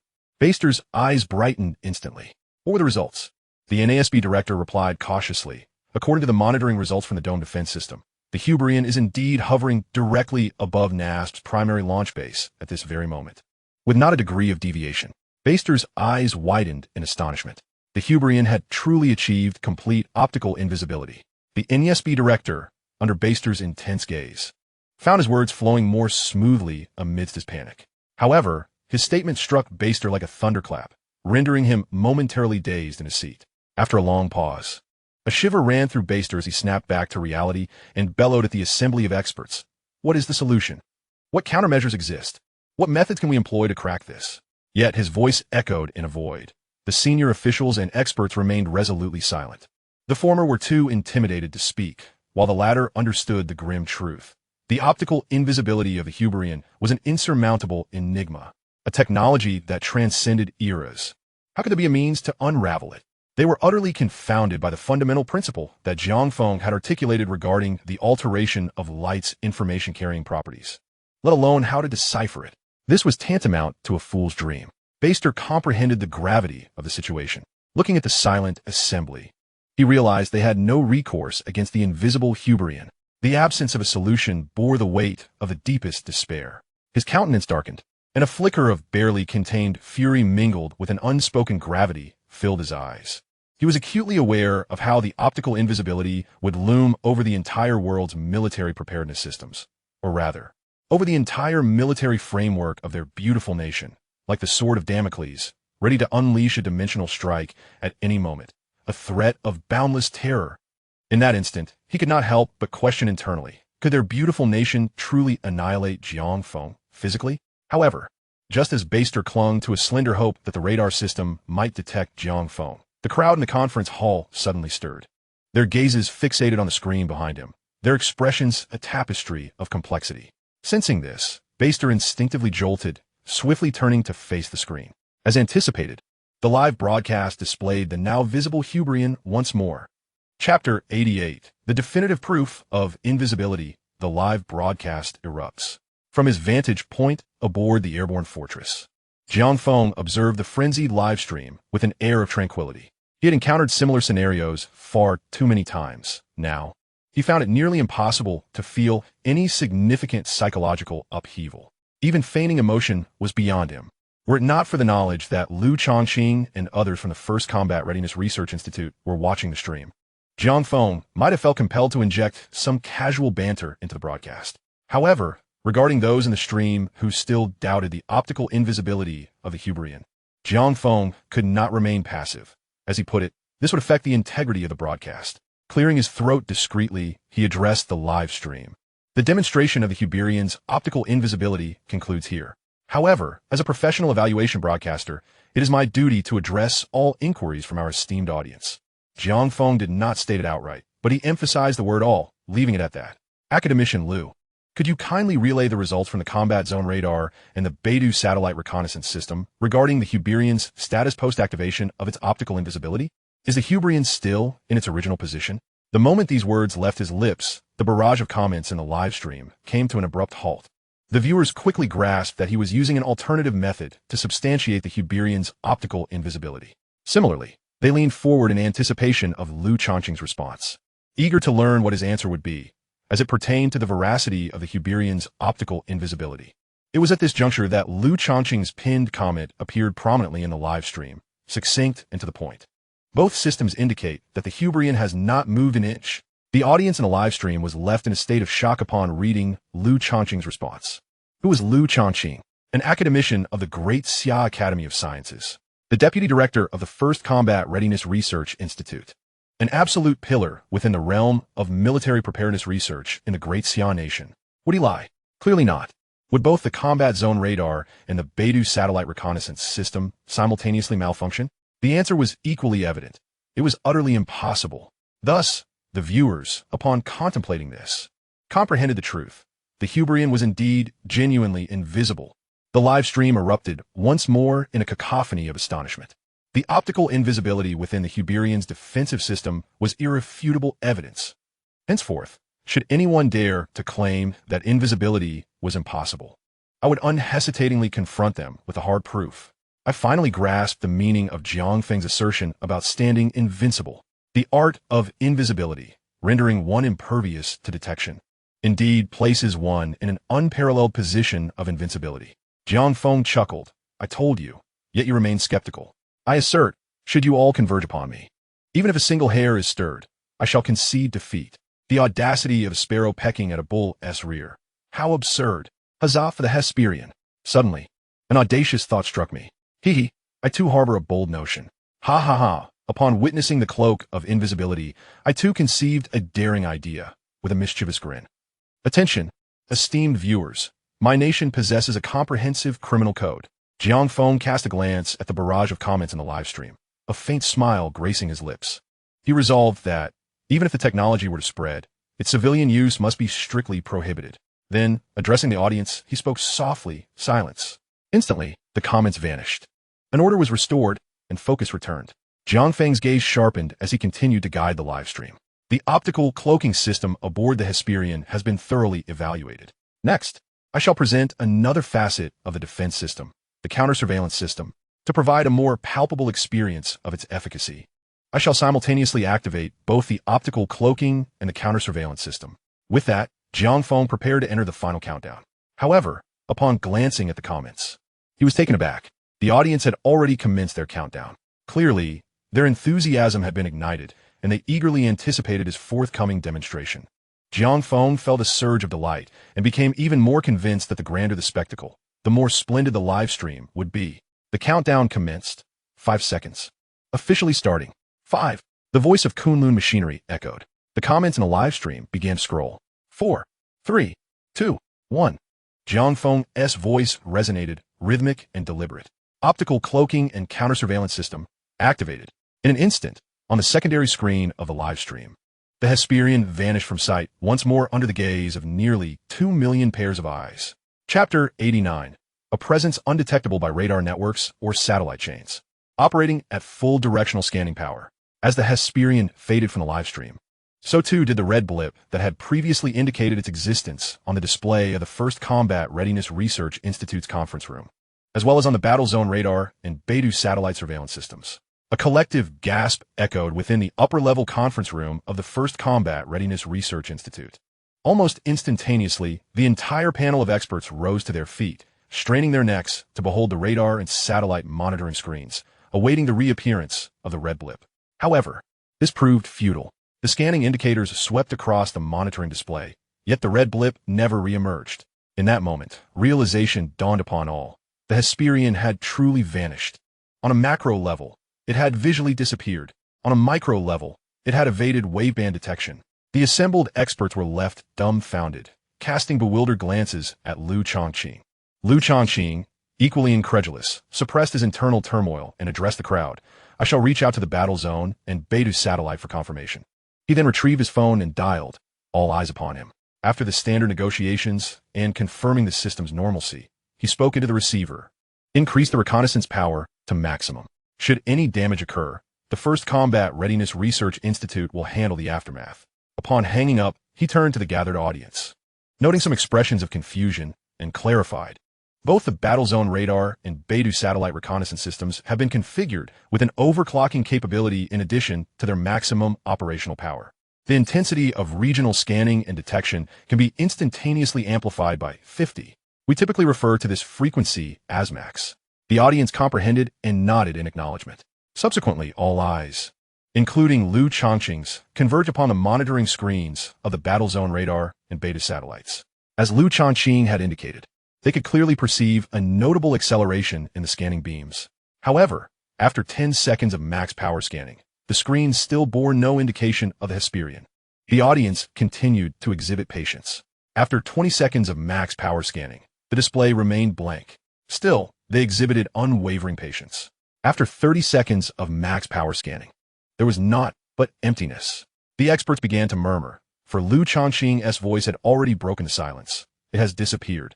The room erupted in a cacophony of astonishment. The vast majority of the expert panel bore expressions of sheer incredulity. On both macro and micro levels, truly, it had become invisible. The Hyperion was formidable. No, it was Jiang Feng who was truly formidable. Even Zheng Changjiang could not help but exclaim, the optical invisibility has transcended our understanding. The counter-surveillance system has fundamentally reshaped our comprehension of material existence. Do you suggest that there exists a substance capable of existing independently without occupying physical space? As Mr. Jiang Feng truly glimpsed, perhaps even touched, the secrets of the universe's highest dimensions. Silence enveloped the room. High-dimensional concepts of space and time are not subjects to which everyone is entitled to ponder. As the saying goes, at this advanced juncture of scientific inquiry, it intertwines with profoundly philosophical contemplation. While Zheng Changjiang possessed the capability for such reflection, it did not imply that every member of the scientific community shared this intellectual capacity. In truth, Zheng Changjiang was merely engaging in self-inquiry, and thus he swiftly emerged from his profound thoughts, returning to the reality at hand. Setting aside those ethereal musings, consider simply the invisibility technology aboard the Hyperion. Should our great Xian nation master it, our combat readiness would enable us to traverse any territory without a whisper. Just imagine the terrifying deterrent power this would wield. Therefore, Mr. Jiang Feng, we must cultivate a strong alliance, and merely forging an alliance is not sufficient. Chapter 90. Undetectable, untraceable, unassailable, unconquerable. Meanwhile, within the upper echelons of the beautiful country's Congress, while Baitis had yet to discern any conspicuous alterations aboard the Hyperion, an ASB director, Eisenmark, abruptly stood, trembling as he pointed at the screen, stammering in terror. What? How is this even possible? Base turned instinctively, his eyes wide, reprimanding. Mind your manners and status. Eisenmark, unusually flustered, continued to stammer. Base, the Hyperion has vanished. Truly, it has disappeared. Base furrowed his brow. I am aware it has vanished. Did it not disappear before? Why such a ruckus? No, it's not the same. Eisenmark was now in a complete state of disarray. This time, its disappearance is different. Explain yourself. Base's patience was wearing thin, his voice sharp. Speak clearly. Eisenmark took several deep breaths, striving to quell his inner turmoil, forcing his voice to steady. This time, the Hyperion has vanished directly from the celestial defense control system. Base was taken aback. He fixed Eisenmark with a piercing gaze. Are you certain? Eisenmark, unnerved by Base's glare, nodded vigorously, confirming. Base fell into silence, yet Eisenmark's voice continued to echo in his ears. Moreover, even after the celestial defense system was set to maximum power for a directed scan, it still could not locate any trace of the Hyperion. Upon hearing this, Base's silence deepened, and his expression grew increasingly grave. He had previously clung to a sliver of hope that the radar system could detect the Hyperion, suggesting that the beautiful nation's weaponry still held a chance to counter it.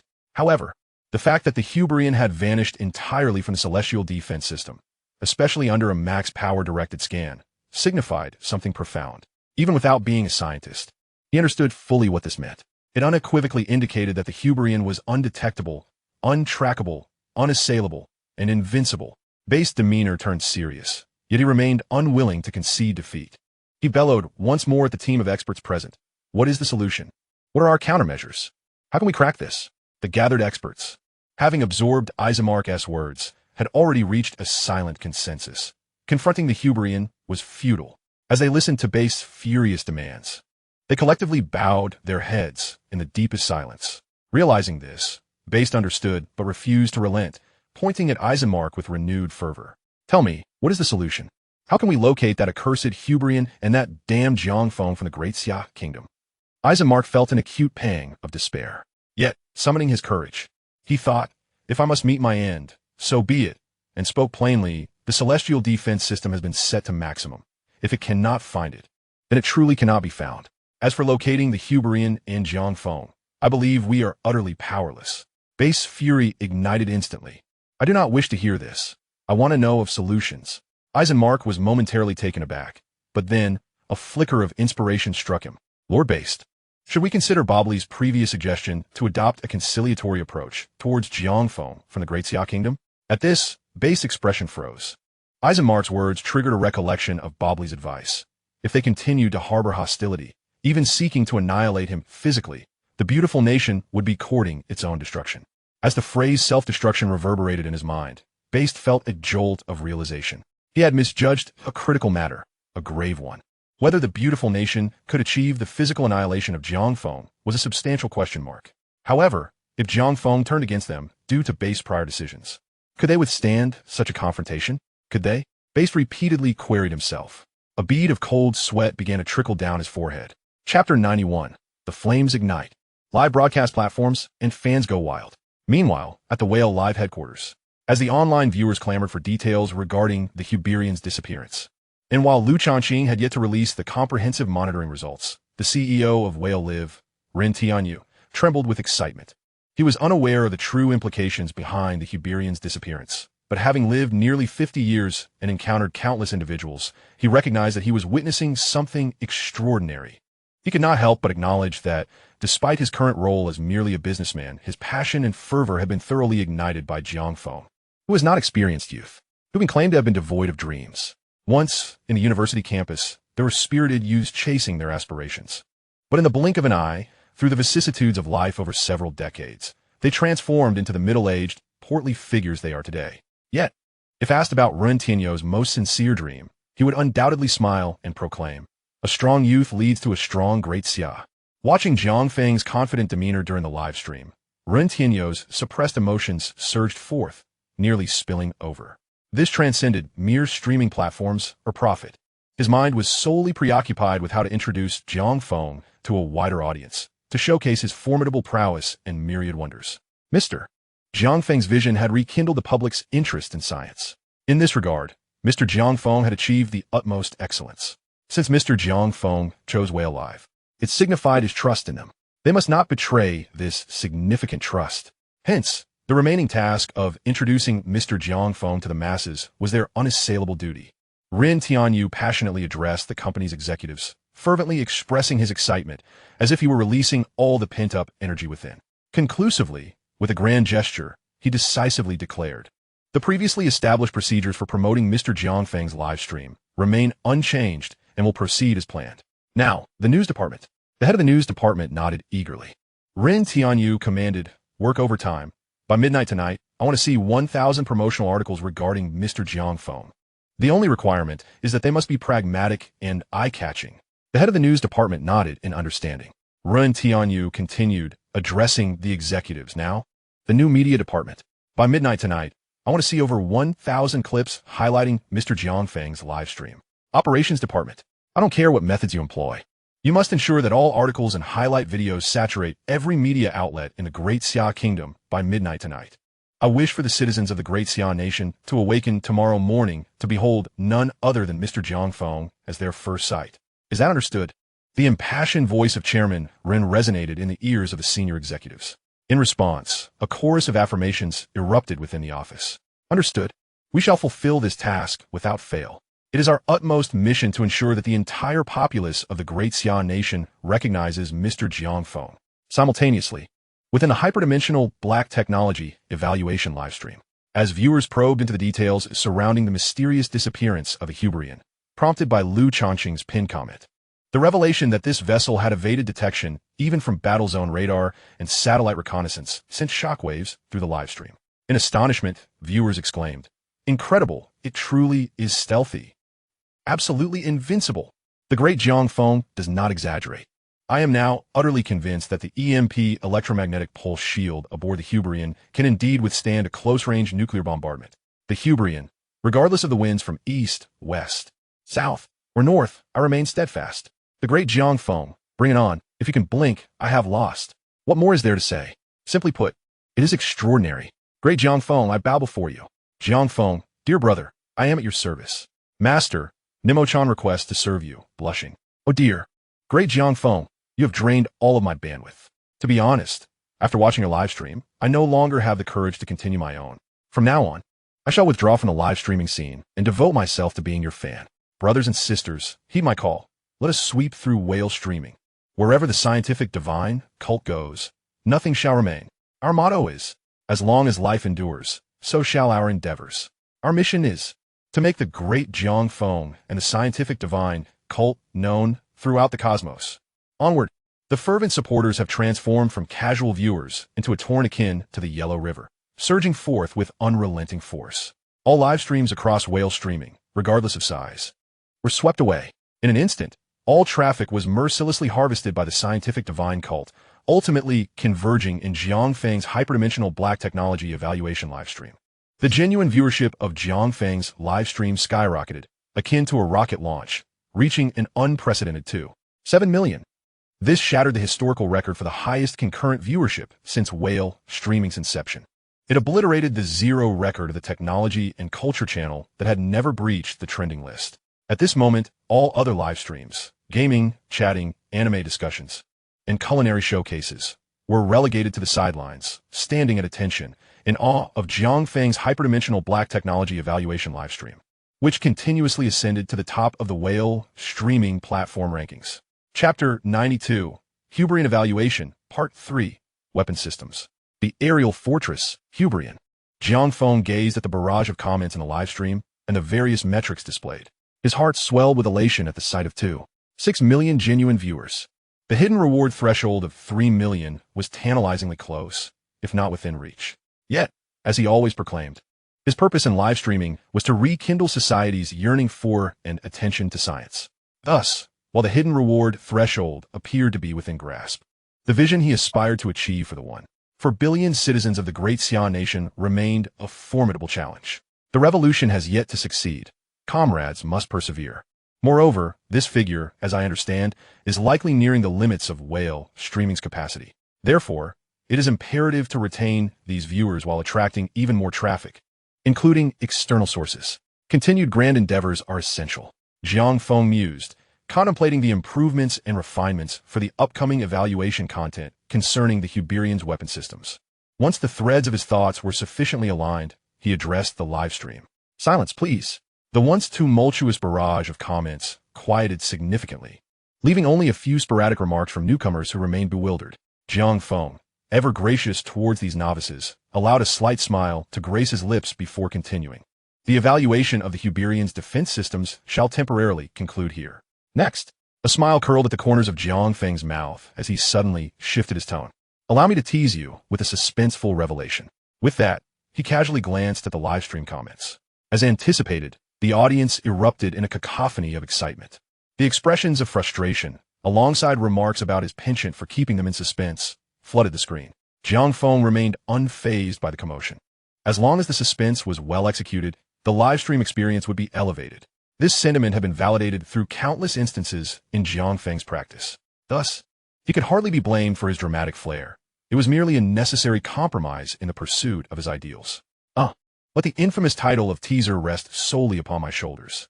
Jiang Feng stifled the inner turmoil and continued addressing the livestream. Next, dear viewers, I have prepared a delightful surprise for you. With that, he fell silent, turning to Kunlun to issue further commands for continued stealth and subsequent instructions. Upon hearing Jiang Feng's announcement, the livestream comments abruptly paused for 2 seconds. Then, curiosity erupted among the viewers. What surprise? There's a surprise in a livestream. I can't believe it. I've learned something new today. Great Jiang Feng, please tell us, what is this surprise? Oh no, Great Jiang Feng, this isn't fair. You're a master of suspense. I'm in awe. But please, I beg you, reveal it to us. However, amidst the sea of confusion and pleas for revelation, the viewers suddenly noticed that the previously invisible Hyperion had materialized on the secondary screen and in a completely unfamiliar location. The livestream comments erupted in a flurry of questions. What is going on? Where's this? Why does it look so familiar? Great Jiang Feng, what is the surprise? Before long, a keen-eyed viewer exclaimed, recognizing the place.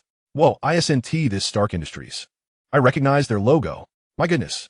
The largest arms manufacturer in the United States. Great Jiang Feng, what on earth are you doing here? Are you planning to strike at their heart, and obliterate their most crucial military assets. Jiang Feng, observing the audience's wild conjectures, smiled gently and replied, "First and foremost, as you all have stated, this indeed belongs to Stark Industries.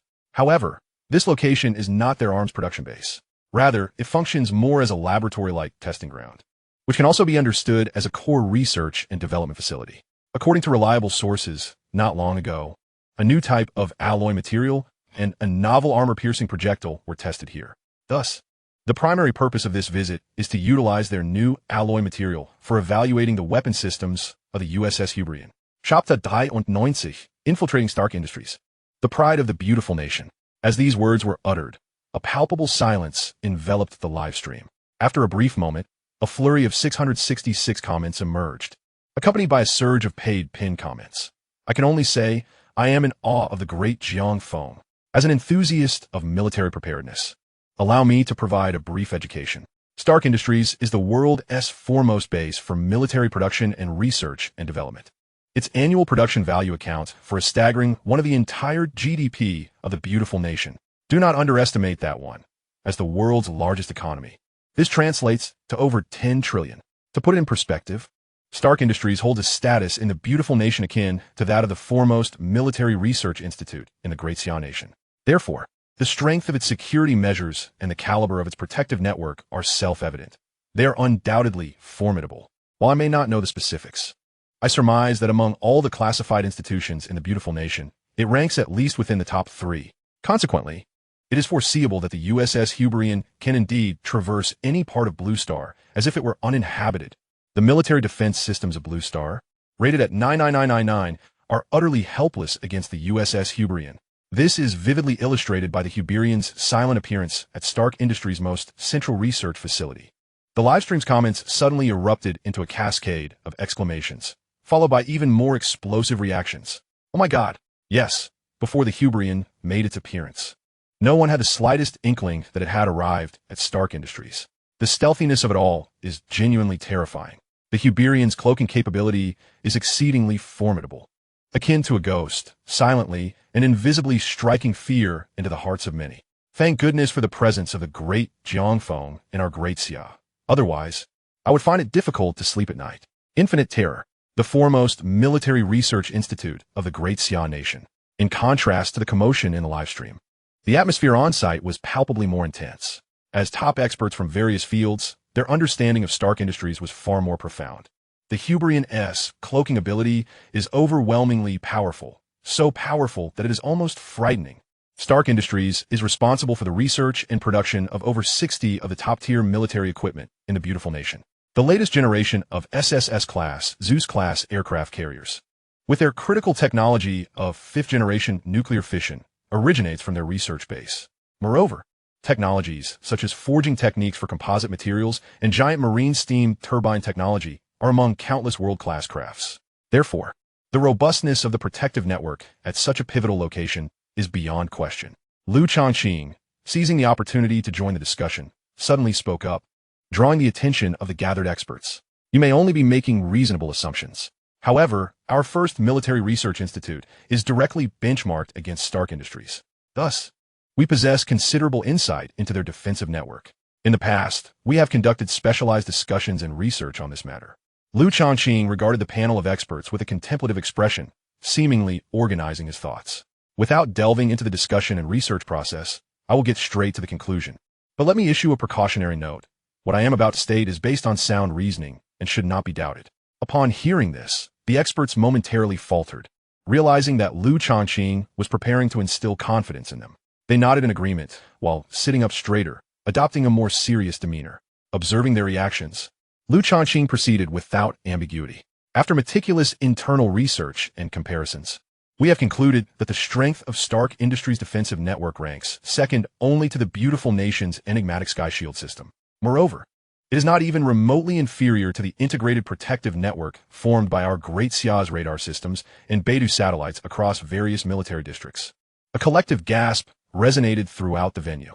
The panel of experts exchanged incredulous glances, utterly astonished. In terms of Blue Star, aside from the beautiful nation's mysterious sky shield defense system, There is no other defensive network that can even remotely compare to that of our great Xia nation. Thus, the Hyperion can genuinely traverse any location on Blue Star as if it were uncharted territory. If our great Xia could master this technology, the on-site experts were left astounded. It was at this moment that they comprehended the veracity of Zheng Changjiang's statements, devoid of any embellishment. Following a brief silence, all eyes instinctively turned toward Zheng Changjiang, who occupied the central position, their expressions filled with profound respect. The audience gained a newfound and formidable appreciation for Zheng Changjiang's insight and judgment. He truly is a figure of towering stature, merely based on this terrifying judgment. Few could rival him. Zheng Changjiang, unfazed by the crowd's gaze, understood well why they were looking at him. He waved his hand dismissively and softly remarked, "If our great Xia nation could master the cloaking technology aboard the Hyperion, we would ascend to become the one and only invincible superpower on Blue Star." Zheng Changjiang raised a finger, his expression filled with aspiration. "We would reclaim our position at the pinnacle of the world. At that point, nothing on Blue Star would be able to impede our advance." The venue erupted into a fervor, and the eyes of all present sparkled with excitement. Zheng Changjiang inhaled deeply, casting his gaze toward the livestream screen featuring Jiang Feng. Then, amid the increasingly fervent glances around him, he reflected, "Thanks to Mr. Jiang Feng, we have the opportunity to glimpse the visage of Stark Industries' most central research facility. I am uncertain if this is Mr. Jiang Feng's design, but I must express that he is truly a fortuitous star for our great Xia nation. If I am not mistaken, the Easter egg Mr. Jiang Feng mentioned is likely related to the reactions over there." Chapter 94. The beautiful nation's ineptitude sparks fury, too arrogant to bear.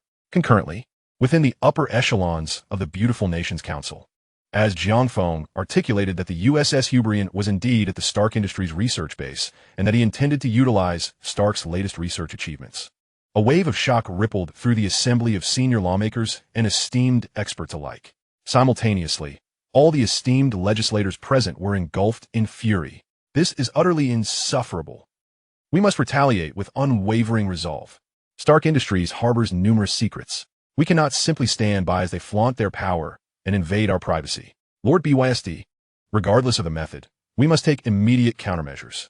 Indeed, Lord BYSD, we cannot afford to remain idle, uttering not a single word. Otherwise, if this matter leaks, our beautiful nation will become a laughingstock in the international community." Upon hearing the petitions from the assembly, BYSD furrowed his brow slightly. He was acutely aware of the concerns voiced by the prominent legislators. In fact, he had even contemplated the use of nuclear weapons. However, after witnessing the terrifying stealth capabilities of the USS Hyperion, he hesitated to guarantee that nuclear arms would be effective against it. After all, as Jiang Feng had pointed out, the Hyperion's defense system included an even more formidable EMP electromagnetic pulse shield. Should nuclear weapons prove ineffective, the repercussions for our beautiful nation were chilling to contemplate. It would be prudent to adopt a watchful stance, at least until we could uncover any vulnerabilities in the Hyperion. BYSD pondered deeply, then took a deep breath to dispel a flicker of unease from within. Never before in his career had he felt so apprehensive. The presence of Jiang Feng from the great Xia nation stirred a profound sense of helplessness and dread within him. He vowed that if he could identify a weakness in the Hyperion, he would mobilize the might of the entire nation to send Jiang Feng to meet his maker. This was no longer merely a matter of whether Jiang Feng could serve their beautiful nation. BYSD believed, in the most unadulterated sense, that someone like Jiang Feng, who threatened to destabilize the world's equilibrium, had no right to exist in this realm. BYSD raised his gaze, inhaled deeply once more, and gestured for silence amidst the clamoring pleas. "Quiet. I have my own arrangements." With that declaration, amidst a chorus of bewildered glances, he took the phone from his assistant without a hint of hesitation and dialed the head of Stark Industries, Tasowinski. The call was swiftly connected, and he was greeted by Tasowinski's slightly anxious voice. "Lord BYSD, I was just about to call you to report a peculiar occurrence. A massive, airborne object resembling an aircraft carrier has silently evaded our defense network and appeared over the Stark Industries testing ground. Our protective network is unable to distinguish friend from foe. Lord BYSD, could this be a newly developed weapon of mass destruction from another research institution within our beautiful nation?" BYSD listened to the inquiry on the other end, his lips twitching in irritation as he replied curtly, It's the work of a man named Jiang Feng from the Great Xia Nation. What? Tasowinski exclaimed incredulously. The Great Xia Nation? How is that possible? The critical point is that this mysterious flying object was created by that Jiang Feng. BYSD raised his voice. That is even less plausible. I have no time to waste on explanations. Listen carefully. First, all ongoing confidential research at the testing ground must be immediately suspended and sealed. Second, activate the highest precision equipment at the testing ground to conduct covert photography of the Hyperion, that is, the mysterious flying object. Pay particular attention to the various details and the array of weapons it carries. This is of utmost importance. And third, under no circumstances are you to initiate an attack without my explicit orders. Do you understand? Understood, Tasowinski replied, momentarily stunned before hastily affirming. Yes. BYSD nodded. Proceed swiftly. Once the photographs have been taken, transmit them via the highest security channels to the senior council without delay. He then hung up the phone and turned to the assembly of experts, his voice grave. Experts in the field of military research, particularly those responsible for weapon systems. Please rise. Upon hearing this command, 16 individuals exchanged glances before swiftly standing. BYSD surveyed the group and stated deliberately, You 16 will now establish a research team on the spot. You have 3 minutes to familiarize yourselves with one another and confirm your roles. High-definition photographs of a Hyperion will soon be transmitted. I require a comprehensive analysis of its weapon systems based on these images, along with a simulation of our nation's preparedness against the Hyperion. Chapter 95, an unexpected evaluation item, the Eye of God active reconnaissance system. At the same time, aboard the airborne Fortress Hyperion, in the main cockpit, Kunlun's voice, shielded from the live broadcast, whispered into Jiang Feng's ear. Captain, the Eye of God reconnaissance system indicates that Stark Industries is taking action as a shipboard artificial intelligence. It was a simple task to mute sounds from entering the broadcast. It would also independently analyze and determine whether to shield dialogue from the livestream based on Jiang Feng's commands. After all, it was an artificial intelligence, not the artificial incompetence of Blue Star. Jiang Feng raised an eyebrow, feeling neither surprised nor alarmed, but rather a hint of delight. Are they finally making a move?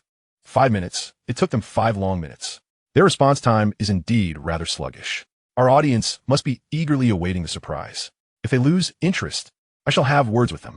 Captain, the actual number of viewers in the livestream has reached 309 million. Jiang Feng remarked, mildly astonished. So soon? After a moment of contemplation, he deduced that Whale Live must have initiated some activity. Otherwise, given their daily active users, reaching 3 million would be quite the challenge. However, regardless of the numbers, the live stream must continue, and its quality must be maintained. The reputation cannot falter. A sly smile crept across Jiang Feng's lips. After all, he was a man of professional integrity, with shock and awe truly of paramount importance. What action was Stark Industries undertaking? They have deployed advanced equipment from Stark Industries to covertly photograph the details of a Hyperion. So they're merely taking photographs and not engaging? Indeed. What aspects are they focusing on in their covert photography? Analysis of infrared light source detection data indicates that they're primarily capturing angles related to the weapon systems. Jiang Feng nodded, narrowing his eyes in contemplation, forming a rough hypothesis regarding Stark's intentions. A faint smile curled at the corners of his mouth as he turned to the livestream, and Kunlun promptly lifted the sound shield. Quiet now. For the moment you have all been eagerly anticipating is at hand. As the livestream's barrage of comments reset, Jiang Feng observed, imperceptibly nodding in satisfaction.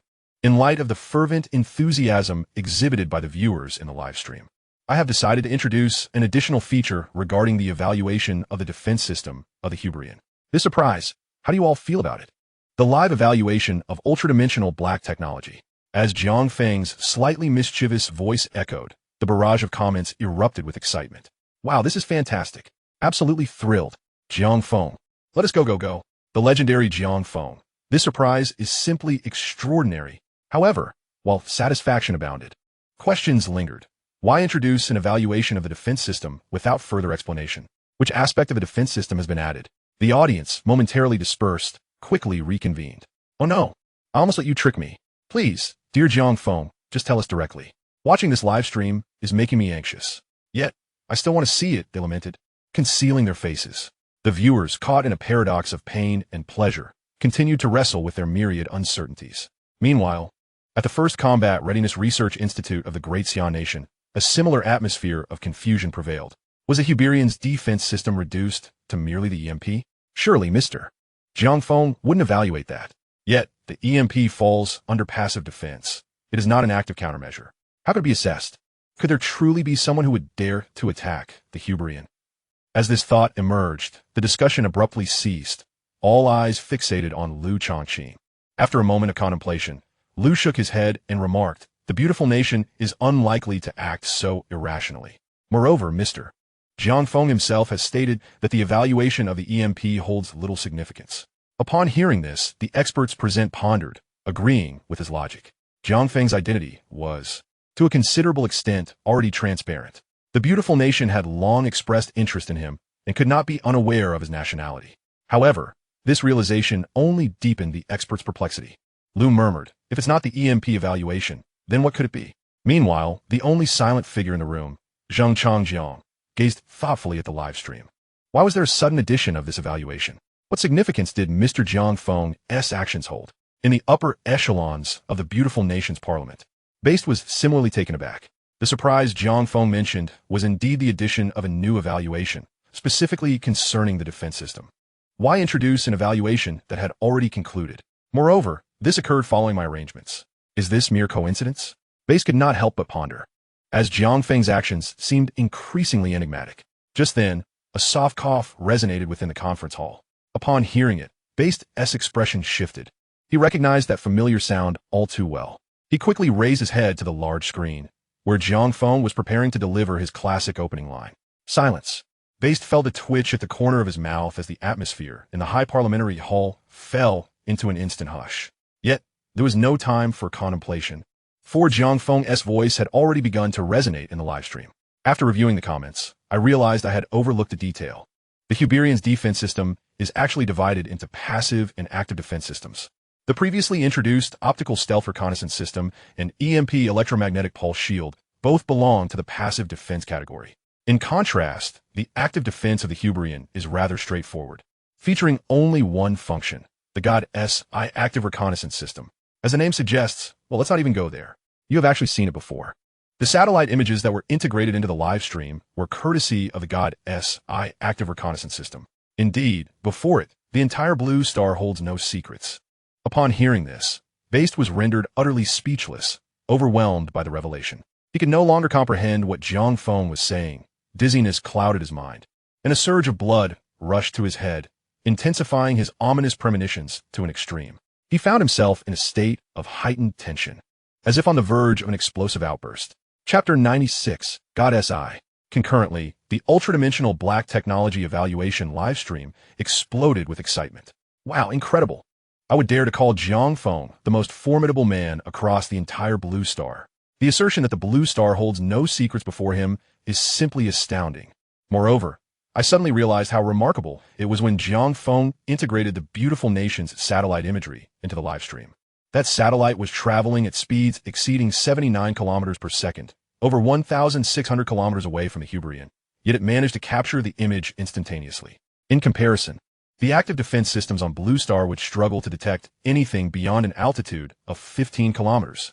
The God's Eye is truly magnificent. No wonder Mr. Jiang Feng was aware of the beautiful nation's secret satellite launches. However, amidst the excitement, the viewers were evidently curious. Why would Jiang Feng evaluate this? And why is a surprise? At the first Combat Readiness Research Institute of the Great Xia Nation, the attendees shared the same sense of bewilderment. Just then, Zheng Changjiang, who had remained silent thus far, suddenly spoke up. "I understand now." All eyes turned towards him. Zheng lightly tapped his right index finger on the table, lifting his gaze. "As you mentioned, the beautiful nation must indeed be fearful of Mr. Jiang Feng's capabilities. However, given their nature, they may still attempt some underhanded tactics. Mr. Jiang Feng must have uncovered something." The crowd gasped in astonishment. Lu Changqing hurriedly began drafting a pinned comment. "Mr. Jiang Feng, have you encountered trouble? Do you require our intervention?" In the cockpit of the airborne fortress Hyperion, Jiang Feng noticed Lu Changqing's pinned comment. After a brief moment of contemplation, he comprehended that the personnel at the First Combat Readiness Research Institute had likely guessed something. It was even possible that they had predicted the upcoming evaluation content. Jiang Feng responded with a smile. Some may have already anticipated what is about to unfold. Therefore, let us proceed directly to the main topic. Let us commence the evaluation of the God-S-I active reconnaissance system. With that, Jiang Feng snapped his fingers. Kunlun, bring up the visuals. The live stream promptly transformed, shifting from dual screens to three. The primary screen displayed Jiang Feng's third-person perspective, while the first auxiliary screen showcased the Hyperion's third-person view. The second auxiliary screen. What unfolded was a brand new, yet eerily familiar scene for the viewers in a live broadcast room. A bird's-eye view of the Stark Industries testing grounds. However, in stark contrast to previous images, this time, the screen was densely populated with an array of markings, nearly saturating the entire display. At a distance of 87 meters, coordinates N10239, S3165, the device was a full-spectrum scanner, operating within a wavelength range of 350 nanometers to 1,000 nanometers, specifically designed for the spectral analysis of stealth materials, industrial grade. At 119 meters, coordinates N11316, S3351, stood an X-ray transmission instrument, with a wavelength range of 120 nanometers to 5,000 nanometers, dedicated to scanning the foundational structures of industrial equipment, industrial grade. At a distance of 75 meters, coordinates N9917, S2814, was a structured light camera boasting 1 billion pixels, utilized for the modular design of industrial structures, industrial grade.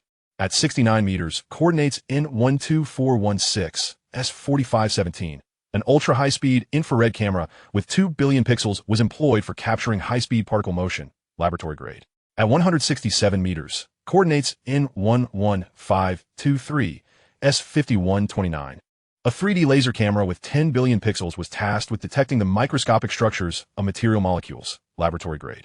Every device marked with data appeared to be viewed through a lens of transparency. The shape, size, orientation, and precise location of each piece of equipment were vividly detailed on the secondary screen of the broadcast room. The audience within the live stream was momentarily struck dumb. Chapter 97. The True Deterrent. The atmosphere was charged with panic. After a full half-minute of stunned silence, the realization seemed to dawn upon them, leading to an explosive uproar. Good grief, I felt a chill beneath me. What kind of sorcery is this? Full panoramic transparency. Real-time reconnaissance. My goodness, Jiang Feng. Do you have to be this impressive? If I were in the beautiful nation, I could probably deduce a 3-bedroom apartment with just my toes. Utterly flabbergasted. Socially mortified. The attention to detail, the data, it's astonishingly meticulous. I could clearly see how many strands of hair that old guy had. And even the golden-haired, long-legged lady operating the structured light camera, what color underwear she wore for crying out loud, was pink. Moreover, the quality of this imagery rivals that of a cinematic masterpiece. The troublesome map, cursing and swearing, exited the live stream. I now finally comprehend why Jiang Feng chose to incorporate such an evaluation. This was undoubtedly premeditated. He had mentioned beforehand there was a surprise awaiting us. Was this mere coincidence? No, it was undoubtedly prophetic. Jiang Feng must have been aware of the shameless antics of the beautiful nation. I am in awe, utterly prostrated. I always believed that flawless strategies existed solely in novels. Yet here I witness it unfold in reality. There's nothing more to say, just sheer admiration. The technology is unparalleled. A national treasure of a scientist, truly remarkable. Your technology is so exceptional. I'll shower you with gifts. But please remember to pixelate me when you return the favor. I prefer wearing red underwear, as I fear social demise. The audience's excitement in the live stream was uncontainable. Concurrently, the uproar at the First Battle Research Institute of the Great Xian Nation was even more pronounced. Upon witnessing the visuals displayed on Jiang Feng's live stream's secondary screen, a cacophony of thunderous astonishment erupted in their minds. How could it be so clear? How could it penetrate walls? Moreover, how could it acquire such a wealth of information with such precision? Is this truly merely a reconnaissance system? As top-tier experts in their respective fields, they were acutely aware of the origins of such technology.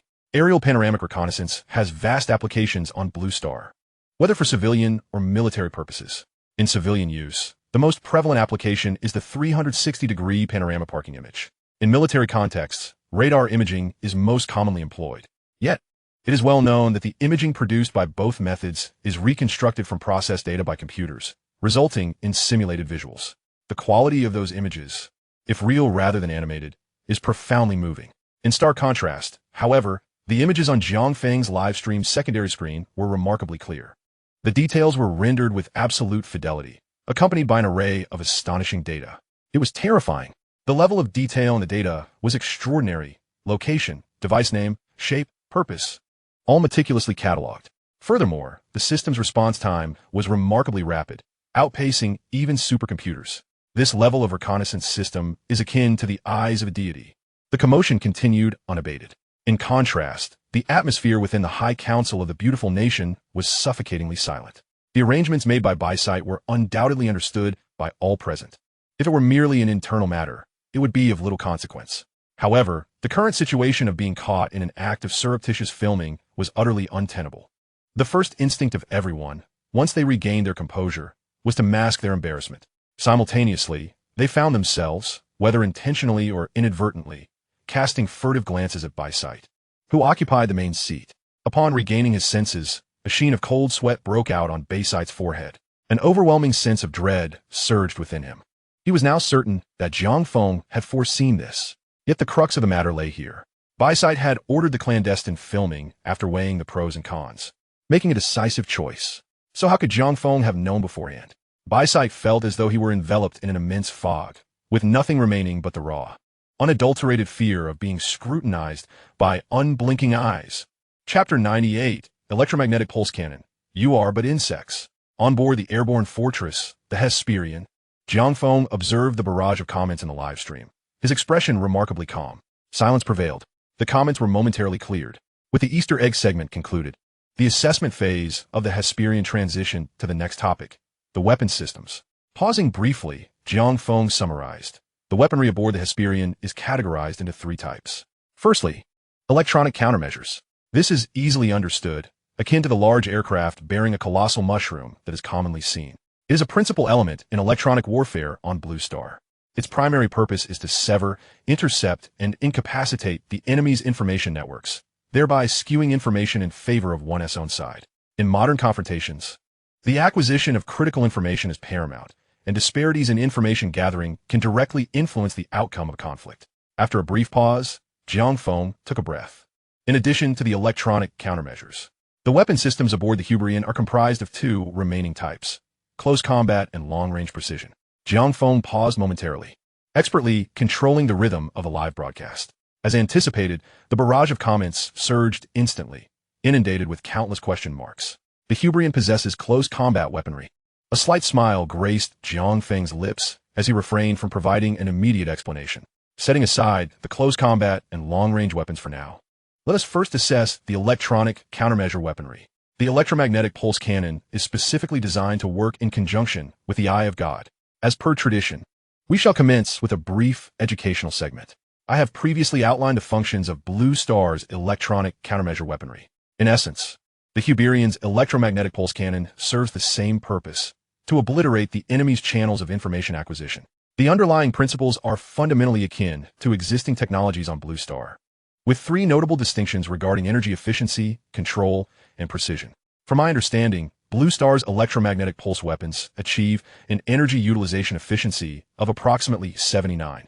Control approaches 0, rendering effective management of scattered electromagnetic waves nearly impossible. As for precision, it is best left unmentioned.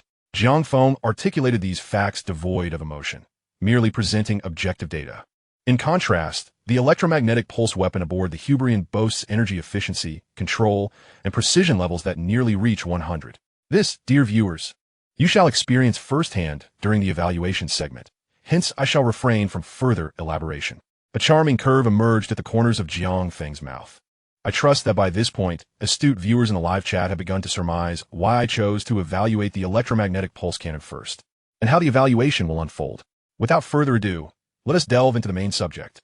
With a snap of his fingers, accompanied by the cadence of Jiang Feng's voice, the electromagnetic pulse cannon was activated. A crisp sound echoed through the live stream as the secondary screen displayed footage from Stark Industries. Instantly, an almost imperceptible wave appeared, reminiscent of a gentle breeze stirring ripples across a tranquil lake, or a tangible sound wave sweeping through with the speed of thunder.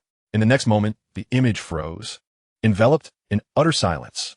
The barrage of comments had come to a standstill, with the audience seemingly holding their breath in anticipation. Jiang Feng maintained an expression of calm, patiently awaiting the ensuing judgment. Time slipped by in this peculiar atmosphere. Suddenly, a series of sharp cracking sounds resonated. Jiang Feng's lips curled into a slight smile. It is over. As his words fell, the secondary screen revealed the scene at Stark Industries, where shattered fragments of equipment were scattering into the air. The crowd gazed in astonishment at the smoking apparatus, instinctively retreating. Even the elderly gentleman clutching Xiao Wei's phone reacted as if scalded, his eyes widening as he reflexively tossed the device aside. Concurrently, the emotionless voice of Kunlun echoed in Jiang Feng's ear and throughout the livestream. A total of 76 electronic devices within the reconnaissance range of the Eye of God have been targeted for precision strikes using the electromagnetic pulse cannon. Internal component damage rate, 100. Target destruction rate, 100. Strike included. In the ultradimensional black technology evaluation livestream, a wave of astonished exclamations erupted. 100% energy utilization efficiency. 100% weapon control. 100% strike precision. Is this truly the method by which higher dimensional beings engage lower dimensional life forms? Trembling uncontrollably, I find myself unable to command my own body. Jiang Feng. You deem us mere insects. Chapter 99. Survival or Annihilation. Simultaneously, the first Combat Research Institute of the Great Xia Nation was equally astounded. As the emotionless report from Kunlun reverberated through the livestream, and the marked devices at Stark Industries were systematically obliterated, an overwhelming silence enveloped the scene. As Jiang Feng stated, the electromagnetic pulse cannon, with Blue Star's technology, could indeed achieve similar feats. However, can electromagnetic pulses truly be controlled? How can wave-like scattered electromagnetic pulses be managed? How can precision strikes be executed, even within a defined target area? This defies scientific understanding. The expert panel present, comprised either of top physicists or elite combat research specialists, initially reacted with disbelief. Yet, the undeniable truth lay before their very eyes. No matter how they might wish to deny it, they were compelled to accept the reality. This is true precision targeting with an electromagnetic pulse cannon. Moreover, it is selective targeting within a specified area. In contrast, Blue Star's electromagnetic pulse cannon is merely a toy. When compared to Jiang Feng, their knowledge and comprehension of the entire technology appeared laughable. Our imagination has yet to be fully unleashed. Today, Mr. Jiang Feng has imparted a profound lesson upon me. I once believed that my research on electromagnetic pulses placed me at the pinnacle of human achievement. Yet, in the presence of Mr. Jiang Feng, I have come to realize that I have lost my way. I became ensnared in past accomplishments, intoxicated by former glories, and thus sank into complacency. I have forsaken the initial passion that drove my research, and today, Mr. Jiang Feng has awakened me. I am filled with shame. In retrospect, Mr. Jiang Feng operates on an entirely different plane. Just a mastery of precisely controlling the electromagnetic pulse cannon allows him to overshadow Blue Star's technology for a century. And this does not even account for the divine ability to define target areas. The difficulty of such a technological feat is nothing short of hellish. Voices of realization echoed through the gathering, expressing the unparalleled shock experienced by the expert panel. Meanwhile, within the hallowed halls of the United States Congress, a deep silence pervaded the atmosphere. Whether among the senior legislators present or the top-tier experts, all were gripped by an unsettling tremor. When the barrel is aimed at your head, poised to pull the trigger at any moment, the questions of whether the technology can be realized, whether such a weapon can be constructed, and how it can be executed with such precision become irrelevant. However, it is indeed a matter of survival or extinction. In the face of such monitoring and punitive measures, a profound sense of helplessness and dread permeated the hearts of all present. Nowhere to escape. Nowhere to hide. Precision strikes. Gulp. Those at the scene, upon mentioning this, could not help but swallow hard. Especially the senior lawmakers who had previously boisterously clamored for sanctions against Jiang Feng and the Great Xia. They recoiled in fear, silently praying that Jiang Feng had not heard. That Jiang Feng had not heard. A chill ran through everyone. Equally unnerved was the tense and anxious president of the beautiful country Senate, BYSD. If there were a piano at this moment, his trembling fingers might very well produce a thunderous anthem of conquest.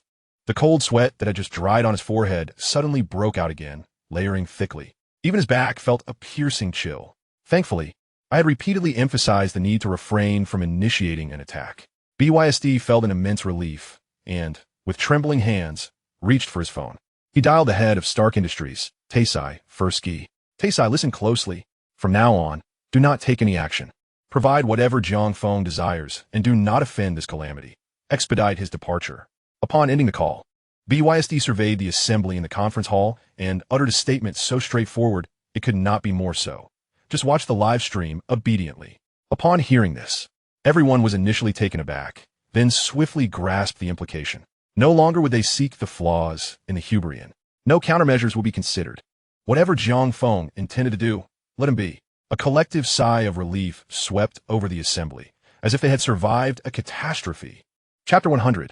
Unveiling All. Meanwhile, at the headquarters of Whale Live, as Jiang Feng issued the command, the electromagnetic pulse cannon activated, and the hidden surveillance devices marked on the secondary screen promptly emitted smoke and were rendered inoperative. Ren Tianyu, astonished, dropped his jaw in disbelief. What the hell? His assistant, busy organizing documents beside him, jumped in surprise. Ren, are you all right? Ren Tianyu pointed at the screen, his eyes wide with astonishment. This is simply invincible. The assistant was taken aback. It was rare for the usually composed Ren to utter expletives. Gain! Ren Tianyu waved his hand dismissively. I'm fine. Just too excited. We at Whale Live have struck gold. No. We have encountered a true deity. Bang! The office door was flung open by the anxious operations director, interrupting Ren Tianyu's fervent words. Ren Tianyu turned, his excitement undiminished. What is it that has you in such a rush? The operations director exclaimed. Run. It's a big deal. Ren Tianyu reined in his excitement slightly. What about Mr. Jiang Feng's livestream? His expression turned serious. Without waiting for the operations director to finish, he dashed back to his desk, leaned close to the computer, and scrutinized Jiang Feng's livestream. After a moment, finding nothing amiss, he looked up puzzled. The signal in Mr. Jiang Feng's livestream is stable, and the comments are harmonious. What issue has arisen? The operations director chuckled in disbelief. Run. It's not that something has gone wrong. Rather, the actual viewership for Mr. Jiang Feng's livestream has surpassed 4 million. 4 million? That has shattered the historical record for total real-time viewers on our Whale Live platform. Furthermore, Run today is recognized as Black Monday in the streaming industry. If Mr. Jiang Feng's livestream had been scheduled for Saturday or Sunday then, the operations director did not dare to imagine the explosive scene. Ren Tianyu, too, was unable to fathom it. Having been in the streaming industry for decades, although Whale Live appeared to have become a leader, the reality was one of fierce competition and dwindling profits. Content homogenization was severe, competitive edges were eroding, and the industry's golden era of easy profits had long passed. What mattered now?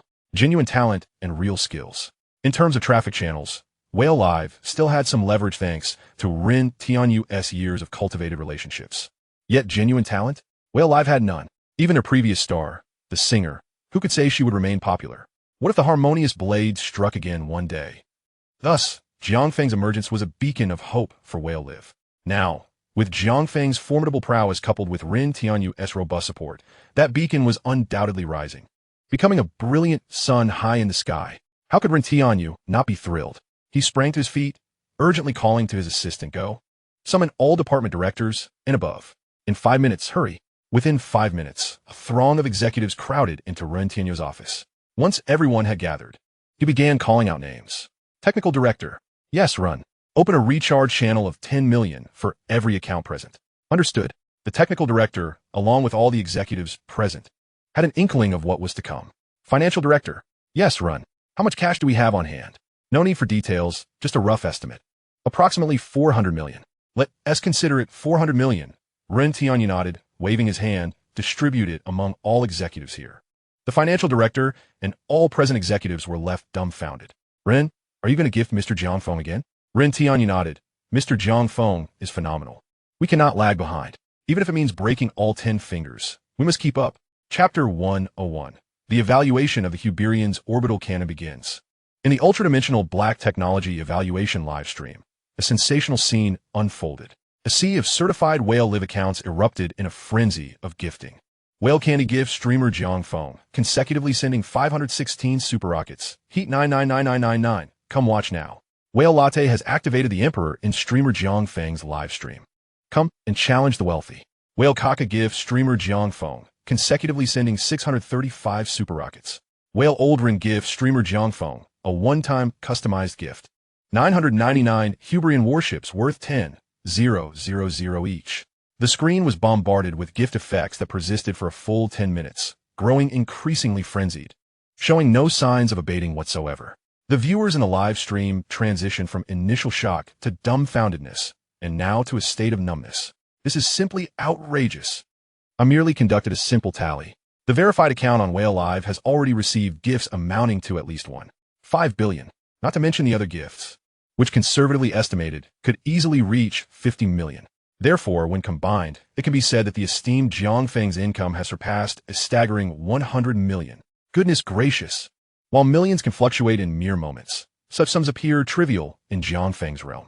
Previously, it was stated that without a base of at least 100,000, one ought to feel embarrassed to present gifts in Jiang Feng's live stream. Given the current circumstances, that notion may need to be revised. If you aren't contributing millions, you might as well refrain from claiming you've gifted in Jiang Feng's stream. Jiang Feng, I'm done playing. I'm laying it all bare. I'm a billionaire. Jiang Feng, feel free. As long as you are happy, no free riding allowed. Jiang Feng, if you must take advantage, at least show some spirit with a 666. 666. 129999. Jiang Feng also enlivened the chat with his banter, eliciting laughter. He acknowledged that, in terms of entertainment, he could learn a thing or two from the audience. However, with regard to the collective gifting phenomenon on Whale Live, he remained remarkably unfazed. Money has lost much of its significance for him. Whale Live's actions, in essence, are simply a response to trends. The primary focus remains on the effectiveness of a live broadcast. In other words, it hinges on whether the showcase content is captivating, explosive, and thrilling. This constitutes his foundational strategy. Jiang Feng is acutely aware of this, and he has always brushed off external distractions with a smile. Borrowing a phrase from the audience, he simply states, feel free, as long as you are happy. Thus, after a fleeting glance at the barrage of messages and gifts flooding the stream, he swiftly turned to face the audience and began guiding the broadcast into its next segment. Ahem. Jiang Feng cleared his throat and commenced with the customary calm. Silence enveloped the chat momentarily, yet the gifts continued unabated. Jiang Feng paid it no mind and proceeded. Next, we shall officially begin the evaluation of the Hubble's weapon systems. Before we delve deeper, allow me a moment to provide a brief overview. The Hubble's weapon systems, as previously discussed, are categorized into three types: electronic countermeasure systems, close-quarters combat weapons, and long-range precision systems. Jiang Feng paused slightly, allowing the audience a moment to recollect, for they needed time to refocus after the previous excitement. The electronic countermeasure system, in conjunction with the God-S reconnaissance system, has been thoroughly evaluated. I trust you all have gained a clear understanding of its functions and capabilities. Regarding Academician Liu, you should also be aware of the future trajectories and research directions concerning electromagnetic weaponry. There is no doubt, this is the future. Now, let us turn our attention to the remaining two types of weaponry. Jiang Feng smiled slightly, his eyes glinting mischievously. Let's first discuss the long-range precision weapons aboard the Hubble. Jiang Feng paused again, instructing Kunlun. Please connect the visuals of the Hubble's long-range precision weapons to the live stream. Understood, Captain. Soon, a secondary screen appeared in the broadcast, displaying 3D rotating images of three types of weaponry.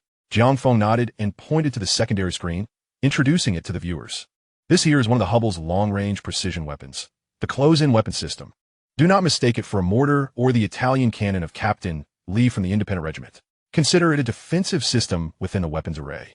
There are a total of 10 units, strategically positioned on the upper body of the Hubble, on both sides. As Jiang Feng provided this explanation, the visuals on the secondary screen transitioned in real time to correspond with his words, offering the audience a third-person perspective of the relevant sections of the Hubble. Thus, in terms of visual presentation, Jiang Feng undoubtedly ranks first among the Blue Star streamers. Next, the 6 270mm railguns located on either side of the hull's lower abdomen, along with the 6 430mm railguns mounted at the bow and stern, comprise the entire long-range precision weapon system of the Hubble. Allow me to briefly explain the underlying principles. Jiang Feng then succinctly elucidated the basic principles of these various weapons. In summary, these weapons can fundamentally be classified as laser weaponry. I shall refrain from comparing them to Blue Star's laser systems. When it comes to weaponry, setting aside precision, response speed, attack range, and other supplementary conditions, the most direct criterion for evaluation is sheer power. Therefore, without further ado, let us proceed to the assessment. As Jiang Feng momentarily paused, he gazed at the audience, and it felt as though the air had thickened with anticipation. 3. He counted down in his mind. 2. Before he could utter one, a satisfied smile spread across his face, for the chat had erupted. Chapter 102. The 270mm railgun, the strongest spear. There is no doubt, this is the future. and it instills a sense of dread in those who live under Jiang Feng's dominion. Perhaps it would be prudent to exercise restraint, considering how impressive the Hubble's weaponry appears. Yes, take a deep breath, remain calm, even though I have no real grasp of just how formidable it truly is. Jiang Feng ISNT sharing. And I have no intention of asking how the evaluation will unfold. The fool upstairs truly lacks memory. Jiang Feng's cryptic hints aren't something you can simply inquire about. Clearly, you remain unaware of the world's harsh realities and my steadfast commitment to keeping you guessing. Watching Jiang Feng's livestream comes with two rules. First, do not incessantly inquire. Second, simply anticipate the outcome. If you exhibit even the slightest inclination to pry, congratulations, you have just earned yourself a cerebral thrombosis. At the First Combat Readiness Research Institute of the Great Xian Nation, Liu Changqing and his fellow experts were all laughing, not only due to the comments in the live stream, but also because of Jiang Feng's unabashedly teasing demeanor. However, once the laughter subsided, they shifted their focus back to the evaluation of the Hubble's weapon systems. Liu Changqing turned to his colleagues. What do you think? How will Mr. Jiang Feng evaluate the systems? The crowd exchanged glances, their expressions turning somewhat peculiar. Liu Changqing, puzzled, pressed on. What is the matter? Did I not articulate my question clearly? I meant to analyze how Mr. Jiang Feng might assess the long-range precision weapons he just unveiled, such as the close-in system, the 270mm and 430mm railguns, or even yet-to-be-revealed close-quarters combat weapons. Yet before he could finish, someone interrupted him. Academician Liu, don't press for answers. Just wait and see. Beware of that cerebral thrombosis. Liu Changqing was taken aback for a moment. Then he chuckled.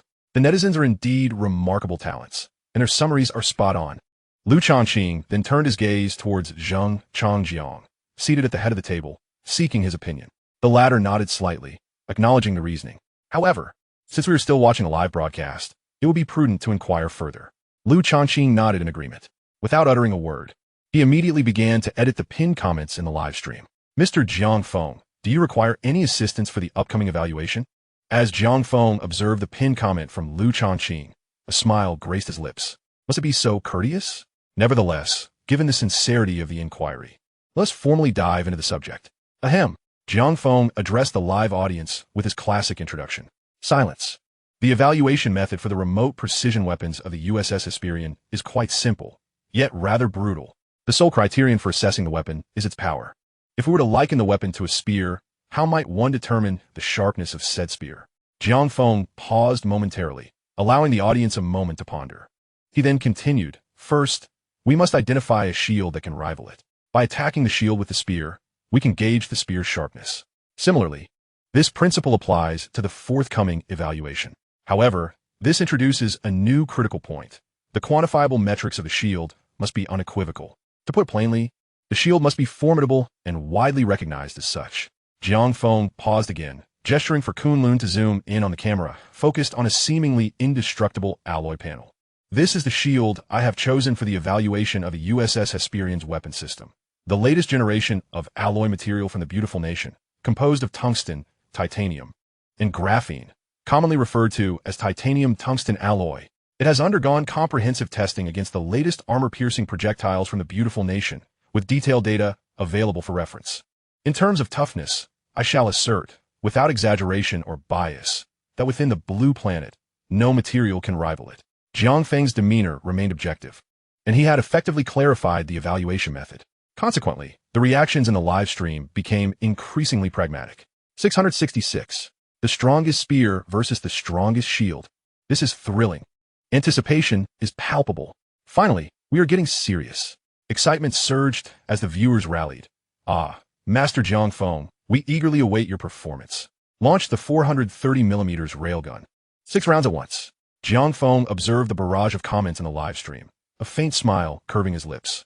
The evaluation must proceed step by step. Henceforth, regarding the remote precision weaponry of USS Hyperion and its defensive evaluation against the Stark Industries titanium-tungsten alloy panel, we shall employ a small caliber, 270mm railgun for the assessment. After a slight pause, Jiang Feng added for the audience's benefit, the objective is to penetrate the titanium-tungsten alloy. Chapter 103, The Strongest Shield. Incredible. The goal is to penetrate. A single shot to the heart. Go, Master Jiang Feng. Following a brief silence in the live stream, Over 4 million viewers erupted into fervent cheers. Practical execution. Genuine practical execution. The moment we have awaited has finally arrived. Hurry, hurry, second platoon leader. Bring out my Italian cannon. On my command, load, activate, fire. Target, penetrate the titanium tungsten alloy board. Everyone expressed the utmost enthusiasm and anticipation for Jiang Feng's declared objective, harboring no doubts whatsoever.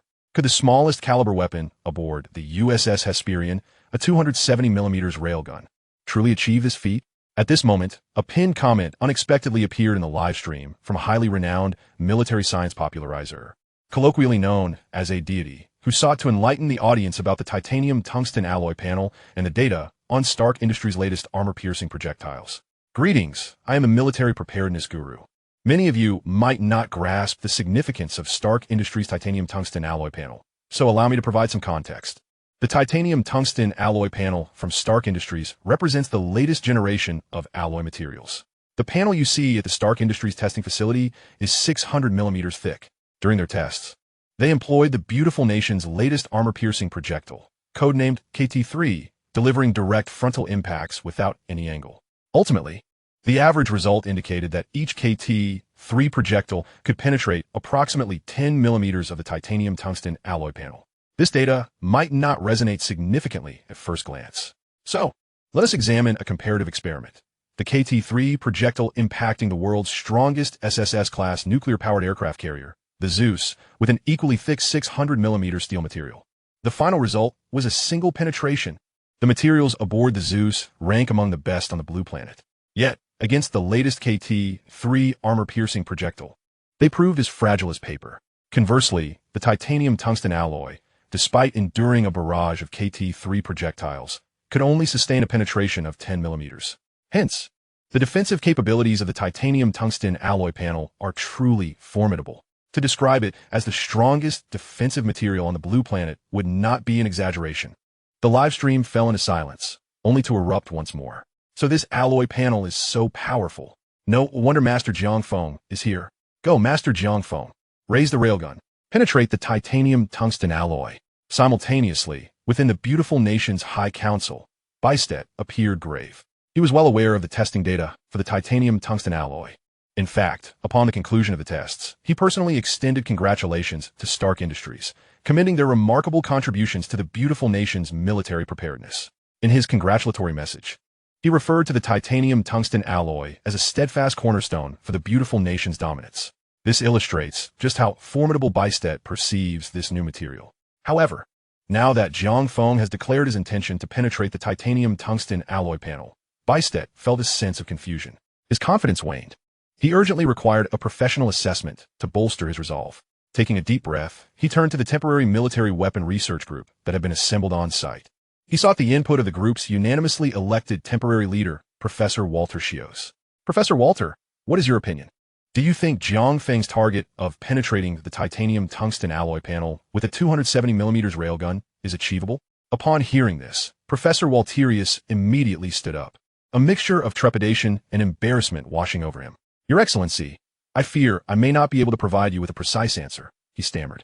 Viscount Baster's brow furrowed in discontent. Noticing this, Walterius felt a pang of anxiety and quickly elaborated. The 270mm railgun aboard the Hyperion ultimately still falls under the category of laser weaponry. However, it is well known that laser weapons are constrained by the limitations of energy output and efficiency on Blue Star, which sets a definitive cap on their power. It is one thing to penetrate titanium tungsten alloy plates. Even the materials used in the SSS-class, Zeus-class aircraft carrier would likely withstand a laser barrage without succumbing. Therefore, penetrating titanium tungsten alloy is out of the question. Upon hearing this, Baster's expression softened slightly. Are you implying that Jiang Feng is incapable? Walterius hastily shook his head. No, Your Excellency. That is not my intention at all. Then what do you mean? Baster pressed, his gaze fixed intently on Walterius. The professor bowed slightly, a look of resignation on his face. Your Excellency, Jiang Feng of the Great Xia Kingdom, along with the Hyperion, have far surpassed the capabilities of this era. Thus, I genuinely cannot ascertain the final assessment results. In fact, had this been the past, he would have unhesitatingly proclaimed it impossible. Yet now, even with the knowledge of the formidable nature of titanium tungsten alloy, he dared not draw conclusions lightly. Baster fell silent. Chapter 104. The Strongest Spear versus the Strongest Shield. After a long pause, Baster suddenly snapped back to reality, shaking his head internally. Despite not being a professional researcher, he possessed a fundamental understanding of the matter at hand.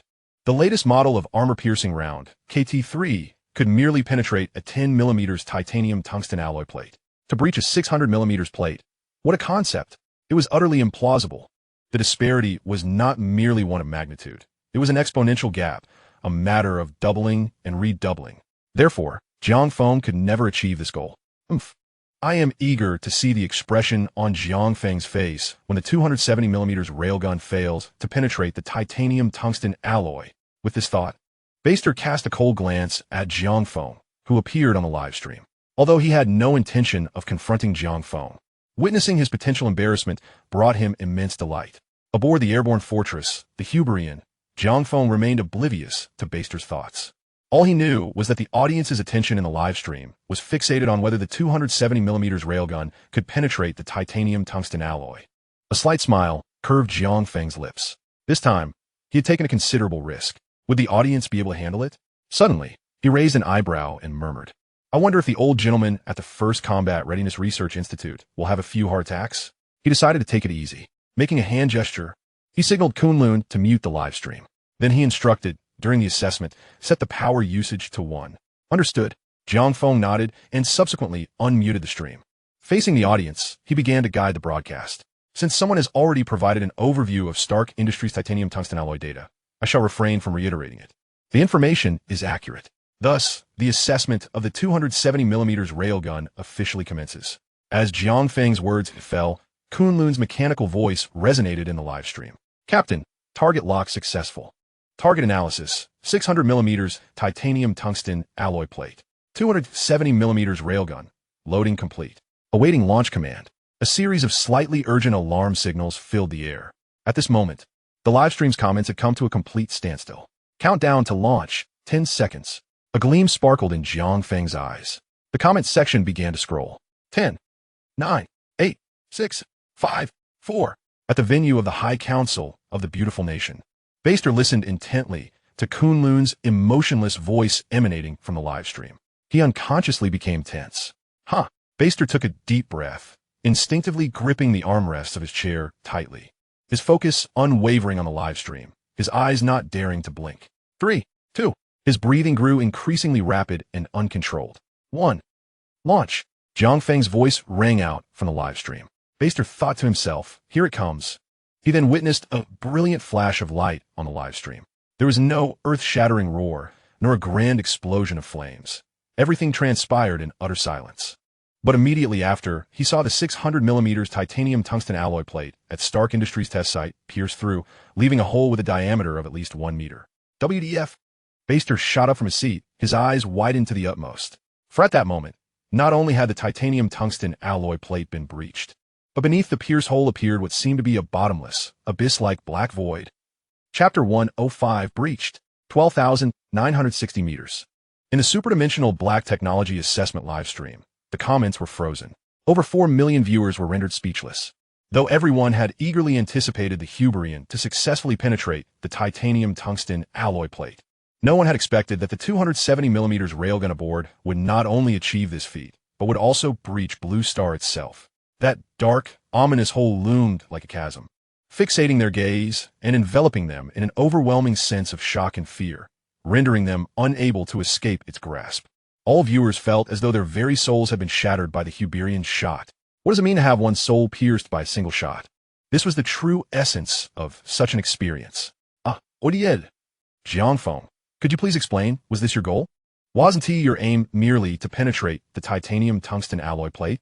Blue Star, what the hell are you doing to us? Damn it, Jiang Feng. You owe me for emotional damages. Em atterly shocked. That black void gives me the creeps. Goosebumps are all over me.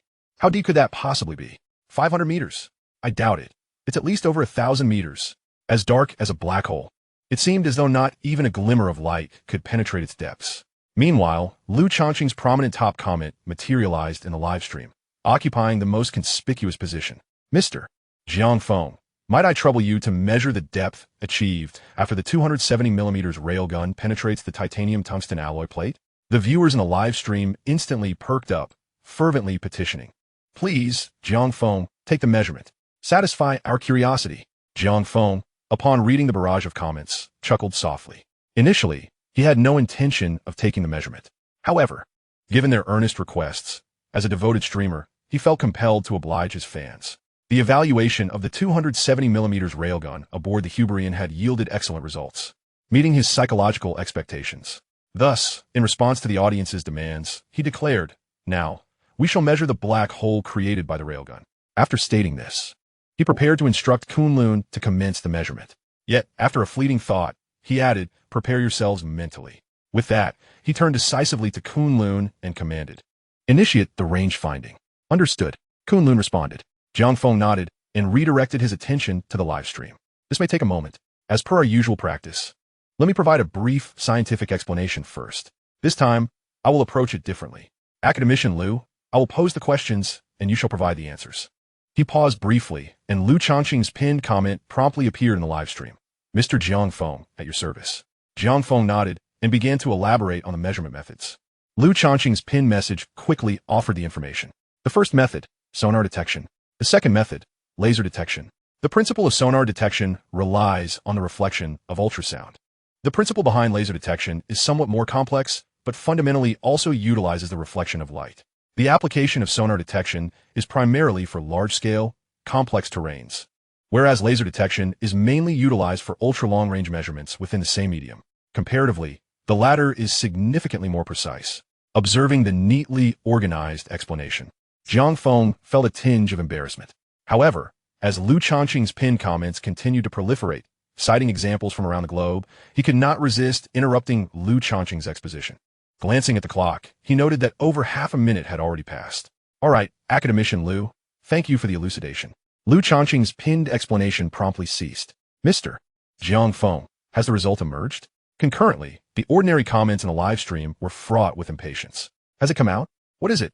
Several thousand meters? Jiang Feng, please don't keep us in suspense. We implore you. Jiang Feng, observing the lively stream of comments, allowed a faint smile to grace his lips. Sonar ranging requires a bit of time, as sound travels at a speed of only 340 meters per second, which is relatively slow. However, it has been nearly a minute, so the results should be forthcoming. I do not have a penchant for teasing. Therefore, next, Kunlun, please announce the results. The sonar depth measurement result is 12,960, 812 meters. Kunlun's emotionless mechanical voice resonated. The barrage of comments in the live stream erupted with a flurry of exclamations of disbelief. After approximately 30 seconds of stunned silence, the comments resumed their frantic pace. What about the laser measurement? Seeing this, Jiang Feng chuckled nonchalantly and gestured to Kunlun. The laser depth measurement result is also 12,960, 812 meters. The mechanical voice of Kunlun echoed again, and then an utter silence enveloped the live stream. Chapter 106, Cataclysmique Destruction, Unstoppable Force. Within the live stream, the silence stretched on interminably, as if it were boundless. Eventually, after a prolonged quiet, an eruption occurred. What the hell? Over 12,000 meters. What does that even mean? The deepest drilled hole in the world, the former superpower, the Soviet Union's Kola super-deep borehole, is only 263 meters deep. How many years did that take? It consumed countless human resources, financial resources, and efforts, taking a full 19 years to drill. The Hyperion, in a mere 10 seconds, no, in just 1 second, has obliterated that record, and it was merely the residual force after penetrating Blue Star's strongest shield. The astonishment of the over 4 million viewers in the live stream was insatiable. Oh my God, Jiang Feng, must you be this ruthless? You really cannot flaunt your prowess any further. If you do, Blue Star might just explode. Please, no more assessments of weapon systems.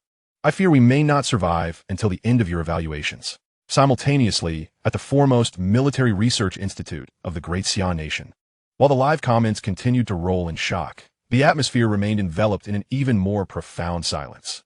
Among the elite of the Great Xian Nation, the intensity of their astonishment was magnified infinitely compared to that of the live stream audience. Could nuclear weapons achieve such an effect? After a long pause, someone finally spoke, their voice trembling. At this, everyone's eyes brightened momentarily, only to be followed by a collective rueful shake of their heads. Nuclear weapons, despite their tremendous power, operate through scattering and diffusion. In contrast, the weaponry aboard the Hyperion is pinpoint and concentrated in force. In terms of energy utilization efficiency and the ultimate results, the two are fundamentally incomparable. Nuclear weapons and laser weaponry differ by an order of magnitude. If we were to compare the strongest penetrating weapon currently on Blue Star, the KT-3 from the beautiful nation, the railgun aboard the Hyperion surpasses it in penetrating power by at least 1,000-fold. This disparity is not merely a difference of generations. It is a chasm of epochs. Mr. Jiang Feng, what further surprises, nay shocks await us? The panel of experts continued to express their astonishment, attempting to calm their overwhelmed hearts. Yet, just then, Lu Chongqing, who had been taken aback, regained his composure and seized the conversation. There are likely still quite a few shocks in store. We must remember that this time, Mr. Jiang Feng is merely evaluating the smallest caliber, the 270mm railgun. Upon hearing this, the experts in attendance suddenly focused their collective gaze on Lu Chongqing, their expressions transitioning to sheer astonishment, speechless and wide-eyed. Moreover, what is even more significant, the small-caliber railguns aboard the Hyperion, of which there are as many as 6, have once again demonstrated their formidable power by piercing through the strongest shield of Blue Star, creating a chasm thousands of meters deep. This astonishing feat was accomplished by merely one of these guns. The assembly of experts remained utterly dumbfounded, their mouths agape in disbelief. Meanwhile, Lu Chongqing continued to speak, as if engaged in a soliloquy. The destructive capability of even the smallest caliber railgun is already terrifying. What if Mr. Jiang Feng were to operate the railgun at full power? And then, what if all 6 270mm railguns were to fire simultaneously? Further still, consider the ramifications of employing even larger 430mm railguns. Ultimately, what might transpire if 12 railguns were to unleash their fury in unison? And in such a scenario, if one were to add that enigmatic close combat weaponry, what grotesque and terrifying spectacle would unfold? The assembly of experts had been rendered completely mute. Lu Chongqing, visibly shaken, lifted his gaze towards the Hyperion displayed in the live stream, whispering, "Annihilation awaits. None can stand its way." Chapter 107. The Mantis Against the Nuclear Bomb. The Beautiful Nation. High Council. 12960.812 meters. The assembly of senior council members and the accompanying team of experts were on the verge of losing control of their faculties. This revelation struck deep within their souls, unleashing their innermost fears. A palpable trepidation enveloped them, leaving them trembling. If the previous electronic countermeasure weapons had merely showcased Mr. Jiang Feng's formidable prowess, the strike from the Hyperion's 270mm railgun had irrevocably transformed their perception of him into one of profound terror, fear that emanated from the very depths of their beings. Even their souls. A temporary task force for weapon research had been established, with its members surrounding the acting leader, Walter. In hushed yet fervent tones, they implored him. "Professor Walter, you must urgently advise His Excellency Bysite.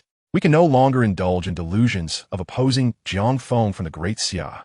The power of a single 270mm railgun is beyond anything our beautiful nation's arsenal can withstand. And how many railguns does the Hyperion possess? A staggering 12. What does it mean for 12 railguns to fire simultaneously? The mere thought sends shivers down my spine. It is crucial to remember that Blue Star's crust is unstable. If Jiang Feng were to target a few dormant volcanoes in our beautiful nation with a railgun, destabilizing them to reawaken as active volcanoes, it would be sufficient to obliterate nearly half of our country. Professor Walter, you must comprehend the gravity of this situation. Indeed, you understand the stakes involved. If we continue down this path, as Professor Bobley has indicated, our beautiful nation is courting its own demise, while Jiang Feng of the Great Xia remains indifferent to us. We must urgently dissuade His Excellency Bysite from considering him a hypothetical adversary. This is not merely a case of a mantis attempting to stop a vehicle. This is akin to a mantis standing against a supernuclear bomb. The assembly fervently voiced their concerns, urging Walter to persuade Bysite to abandon this misguided course. Meanwhile, Walter himself was in complete agreement with their sentiments. As a weapons readiness expert, he possessed an intimate understanding of the devastating capabilities of various armaments. Thus, when the titanium tungsten alloy plate was penetrated by the railgun, the notion that it was futile to oppose such a force had already taken root in his mind. Consequently, when the team members approached him with their counsel, he did not hesitate to comply. He could not help but express his thoughts. Jiang Feng of the Great Xia undoubtedly possesses the power to annihilate Blue Star. Compared to him, our beautiful nation is but a mere ant among ants. Rest assured, I shall do everything in my power to dissuade His Excellency Bysite. With that, he raised his gaze towards Bysite, who sat in silence, seemingly lost in contemplation. Taking a deep breath, Walter slowly stood. Simultaneously, the senior council members appeared to reach a consensus. They had worked alongside Bysite for many years and understood his character well, one bordering on madness and obsession. They acknowledged that while their beautiful nation remained the most powerful entity on Blue Star, this would not be the case indefinitely, especially with Jiang Feng's emergence, an individual capable of obliterating the entire planet. If Bysite persisted in his obstinacy, the inevitable outcome would be the ruin of their nation, accompanying him to the grave.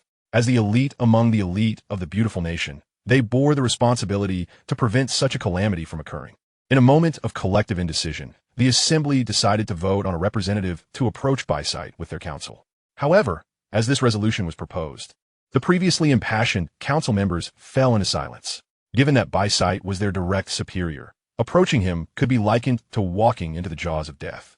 Yet, if they remained passive, Bysite's recklessness could spell disaster for the entire beautiful nation. This dilemma was one they had never encountered before. Ultimately, it was the director of the NASB, Eisenmark, who stepped forward. He had sensed that his career was likely doomed when Bysite compelled him to order the self-destruction of Satellite Number 2. Therefore, by taking this stand, he could at least leave a courageous and dignified impression on his colleagues, paving the way for his future. I will go, Eisenmark declared to the assembly before turning to face the brooding Bysite. After a deep sigh, he began to rise. Chapter 108, Bysite Trembles, the High Council's Edict. Meanwhile, Bysite sat in a state of profound shock and fear. His back was drenched with sweat, the terror of Jiang Feng now deeply embedded in his psyche. To consider recruiting Jiang Feng to serve the beautiful nation, or even to physically annihilate him, what an absurd international jest. All he desired was to expeditiously remove this super-nuclear bomb from the beautiful nation. At the same time, he realized that unless he had absolute assurance of overpowering Jiang Feng in one fell swoop, the reality would be that, from this moment forth, Jiang Feng would reign supreme on Blue Star. Yes, indeed, he alone would be the undisputed sovereign, capable of annihilating Blue Star with a mere flick of his wrist. The pinnacle of the beautiful nation's glory pales in comparison to the might of a single individual and his vessel, a mere fraction of his formidable influence.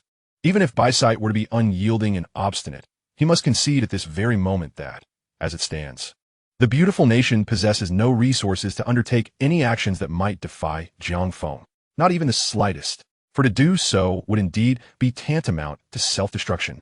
The prior commands must be swiftly rescinded while Jiang Feng remains oblivious to the preceding events. Otherwise, each passing second draws them closer to annihilation. A bitter realization settled in Bysite's heart. He understood the reasoning clearly.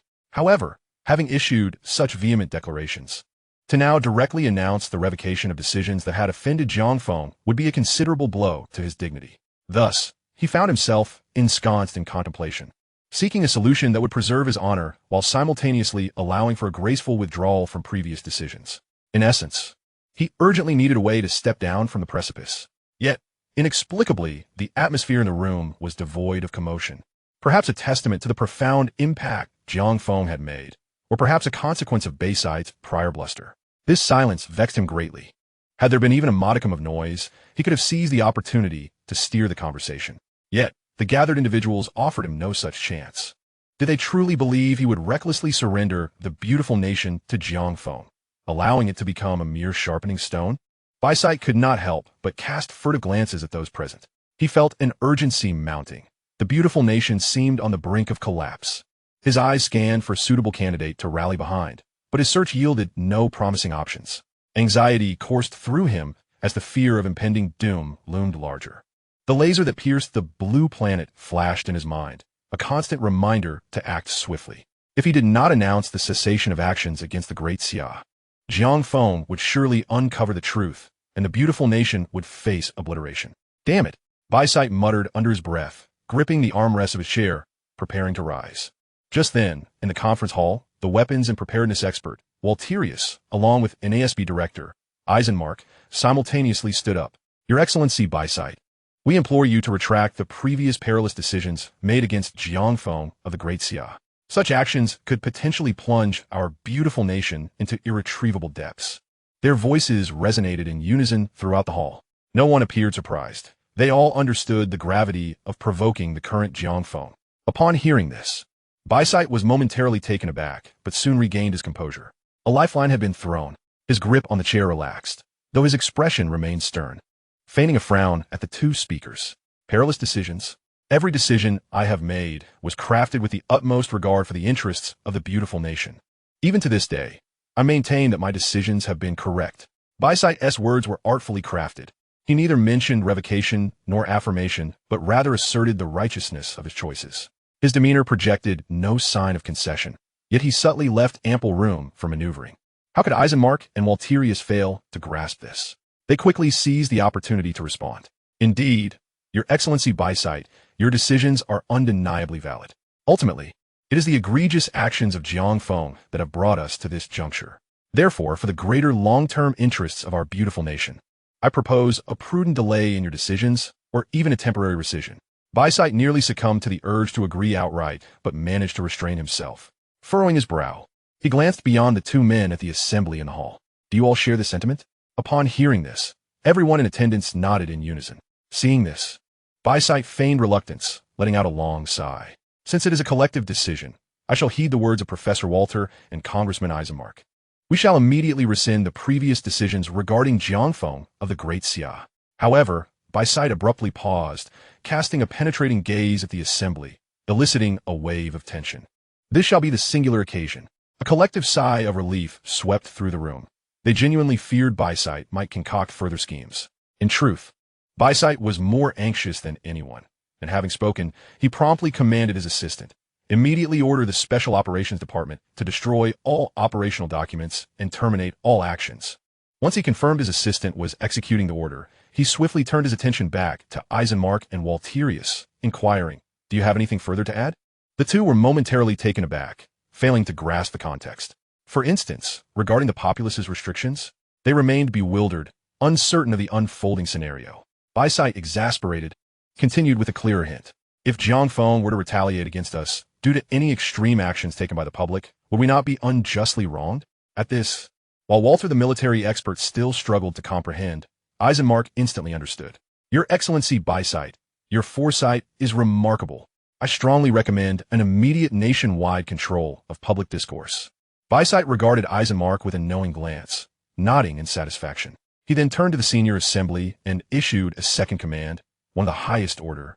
A decree demanding immediate nationwide notification and execution by the supreme will of the assembly. From this moment forth, all citizens of the beautiful nation, regardless of their location, must extend the utmost goodwill towards Jiang Feng of the Great Xia. Otherwise, they shall be treated as traitors. Chapter 109. Unpredictable Moves, a True Treasure. In the realm of hyperdimensional black technology evaluation live broadcasts, the real-time viewer count was soaring at a meteoric pace. 4, 3 million. 4, 5 million. 4, 8 million. 5 million. Do not underestimate this seemingly modest 5 million.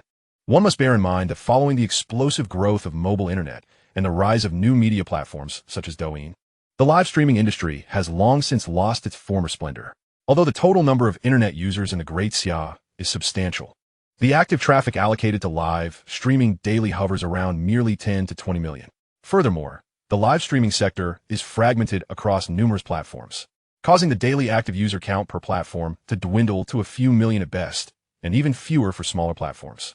Thus, Jiang Feng's live streaming room currently boasts an astonishing 5 million genuine viewers. This not only shatters records across the Whale Live platform, but also consistently resets numerous benchmarks in the live streaming industry since its recent downturn. It holds the title for the highest concurrent viewers, the greatest gift revenue, and the most active engagement among all streaming rooms. However, to redirect organic traffic towards Jiang Feng's live stream, it would require at least some additional arrangements from Rin Tianyu to gain further momentum. This particular broadcast has already generated ample topics of discussion. The Whale Live team must undoubtedly have initiated their response by now. Yet, the domestic internet's reaction may take a bit longer to materialize. Black Monday does not solely pertain to the live streaming sector. Observing the various metrics within the live stream, Jiang Feng felt a deep sense of satisfaction. 5 million genuine viewers had far exceeded the criteria for task rewards. Since the topics have yet to fully ferment online, it indicates that a significant increase in viewer numbers within a short span is unlikely. Contemplating this, Jiang Feng pondered whether to accelerate the pace of a live stream. The task had already reached a hidden standard, and the heat and topic fermentation required a buffer period.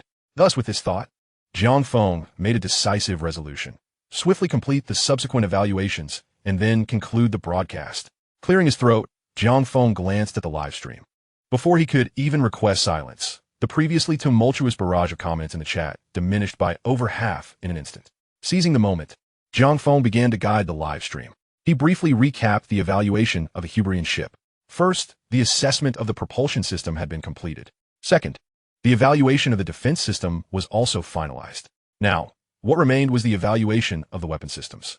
The electronic countermeasure weapons and the electromagnetic pulse cannon had been assessed. The evaluation of the 270mm railgun for long-range precision weapons was also completed. Thus, what was left for the Hyperion ship to be evaluated were the 430mm railgun, the close-in weapon system, and the melee combat weapons. Jiang Feng paused slightly, raising an eyebrow with a smile.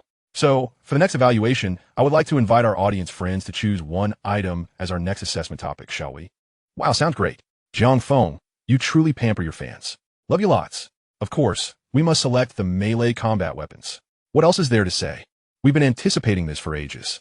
Right. The large caliber railgun is unnecessary to consider. It could probably pierce through Blue Star. So that gets a pass. I want to live a few more years. As for the close-in system, Jiang Feng mentioned it is a defensive weapon. That can also be passed. I doubt anyone would dare to challenge Jiang Feng on Blue Star. So, what is there to hesitate about, brothers? Let us go for the melee combat weapons. Melee combat weapons evaluation. Jiang Feng, we choose this one. Melee combat weapons. Let us evaluate this. Tulp. Great one. Hurry into the education segment. I can't wait to find out what it is. Jiang Feng observed the chat, inundated with comments about melee combat weapons, nodding subtly. It appeared the audience's anticipation was indeed palpable. In that case, our next evaluation topic will be the melee combat weapons of the Hyperion ship. Everyone, prepare yourselves. The treasure we are about to showcase will astonish you all. Kunlun, the livestream screen promptly transitioned to a split view. A brand new close-up shot of the Hyperion ship appeared on the newly activated subscreen. Jiang Feng's voice resonated melodiously as he announced, "Countdown, 10 seconds. Commencing now." Everything transpired at a breathtaking pace. In a flash, the live stream echoed with Kunlun's emotionless mechanical voice. 10. The 5 million viewers in the live stream were instantly left in a state of bewilderment. Hey, Jiang Feng, you're not adhering to the script here. Chapter 110. The 133-meter-long, slashing ship blade. The Sunfire Greatsword. Oh my goodness, you can't be serious. What on earth is this treasure? My mind is blown. I can't handle this. I feel like I'm about to be overwhelmed by this treasure. Jiang Feng, you're making it hard for me to watch. Great Jiang Feng, do you not realize how much courage it takes to watch your live stream? The barrage of comments erupted in the chat, with all viewers expressing their distress. Nevertheless, Kunlun's unfeeling countdown continued to progress steadily. 9. The audience was in sheer panic. As they noted, watching Jiang Feng's live stream without prior knowledge felt akin to viewing a horror film. Thus, nearly all viewers grew tense. Oh my goodness, what could it possibly be? Please stop asking so many questions. Questions are futile. The countdown has already begun. This is getting a bit frightening. Oh dear. My heart is about to jump out of my chest. Kunlun, slow down. I can't handle the pressure. The atmosphere in the live stream grew increasingly tense as Kunlun's countdown continued, accompanied by a surge of anxious anticipation from the depths of their souls. I want to cover my eyes, but my hands refuse to obey. The keyboard is unresponsive. The mouse is frozen. I feel as if I'm welded to my seat. My eyes want to close, and my mind is out of control. The tension is unbearable, yet strangely exhilarating. Calm down. The melee combat weapons shouldn't be anything too terrifying. After all, the Hyperion ship's shape still classifies it within the realm of aircraft. Therefore, it's unlikely that it would suddenly reveal a sword or a knife, right? That's impossible. Absolutely impossible. No way. The viewer's curiosity had reached a fever pitch. What could the melee combat weapons possibly be? Their guesses were futile, and their imaginations reached their limits. I'm ready to be shocked. Me too. But I don't believe in the things you're suggesting. Swords and knives? That's too far-fetched. Impossible. Absolutely impossible. Okay, fine. I secretly think it's impossible too. 5, 4, 3, Kunlun's countdown resonated like a clarion call, intensifying the atmosphere within the live stream, rendering it ever more fervent and tense. The comments continued to surge. The audience's speculation, curiosity, and anticipation regarding the close combat weapon of the Hyperion ship surged with increasing fervor as the countdown progressed. However, disbelief lingered. Could the Hyperion's melee weapon truly be a cold weapon conceived through the lens of conventional thought on Blue Star? Yet in the next moment, as the countdown concluded with a resounding 1, the voice of Jiang Feng echoed once more. Sword, go forth. On the secondary screen of the live broadcast, a bird's-eye view of the Hyperion ship revealed a sudden eruption of orange flames. Following that, a colossal sword, measuring a staggering 100 meters in length, enveloped in scorching flames, seemed to slice through the void and appeared directly before the bow of the Hyperion. The infernal sword radiated an unbounded sharpness, its massive blade wide and formidable. Even from behind the screen, the terrifying visual impact conveyed an overwhelming sense of oppressive dread. The viewers in the live stream were left dumbfounded, utterly unprepared for the revelation that Jiang Feng's close combat weapon was indeed a gleaming sword, a visually explosive, fiery greatsword. Ladies and gentlemen, behold the close combat weapon of the Hyperion ship, the 133-meter-long sword of the ship, the Sunfire Greatsword. The evaluation is about to commence. Prepare to indulge in this visual feast.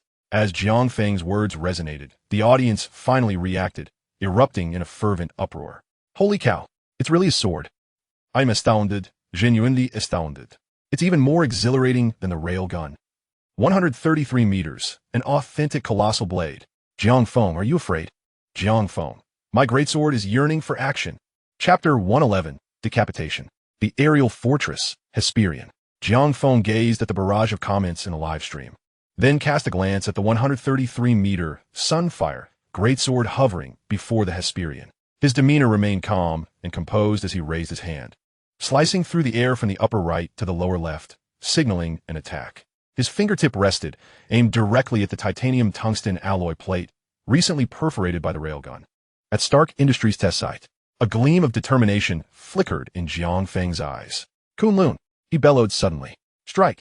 Kunlun responded immediately, deftly maneuvering the Sunfire Greatsword. In an instantaneous reaction, the sword transformed into a streak of orange-red light, hurtling towards Stark Industries test site. The sonic boom echoed like a stampede of 1,000 horses. An overwhelming sense of pressure emanating from the tip of the sword, creating tangible waves that rippled outward.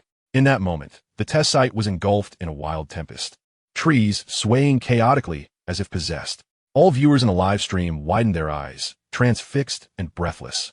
They recognized that the target of the Sunfire Greatsword was none other than the titanium tungsten alloy. Yet, what would be the ultimate outcome? None could fathom, nor did they have the time to contemplate. There was no psychological expectation. Or perhaps the only expectation was that the titanium tungsten alloy would surely not withstand the onslaught of the Sunfire Greatsword. At least, not against such a high-speed thrust. However, just as everyone internally anticipated that the Sunfire Greatsword would pierce through its target, the sword, in midair, abruptly halted before the titanium tungsten alloy plate. The viewers then witnessed an astonishing sight. The Sunfire Greatsword executed an action identical to Jiang Feng's initial gesture. The blade lifted, gracefully gliding from the upper right towards the titanium tungsten alloy plate. The audience could not help but widen their eyes in disbelief. Was it not too effortless? It felt as though no force was applied at all. Could it truly cleave through the titanium tungsten alloy plate? The viewers expressed their most rudimentary doubts in the comments. Compared to its previous display of ferocity, the Sunfire Greatsword now appeared agonizingly slow, provoking instinctual questions. Was this not a loss of kinetic energy? The laser cannon could penetrate the titanium tungsten alloy not merely through heat, but also due to the sheer force of its initial kinetic energy. Jiang Feng, wielding the Sunfire Greatsword as a cold weapon, was seemingly relinquishing that very energy. Could it possibly still sever the titanium tungsten alloy plate? The experts from the First War Preparedness Research Institute of Daxia, observing the live stream, tightened their brows in astonishment as they watched the Sunfire Greatsword transition from a thrust to a slice. However, in the next moment, an unexpected scene unfolded in the live broadcast. The blade of the Sunfire Greatsword sliced effortlessly through the titanium tungsten alloy plate, as though it had encountered no resistance whatsoever. Gliding from the upper right to exit from the lower left, in a seamless motion, the robust 600 millimeters thick titanium tungsten alloy plate was cleaved in two. The entire maneuver flowed like water, effortless, akin to slicing through vegetables or paper. The conference hall fell into an immediate silence, the experts' expressions frozen in disbelief. It felt as if all their hearts had skipped a beat, suspended in that singular moment. If the previous 270mm railgun could penetrate the titanium tungsten alloy plate due to the advantages of a sci-fi weapon, then the Sunfire Greatsword's ability to effortlessly sever the titanium tungsten alloy plate signified that, in the realm of fundamental material science, the Hyperion had achieved a comprehensive dominance over Blue Star. Moreover, it was a merciless and absolute superiority. All present experts were engulfed in shock and horror, ultimately succumbing to a profound silence. The once lively barrage of comments in the live stream was instantaneously wiped clean, plunging into an eerie stillness. Meanwhile, in the upper echelons of the beautiful nation, the Speaker of the High Council, Bai Si-Te, was left utterly aghast. Upon witnessing the Sunfire Greatsword effortlessly slice through their pride, the titanium tungsten alloy plate, he could no longer restrain himself, trembling uncontrollably with profound fear and a profound sense of dread. He felt as though he had plunged into an icy abyss.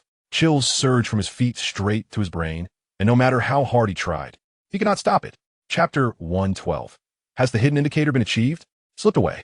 A live broadcast of hyperdimensional black technology assessment. After a long moment of silence, the tension erupted. That was a 600mm alloy plate. Neither paper nor wood. This is utterly outrageous. Sunflower Greatsword. Fear not. I shall merely graze it lightly. Titanium tungsten alloy plate. Please do not come any closer.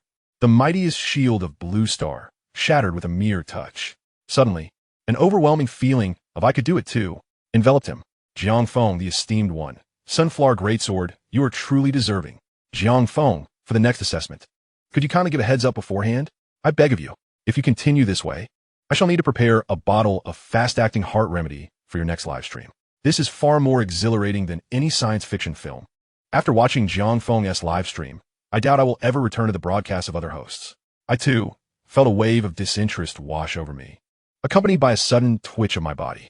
Miss, can any game compete with the allure of black technology evaluations? Meanwhile, in the most prominent position of the live stream chat, Lu Changqing's astonished pinned comment appeared repeatedly. Mr. Jiang Feng, truly breathtaking. You never cease to amaze. Perhaps even terrify us. I apologize for using such language, as I find myself at a loss for words to adequately express my current feelings. All of us at the First Combat Readiness Research Institute extend our most sincere greetings and hopes to you. We eagerly anticipate your visit to our institute for guidance and inspection, should you find the time. Simultaneously, we await your forthcoming evaluation content with great anticipation. However, may I humbly request a small favor? If conditions permit, could you perhaps share a hint about the upcoming evaluation? It would allow us to prepare ourselves mentally. After all, we are not getting any younger.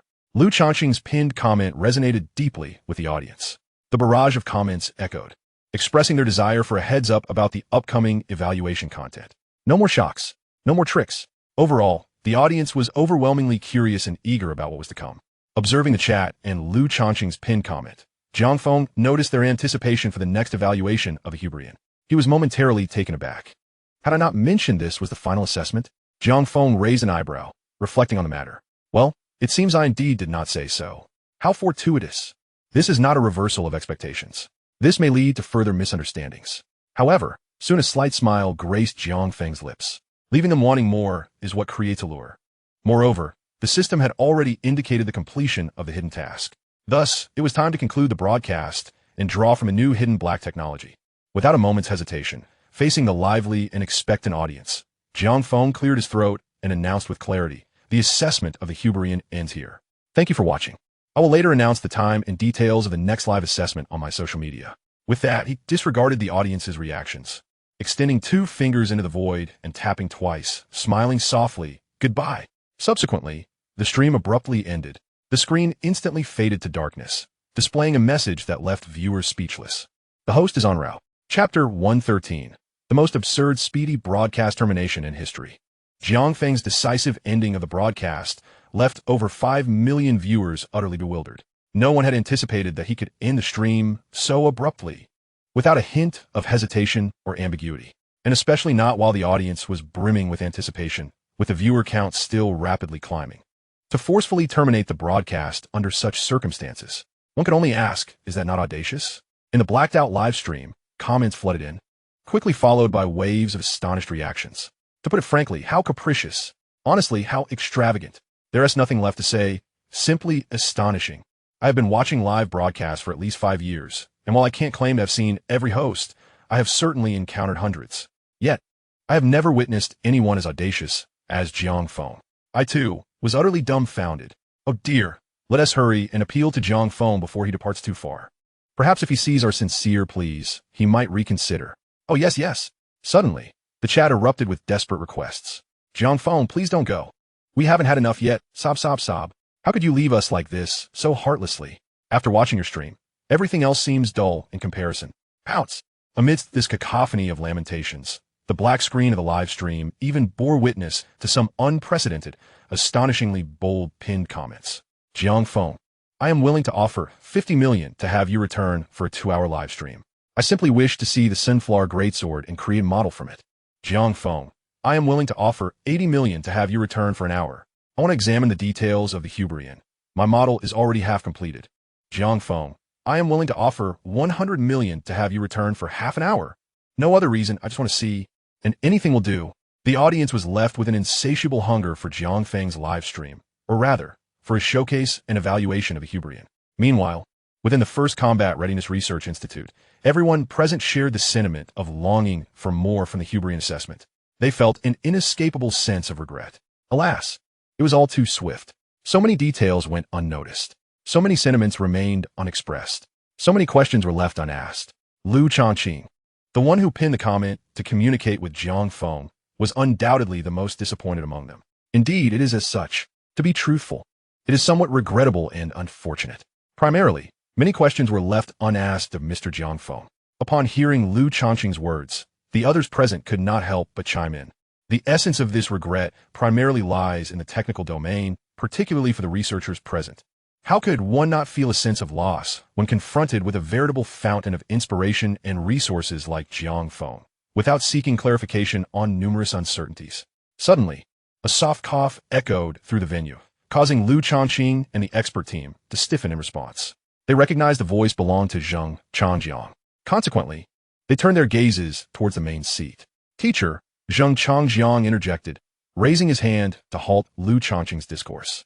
He then addressed the assembly with a calm demeanor, stating, "We must learn to be content.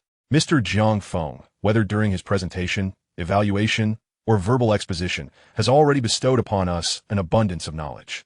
It is imperative to understand that this is not a scientific symposium, but rather a personal broadcast by Mr. Jiang Feng. He bears no obligation to answer our inquiries. On the contrary, we should be grateful for the endeavors he has undertaken. He is steering the advancement of Blue Star technology and reigniting the public's awareness and interest in science within the Great Xia Nation. He engages in actions that, while not mandated, significantly benefit the nation, the populace, and the realm of science. Therefore, in our interactions with Mr. Jiang Feng, we must each cultivate a heart filled with gratitude." Upon concluding his remarks, Zheng Changjiang surveyed Lu Changqing and the assembled experts. The atmosphere was steeped in profound silence. Zheng Changjiang's words resonated deeply with the audience, prompting a moment of introspection. Gradually, individuals began to bow slightly towards Zheng Changjiang. "Elder Zheng, I understand now. We have lost our reverence for Mr. Jiang Feng. This is a point for self-reflection." Lu Changqing, too, emerged from his daze, unable to suppress his embarrassment, and bowed respectfully to Zheng Changjiang. "Teacher, I comprehend. Mr. Jiang Feng has indeed contributed immensely. As researchers, we cannot seek shortcuts. When faced with uncertainties, we should not merely rely on Mr. Jiang Feng for answers, as this is neither fair to him nor beneficial to ourselves." In response, Zheng Changjiang regarded his proud disciple and nodded gently. "Indeed, Mr. Jiang Feng has illuminated the path for us and has explicitly indicated that direction is our future. If we still feel the need to burden or depend on him, then perhaps we are unworthy of the title of scientist." Zheng Changjiang concluded, taking in the sight of heads bowed in silence. Fully aware that his words had made an impact, he decided not to prolong the discussion and turned his attention to the expert team, issuing new directives. Cough. Zheng Changjiang cleared his throat, drawing the attention of everyone present before continuing. "The evaluation of the Hyperion has concluded. to facilitate a multifaceted and multidimensional study of the various technologies associated with the Hyperion. We will now organize ourselves into corresponding groups based on our research directions. Upon hearing this, the audience's demeanor shifted to one of seriousness and focus. The evaluations presented by Mr. Jiang Feng were categorized into three major sections: the propulsion system, the defense system, and the weapon system. As for the propulsion system, Zheng Changjiang paused briefly to emphasize, when I refer to subdivision, I mean a preliminary categorization. Once the groups are formed, each group leader must create a more detailed breakdown. Acknowledging this, everyone nodded in understanding. Well then, I shall proceed. The propulsion system will be subdivided into energy assembly, engine assembly, and transmission assembly. The defense system will encompass passive defense elements such as optical stealth, counter-tracking systems, and the active defense system known as the Eye of God. As for the weapon system, we shall primarily focus on researching the orbital cannon. Additionally, supplementary groups will be established, including those dedicated to the research of the materials for the solar blade and a theoretical assault group. Ultimately, under Zheng Changjiang's guidance, the expert team was divided into 14 groups, each tasked with studying and absorbing the technologies aboard the Hyperion from various perspectives. Despite the experts being top-tier professionals in their respective fields, researching the technologies of the Hyperion is an immense and systemic undertaking. Thus, after careful consideration, Zheng Changjiang granted each member of the expert team the authority to summon 2 to 3 individuals from their respective specialized teams for assistance. Once these arrangements were in place, Zheng Changjiang turned to Liu Changqing. You must immediately assign personnel to monitor Mr. Jiang Feng's social media and live stream around the clock, enabling us to respond promptly. Understood. Teacher, I will arrange it at once, Liu Changqing affirmed, nodding before departing. Zheng Changjiang observed his retreating figure, deep in thought. He then contemplated reaching out to Old Xia to negotiate for additional resources.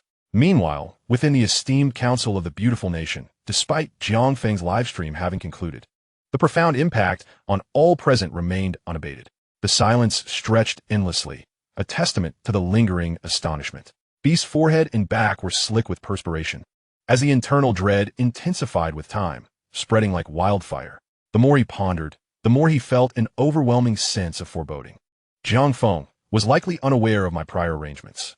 He struggled to suppress his fear, repeatedly reassuring himself, yes, it's highly probable he is unaware, otherwise he would not be as he is now. Thus, for the time being, we still have the luxury of time.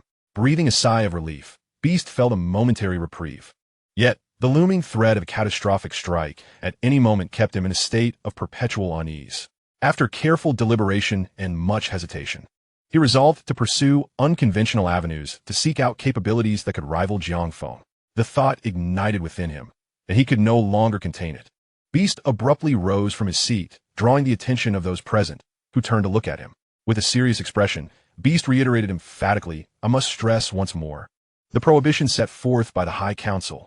All individuals must extend the utmost goodwill towards Jiang Feng. Violators will be subjected to the War Department as tribunal. With no leniency, with a stern gaze, he surveyed the room before striding out of the conference hall, intent on exploring unconventional means to uncover power that could stand against Jiang Feng. This unconventional route lay hidden within the confines of his office, concealed in a top-secret safe that only previous High Council leaders had the privilege to unlock. Beast recalled the words of the preceding High Council leader. There exist certain secrets in this world that remain undisclosed. The secret lies concealed within that safe. Should the day arrive when insurmountable peril befalls us, it shall be the moment when the secret is laid bare for all to see. At that juncture, the world shall inevitably come to know we remain the rightful sovereigns. Baster's thoughts abruptly ceased, for the classified vault had been unlocked by his own hand. Within it lay the 5 classified documents, accessible solely to him, now firmly grasped in his possession.